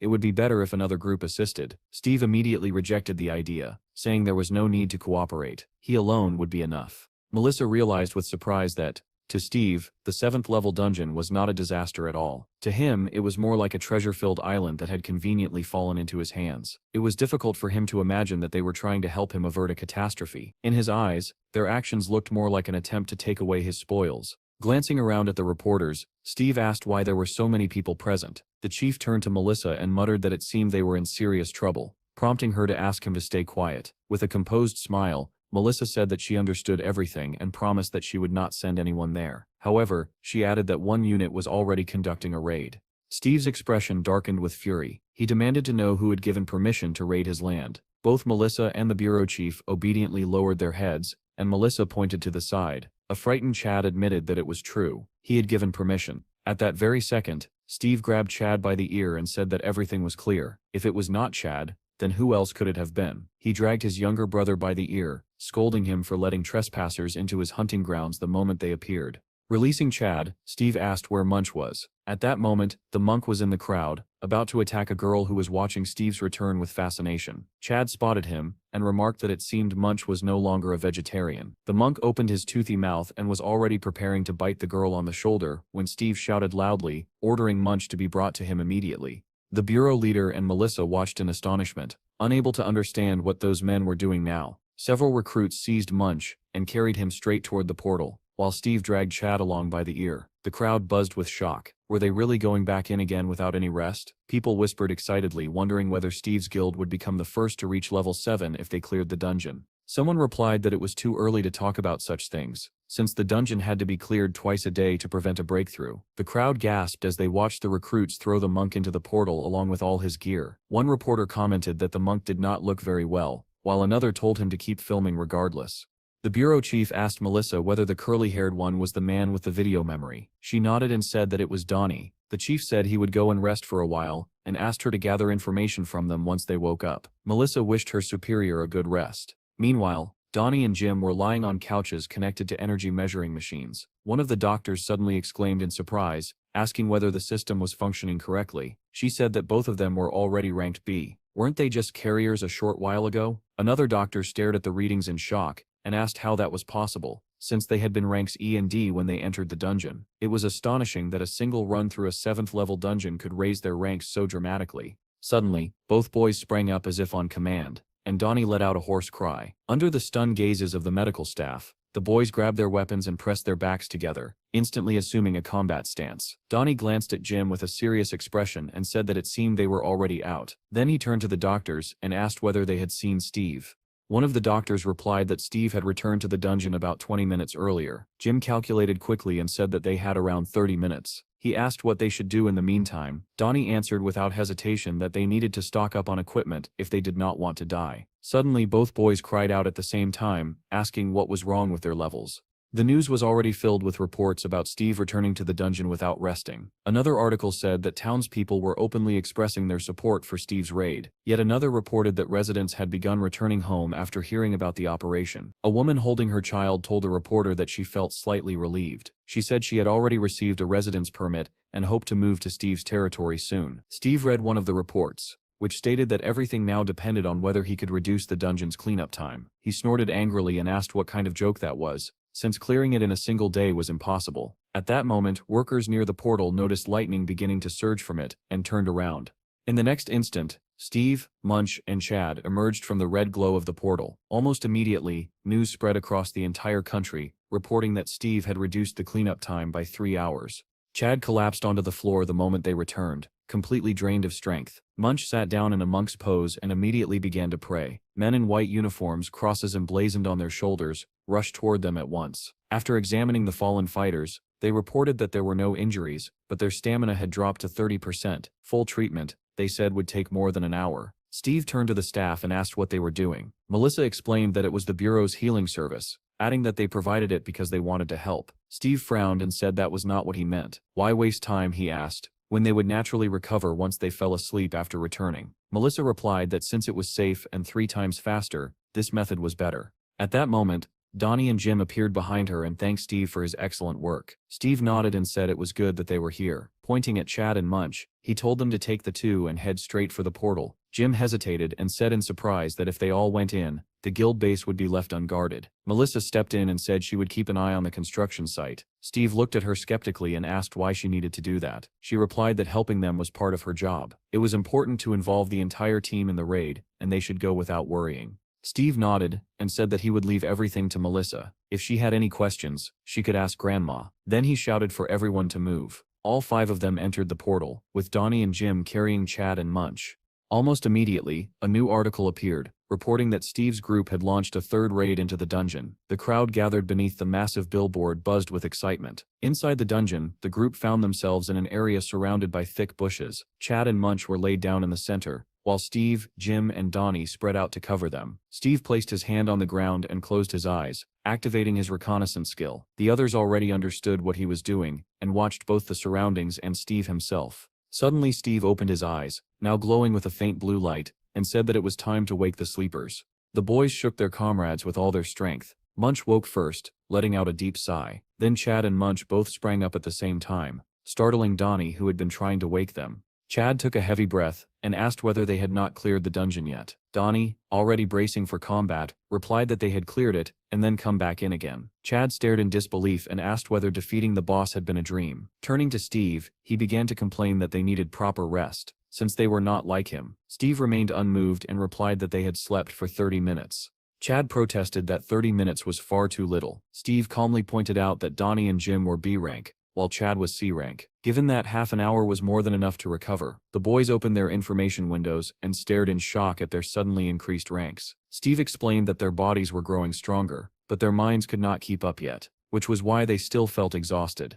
Even though time had passed, the boys were stunned by the changes. Seeing their ranks rise so sharply felt unreal. Steve snorted and said that with such an attitude, they would not be able to protect their home even if they reached C rank. He added that they would need special training until the dead fish look in their eyes regained some life. The words shocked them, especially the part about their eyes. Steve continued, saying they did not understand yet. They had to become as strong as possible so that he could safely leave the house in their care. Suddenly he shouted that enemies were approaching from behind. Everyone spun around at once. From the rear, a group of skeleton knights charged toward them, roaring menacingly. Jim met the first attack head-on, crossing swords with one of the skeletons. With a powerful swing, he severed its head in a single blow. Chad followed, attacking furiously and cutting down monsters with his knives. At the same time, Munch effortlessly split another enemy in half with his spear. Working together in perfect coordination, they pushed the monsters back with ease. Then all four froze as a new sound echoed nearby. A massive group of undead orcs was approaching at high speed. Steve glanced at them and remarked that they were moving far too quickly,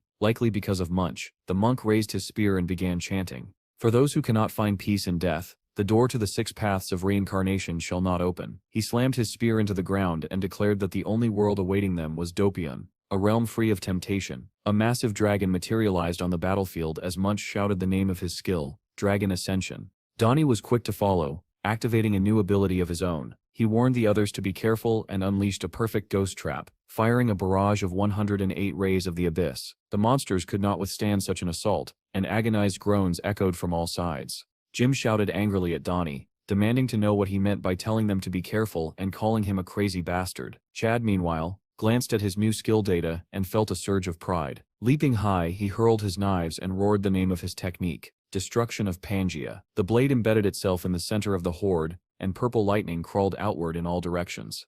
At that moment, an orc struck Chad from the side, hurling him backward. Jim shouted that his strength had suddenly drained away and his blade felt dull. Donnie yelled that his accuracy had dropped as well. Munch was pinned to the ground by a monster and asked whether this was a curse. Jim quickly assessed the situation and asked what kind of debuff it could be. Looking more closely, they spotted a creature flying above the orc horde. It had a female form, and they instantly recognized it as a banshee. Donnie turned and shouted to Steve, pointing it out. Steve stood bathed in a green glow and said that things were progressing even faster than last time. Meanwhile, back in the dining hall, new recruits enjoyed their delicious meal, quietly hoping that they would remain in Steve's lands forever. Melissa smiled and told them to eat their fill before returning to work. She stepped through a door and asked the granny seated at the table whether she had called for her. The old woman smiled and said she wanted to discuss the bathhouse.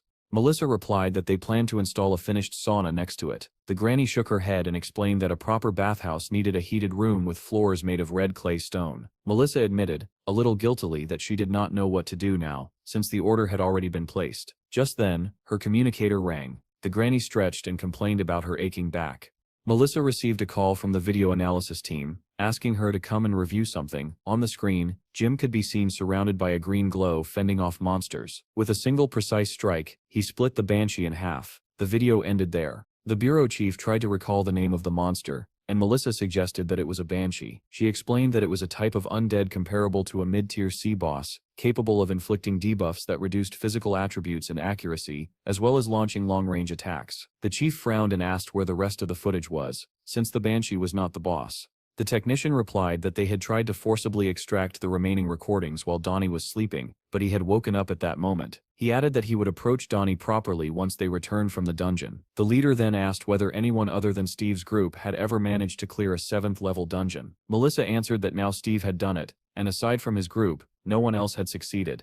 The man reported that since Hero's country had refused to share information, they had begun receiving multiple requests for dungeon data from other parties. The bureau chief said that their highest priority was the safety of Unit 707A, and asked how the situation there was developing. In response, the man displayed a recorded fragment showing Jim receiving healing from Earth fairies after nearly dying upon entering the dungeon. Not only had he been healed, but he had also received a powerful buff. Based on their analysis, without Steve's abilities, they believed that no team on Earth could defeat Banshees without suffering casualties. The chief asked how much time had passed since the Special Forces unit entered the dungeon. The answer was that 9 Earth days had already gone by. The man added that, compared to another group, they still technically had time. However, he assumed that the Special Forces squad, being stronger than the heroes group, might have been instantly wiped out upon encountering a Banshee. Hearing this, the leader slammed his fist down and shouted that they had to rescue them immediately, no matter the cost.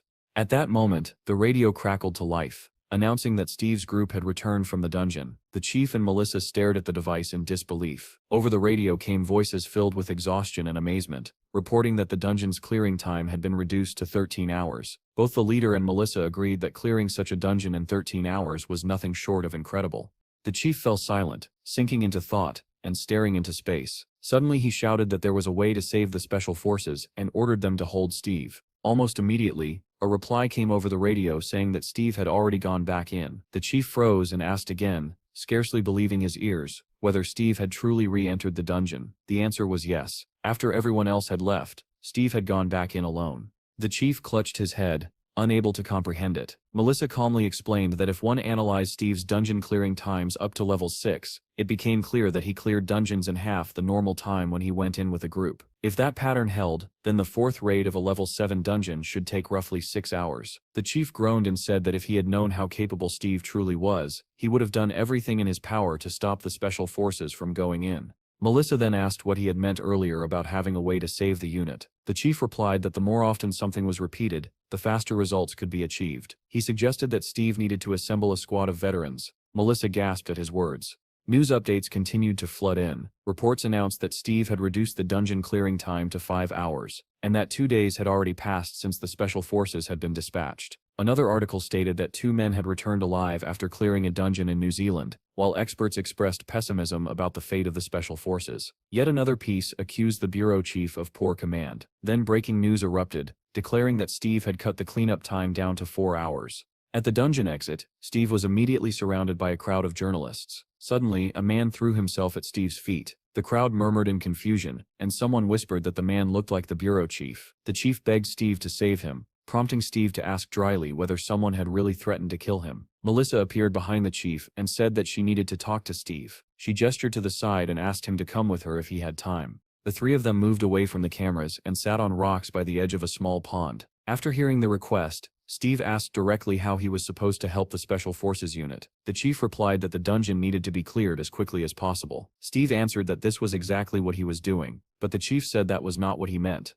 Steve frowned and asked why he should help those thieves at all. Melissa explained that it had been 3 days since the group entered the dungeon, which meant that 9 days had already passed inside. The chief added grimly that after 15 days, the chance of returning dropped by 50%. He said they could not afford to lose their Special Forces so senselessly. Steve's anger flared, and he demanded to know who had given such a reckless order. The chief lowered his head and admitted that it was his mistake. He alone was responsible. Steve then asked how it was even possible to save people who had already entered a dungeon. They would have to save themselves. Melissa said quietly that there was one way. Steve looked at her in surprise and asked whether such a thing really existed. She nodded and began recounting an incident from 5 years earlier. At that time, a first-level dungeon had appeared in an open field. The entry cost was low, artifacts dropped frequently, and it quickly became known as a lottery dungeon. The number of available gates had once reached 500, but they dwindled rapidly. The real problem occurred at the last gate. 5 C-rank mercenaries entered a dungeon with a capacity of 15 people. They chatted casually, saying they wanted to finish quickly and then go drinking. One of them remarked that once they climbed a nearby hill, they would see a large rock that would make a perfect campsite. Another said that after this raid, he would finally be able to pay off all his debts. The others were puzzled by his optimism. Suddenly, the man at the front stopped dead and asked what the hell was going on. The rest hurried forward, asking what he had seen. Lying ahead of them were the corpses of monsters. They wondered who could have killed them. One of the men noted that the bodies no longer contained stones, meaning someone had already looted them. Then they saw lightning flashing beyond the forest ahead. Staring in disbelief, they said in unison that it was impossible. One of them reacted first, shouting that the gates had opened and that they needed to run forward immediately. Steve listened in astonishment and asked what had happened next. Melissa continued, saying that a countdown to the gate's explosion suddenly began, and only one mercenary managed to escape. He burst out of the closed portal, shocking another raid group outside. He had been an athlete, and that alone allowed him to reach the portal in time. The chief added that an investigation was launched, and the conclusion was clear. Due to a computational error, two groups had entered the same dungeon one after the other. Steve asked in surprise whether such a thing was even possible. The chief replied that because of that incident, they learned it was possible in the final dungeon. However, even if someone entered later, the number of people inside could never exceed the dungeon's capacity. Melissa summarized it simply: as long as there were living soldiers in the final dungeon and the capacity limit was not broken, new people could enter the same dungeon. Steve slowly understood and asked whether they were suggesting that he clear all the other dungeons and then enter the last one to save the special forces. At that, the chief dropped to his knees and begged for help, saying that Steve was the only person on Earth who could do it. Steve asked whether they had not already filled the dungeon's capacity when they entered. Melissa replied that there had been 2 empty slots. The chief looked up and suggested that perhaps Steve needed another warrior. Steve immediately rejected the idea, saying he did not need anyone else. He calculated aloud that there were 82 raids left. If he cleared 4 dungeons, he would be able to reach them before the dungeon exploded. The leader shouted that the more time passed, the lower the survival rate became. If an entire month passed inside the dungeon, the survival chance would drop to only 2%. He urged Steve to clear everything as quickly as possible. Steve snapped back, loudly asking why the man had created such a mess in the first place. The chief bowed deeply once more and apologized. The chief promised that the government would compensate Steve for all the lost experience and profits. Steve refused, saying it was unnecessary. Instead, he asked him to tell the others to focus on training and make sure no one slacked off. Melissa was deeply impressed by Steve's actions, and the chief was so moved that tears welled up in his eyes. He was touched that Steve had refused any reward and was willing to bear losses for the sake of the country. Melissa promised that she would keep a close eye on everything. In the next instant, Steve took off, kicking up columns of dust. Small stones flew toward Melissa and the chief as he disappeared. The chief asked whether Steve had already left for the next raid, and Melissa replied that it seemed so. The man opened the budget allocated for rescuing the special forces and asked whether 5 million would be enough. Melissa could only sigh heavily. News broke immediately that Steve was going to rescue Unit 707A. A reporter announced that he was currently in Steve's lands. He had reduced the dungeon cleanup time to 4 hours and would soon begin a rescue operation. 10 minutes earlier, Steve had entered the portal again. Suddenly the reporter fell silent, and the crowd began to stir, all eyes fixed on the portal. Steve emerged, looking slightly tired, but as determined as ever. Reporters rushed forward, snapping photos and recording videos while shouting his name. The reporter announced a shocking development. Steve had exited a 7th-level dungeon after clearing it for the 6th time. Only 13 minutes later, without hesitation, Steve turned around and went straight back into the dungeon, stunning everyone present. The news later reported that Steve had completed 15 raids with an average time of 20 minutes. A photo accompanying the article bore the caption that even a Superman was not without his human side. Steve's incredible abilities became the focus of worldwide attention. 4 days had passed since the special forces entered the dungeon, and Steve had already closed 68 raids. Despite his astonishing speed, reports that the unit's survival chance had dropped to 50% prompted people to gather and light candles. A popular band performed, expressing their hope for everyone's safe return. The question spread everywhere: would the special forces unit be able to come back alive, as everyone wished? Meanwhile, deep inside the dungeon, the Special Forces unit trudged through a forest under pouring rain. One of the soldiers asked how long they had been walking. He was told that it would take another 30 minutes to reach the camp. With bitter humor, he replied that it might be easier to die there instead. Suddenly, Jean raised her clenched fist, drawing the squad's attention. One soldier whispered fearfully, asking what it was now, while another hissed for silence. Jean said quietly that there was a ghost ahead. In front of them, a monster dressed in tattered rags floated through the air. The entire squad stared in disbelief, wondering whether they had truly encountered a ghost. The soldiers immediately lowered their voices and whispered that they needed to hide. Sandy cursed inwardly, thinking that everything always went wrong when the captain was absent. If they were discovered, they would all die. The big guy from the canteen muttered that it felt as if gravity had tripled, because breathing had become difficult. Suddenly, a soldier stepped on a branch. The ghost instantly turned toward the sound. Its eyes lit up like lanterns, illuminating the soldiers hiding in the bushes. After spotting them, the monster growled, summoning its comrades. In the next moment, a shot rang out, and the ghost was hit in the head, falling silent. Flames engulfed its body, and it burned even under the heavy rain. A soldier positioned on a platform reported that the area was clear. Sandy shouted that they needed to move, but Jean said it was already too late. One of the soldiers tried to contact headquarters, reporting that large groups of monsters were approaching. Headquarters responded with rapid updates. 40 orcs were approaching from 6 o'clock, 20 ogres from 7 o'clock, and 200 goblins from 3 o'clock. The squad was expected to engage at a distance of 200 meters. Sandy shouted orders for the soldiers behind her to prepare for battle. One soldier said he had only half his mana left. Another added that he had only 3 arrows remaining but was ready to bite the monsters if necessary. A rumble echoed through the forest, and someone shouted that the enemies were closing in. One soldier asked his comrades to kill him if he turned into a zombie. Another promised to cremate him to dispel his fear. Jean shouted that the monsters were now 100 meters away. A horde surged forward, rushing toward the soldiers. Someone cried out that there were too many of them, and that they had to attack. The soldiers charged into battle, firing and fighting with everything they had. At headquarters, an operator reported that something was flying toward the squad at an astonishing speed. Jean turned sharply and demanded to know what the hell that was. Over the radio came a report that an unknown creature was approaching from 12 o'clock. At headquarters, analysts hurriedly consulted Aruki's handbook and ordered the squad to brace themselves. Sandy shouted that there was no need to analyze anything, since she just needed to destroy the monster. Tazane ran toward her, shouting for her to wait. Suddenly a massive ogre appeared beside Sandy, unnoticed until it was too late. It struck her with a club, sending her flying from the impact. One soldier shouted for everyone to hold formation. Another cried that the monsters were not dying. Reports were sent to headquarters stating that their mana and stats were dropping rapidly and that they could not defeat undead enemies under these conditions. At that moment, an operator at headquarters cursed loudly, realizing what they were facing. It was a banshee. A pale-haired monster rose above the battlefield, radiating a red aura. The soldiers shouted that their attributes were falling sharply. They would not be able to hold out much longer, and a retreat was ordered. Back at the base, the command staff decided they had to report this to intelligence. Suddenly the monster smashed through the wall of their temporary headquarters. The banshee flew past the soldiers and cast a debuff spell in an unfamiliar language. At that instant, Sandy charged the creature from below, swinging her weapon. The banshee noticed her and smiled cheerfully, asking how she was doing.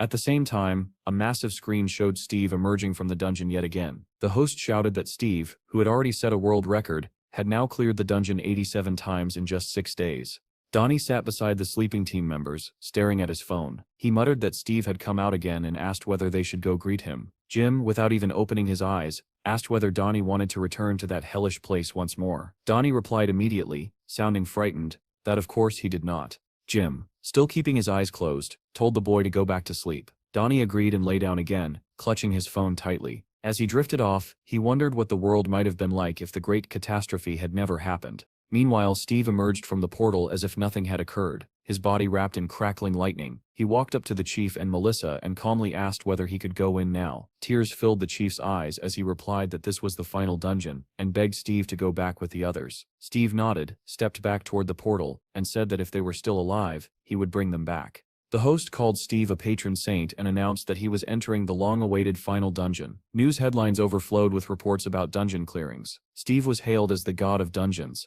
and there was even talk of filming a documentary about him. Inside the dungeon, the battle against the howling banshee raged on. Despite the crippling debuffs, Sandy stubbornly charged the monster. She swung her weapon with all her remaining strength, slicing the banshee cleanly in half. Around her, soldiers were being torn apart by monsters, screaming that they could no longer deal damage because their stamina had dropped to 0. Rain continued to pour relentlessly as another detachment approached the ruins of a house. Valentine and his squad reached the boss location sooner than expected. One of the soldiers asked what they should do. Valentine ordered the entire unit to gather and erect an iron curtain. After isolating the area, they would kill the boss. Suddenly a soldier reported that the base seemed to be under attack. The main squad began fighting as well, but the situation quickly deteriorated. Their position was 20 minutes away, and the soldiers decided they had to move to rescue them. At that moment, a bolt of blue lightning streaked across the ground, cutting Valentine off from the rest of the squad. Someone shouted for them to retreat.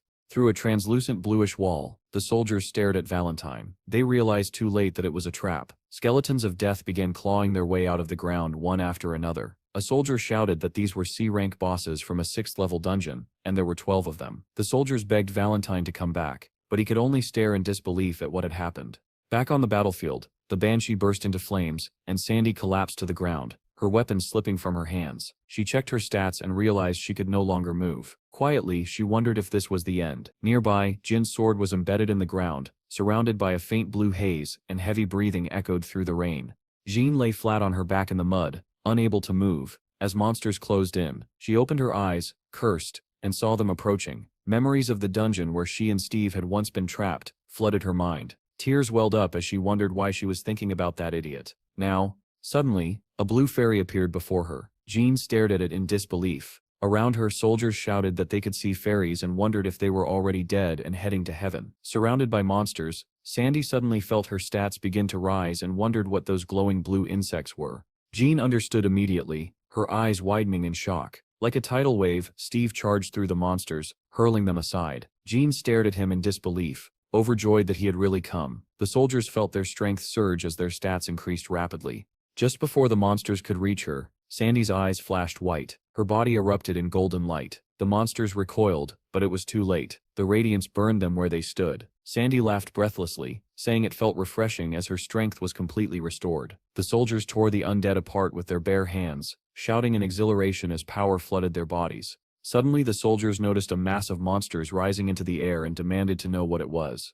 In the next instant, the creatures burst into flames. They watched in stunned silence as the undead burned away. Those that tried to flee from Steve, standing at the center of the inferno, were swallowed by a raging fire tornado. Steve turned to the soldiers and casually asked whether that was all. Instead of answering, Jean rushed forward and wrapped her arms tightly around his neck. Steve blinked in surprise and asked whether this was really Blondie and what she was doing there. Tears streamed down Jean's face as she asked what he was doing here. The soldiers stared at Steve in disbelief, whispering among themselves that this was the same guy who had slept beside them. The battlefield was littered with the charred remains of monsters. Sandy wandered past the corpses, dazed, wondering what had happened and where everyone had gone.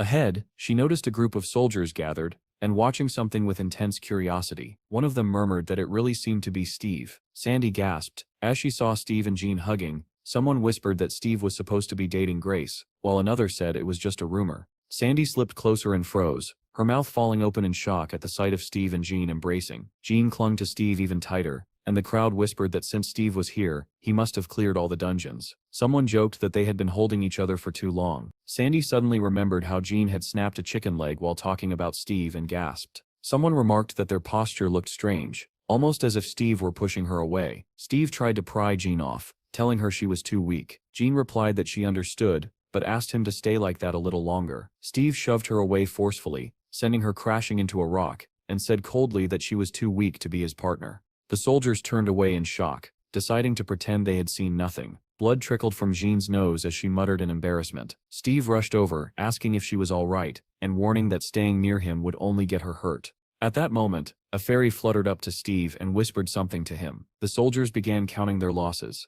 The main detachment had started with 21 people. 6 were dead, 15 remained, but there was no contact with the camp or the reconnaissance team. Suddenly the ground trembled, and monsters began crawling out of it. The soldiers shouted that the undead were rising again and would keep coming until the boss was killed. Sandy said they needed to return to camp first and locate the reconnaissance team there. Steve shook his head and said they would find nothing at the camp. 5 people were still alive at the boss location, but their situation was dire. Sandy reasoned that if 5 were alive, then they must be the reconnaissance team and asked where they were. Steve told everyone to follow him, saying there was no time to explain. If they were late, everyone would die. He shot forward, leaving dust and scattered stones behind. The soldiers stared in shock and asked how they were supposed to keep up with him. Jean was already sprinting after Steve, shouting that if they did not want to be left behind, they had to run. Sandy yelled for everyone to follow and took off as well. One soldier tried to warn them that there was a field of ghouls ahead, but Steve charged straight into the horde, ignoring all warnings. Sandy shouted for the squad to prepare for battle, and her weapon began to glow blue. A continuous stream of monsters surged forward. As Steve reached them, he activated a summoning skill. From the first portal, a massive wolf burst forth and clamped its jaws around a ghoul's head. One by one, beasts poured out of the portals, ripping the ghouls apart.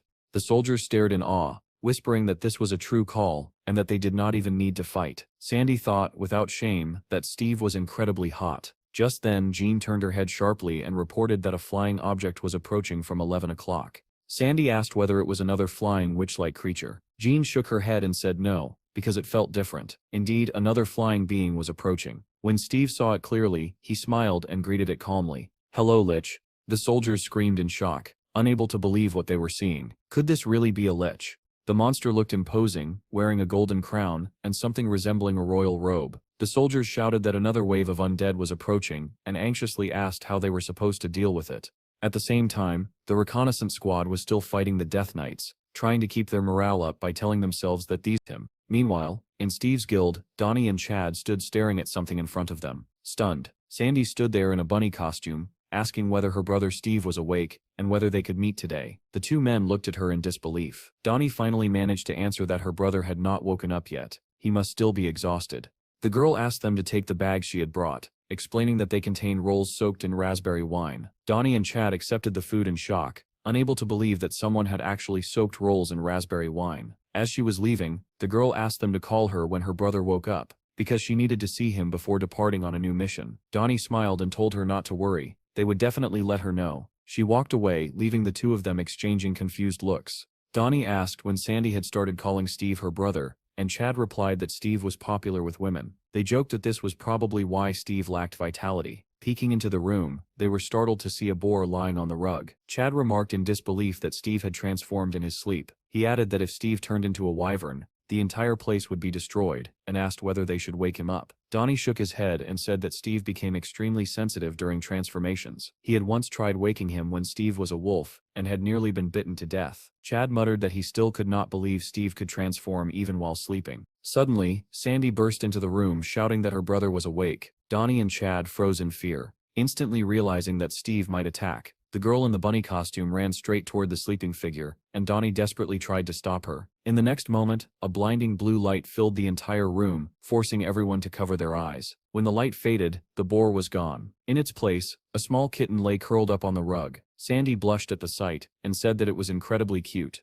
At the same time, Jean ran into Valentine in the corridor, and called out to him. Valentine had not expected to see her there, and greeted her in surprise. Jean asked how he was feeling, and he replied that he was already fine. Valentine said that he wanted to see Steve and asked Jean to go with him. She replied that she was heading to see Steve as well, and told him to follow her. Back in Steve's room, Donnie and Chad were watching everything with intense concentration. Sandy scooped up Steve in his cat form, and hugged him tightly, telling him how cute he was. Steve looked at her in surprise and asked why she had come, letting out an indignant meow. Sandy explained that after the Special Forces unit had been sent home, she had returned to the guild. Since she would not be able to see Steve for some time, she wanted to spend a moment with him. Steve tried to wriggle free and said that he would see her later. Sandy then asked whether she would be accepted into their guild. Steve replied that there was no reason to refuse her. Donnie and Chad were stunned to hear that Sandy was joining their guild. Donnie whispered that Steve was only staying in her arms because she was a woman. Suddenly, he hiccuped. Remembering something important, he rushed forward and shouted that the transformation time was almost over. Sandy and the cat both stared at him in confusion.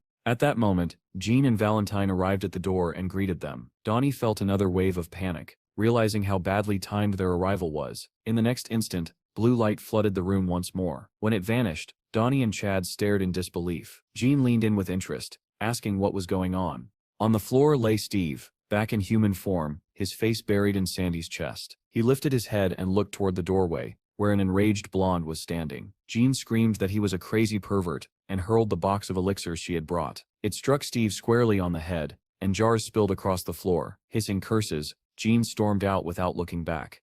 Melissa, who had witnessed the scene, stared in stunned silence. Sandy anxiously asked whether Steve was all right, and Donnie replied that nothing short of a catastrophe could harm him. Sandy still did not fully understand what had happened, and quietly watched from the side. Valentine bent down and greeted Steve. Sandy asked in surprise when the captain had arrived, and Chad replied that he had been there the entire time. Steve asked why Valentine had come, and Valentine replied that he wanted to thank him. Steve said it was unnecessary and asked him to leave, complaining that he had a headache. Valentine, however, said that the experience had made him realize that helping others did not always require sacrificing someone else. He vowed to save more lives. As Valentine continued his solemn speech, Steve fell asleep again, his snores echoing through the room. Chad sighed and said that Steve had passed out once more. He added that it was dangerous to stay there and suggested that everyone leave. Elsewhere, something was unfolding inside another building. A girl climbed the steps, with a man in a cap following a short distance behind. The girl turned excitedly, glanced at him, and quickly entered a code into the lock before slipping into her apartment and slamming the door shut. Leaning against it, she exhaled heavily. Suddenly, a man stepped out of the shadows inside the room and called her by name. She snapped irritably, asking who they were. The man replied that they were from the Bureau's criminal task force, and demanded to know what a living woman, who had supposedly died from a gunshot wound to the head, was doing at a murder scene. The girl's eyes glowed red as she remarked that he was very talkative. The man drew his gun and warned her not to move. Behind the door, his partner watched in horror as his weapon glowed gold and disassembled itself into pieces. He burst out of the apartment shouting for his boss, only to freeze in terror. Tentacles were wrapped around his superior's head, emerging from the mouth of the girl once known as Linda. The man cried out in shock, asking what the hell was happening. At the same time, the head of the bureau was speaking cheerfully on the phone. He greeted the person on the other end warmly, asking whether she had checked her winnings of nearly $1.5 million. He said he had told her they would make it back. He added that he would most likely receive an order of merit this time, and asked whether she had received permission to live in Steve's lands, since it was the safest place. He said goodbye affectionately, promising to see her later. After ending the call, he smiled to himself and said that he needed a cup of coffee. Only then did he notice Melissa standing behind him. He jumped in fright and asked what she wanted. Melissa said that an order had come from Special Operations Command. Everyone needed to be disbanded, and the special forces were to be redeployed to a 6th-level dungeon. The head agreed and added that the city had become extremely important. Melissa corrected him, saying that it was not just the city, but the entire world that was now in chaos. The man sighed and said that it was exhausting, and that saving the country was only enjoyable the first few times. Melissa replied that the executives were already waiting in the conference room and activated the video feed. Everyone greeted the bureau head at once, and he remarked that he had not seen the manager in quite a long time. The chief asked why the manager looked so troubled if everyone had returned from the campaign. The manager replied that the situation had become extremely serious, and that the chief needed to come to the office immediately. News headlines were already flooding the screens. A 7th-level dungeon had broken through in Australia. In Brazil, 14 6th-level dungeons had breached at the same time. The country was in chaos.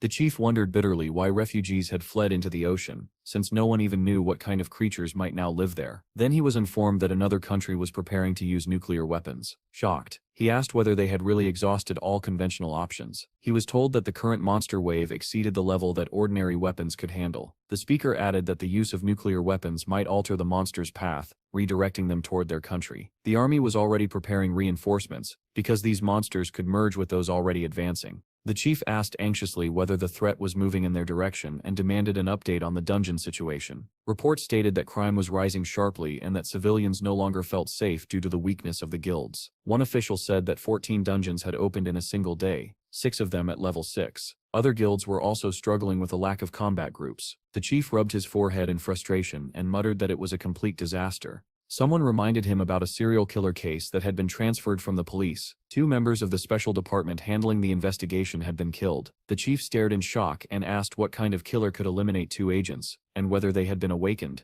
The reply was that they suspected the culprit was a vampire, because she had already died and resurrected 3 times. The chief could hardly believe it, and asked how that was even possible. Another official said that since there was no protocol for dealing with vampires, an emergency plan was urgently needed. The chief groaned, saying that the dungeons already gave him migraines, and now a vampire had been added to the list. He said he would return to the department tomorrow, after the special forces were redeployed, and asked them to hold on a little longer. Meanwhile, armored vehicles and drones tore through the forest at full speed. Sandy waved goodbye from the helicopter and asked the others to say hello to Steve for her. The guild members, along with Jean and Melissa, said their farewells and told her to take care of herself. Melissa asked the blonde whether she should return to reconnaissance, but Jean replied that she wanted to be sent straight into the thick of battle. A brunette asked softly what had happened to her, but Jean did not answer, staring straight ahead with only one thought in her mind. She needed to become stronger. Melissa watched her friend in silence, her eyes full of excitement. She remembered a recent evening in the barracks, when the girls had been drinking together. Sandy had already passed out, mumbling about monsters. Melissa had turned to Jean, and recalled that Jean once said she was not interested in men, so why was she so obsessed with Steve? Jean had not taken the bait. She calmly asked what Melissa meant by insanity, then quietly said that she believed Steve would not die. Melissa had understood her meaning immediately. Remembering that moment now, Melissa smiled and wished her friend good luck. Sometime later, breaking news spread that a neighboring country had indeed used a nuclear weapon. Officials discussed whether city defenses should be reinforced. New dungeons continued to appear, and guilds were rapidly running out of combat-ready teams. Everyone understood the same thing. The only one who could change the situation was Steve, and something had to be done. The chief asked what was going on with Steve. He was told that rumors claimed Steve could handle all the dungeons by himself if he chose to. The chief clenched his teeth and muttered that those bastards could actually do something useful for once. While these discussions continued, Steve's guild was strangely peaceful. Soft moans echoed from one of the buildings, and someone lazily remarked that it felt very pleasant. It was Melissa. She and the granny were lying on the floor of the sauna, and Melissa said that her fatigue really had disappeared. Granny replied that when your whole body ached, lying on hot flat stones was a dream come true. Melissa's phone rang, and she answered when she saw it was the bureau chief calling. At the same time, Steve and Donnie were sitting on the edge of a cliff, gazing down at the endless slope below. Steve asked whether that was enough, and Donnie asked what he meant. Steve said that their home should be safe while he was away. He asked whether everyone had reached A rank. Donnie confirmed that they had, and said it was hard to believe how fast it had happened. Steve asked what the others were doing. Donnie replied that Jim was training the newcomers, Chad was overseeing construction, and the monk often went out on his own. Steve asked where exactly. Donnie said the monk rarely explained himself, only muttering something about saving wanderers. Steve realized he would not get more information, and asked what Donnie himself was doing. Donnie grimaced and asked whether Steve was seriously asking that. When Steve looked confused,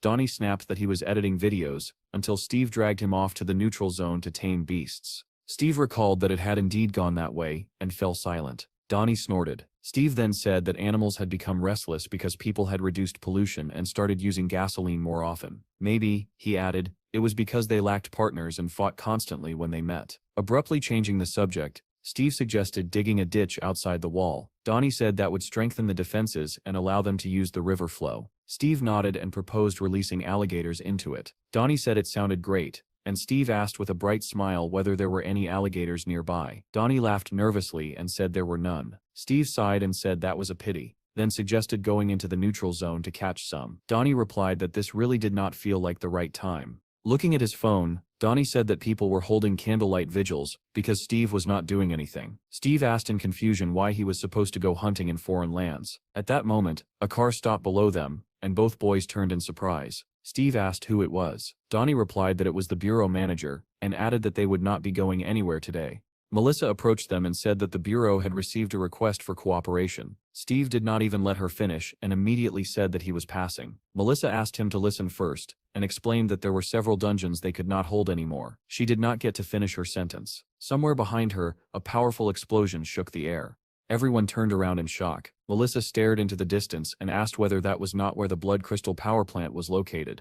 Donnie's first thought was that the explosion might have been caused by Hero. Cries for help echoed from the station, as survivors shouted that the wounded needed to be carried out. Chad arrived at the scene of the blast and immediately realized that, because of the raging fire, it was impossible to enter and help directly. Jim and his recruits also rushed over and asked what had happened. Chad replied that the generator must have exploded, but Jean insisted that the fire had to be extinguished immediately to prevent a second explosion. Suddenly, blue lights began to appear around them, and everyone turned in surprise. Steve was standing behind them, summoning tiny fairies. Relief spread through the crowd at the sight of him. After finishing his preparations, Steve activated the water vortex skill. A massive whirlpool of water formed in the sky and descended over the entire building. Torrents of water poured down, extinguishing the flames completely, leaving not a single spark behind. Then someone noticed people falling along with the streams of water. Without hesitation, Steve shouted and called for Wyvern. A gigantic wyvern emerged with a thunderous roar, opening its massive jaws. Those watching stared in horror, not at the falling people but at the terrifying beast itself. As soon as it appeared, the wyvern assessed the situation and understood its task. Blue lights surrounded the falling people, the water gradually subsided, and instead of plummeting, the survivors began to float gently. One by one, they landed safely on the ground. The onlookers rushed toward the survivors, astonished that the wyvern had saved them. Soon ambulances arrived, and people hurriedly guided medics to the injured. Melissa and Donnie arrived as well and asked Chad what had happened. Chad said it seemed to be the generator, but nothing was certain yet because the investigation had not begun. Melissa remarked that DGB generators had caused explosions before, but never of such magnitude, and said that the group leaders needed to be gathered. At that moment, someone called out to the bureau manager. Everyone turned toward the voice. It was Steve. He calmly announced that he wanted to dig a large ditch around his lands. Chad stared at him in surprise, having never heard such a proposal before. Donnie explained that Steve wanted to strengthen the guild's defenses while he was away. Chad asked whether Steve really meant building a moat around all the walls, pointing out that they were already in debt. Steve looked surprised, and Chad added that such a project would cost an astronomical amount of money. Donnie reminded them that most of their funds had been donated after the duel in the 7th level dungeon. Steve said he would earn more money, but Chad replied that it would not help unless they found a dungeon rich in treasures. At that point, Melissa stepped in and said that such a dungeon existed. The others looked at her skeptically, waiting for details. She explained that there was a 4th level dungeon known for abundant treasures and multiple blood crystal drops. Donnie was shocked that such a dungeon actually existed, while Steve said it sounded perfect. They discussed that access would not be granted freely, and that they would probably have to pay. Melissa said that the dungeon was controlled by the core guild, and that a cooperation request had already been received. Donnie noted that they lacked enough combat teams. Steve asked about construction support, and Melissa replied that Core had its own construction company. If they cooperated, they could negotiate the cost down to half.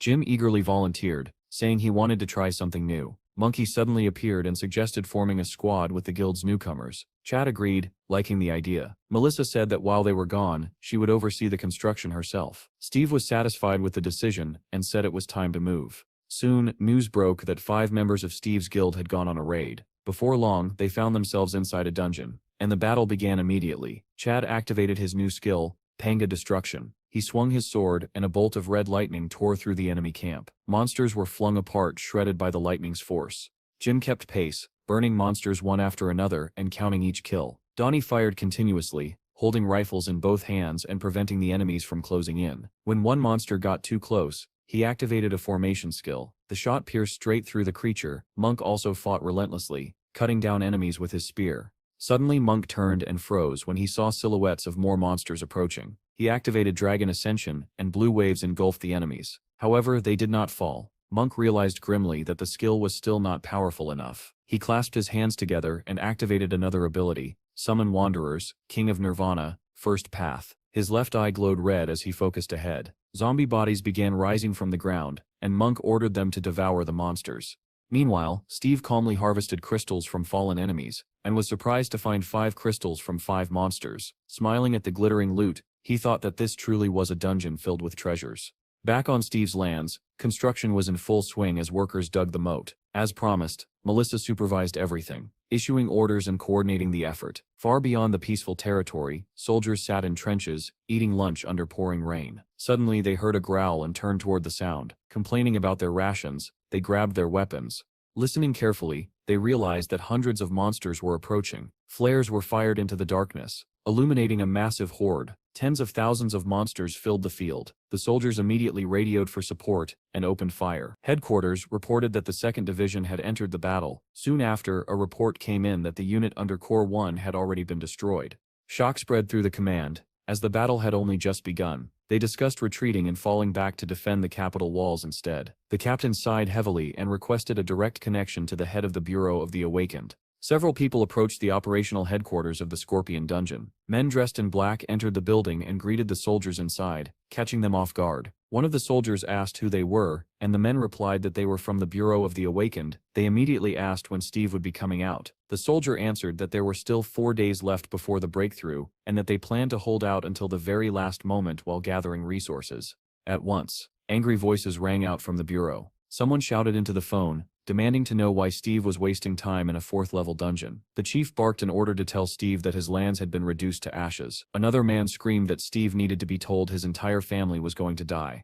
At that moment, something crashed into the battlefield, carving a burning trail through the ground. Inside the headquarters, the men stared at the live footage from a spy drone in shock. 3 meteorites slammed down near the combat zone, annihilating everything within a 6-kilometer radius. One man muttered that the squad had been wiped out by a meteor strike. Another added that the meteorites had been summoned by monsters. A third questioned how such an ability could even exist, pointing out that a massive release of spatial energy had been detected at the moment of impact. Scientists reported that a similar ability was mentioned in ancient texts from the planet Aruka, but even so, it was difficult to believe that a monster capable of summoning meteorites truly existed. The screen shifted to show monsters advancing, and the speaker noted that a humanoid figure could be seen among them. When the image was magnified, a man-like shape was visible sitting atop a 2-headed creature. At first, they suspected an awakened human, but further analysis confirmed it was a monster. The footage then showed the creature killing a soldier with its tentacles. The speaker stated grimly that this was the decisive evidence. When the image was enhanced to its clearest point, someone said the word aloud: vampire. It was reported that a recent breakthrough in a 7th-level dungeon had allowed many vampires to escape, and they were now hiding among the population. The men began discussing ways to kill a vampire, wondering whether the methods from movies, such as driving a stake through the heart, would work. Reports stated that vampires could only be killed by extremely high-ranking awakened individuals. In England, a special weapon had already been developed. It was made of araconite, a synthetic material created by Dr. Toddler. The speaker added that anyone bitten by a vampire either became its minion or died. The president spoke with alarm, stating that their country's forces were incapable of killing such creatures. One official suggested sealing the gates to the capital, but the president asked whether that would truly be enough. News reports confirmed the destruction of the first detachment and the retreat to the capital walls. Soon after, a state of emergency was officially declared.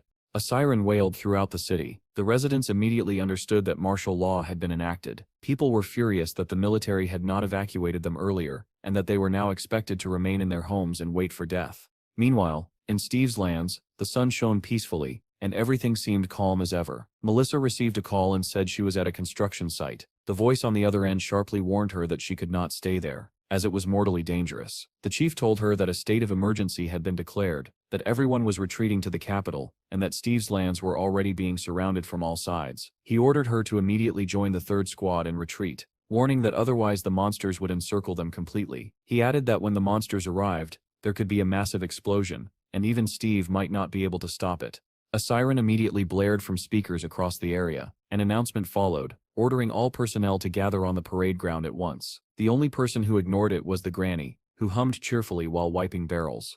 A soldier ran up to Melissa and pointed around the corner. Seeing the granny, Melissa rushed over, alarm written all over her face. She asked what she was doing, but the granny looked confused and asked whether Melissa might be hungry. Melissa insisted that they had to run immediately, yet the granny still did not understand what was happening. At the 34th gate, heightened security measures were underway due to the emergency. Everyone exiting the dungeon was being thoroughly inspected. One of the evacuees whispered that this must mean the rumors about vampires killing people in the city were true. Bureau personnel arrived at the gate, and a soldier asked whether the crazy girl had appeared. When they looked up, they saw Jean standing beside her red motorcycle. The soldiers immediately smiled and waved at her. Jean raised a finger to her lips, signaling for silence, leaving them confused. As inspections continued, a soldier suddenly noticed a girl's bare feet and ordered her to step forward. She wore a short dress, her body covered in abrasions and bruises, her head lowered. Jean stood nearby, carefully observing. The scanner passed over the girl and suddenly emitted a sharp beep.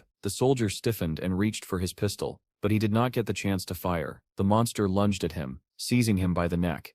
The awakened individuals emerging from the dungeon froze in horror, and someone shouted that it was a vampire. A soldier fired, striking the creature in the head, forcing it to release its victim. The vampire then dissolved into black mist, vanishing before their eyes. The soldiers stared in disbelief, unsure of what had just happened. Medics were called as they rushed to the bitten man. Suddenly, Jean appeared and sliced through the black fog with her sword. In the next instant, the monster reformed in midair, only for its head to be severed cleanly from its body. Jean stated calmly that the target had been hit. The vampire's body began turning to ash. The military immediately surrounded the remains and burned them thoroughly to ensure it could not revive. People around them whispered in shock, asking who the girl was and how she had managed to kill a vampire. Someone said her name was Jean, from the Bureau of the Awakened. She briefly drifted into her memories, as Tim explained that her sword, the Ballad of the Soul, sang when it sensed spirits from another world. Swinging it lightly, he said it could destroy such beings in a single strike. Jean asked whether it destroyed ghosts,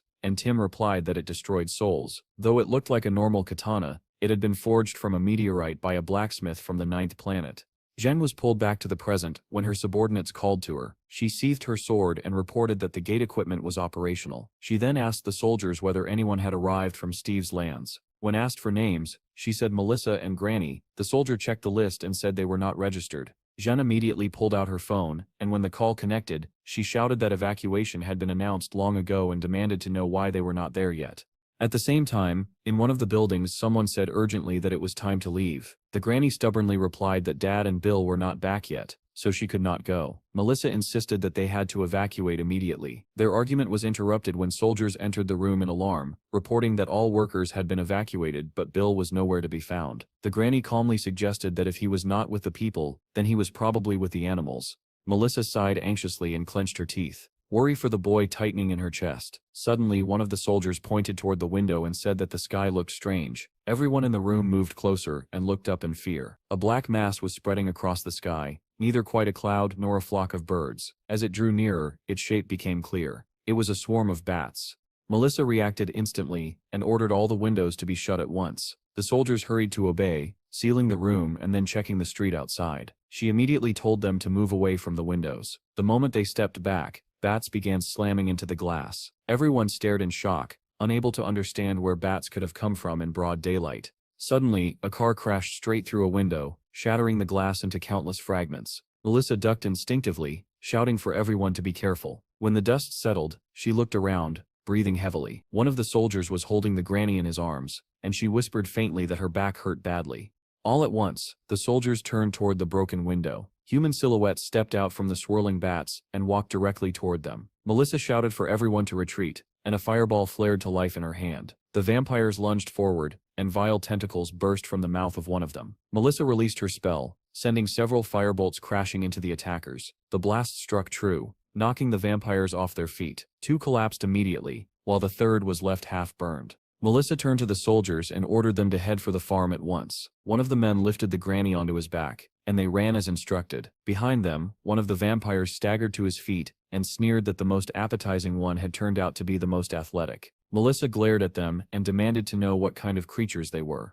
Before she could react, one of the vampires struck her with terrifying speed. The blow landed before she could dodge. The soldiers and the granny screamed as Melissa was hurled to the ground, unconscious from the impact. One vampire hissed triumphantly that he had taken her down, while another claimed her as his prey. Crawling toward her, they began arguing over who would feed first. The vampire who had struck her declared that he would go first. At that moment, a frying pan smashed into his head. The granny, astonishingly lively, shouted that these vile creatures had attacked the wrong people. The soldiers froze in horror. With a casual swipe of his hand, the vampire sent the granny flying like a rag doll. He sneered that she tasted disgusting. The other two vampires had already reached Melissa, lamenting that they had not tasted fresh blood in a long time. The red-haired vampire shoved the others aside, insisting that he had captured her. As the vampires argued, the soldiers hastily decided to flee with the granny. The elder vampire snarled at the others to be quiet and gnaw on that stinking garbage instead. The soldiers realized with horror that he meant them. The blonde vampire leaned toward Melissa's neck, muttering that the strongest should go first. The others rushed at him, ready to fight. Suddenly all three froze and turned sharply. A motorcycle burst through the shattered window, kicking up clouds of dust. The soldiers instantly recognized Jean. With a single strike, she cut down two vampires who had not expected the attack. Her next swing erased the third, leaving only drifting dust. Jean spun her motorcycle around as black fog dispersed where the vampires had stood. She ordered the soldiers to take Melissa and the granny and run to the farm. They obeyed immediately, sprinting away as bats swarmed overhead. Suddenly, their escape route was blocked by another mass of bats, and they skidded to a halt. A blonde vampire's head emerged from thin air, and one soldier shouted in terror that the bats were turning into monsters. Jean dismounted and prepared to fight again as even more vampires appeared, shrieking that Melissa was their prey. Jean told them to shut up and swung her sword. A beam of light erupted, scattering the vampires. One screamed that Melissa belonged to him and charged after the soldiers. Out of nowhere, a massive white dog leapt onto him from behind, clamping its jaws around his head. The vampire dissolved into the air, and the soldiers shouted in joy that it was Pecky. A pack of wolves followed, tearing into the remaining vampires. Wherever their fangs struck, blue flames consumed the creatures. Jeanne cut down any vampires that crossed her path, while the wolves continued their relentless assault. Screams filled the air as the vampires burned. Another vampire emerged from the bats and snarled, asking how such worthless creatures could kill them. The soldiers shouted a warning to Jean. She turned and saw a crowd of vampires gathering behind her. Calmly she asked how many there were. She activated her defense sphere, and a yellow glow burst from her hand. The light detonated among the vampires, engulfing the area in smoke as their screams echoed through the air. In the next moment, Jean found herself surrounded by several vampires and cursed angrily. One of them shrieked about the sweet blood of a young girl, but his cry was cut short as his face was sliced to pieces. Jean spun around in shock, and saw Steve stepping forward, calmly dealing with the remaining vampires. The soldiers were overjoyed when they realized that Steve had come to their rescue. Steve waved his hand and red lights flared into existence around him. The vampires touched by that light began to dissolve, screaming as their bodies burned away. In a matter of seconds, every vampire near Steve had turned into ash. He asked what it was, though his questions seemed directed at the situation itself rather than at any person. Suddenly, Jean noticed black mist gathering around her sword. The soldiers asked nervously what that meant, and Steve looked at her in surprise. Sensing danger, he swept his hand forward, igniting everything in front of him. Through the smoke and flames, however, he saw a figure wrapped in fog, holding Jean in its arms. The information window identified the creature as a vampire queen. Steve asked coldly what she was doing on foreign territory. The queen replied that Jean now belonged to her and tightened her grip. She looked down at the girl and said that her children had died by the swords of low creatures, and that the price would now be paid. Steve called her an idiot and released hundreds of fire fairies toward her. The fairies detonated against the vampire queen's body, but she did not even flinch. Steve rushed forward, drawing his sword, and demanded to know where she had obtained such power. Black fog suddenly spread in front of the queen, blocking his path, but Steve dispersed it with ease, making the vampire hiss in fury. Then Steve felt something change and abruptly stopped, surrounded by glowing lights. He watched as the vampire queen fled through the shattered window. Without hesitation, Steve summoned the fire fairies again. Hundreds of red lights chased after the queen, raining down upon her. She fell from the sky, engulfed in flames, still clutching John's unconscious body. Desperately, the vampire wrapped herself in a swarm of bats. They burst into bright fire, shielding her, and the flames consumed only the bats. The queen crashed to the ground with Jean still in her grasp. Listening to a tiny fairy's guidance, Steve rushed at full speed to the impact site. The vampire queen was sitting on a stone, holding Jean. Steve checked Jean's status and, seeing that she was stable, remarked that things were not too bad. Red smoke began to pour from the vampire queen's body as her injured arm and face rapidly healed. She looked at Jean and commented that she was very young, which made her wounds heal quickly. Steve was surprised that the vampire had survived and asked again where such strength came from. She placed a finger against Jean's face and said she could wipe the smirk off his face at any moment. Steve replied that using Jean as a shield only proved that she lacked courage. The vampire introduced herself as Cheetos, the last ruler of the vampire race. Steve mockingly replied that he had not asked for her name. She declared that in 10,000 years, no one had ever managed to injure her. Steve noted that she was even older than him, and asked whether she knew about the animal kingdom. The vampire scoffed, saying she had never heard of such a place, and told him not to interrupt. She explained that centuries ago spies had infiltrated Earth and reported that primitive beings ruled it. Smiling, she said that such creatures could never hurt her, and even Jean had not truly injured her. Steve calmly replied that he had deliberately allowed her to survive the fairy explosion. The vampire was startled to learn that the red lights were fairies. Steve added that if not for the territory they might have become friends, and suggested fighting without involving Jean. The vampire ignored him and asked who he even was. Steve introduced himself with a smile, saying he was known as the King of Beasts. The vampire bared her teeth and said she did not care who he was. Steve asked why she bothered asking then, and remarked that she clearly had problems with her head. She replied that whoever he was, death awaited him now, because this was her territory. Steve stiffened at those words and asked why she believed that, but she turned her attention to Jean instead and called her child, ordering her to open her eyes. Jean obeyed, opening eyes that were empty and lifeless. Steve was stunned. Why would this golden-haired girl be called her child? The vampire told him to stop asking questions and mocked him as a loser. Steve opened Jean's information window and saw the control effect active on her status. The vampire queen ordered Jean to kill Steve with her sword. Jean obediently took a stance, gripping the hilt and preparing to strike. Suddenly her eyes cleared. She looked at Steve in surprise. Steve smiled and, checking the status again, said that Blondie was back. The vampire screamed at her to kill everyone and bring her their blood. Jan snapped around and demanded to know what the crazy woman was talking about. With all her strength, Jean swung her sword. A blue glow followed the strike. The vampire's eyes widened, and her head separated cleanly from her body. The head flew through the air, while the body remained seated on the stone. Steve asked if Jean was all right, and she answered confidently that she was. The vampire's severed head slowly burned as it spoke, claiming that the sword carried divine light. Jean told it sharply that it was time to stop spouting nonsense. The queen refused to give up, declaring that if Jean would not come to her then no one would. Jean kicked the head aside in irritation, asking what it was muttering about.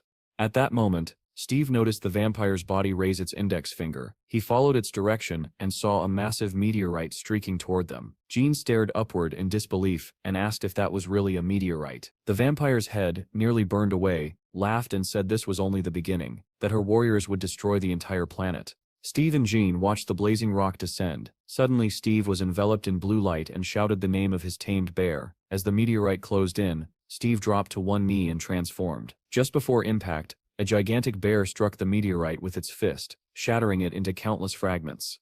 Jean and the vampire queen stared in disbelief. The bear vanished, and Steve reappeared amid flying debris. He immediately activated the tornado skill, and blue fairies filled the surrounding air. Violent currents gathered the scattered meteorite fragments and twisted them into a roaring vortex. The whirlwind shot upward into space, carrying the fragments with it. Unfortunately, a satellite lay directly in the path of the vortex and was torn apart. Moments later, the Ministry of Defense of the country where Hero once lived announced that one of their military satellites had been destroyed.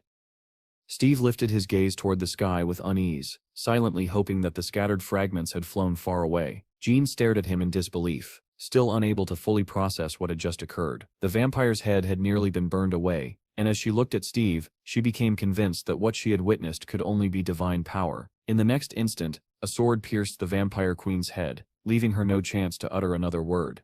Jane muttered that she had worked far too hard. Glancing back at the burning trail left across the bridge, Steve was caught off guard by her reaction and asked whether she was truly all right. Jane shot back by asking if there was any reason to doubt her health, insisting that she looked perfectly fine. Steve smiled and remarked that she was so aggressive that no medicine could possibly help her. The girl bared her teeth angrily and demanded to know what he had just said, but Steve calmly pretended he had heard nothing. Turning serious, Steve thanked Jan for saving his family. She flushed at the praise and replied that it had been nothing worth mentioning. At that moment, members of Steve's guild appeared on the hill, waving and shouting his name. They rushed toward him, unable to believe that he had truly managed to repel a falling meteorite. Chad told Jan that they had heard about her kidnapping and were relieved that she was safe. Jan dismissed the concern, saying that no one would dare lay a hand on her, as though she had no memory of being taken at all. The group exchanged startled looks, and Chad said he was glad she had not been hurt. Steve then asked whether the rest of the guild members were safe. Chad explained that Grandma and Melissa had been taken to the infirmary, while Bill was resting in the dormitory. Donnie, brimming with excitement,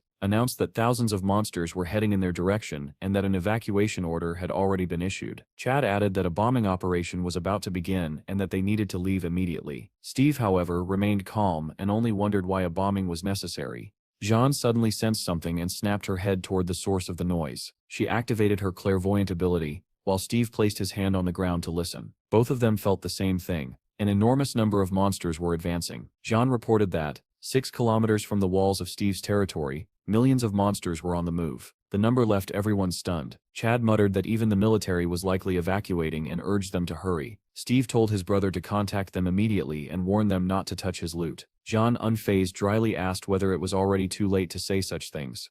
Explosions suddenly echoed through the forest, and everyone understood what had begun. Chad explained that the artillery barrage had started, and that an aerial bombing would follow soon. Steve ignored the rest of the explanation. Transforming into an eagle, he surged forward. Jean hurried after him, and the rest of the group followed. They were all shocked that they were truly preparing to face millions of creatures. Donnie, thinking quickly, decided that if this was how things were going to unfold, he absolutely needed to start a live stream. He immediately went on air, describing to his viewers the fighters soaring through the sky and the plan to confront the advancing horde.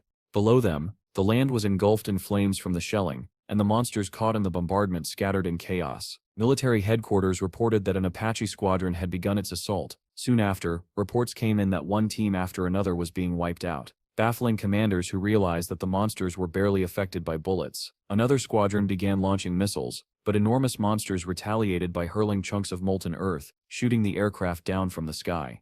Inside the presidential administration, officials debated how long they could sustain such losses. Having already deployed nearly all available firepower, one minister declared that there was no way out, and insisted that the capital be evacuated immediately. The president opposed the idea, demanding to know how much money had been invested in the city. At that moment, a man burst into the room and announced that America had approved the use of nuclear weapons. The news brought visible relief to both the ministers and the president. Preparations, they reported, would take 1 hour and 40 minutes. The detonation would occur 500 meters from the station, and the shockwave would spread across 5 kilometers.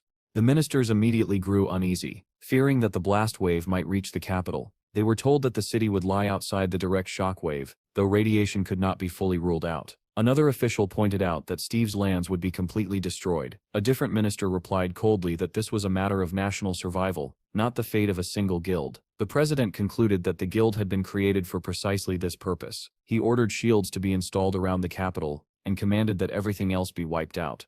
Back on the battlefield, helicopters were crashing into the massive monsters, and the entire area burned under relentless fire. One pilot received an order to retreat, warning that it was too dangerous to remain. Suddenly, a blue beam split the sky, drawing the stunned attention of every pilot. One of them asked in disbelief what had just happened. Moments later, another pilot realized that the source of the flash was an eagle-shaped figure. In the next heartbeat, they all saw Steve's wings spread wide behind his back. He descended like a falling star, and the force of his landing shattered the ground beneath his feet. Steve stood directly in the path of the charging monsters, who were tearing through everything before them. He placed his hand on the earth, and the monsters, seeing that he was not retreating, began to snarl. Watching from above, a pilot whispered in shock, wondering what the man was trying to do. Steve did not move. Energy gathered around him in fiery flashes. When it reached its peak, he activated a skill known as Power of the Earth.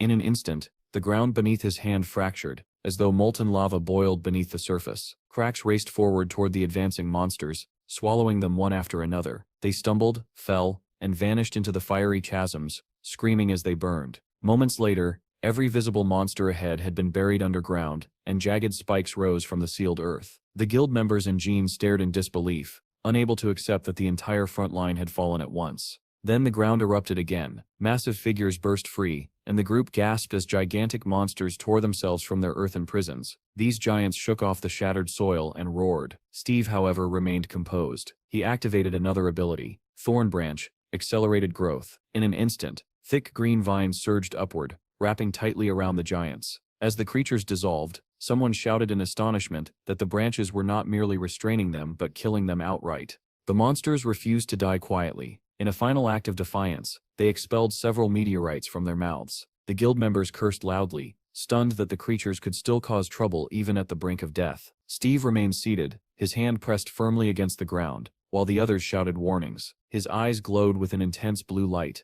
and he seemed utterly focused, deaf to everything around him. Drawing on his remaining strength, he activated yet another skill. Fire fairies answered his call. Tiny red lights swirled around the battlefield, drifting toward the remaining monsters. The moment the creatures came into contact with them, they ignited, burning away as the lights danced relentlessly through the chaos. Steve activated the fire skill, and in an instant, everything around him was engulfed in hellish flames. The inferno swallowed the battlefield, and before long, nothing remained of the monsters except drifting ashes carried by the scorching wind. Steve sat at the center of the blazing devastation, unmoving, his hand still pressed firmly against the ground.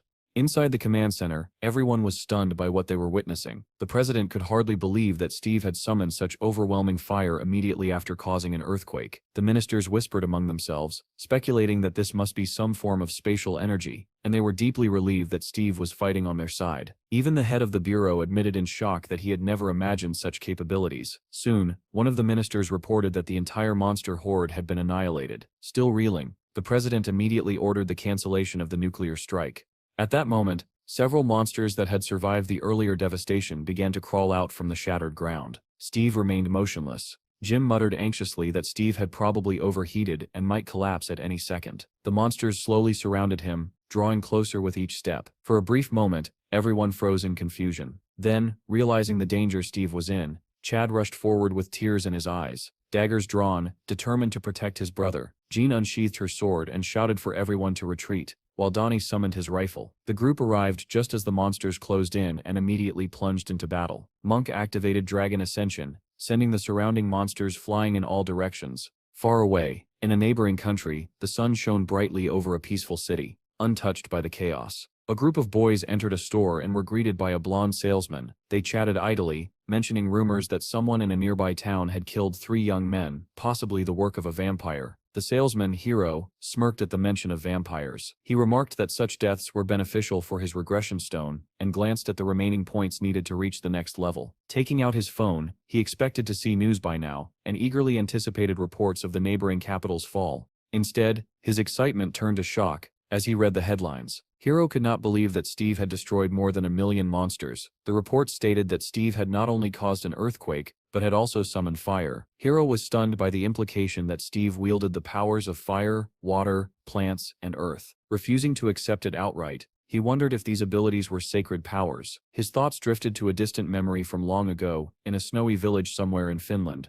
In that memory, an unfamiliar gray-haired old woman sat by a fireplace, praying softly. She asked Hiro if he had heard about a god who had appeared in the north, one who could pull them out of hell. Hiro, staring at his feet, asked indifferently what kind of god she meant. The woman spoke of a great savior with a scarred face, a being who commanded the wind, shook the earth, and drove away ghosts. Hiro dismissed her words, saying that the world of the dead did not need a savior and that people lost their minds when faced with death. Just then, a man burst into the house, letting wind and snow rush inside. He smiled when he saw Hiro sitting on the floor and said it was time to act, because the vampires were approaching. Before he could say anything else, a clawed hand pierced through his chest from behind. As the man fell, Hiro briefly thought that the old woman might have been right. Yet Steve had no scar on his face, which meant there could be more than one possessor of such power. Hiro began to wonder if there was a way to awaken these abilities. Anna's words about a magical peach that granted eternal youth and immortality suddenly resurfaced in his mind. He convinced himself that this divine fruit must also grant divine power. Remembering Steve's words about weakness, Hiro felt anger rise within him. To him, Steve had simply been lucky enough to obtain the fruit first. A new question followed. How had Steve managed to find it at all? Hiro decided that if he followed Steve until the next disaster, he would uncover the truth, and the divine peach would eventually be his. With a smug grin, he concluded that it was all merely a matter of regression.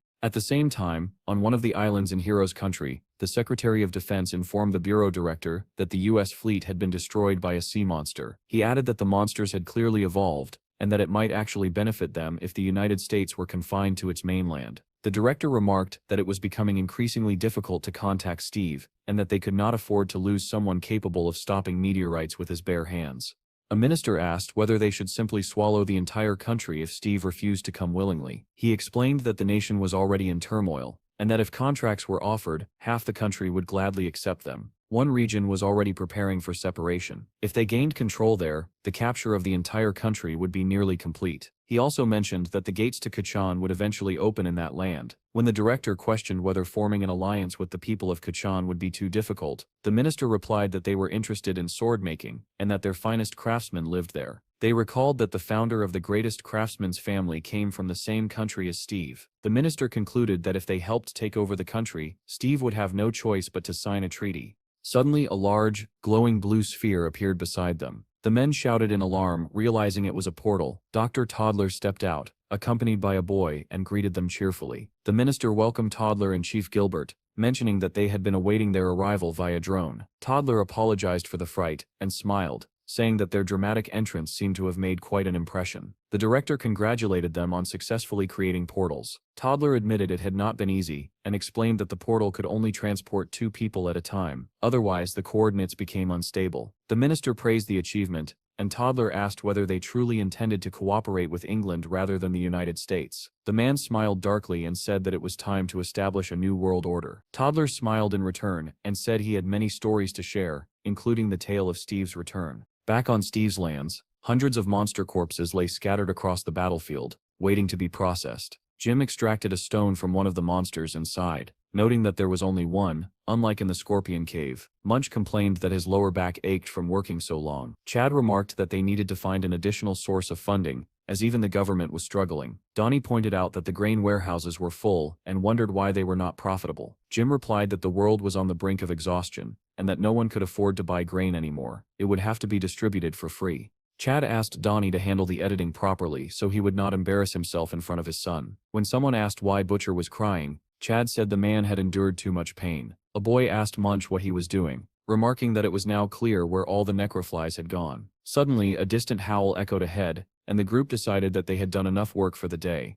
In the narrator's memories, one moment replayed endlessly. A red-haired vampire demanding to know where the old woman was. The memory caused Grandma to burst into tears as she called him a vampire. Melissa asked why she was crying, and Grandma complained that her back and eyes hurt. Melissa handed her the pills and reminded her not to forget to take them, adding that they had already hired an assistant. Grandma asked Melissa to bring a bottle of red wine from the kitchen. It was time to try it. Melissa stepped out of her grandmother's room and headed toward the table where Jean and Billy were sitting. Seeing her approach, Jean asked anxiously how Grandma was doing. Melissa replied that Steve had helped with the treatment, but the body was no longer the same, and neither was the mind. When asked whether Steve had returned, Jean answered that he was probably still with the guild members. Just then, a familiar voice sounded nearby, asking if they were looking for him. Jean muttered that he was dead. While Melissa mentioned that an official letter from the government had arrived, Steve frowned at the news and asked what they wanted this time. Suddenly Bill jumped up along with the monkeys clinging to him and shouted that everything was delicious. Laughing, he ran out of the room with them,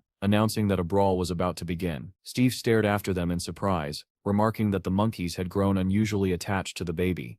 Melissa handed Steve a folder labeled Zero's Guild. She explained that once the guild was officially registered, Steve would be assigned a zero-level status, and his lands would be recognized as an independent city. Steve listened in disbelief as she continued describing what would now be known as Steve's City. Jean asked what that meant, and Melissa clarified that the city would be granted the authority of a major administrative center. She added that a state security agreement would also be signed. Jean explained that this meant they would be forbidden from traveling abroad.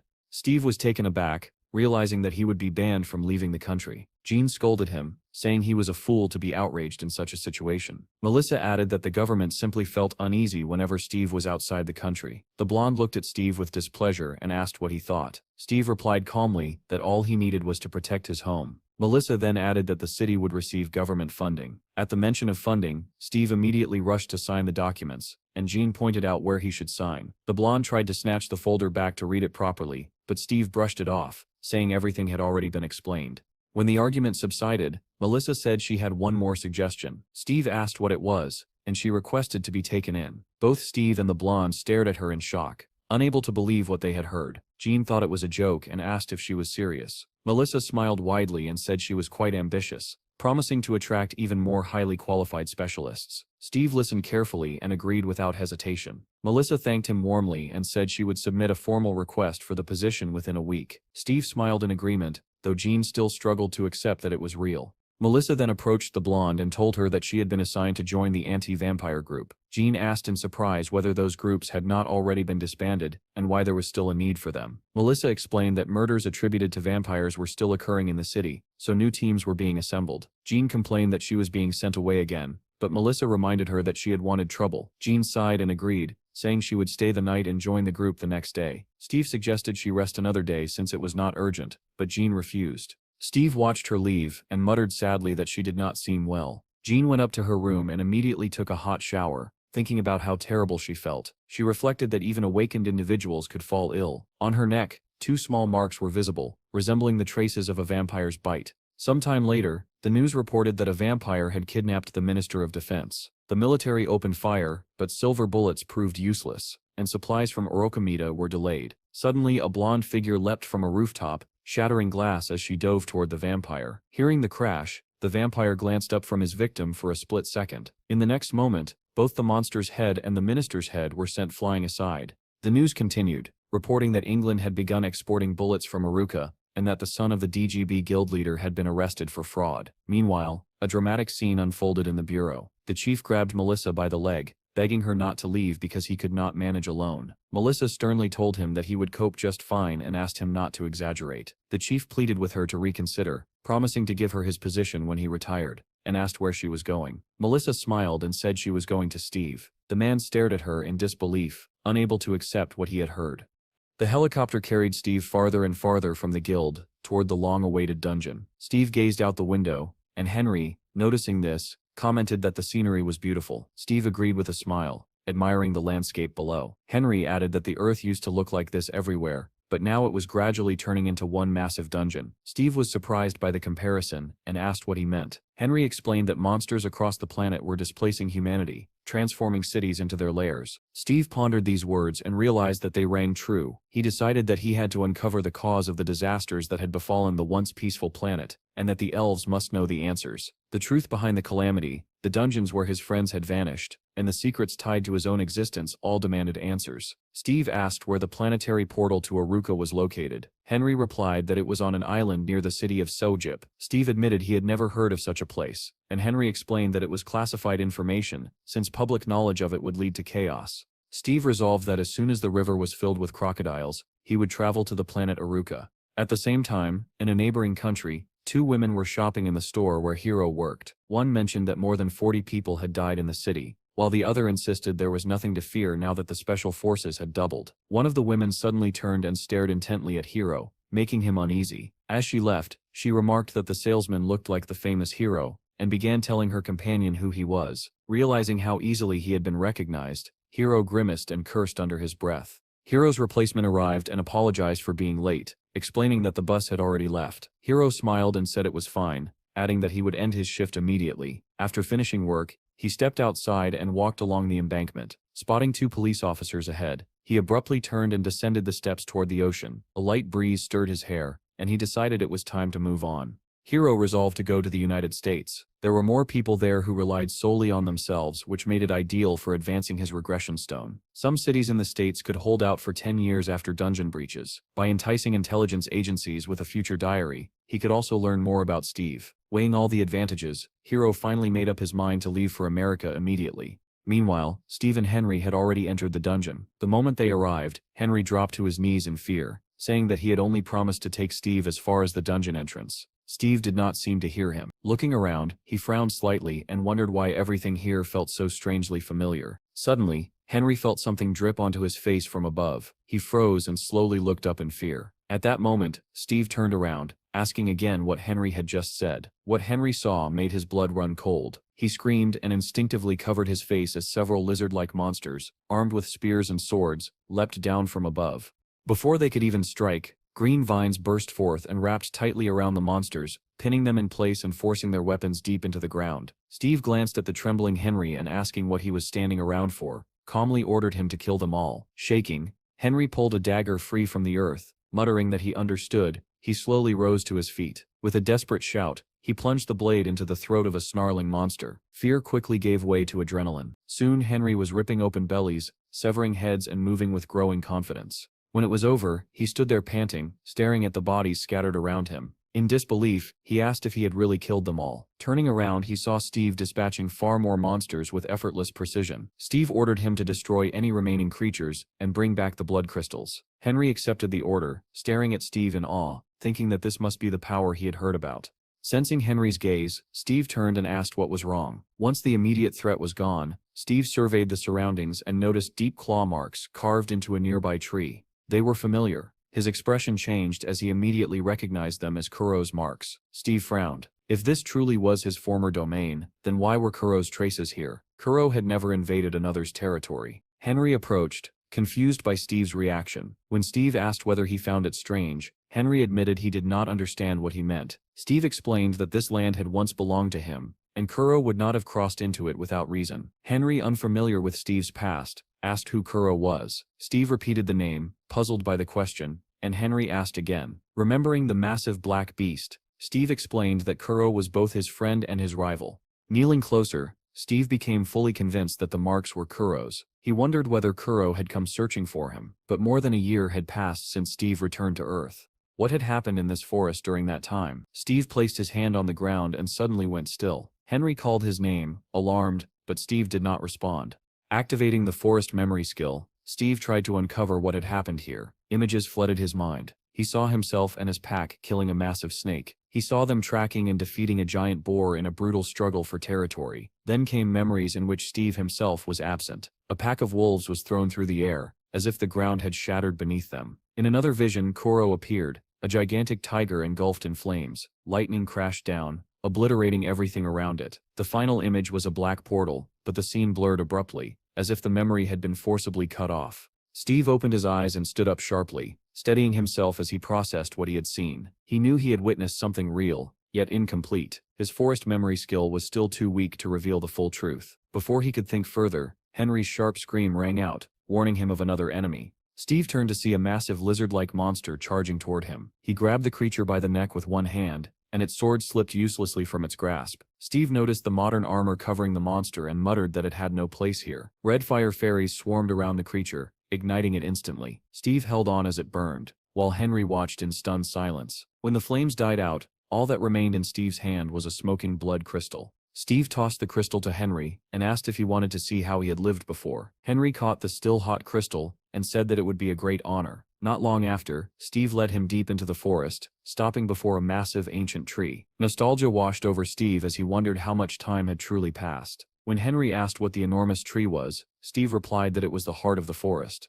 After standing beneath it for a while, Steve began climbing the colossal trunk. Henry asked in surprise why he was going up there. Steve answered that there was something above and told him to follow. Realizing there was no point in arguing, Henry climbed after him. Soon, they stood on a wide, sturdy branch. Henry was amazed by how spacious it was, and when he finally looked ahead, he could only gasp. Steve explained that he used to come here whenever he grew tired of living in the cave. Henry scanned the area and exclaimed that he had discovered incredible artifacts. Stone tools lay scattered around. Henry remarked that they resembled Stone Age weapons. Steve smiled faintly as memories surfaced. He examined the information on the primitive axe and bow, labeled as prehistoric items. He was stunned by how ancient they were, and struggled to accept that he himself had made them. A chilling realization struck him. If these tools were prehistoric, then he must have lived in that era. He recalled the lizard monsters and their modern armor, and a disturbing thought formed. Perhaps the portal had not only transported him to another planet, but to that planet's distant past. If that was true, then he might never see his friends again.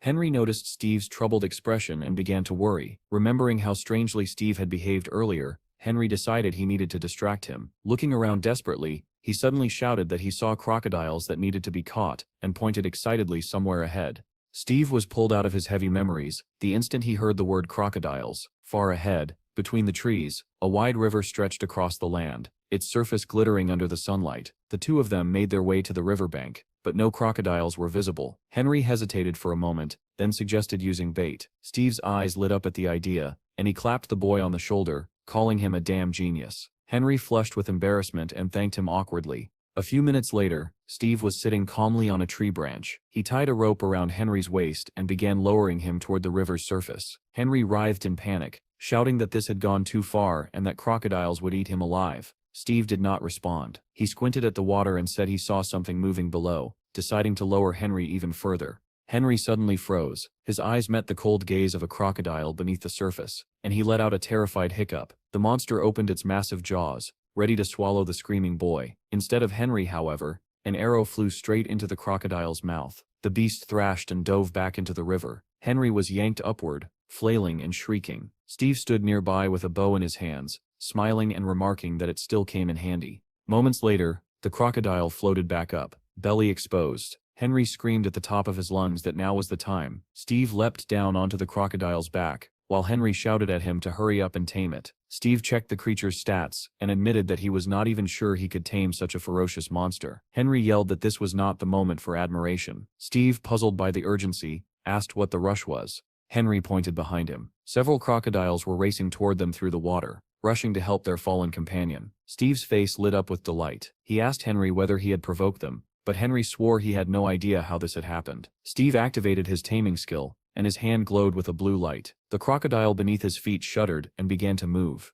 turning suddenly and nearly throwing Henry into panic again. Steve laughed, impressed by the creature's broad and sturdy back. The other crocodiles were now almost upon them. Henry shouted that he had done his part and begged to be released. Steve calmly replied that Henry was safer where he was and ignored his protests. To reassure him, Steve pointed toward the shore, where more crocodiles lurked. Henry went silent, pale but compliant. Steve summoned the water fairies, and blue lights gathered around him. In the next moment, the water twisted violently, forming a massive vortex. One by one, the crocodiles were dragged upward, spinning helplessly into a towering water tornado. Henry screamed for Steve to stop, warning that it was too dangerous. Steve, however, praised Henry again for his clever idea and reinforced the tornado. Henry shouted that now was the perfect chance to tame them midair. Steve dismissed the tornado and immediately activated taming. The injured crocodiles could not resist. They began falling from the sky, and Henry yelled that they would break their bodies from such a height. Steve had anticipated this. Portals opened in midair, swallowing the falling crocodiles one after another.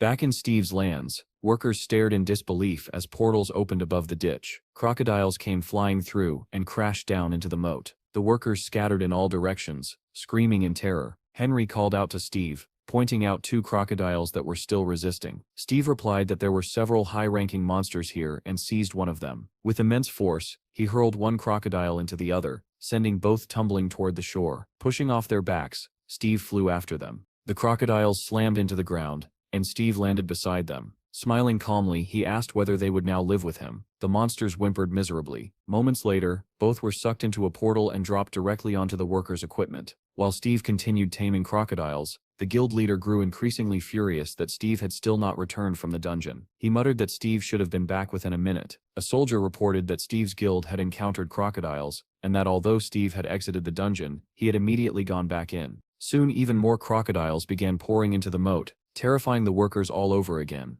Chad contacted Steve and begged him to stop, explaining that there were already more than 800 crocodiles. A few days later, the news reported that Steve had cleared a 6th-level dungeon in just 4 days. The presenter added that his companion had managed to raise his rank from D to C. After seeing Henry in the footage, Morris angrily concluded that the government was secretly backing Steve's guild. He was convinced the rumors were true, and that corrupt officials were everywhere. Not long after, another guild received a call announcing a resignation. Sandy confidently declared that she would never set foot there again. The guild leader asked whether she had read the contract and understood the penalty. Sandy calmly pulled out her phone and asked how much she needed to transfer. The man, thrown off balance, asked why she was leaving despite having strong support within the guild. Sandy answered immediately that she wanted to join Steve's guild.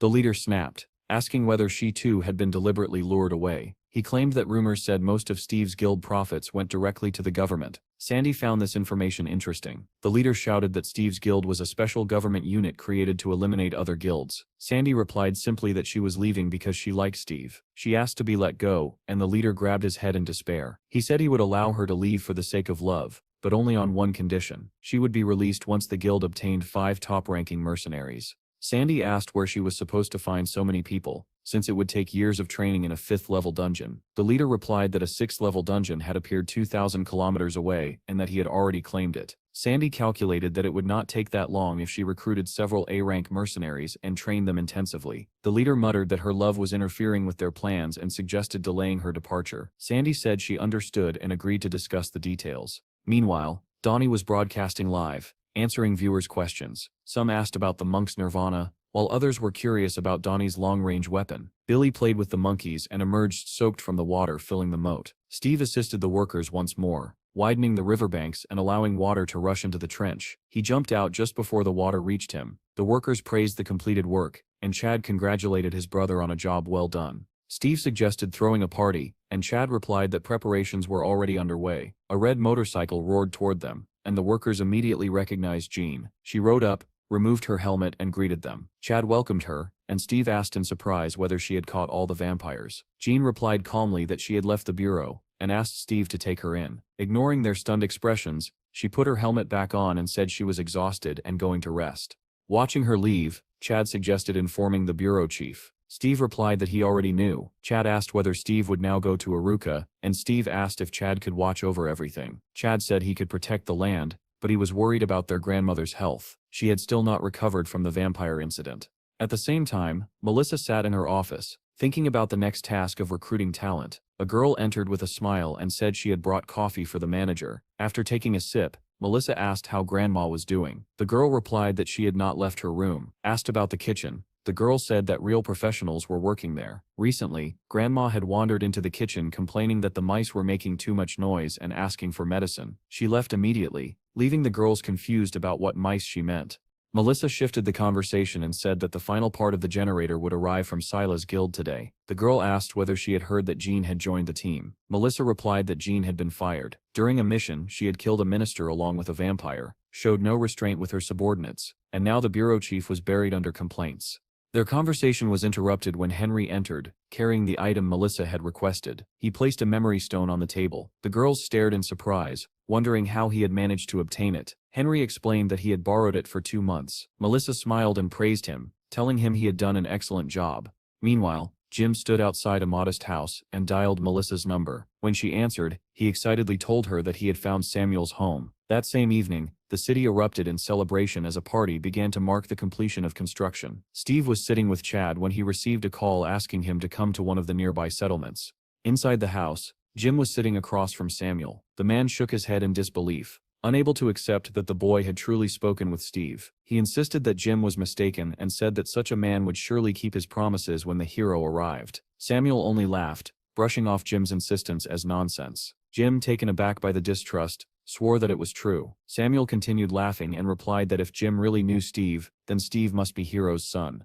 Not long after, Steve and Chad arrived at the agreed location with Melissa. Steve immediately asked whether they had found him. Chad praised Jim, admitting that he had not believed the boy would succeed, and asked where Samuel had been discovered. Melissa explained that rumors claimed Samuel liked to drink, so Jim had searched places like bars. After wandering around, Jim noticed a disturbance near one of them. A security guard and a man were arguing loudly in the street. Jim recognized the man sitting on the ground and was stunned to realize that the Great Awakened One had been thrown out of the bar over unpaid debts. Jim reached out and offered the man a drink, which Samuel accepted without hesitation. However, the moment they shook hands, Samuel was suddenly flung backward as if struck by an invisible force. He screamed and demanded to know who Jim was, ordering him to step aside. After hearing the full story, Steve asked calmly whether this encounter had really been worth his time. Melissa replied that Samuel was known as the Celestial Swordsman Arui, and that he might possess the answers they were searching for. Steve did not argue further and simply asked whether she had brought the memory stone.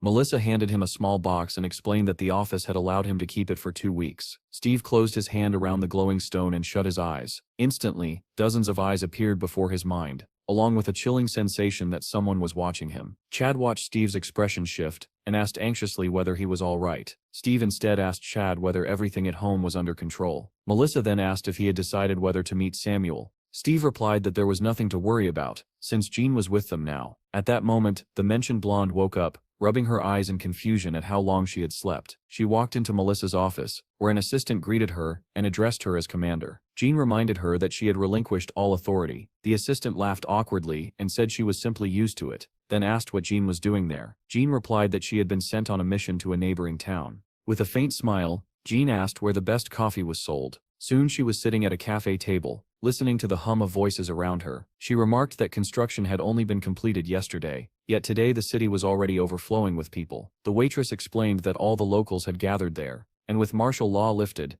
tourists had begun to arrive as well. People filled the streets, gazing around in amazement at the flying fairies. Jean joked about it, though the crowd made her uneasy. While she calmly sipped her coffee, deep in the forest a massive orc stalked its prey. Without warning, zombies erupted from the ground, clutching at its legs. They bit into the creature, climbing higher over its back and arms. The orc's eyes soon turned red, showing signs of infection. Somewhere nearby, a monk activated a summoning skill. A black circle appeared beneath the monster's feet, and they were dragged down into it. Munch observed with satisfaction that cleansing the necropolis was now proceeding much faster. He decided to continue on toward the orc village, glancing at a helicopter passing overhead. Inside the helicopter, Steve asked Melissa where Munch had gone. She replied that he was searching for the lost. Melissa then asked what was wrong with their housekeeper, and whether she too had awakened. Steve began recounting events from the moment they met again in the new guild house.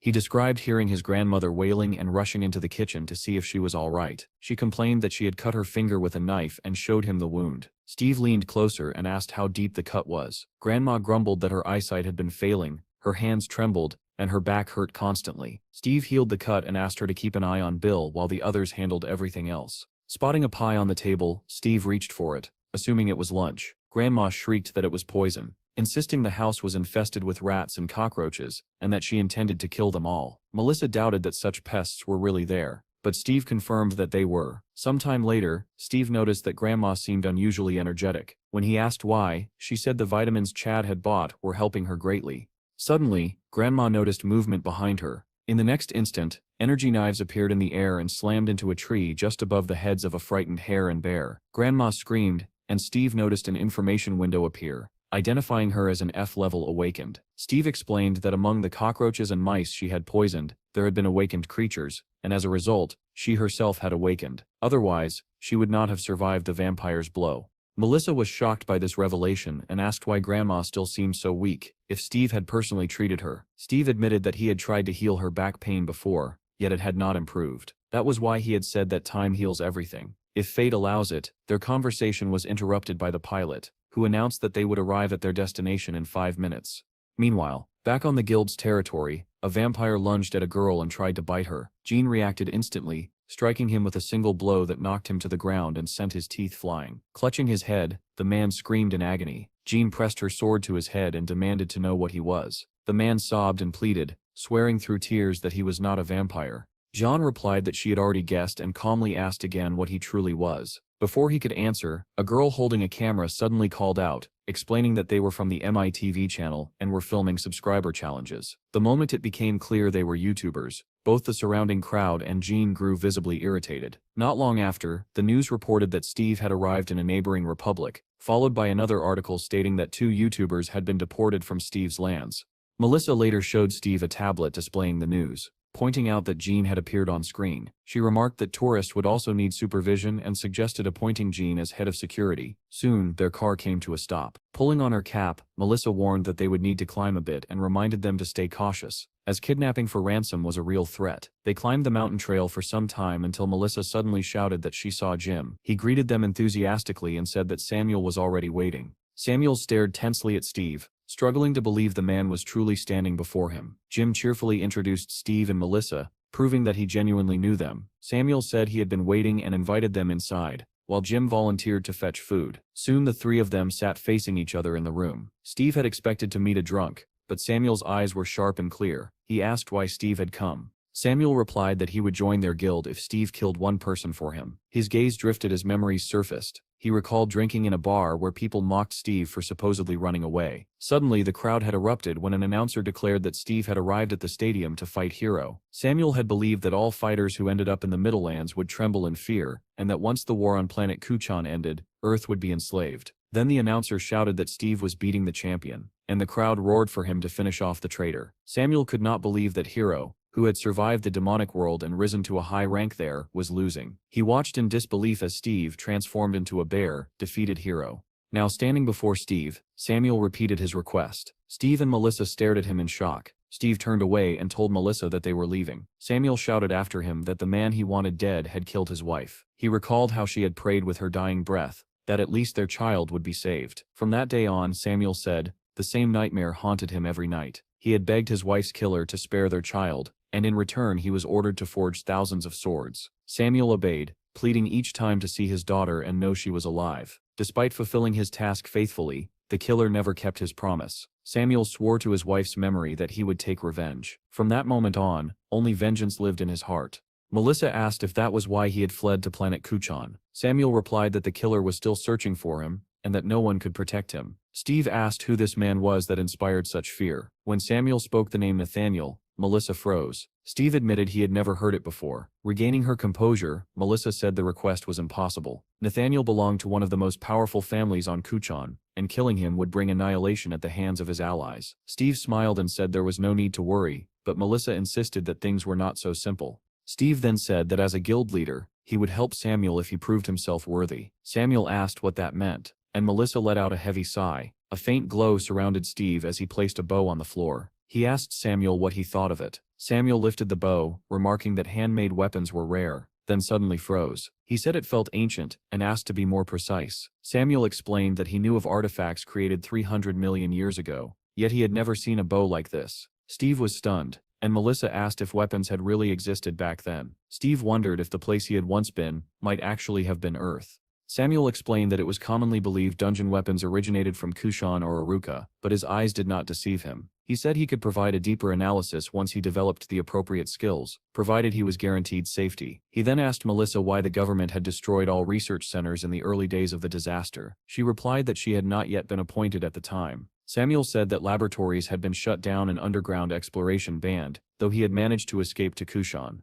Steve wondered what the government had been trying to hide. Melissa suggested it might have been due to external pressure or a secret deal. Steve asked whether Toddler knew anything, but Melissa said he would never tell the truth. She added that Steve himself was likely part of the experiment. Steve admitted that this possibility explained the unease he had always felt. Samuel said he was not involved and would help if given time. Suddenly, a memory stone appeared in Steve's glowing hand. He tossed it to Samuel and told him to safeguard it, promising protection in return. Samuel caught it, his eyes lighting up gold. He recited the Middlelands warrior's motto about leaving a name in history and becoming legends. Melissa scoffed at it, but Steve liked the words. Samuel explained that the stone contained stories of Middle-earth warriors, an echo of the planet that preserved a hero's memories. Steve realized that the planet itself remembered and was watching him. Taking the stone back, he closed his eyes and concentrated. Once again, dozens of eyes appeared, but this time the text was clear. It stated that Earth 7 was watching him, and that his data was stored on Server 7. Steve opened his eyes abruptly and asked what Earth 7 meant. Samuel replied that he would learn in time. Steve smiled, realizing that Samuel had helped him identify the source of the question mark that had plagued him. With renewed resolve, Steve appointed Samuel as head of research in his lands. Standing up, he declared that the time for retribution had come and instructed Melissa to gather everyone. Samuel was pleased by Steve's decisiveness, but Melissa urged caution and said they needed time to think everything through. At that moment, Jim returned carrying bags of food and suggested that they eat first. A few days later, the group returned to Steve's lands, where the dense forest stood as green and impenetrable as ever. They gathered deep within it, choosing a secluded spot where no one could overhear their discussion. Samuel took a sip of his beer and remarked that it was a beautiful place, pleasing to the eye. Donnie smiled and said that it was all thanks to his brother Steve. Steve glanced around and asked why Blondie was not there. Melissa replied that she had not been feeling well recently and had been told to rest. Once everyone had arrived, Steve wasted no time and said plainly that he was going to the planet Kushan. Donnie reacted with alarm, asking why he would go there and how he planned to survive alone. Planet Kushan was a battlefield where demons and Middle-ears fought endlessly, each side driven solely by conquest. The demon lands were completely inaccessible, hostile by nature, while the middle ears were aggressive and extremely powerful. Entering such a place without a guide would be suicide. Steve pointed calmly at Samuel and said that they already had a guide. Chad asked why they were going to Kuchan instead of Aruka, as originally planned. Samuel explained that the generator required an iron meteorite from Kuchan to function properly, but importing such material was strictly prohibited. Munch said he had heard of this meteorite before, while Donnie looked surprised. If it could not be transported, then it would have to be stolen. Samuel added that the failures in the Bloodstone generators were caused by flaws in the core defense system. When he had asked whether it could be opened, the engineers said that doing so would violate their contract. The only permanent solution was material from Kuchan. The mood instantly dropped as everyone realized that another dangerous task lay ahead. Steve grew irritated by their reaction and shouted at them to straighten up. Munch was the first to stand, declaring that he would go with Steve. He said that Kuchan had many strong fighters, and he wanted to search for martial arts manuals there. Jim rose next, saying it would be a great opportunity for a swordsman. Donnie followed, explaining that stealing was his specialty. Melissa remained silent, and Steve realized that he had not told them one important detail, that killing people might be unavoidable. Steve turned to Chad and asked why he had not volunteered. Chad replied that someone needed to oversee the construction site. Steve asked whether one person would be enough, and Melissa answered that it would be, as long as nothing went wrong. Steve smiled and said that he would give the volunteers a task. He would only take them with him if they completed it. He explained that they needed to figure out a way to contact him on Kuchan in case of emergencies. The group grew excited, asking if Steve would trick them and demanding that he keep his promise. With the meeting concluded, Chad headed for the car to return to the construction site. After the others left, Melissa asked quietly whether it was really a good idea to take A-rank fighters along. Steve smiled and said it would be fine, because those fools were not going to succeed anyway. When the conversation ended, Steve turned to Samuel and invited him to breakfast. Soon, the two of them were sitting in a cafe. Steve asked why Samuel no longer drank alcohol. Samuel replied that since he held a high position now, he had given it up. After eating, he asked whether Steve gained spatial energy by killing monsters. Steve confirmed that this was how he leveled up. Samuel explained that on Kuchan, there were two paths of growth. The first was killing monsters, which the middle ears called feats. The second was mental cultivation, training to control the body's energy, known there as internal energy. At Steve's request, Samuel demonstrated. He placed a bottle of cola on his palm. The bottle trembled, then suddenly exploded, spraying liquid everywhere. Steve stared in shock, amazed by the display. Samuel explained that this level of power, known as dank, could be obtained through simple practice. On Kuchan, dank was as common as dust. Since most masters there were C rank or higher, there were even craftsmen of SS rank and above, dozens of them in every major family. Samuel revealed that their true target was Supreme Master Nathaniel, a man skilled in both internal and external energy, capable of shattering massive stones with a single strike. Steve was impressed, while Samuel was surprised that Steve remained calm. When asked about Nathaniel's rank, Samuel said that he was a triple I. Steve remembered that Hero,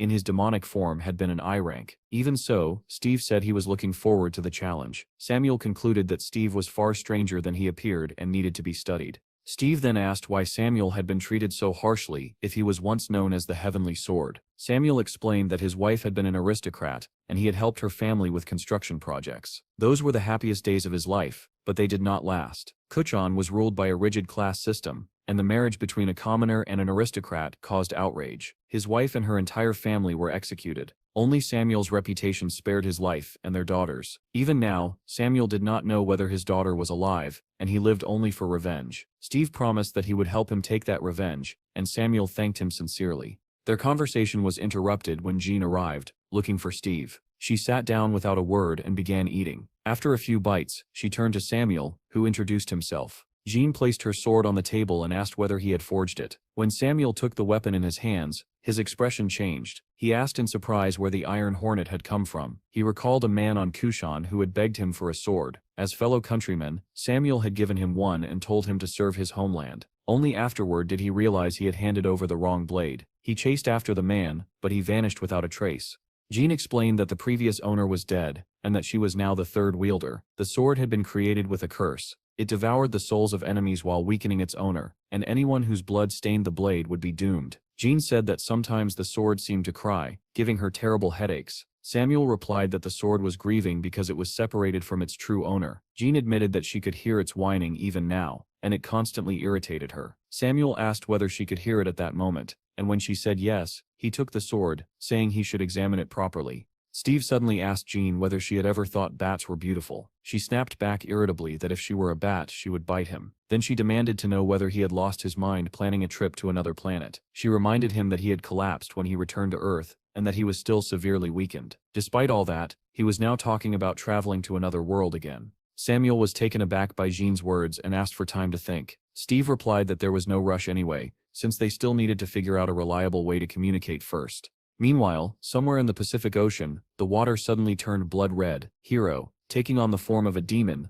threatened his enemies, declaring that anyone who stood in his way would die. Back in Steve's lands, the tamed crocodiles had finally settled in. Donnie excitedly told his followers that he now had a goal to travel to Kushan and record a huge amount of content. Jim told the recruits that Samuel had promised him something special, and that he would definitely get to see it. Melissa and Steve examined a letter together, reading through the proposed options for adoption, only to realize that each option was worse than the last. Ideas began to fly. Jim suggested developing a telephone system. Donnie proposed building a communication station on a heap of scrap. Munch shrugged and suggested simply returning from time to time and calling when possible. Steve decided to consult the monk, and flew to the temple on a wyvern. Jumping down from the beast, he greeted the monk with a smile, saying it had been a long time since they last met. He asked about the state of the temple, and the monk replied that everything was fine. Children immediately swarmed the wyvern. One agile boy climbed onto its back and proudly declared himself a dragon knight. Steve watched with a smile as Munch asked whether his idea was not the best one after all, and wondered why Steve was not going to Kuchan yet. Billy approached and asked what they were playing, saying he wanted to join too. Steve explained that he was trying to figure out how to stay in contact while on Kuchan. Billy frowned and said it was a boring question, since he could just call. Steve pointed out that phones did not work there, and Munch confirmed it. The boys continued playing with the wyvern, begging it to breathe fire, until Billy suddenly looked at its coloring and claimed that he had made it all up. Several hours later, Steve was still at the temple when he received a call. Melissa told him that everything was ready. Steve summoned Pecky, and the dog appeared with words written across his face. "Brother, you are reading this." The sight delighted everyone. The people who had prepared the dog worried that the inscriptions might fade, but Melissa reassured them that they were made from the blood of a divine beast. A portal opened again, and Pecky jumped out with a sign proving that everything worked. The group was thrilled, yet slightly frustrated that such a simple idea had not occurred to them earlier. Soon after, Chad began shouting that it was madness to take the baby along. Billy needed to go to school, and he was barely even awake half the time. Samuel countered calmly, saying that Billy had awakened after only 3 internal energy practices, something possible only if the boy was a once-in-a-thousand-years genius. Even so, the others opposed sending Billy and suggested going themselves instead. Samuel intervened again, explaining that something was wrong with the boy. During training, he had looked into Billy's eyes and seen a deep longing for his mother, the same look Samuel once saw in his own daughter after losing her mother. Chad broke down in tears at those words,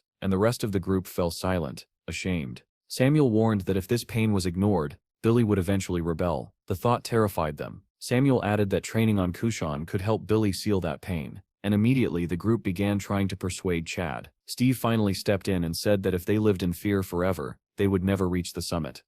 A few days later, the Minister of Defense of a neighboring country received a request from Steve for access to the portal. Hearing this, the man recalled his earlier discussion about Steve with Professor Toddler. He asked whether it was true that Steve had destroyed a military satellite, and another minister replied that they were now demanding compensation. Toddler had advised against provoking Steve, suggesting instead that they gather useful information. Remembering this advice, the minister ordered the portal opened.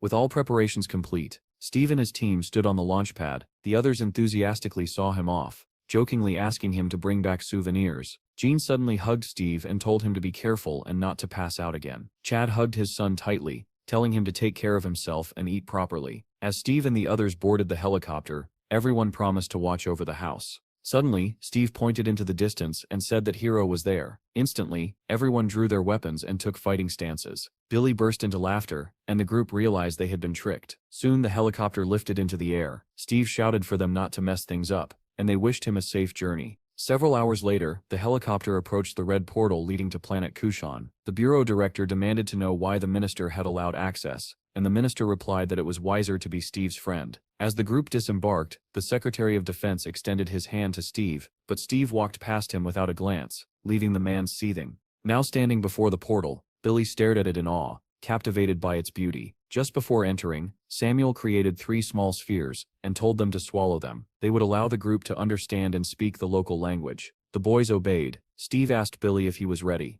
and the boy replied confidently that he always was. Samuel warned them that the area around the portal was an active battlefield and urged caution. They stepped forward and entered the portal. Steve awoke in darkness, confused and disoriented. As his eyes adjusted, he realized with a jolt that he was chained in an unfamiliar place. He tried to summon his status window, but it did not respond at all. Suddenly Steve remembered Samuel's warning that people who passed through the portal without proper preparation would experience a sharp decline in strength. Fragments of memory surfaced. After entering the portal, his consciousness had begun to fade, and he had summoned a wyvern in a daze. Why he was now alone, and where Billy and Samuel had gone, he could not remember. A voice came from the neighboring cell, sharp and hushed, telling him to keep quiet. Steve asked who he was. Reluctantly, the fair-haired young man replied that he was a Midlander. He called himself Ars, an exchange student from Earth, and said bitterly that he would never get out of this place. Steve refused to accept that. Gathering what strength he could, he gripped the massive stake embedded in the wall and began to pull. The boy warned him that unless he was a demon, he would never succeed. The stake was forged from demon stone. Steve ignored him. Power surged through his body, and with a violent wrench, he tore the stake free, shattering the shackles that bound him. Turning to the stunned prisoner, Steve asked whether he had seen an old man and a teenager. The boy replied that he had been imprisoned for 2 days, and during that time Steve had already been there, unconscious and unmoving. Footsteps echoed outside. The boy said the guards were coming and promised to help if Steve freed him as well. When Steve hesitated, the boy added that this place was a labyrinth. One wrong turn, and he would be devoured by divine beasts. As the noise grew closer, he hurriedly introduced himself as Tangwat, a skilled craftsman. If Steve saved him, he swore to follow him. Steve remembered that Billy needed a master to help heal him. The door burst open. A towering demon stormed inside, shouting for silence. Steve's fist answered first. The demon collapsed instantly. The second guard froze in shock, then swung an iron club at Steve's head. The weapon snapped in half. Steve struck back, sending the demon flying. Tangwat stared in disbelief, unable to comprehend that someone from Earth could possess such strength. After dealing with the guards, Steve asked whether all the surrounding cells were part of this dungeon. Tangwat confirmed it. Steve began tearing open doors one by one, searching desperately for Billy. At the final chamber, which turned out to be a storage room, Tangwat said there was nowhere else to search. Steve asked if there were more dungeons, but Tangwat said there were none. Steve decided to return to the gate. He retrieved the clothes and sword that had been taken from him. Suddenly a sound rang out nearby. Tangwat rushed forward, shouting that the exit was close. A spiked club swung out from around a corner, wielded by a massive demon overseer. Tangwat warned Steve, but Steve moved faster, knocking the monster unconscious with a single kick. Before the body hit the ground, a dozen more demons rushed in. Tangwat cried out that they were surrounded. Steve crossed his arms and tried to summon the fire fairies. Nothing happened. Tangwat shouted that earthly powers and magic did not work here. When Steve asked why, the boy admitted he did not know. They needed to move and quickly, but Steve had already charged in the opposite direction.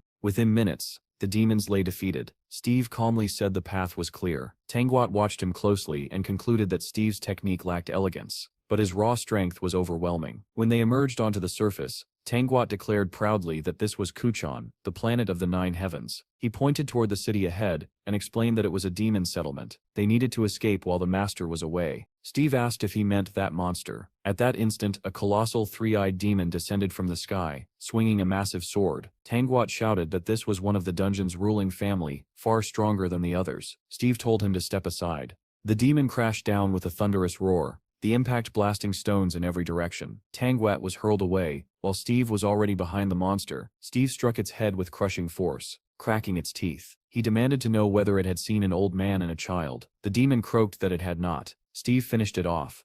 A system voice echoed, announcing that a feat had been gained. Steve realized that perhaps his status window was returning. He asked Tangwat what a feat was. The boy explained that feats were similar to spatial energy. They accumulated and raised one's level. When Steve asked if he could gain feats as well, Tangwat replied with a metaphor. Could one collect water without a vessel? To gain feats, one had to master internal energy, at least basic breathing and foundational techniques.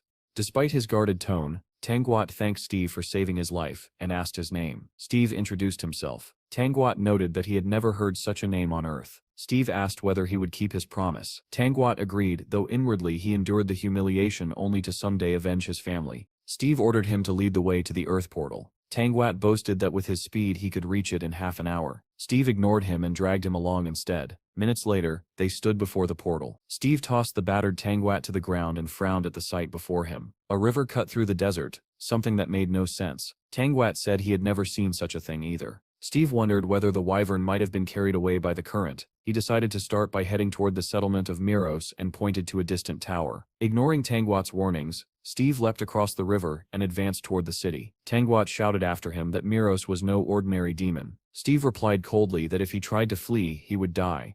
Explosions erupted ahead. Steve forced answers out of the demons one by one. He slaughtered them all, questioning the last survivor about the old man and the child. The demon had seen no one. Asked about their leader, it gave no answer either. A deep growl interrupted the interrogation. A massive demon stepped forward, calling Steve an earthling. It demanded to know who he was. Steve gave his name. The demon told him to accept his death, but Steve said he still had many questions.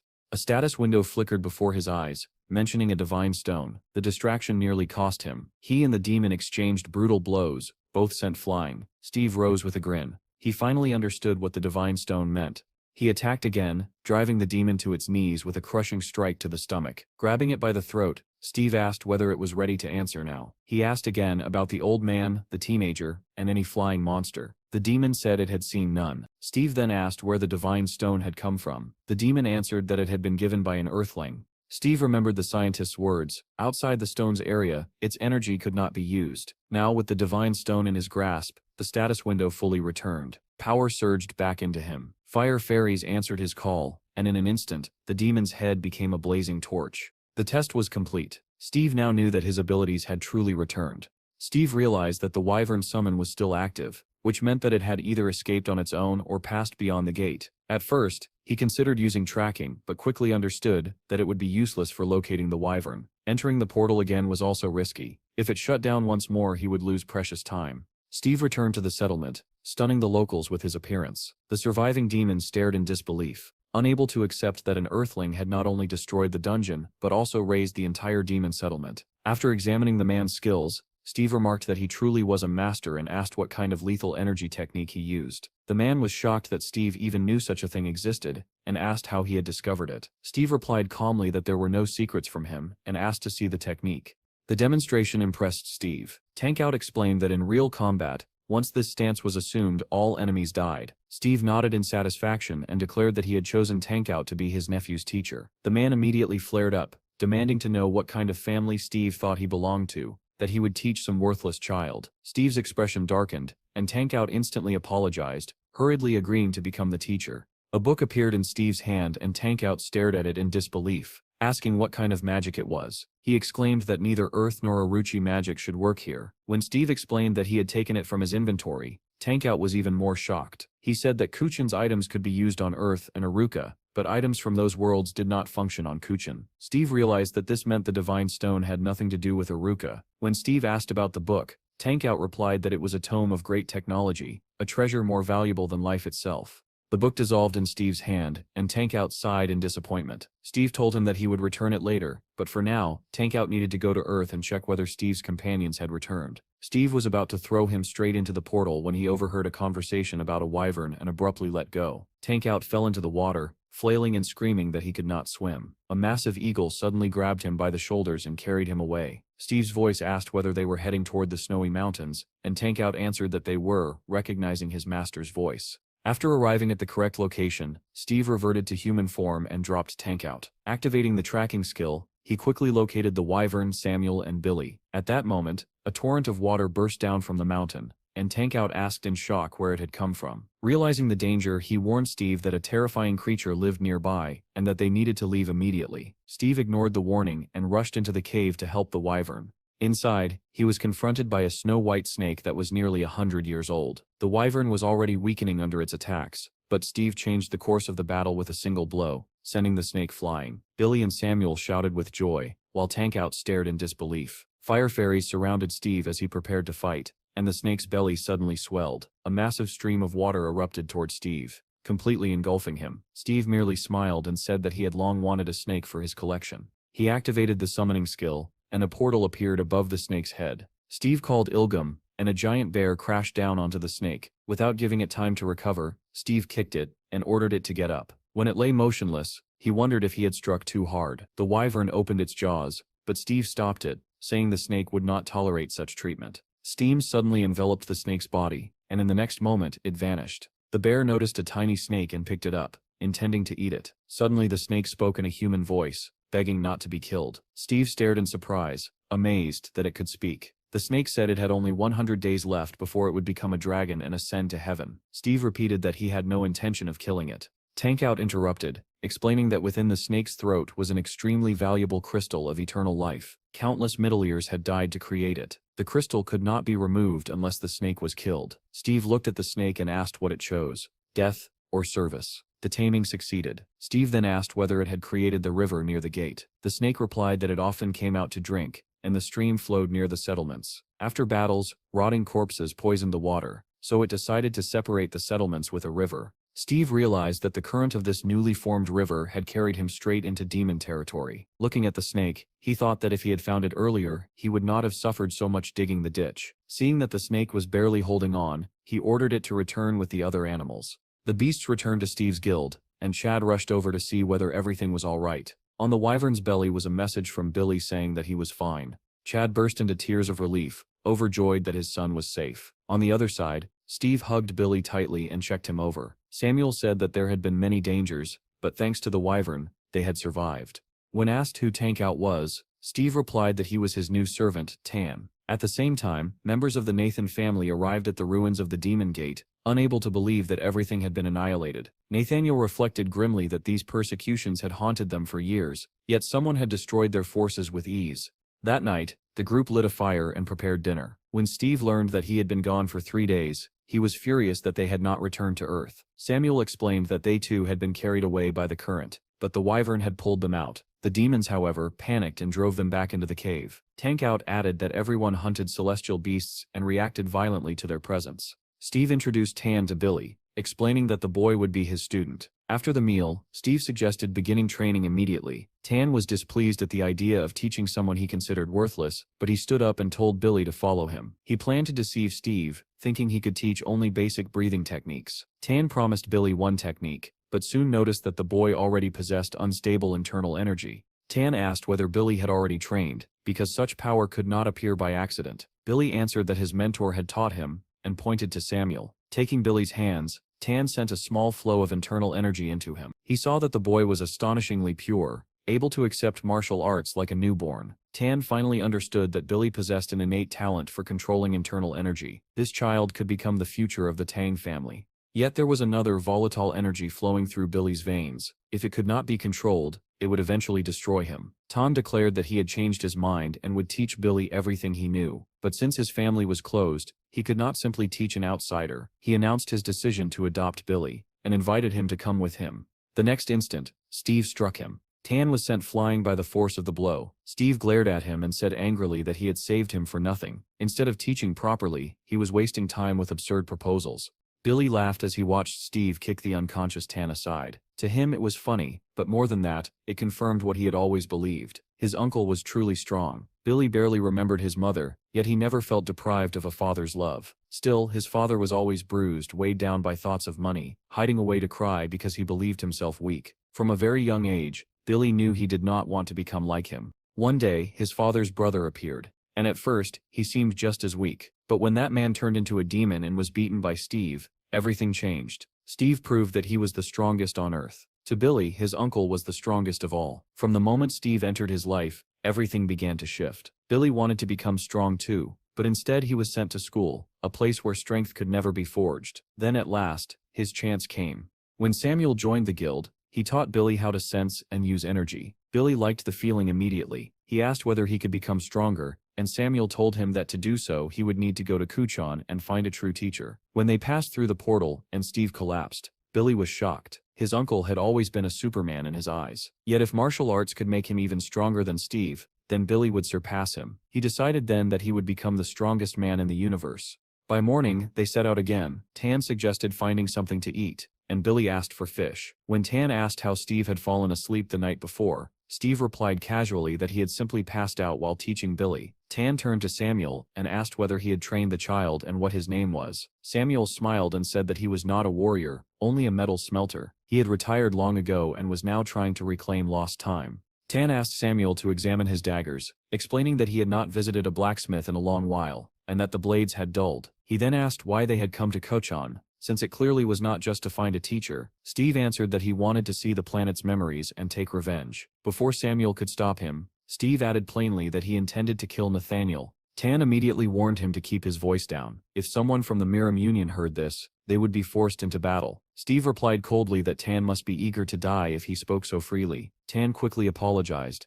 insisting he had not meant it that way. He explained that Nathaniel had become head of the Miram Council a year earlier. He guessed that Samuel held a grudge against him, and Samuel did not deny it, admitting that Nathaniel had once been his master. Only then did it dawn on Tan, who Samuel truly was. Samuel confirmed it calmly. He had once been known as the Heavenly Swordsman of the Nathan family. Tan was stunned, realizing that a living legend stood before him. Samuel turned to Steve and urged caution. Any disturbance could ruin their plans. Steve, however, was unconcerned. Hearing the sound of rushing water, he suggested going to catch some fish.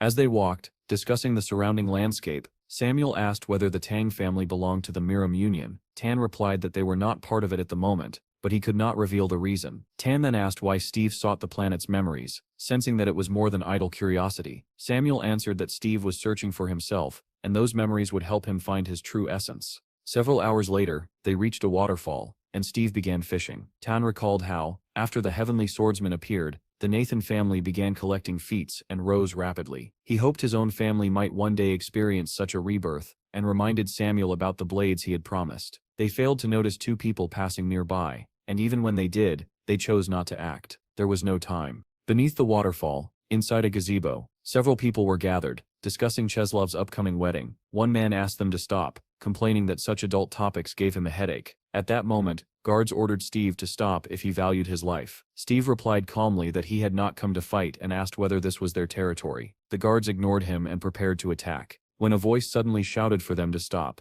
Cheslov greeted the visitor from another planet with a smile and offered him a drink on such a fine day. Steve accepted happily and followed him into the gazebo, where Cheslov said the other guests would also be pleased to see him. A guard muttered that Steve could be dangerous but followed nonetheless. Steve immediately began eating with enthusiasm. Cheslov remarked that Earthlings often wandered through these parts. He introduced himself as the grandson of the Chess family, mentioning that his grandfather was the famous warrior Manhwa. Steve repeated the name while eating, saying the food was incredibly delicious. The people at the table were amazed by his appetite and joked that both Earthlings and demons were uncultured. Seeing how hungry Steve was, Cheslov offered him wine. A beautiful girl stepped forward and filled his glass. Steve drank it in one gulp, and said with satisfaction that it was not bad. The guests admired his boldness and offered him more. Suddenly, shouts erupted from the street. Two bandits had attacked the guards and already killed several of them. The guests panicked, realizing the bandits' skills surpassed those of the guards. One guard pointed his sword at Steve and demanded to know if the attackers were his accomplices. Steve asked who he meant, and with his mouth full of food, answered honestly that he was seeing them for the first time. He gathered more round pies, calling them manti, and muttered that he knew nothing about any robbers. One guard prepared to strike, but another stopped him, saying that such a fool could not possibly be dangerous. The bandits demanded that Cheslov come with them, threatening to kill everyone otherwise. People tried to stop Cheslov, warning him not to trust such scum. Cheslov stepped forward and asked which family they belonged to, and why they bore a grudge against him. As the guards urged him to step back, Steve suddenly appeared in front of the bandits, thanking Cheslov for the meal. He said he was full but would gladly enjoy this next course as well. One bandit blocked his path and asked whether those people they had seen earlier were his companions. He sneered that since Cheslov refused to cooperate, everyone would die, including the Earthlings, and launched his attack. He never had time to draw his sword. Steve struck him first, smashing his nose and sending blood spraying. Steve frowned, more upset about being interrupted while eating than anything else. The second bandit realized Steve was fast and hurled smoke bombs to blind him. As the smoke spread, the man charged, declaring that today was not Steve's day. The next moment, Steve slammed him headfirst into the ground, silencing him instantly. The guards stared in shock. Two powerful bandits had been defeated with ease. They were stunned by Steve's monstrous strength. Steve calmly checked his manti, then announced that he was in a good mood today and would let them live. With that, he walked away, utterly unconcerned. Suddenly, Steve's companions emerged from the forest, and Billy waved enthusiastically at him. Steve asked why they had not waited, and Tan questioned why Steve was here instead of fishing. Steve replied that he had taken care of some business, and said they could leave now, handing Billy a bag filled with treats. They did not have time to depart. Cheslov suddenly dropped to his knees and asked how he could possibly let his benefactor leave like this. Steve calmly asked what he was expected to pay. Cheslov bowed deeply and said that he could not allow his savior to go without repayment. Samuel leaned in and quietly explained that this was a typical custom among the noble families of the Middle Earth. Tan confirmed that this was exactly what was happening and suggested they leave immediately. Cheslov insisted that his family would serve them the finest fish dishes they would never taste on Earth. At those words, the Earthlings froze, tempted. Tan urged them to go, but Samuel and Billy began persuading him to stay and try the food. Steve then asked Cheslov whether their settlement had historical memories stored in a forge. Cheslov replied that their settlement was built around a memory stone and possessed excellent forges. Steve concluded that this place had everything they needed, and agreed to stay for the meal. At the same time on Earth, Steve's guild was in full operation, hunting wild wyverns. Donnie fired from below with a massive cannon, counting each monster he shot down. Chad sat inside a field tent in the forest, surrounded by tamed beasts. Melissa approached and greeted him. Chad looked up from a letter he was writing, embarrassed, and admitted it was a short message for his son. Since Steve rarely summoned Pecky, Chad hoped to receive even a few lines in return. Melissa reassured him that with Billy by Steve's side, the boy was certainly safe. Donnie's cannon fire suddenly echoed again, drawing their attention. Chad noted that monsters were appearing more frequently, but anti-aircraft weapons were too expensive. As long as the wyverns understood that this was already claimed territory, they would not attack. Back on Kuchan, the group arrived at a banquet prepared in their honor. Billy stared in awe at the countless varieties of fish. The Earthlings eagerly devoured the feast, while Tan cautiously delayed, testing each dish for poison. Samuel asked Steve whether he could see the food status, and Steve replied that he could. Tan was astonished and asked where Steve had learned such magic. Since it clearly related to Kuchan, Steve answered that his awakening had occurred after returning to Earth. He added that he was now wondering why he lost consciousness each time he passed through the portal. Samuel suggested that it was likely due to an imbalance between internal and external forces. Tan added that when balance was disrupted, side effects were inevitable. Samuel proposed that Steve learn to control his inner power while they were here. Cheslov soon entered and asked whether the meal had pleased them. The group praised the food, and Billy immediately asked for more. Cheslov introduced the settlement's manager and said he could be contacted for any needs. Steve requested a forge. Cheslov replied that since they had a skilled blacksmith among them, something had already been prepared. The manager placed a suitcase on the table and announced that it contained a gift, a purified meteorite. Tan immediately recognized the exceptional quality of the alloy produced, using advanced techniques. Samuel understood at once that Cheslov was attempting to settle his debt in this way. As if hearing his thoughts, Cheslov said that such stones were not worth a life and asked them to accept the gift. Steve examined the meteorite and asked if it was truly valuable. Tan replied that it was so precious that accepting it would be equivalent to owing a great debt. Suddenly Steve's hand glowed and a pile of shining stones appeared on the table. Cheslov and the manager stared in shock. Tan asked if it was meteorite ore, and could not comprehend where so much of it had come from. Steve said calmly that he was far more interested in viewing their historical memories. In a large house nearby, the manager reported to the family head that an Earthling had dumped hundreds of kilograms of pure ore on the table. He added that it was the highest quality ore imaginable, and could not be matched with ordinary offerings. The head asked whether the blacksmith truly resembled Samuel, and the manager confirmed it. The old man wondered whether this was truly the former slave of the Nathan family, and why he had returned after 2 years. Reports indicated that the appearance of dragons in the river coincided with the arrival of the Earthlings, and that the last demons at the gate had been completely annihilated. When the head asked whether the local resident was from the destroyed Tang family, the manager replied that no survivors were believed to exist. He then reported that the attackers of Cheslov belonged to the Golden House. The head responded that such boldness demanded a heavy price and ordered them punished, while instructing that the guests be closely monitored and all their requests fulfilled. He reflected that if these visitors were truly who he suspected, then their family was extraordinarily fortunate. Elsewhere, Tan asked Steve where he had obtained so much ore. Samuel explained that the White Snake's cave contained rich deposits, which Steve had apparently overlooked. Steve declared that dinner was over, and it was time for Billy to begin training. He asked Samuel to accompany him to view the memories, and Samuel agreed. Before leaving, Steve activated his summoning skill and called forth the White Snake. The snake asked why it had been summoned, and Steve was surprised to see that it had grown larger again. He told it to shrink, then instructed it to guard Billy while he was away. Steve handed the snake to Billy and told him to keep it with him at all times. Billy said goodbye and asked his uncle to return quickly.